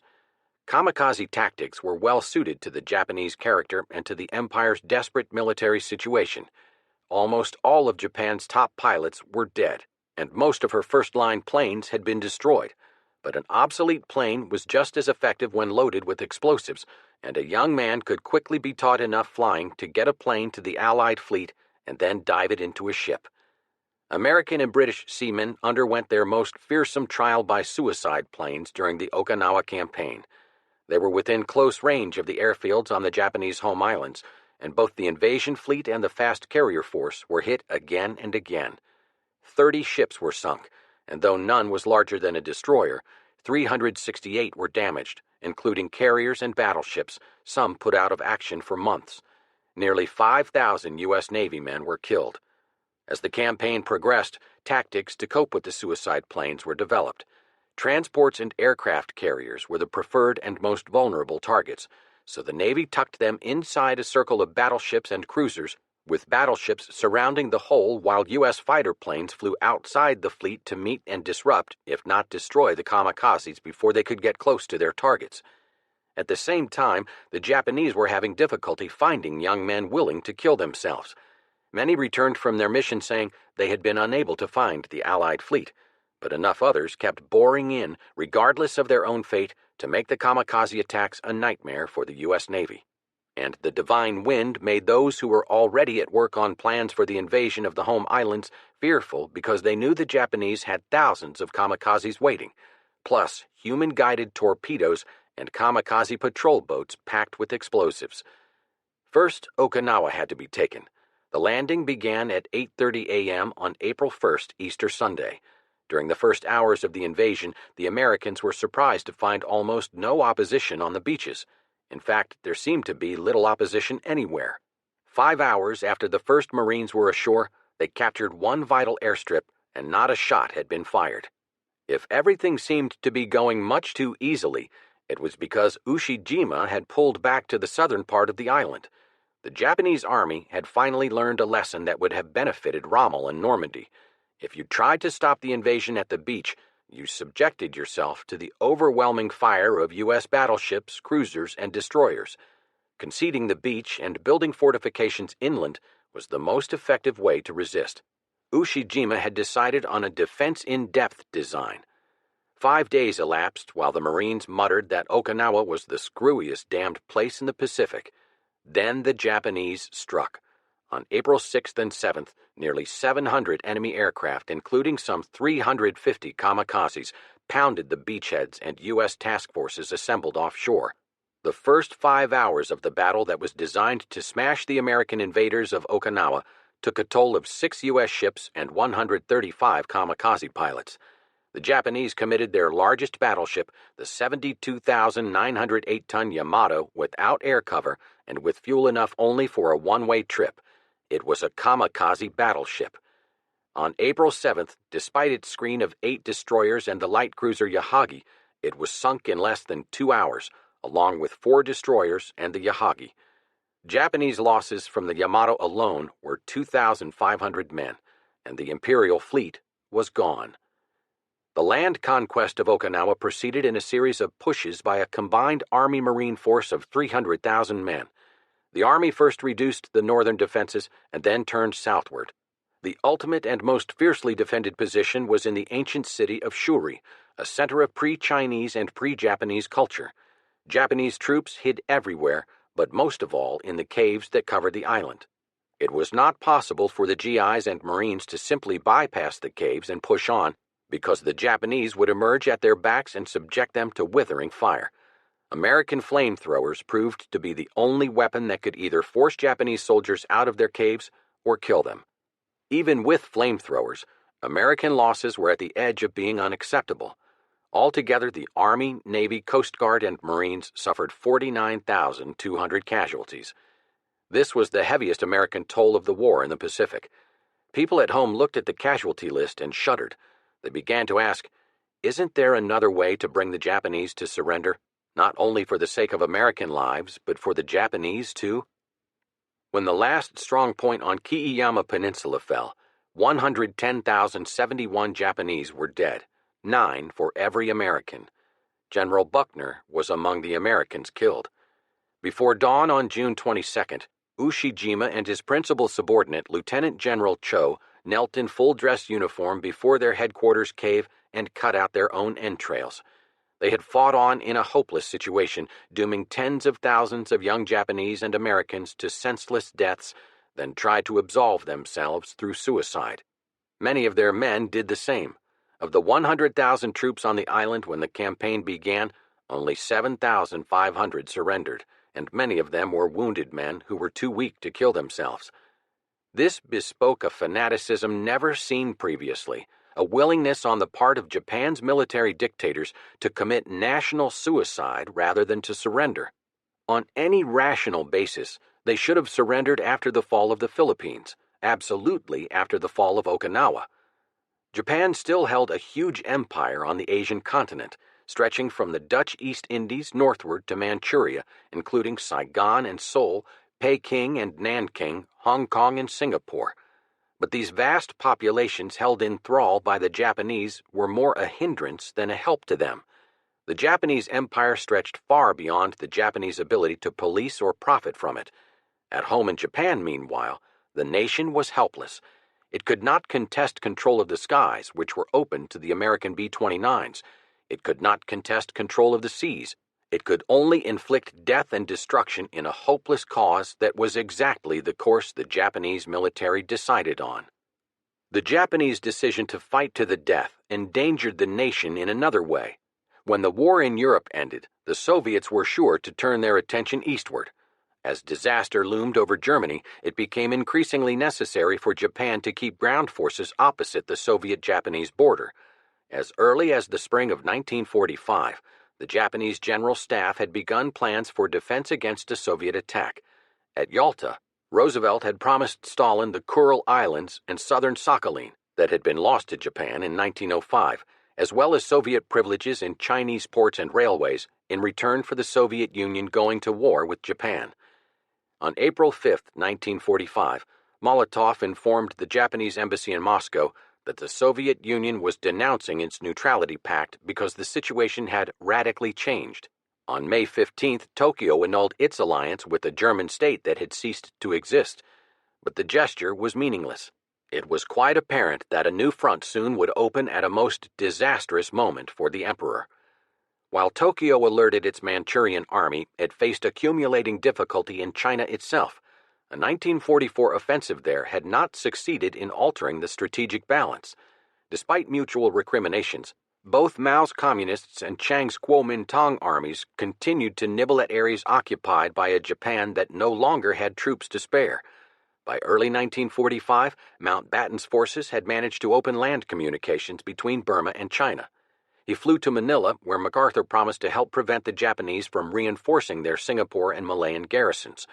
At Potsdam, Marshall authorized Mountbatten to assume over Siam, Thailand, whatever control he required and to plan for eventual operations in formerly Dutch Sumatra and in French Indochina, whose territory was thereby withdrawn from MacArthur's supervision. The Japanese sought to stave off the reckoning by sending vaguely worded messages to the Soviet Union exploring the possibility of negotiations. They were by no means ready to surrender, however. Their fantasy was that they could trade some parts of their empire and hold on to others.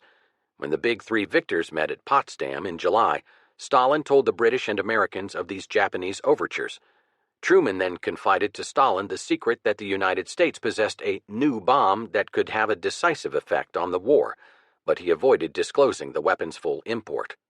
Stalin said he hoped Truman would use it with effect against the Japanese and repeated his promise to declare war on Japan within 3 months of the end of the war in Europe, in other words, by August 8th. By this time, Japan's most dreadful tribulations had begun. General Curtis LeMay had made of the Marianas a massive super-fortress base. Once he had assembled there 3 wings of long-range B-29s, he began a series of devastating raids against Japan's helpless main island cities. Starting in February 1945, employing a new bomb containing magnesium and jellied gasoline, napalm, bombers burned out factories, docks, urban areas, and Tokyo itself. Japan, with jerry-built wooden houses and jam-packed industrial centers, was particularly vulnerable to incendiary attack. LeMay made the most of the situation, reducing the armament and crews of his planes so they could carry a maximum weight of firebombs. In March, he dispatched 334 B-29s from Guam, Saipan, and Tinian on the most destructive single bombing mission ever recorded. It did more damage than even the dreadful atomic explosions that were to wipe out Hiroshima and Nagasaki. Just after midnight, between March 9th and 10th, the pounding of Tokyo started amid a high wind. Within half an hour, the resulting fires had flamed wholly out of control. A factory worker who took refuge in a school compound later described his experience. The fires were incredible by now, with flames leaping hundreds of feet into the air. There seemed to be a solid wall of fire rolling toward the building. All the windows were closed to prevent sparks from pouring into the rooms and setting the school ablaze. Many people were already gasping for breath. With every passing minute, the air became more foul. The noise was a continuing crashing roar. The great bombers were still coming over Tokyo in an endless stream. Fire winds filled with burning particles rushed up and down the streets. I watched people, adults and children, running for their lives, dashing madly about like rats. The flames raced after them like living things, striking them down. They died by the hundreds right in front of me. Wherever I turned my eyes, I saw people running away from the school grounds, seeking air to breathe. They raced away from the school into a devil's cauldron of twisting, seething fire.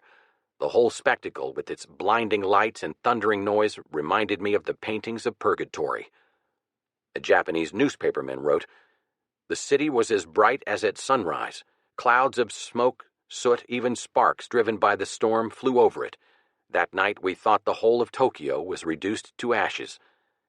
The fire department estimated that the raid killed 97,000 people, wounded 125,000, and left 1,200,000 homeless. One by one, Japan's cities were reduced: Tokyo, then Nagoya, Kobe, and Osaka. Each devastation was so terrible that currents of heat were flung upward into the sky, tossing the vengeful airplanes and tearing helmets from the heads of their crews. In one 10-day blitz, the superfortresses wholly flattened 32 square miles of Japan's four most important centers. By April 6th, MacArthur was given command of all U.S. Army forces in the Pacific and was directed, with Nimitz, the naval commander, to prepare for the war's final operations. This task was rendered far easier than the Joint Chiefs of Staff could foresee by the development of the atomic bomb. Tentative manufacture of a bomb had been begun by General Groves's Manhattan Engineer District in 1942. At Los Alamos, New Mexico, Research Director J. Robert Oppenheimer established a laboratory to work on producing an atom bomb. However, until its actual testing in July 1945, no one could be certain that it would work. So secret was the project that only a handful of people were even aware of its existence, and they did not include Harry Truman, then Vice President. The day after Roosevelt died, Secretary of State James F. Burns told Truman of the coming experiment, but Truman's first thorough briefing did not come until 12 days later from Secretary of War Henry K. Stimson. Pandora's terrible box opened at dawn, July 16th, near Alamogordo, New Mexico. As the countdown ended, Oppenheimer, standing with Groves in a distant control station, shouted, "Now!" The assembled officers and scientists peered through their dark glasses at the auroral burst of flame, and Oppenheimer thought of two passages from the Hindu epic, the Bhagavad Gita. One read, "If the radiance of 1,000 suns were to burst into the sky, that would be the splendor of the Mighty One." The other, "I am become death, the shatterer of worlds." A tremendous blast rushed out across the desert, and above it rose the first mushroom-shaped cloud.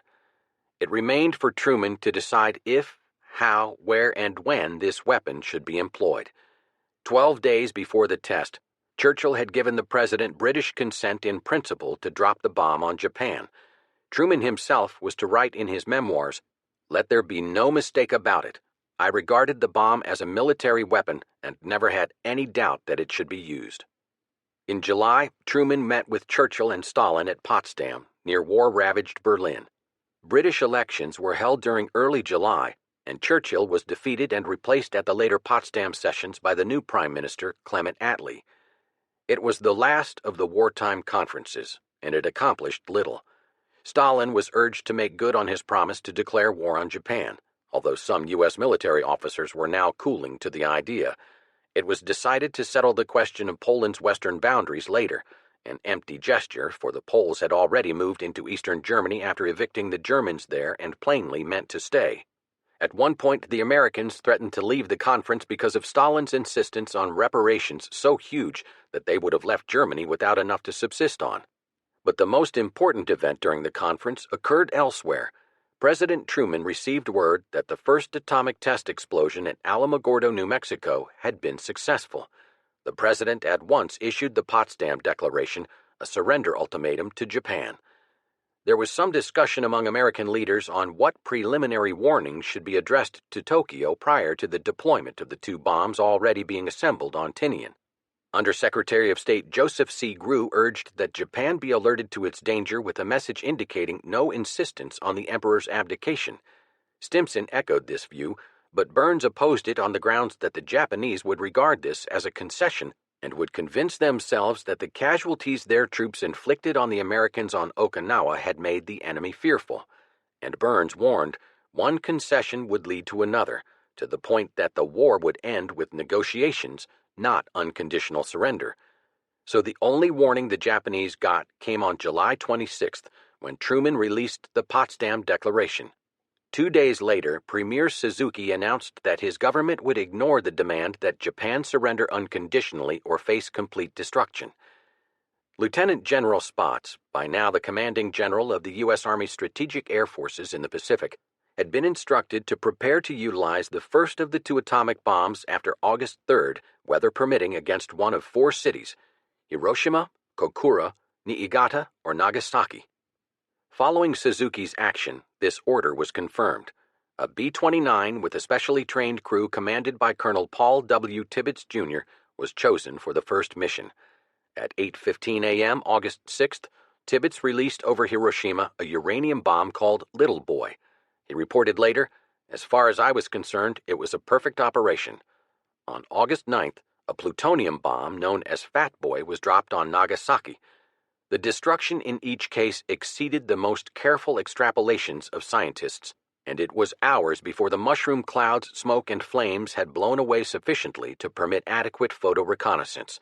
The casualty toll was staggering and, of course, fails to suggest the indescribable suffering incurred, but estimates claim, no one knows for certain, that from 70,000 to 80,000 people were killed at Hiroshima, and an equal number were injured, and that some 40,000 died at Nagasaki, and about 60,000 were injured.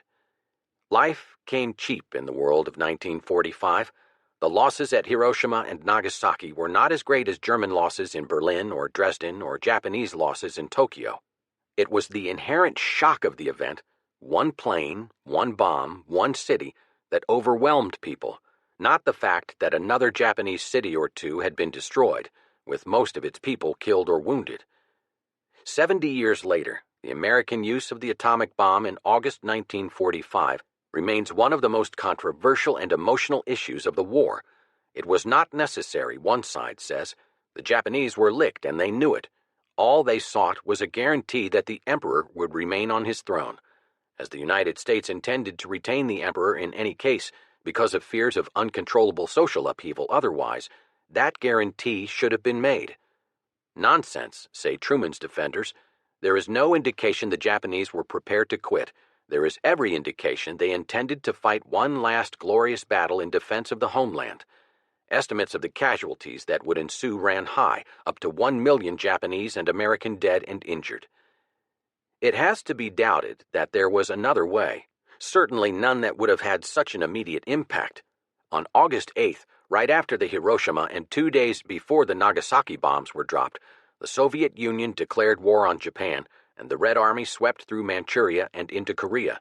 The Soviets were preparing to invade the northern Japanese home islands. Had that happened, and it would have if the war had continued, Japan would have been divided like Germany, with a communist North Japan and a democratic South Japan. The shock of the bombs brought about a swift final outcome. Truman announced, "We are now prepared to obliterate rapidly and completely every productive enterprise the Japanese have above ground in any city." On August 10th, Tokyo sued for peace on the basis of the Allies' Potsdam Declaration, but requested that Hirohito be retained as emperor. Truman agreed to some face-saving language. The decision to surrender was reached at a final meeting of the Supreme War Council in the presence of the emperor. Hirohito said, "I cannot bear to see my innocent people suffer any longer." Following a lengthy discussion, Suzuki rose and quietly remarked, "Gentlemen, we have spent hours in deliberation without coming to a decision, and yet agreement is not in sight. You are fully aware that we cannot afford to waste even a minute at this juncture. I propose, therefore, to seek the imperial guidance and substitute it for the decision of this conference." Hirohito indicated that Japan must accept the terms Truman offered. These terms stipulated that, from the moment of surrender, the authority of the Emperor of the Japanese government to rule the state shall be subject to the Supreme Commander of the Allied Powers. On August 15th, in a taped radio message, his first direct voice communication with his people, the Emperor informed them that the war was over and it was time to accept the unacceptable and endure the unendurable in order to pave the way for a grand peace for all generations to come.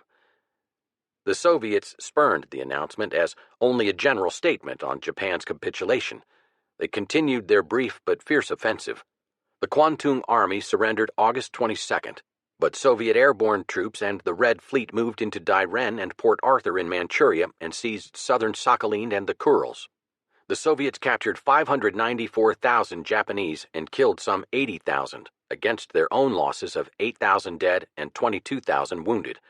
On August 28th, meanwhile, American troops began a mass and unopposed landing on Japan's home islands, occupying all strategic centers. There were several separate Japanese capitulations on widely separated fronts. China regained sovereignty over Inner Mongolia, Manchuria, Formosa, and Hainan, and Britain reoccupied Hong Kong and accepted a formal Japanese surrender in Singapore on September 12th.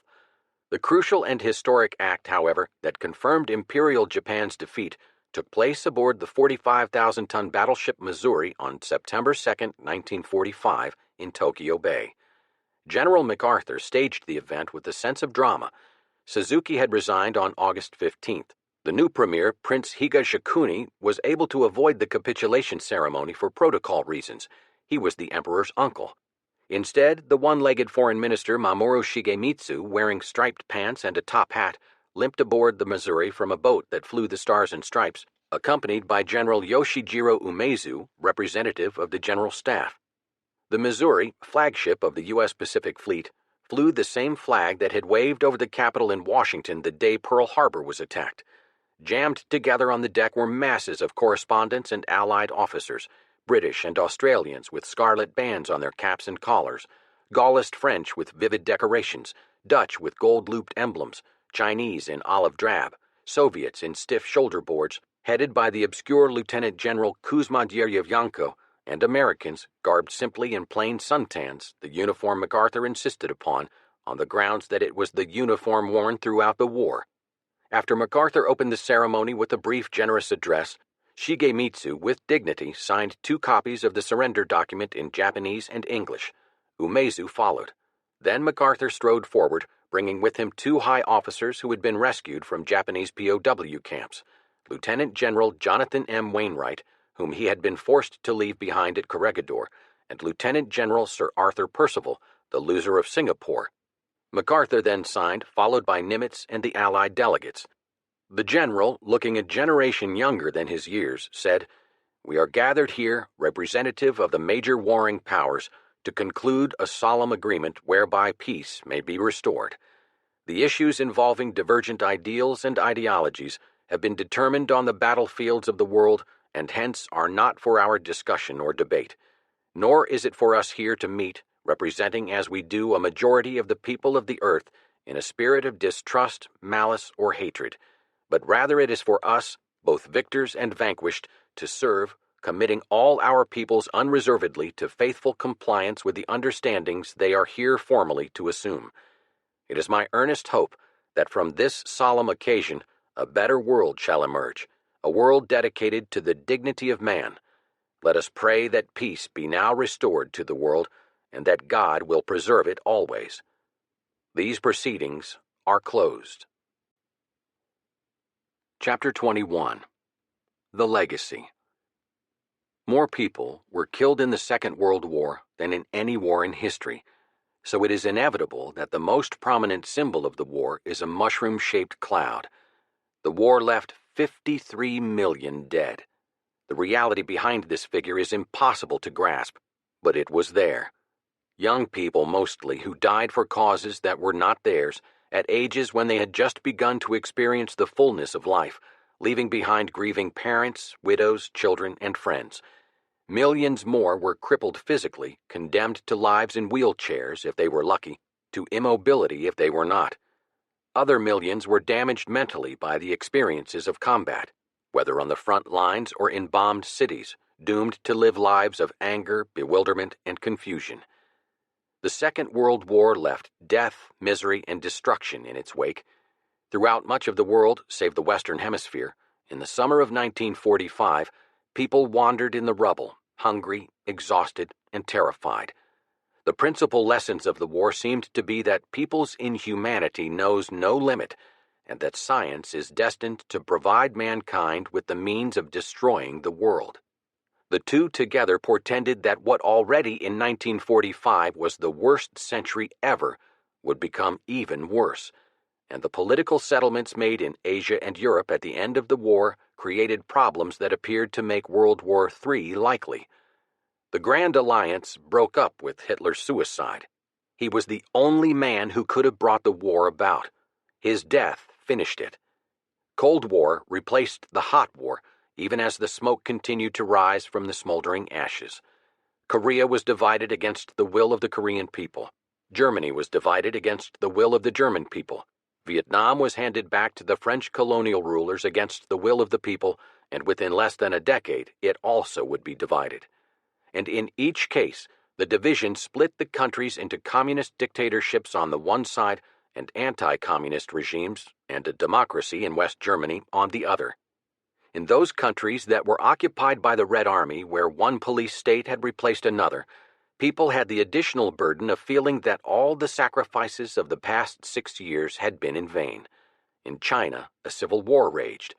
But there was hope to be found in the ruins of war in those countries occupied by the United States. Whereas the Soviets took anything of value from their zones of occupation, the Americans set out to rebuild. In Germany, Eisenhower told his staff that the success of the occupation policies being imposed on the defeated nation could be judged only in 50 years. If after half a century the Germans had a stable, flourishing democracy, then the occupation could be considered a success.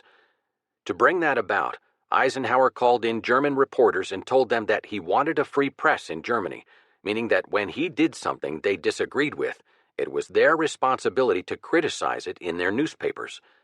This invitation to criticize their conqueror came as a great surprise to reporters who had just emerged from 12 years of working for the Nazi propaganda machine.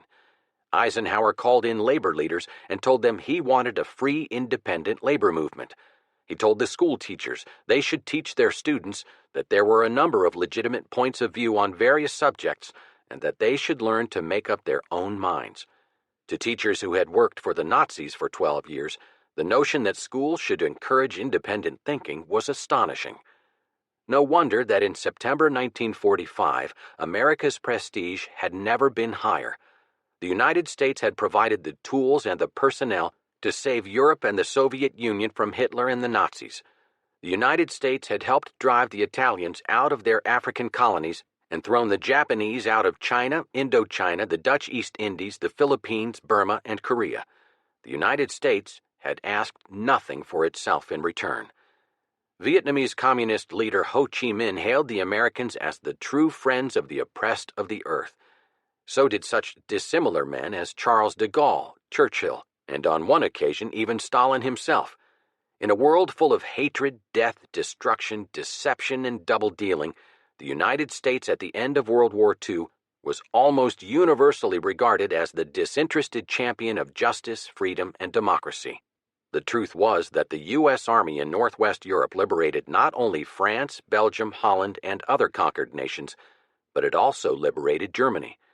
The difference between being occupied by the U.S. Army and the Red Army was, for nearly the next half-century, apparent to all of the world. In Asia, the horror of Japanese occupation was replaced in the Philippines by national independence promised by the Americans before the war and delivered on July 4, 1946. In Japan, the Americans under General MacArthur's leadership emulated Eisenhower's actions in West Germany, bringing democracy and freedom to that nation, and in the process, liberating the Japanese people from their military dictators. The American determination to lead in the reconstruction of Europe and to restore or create democratic regimes there was complete. It had many expressions, the best known and most important of which were the Marshall Plan, begun in 1947, and the creation of the North Atlantic Treaty Organization, NATO, to defend Western Europe from the Red Army.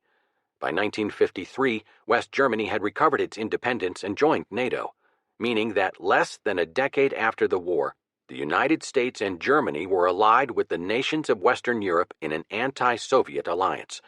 Stalin responded by creating the Warsaw Pact. Once again, as in 1939, Europe was rearming, entering into antagonistic alliances, bluffing, threatening, and rattling sabers. But the Cold War never became hot. This was partly due to the presence of nuclear weapons, which continuously grew in explosive power through the 1950s as the rockets grew bigger and more accurate. Fear of the consequences of a nuclear holocaust deterred U.S. and Soviet leaders from ever using their arsenals. Perhaps more directly to the point, the leaders of the world in the period 1945 to 1985 could all remember World War II. They had seen what the conventional weapons of that day could do in the way of strewing death and destruction. This memory was perhaps the chief reason deterrence worked, and World War III has never happened.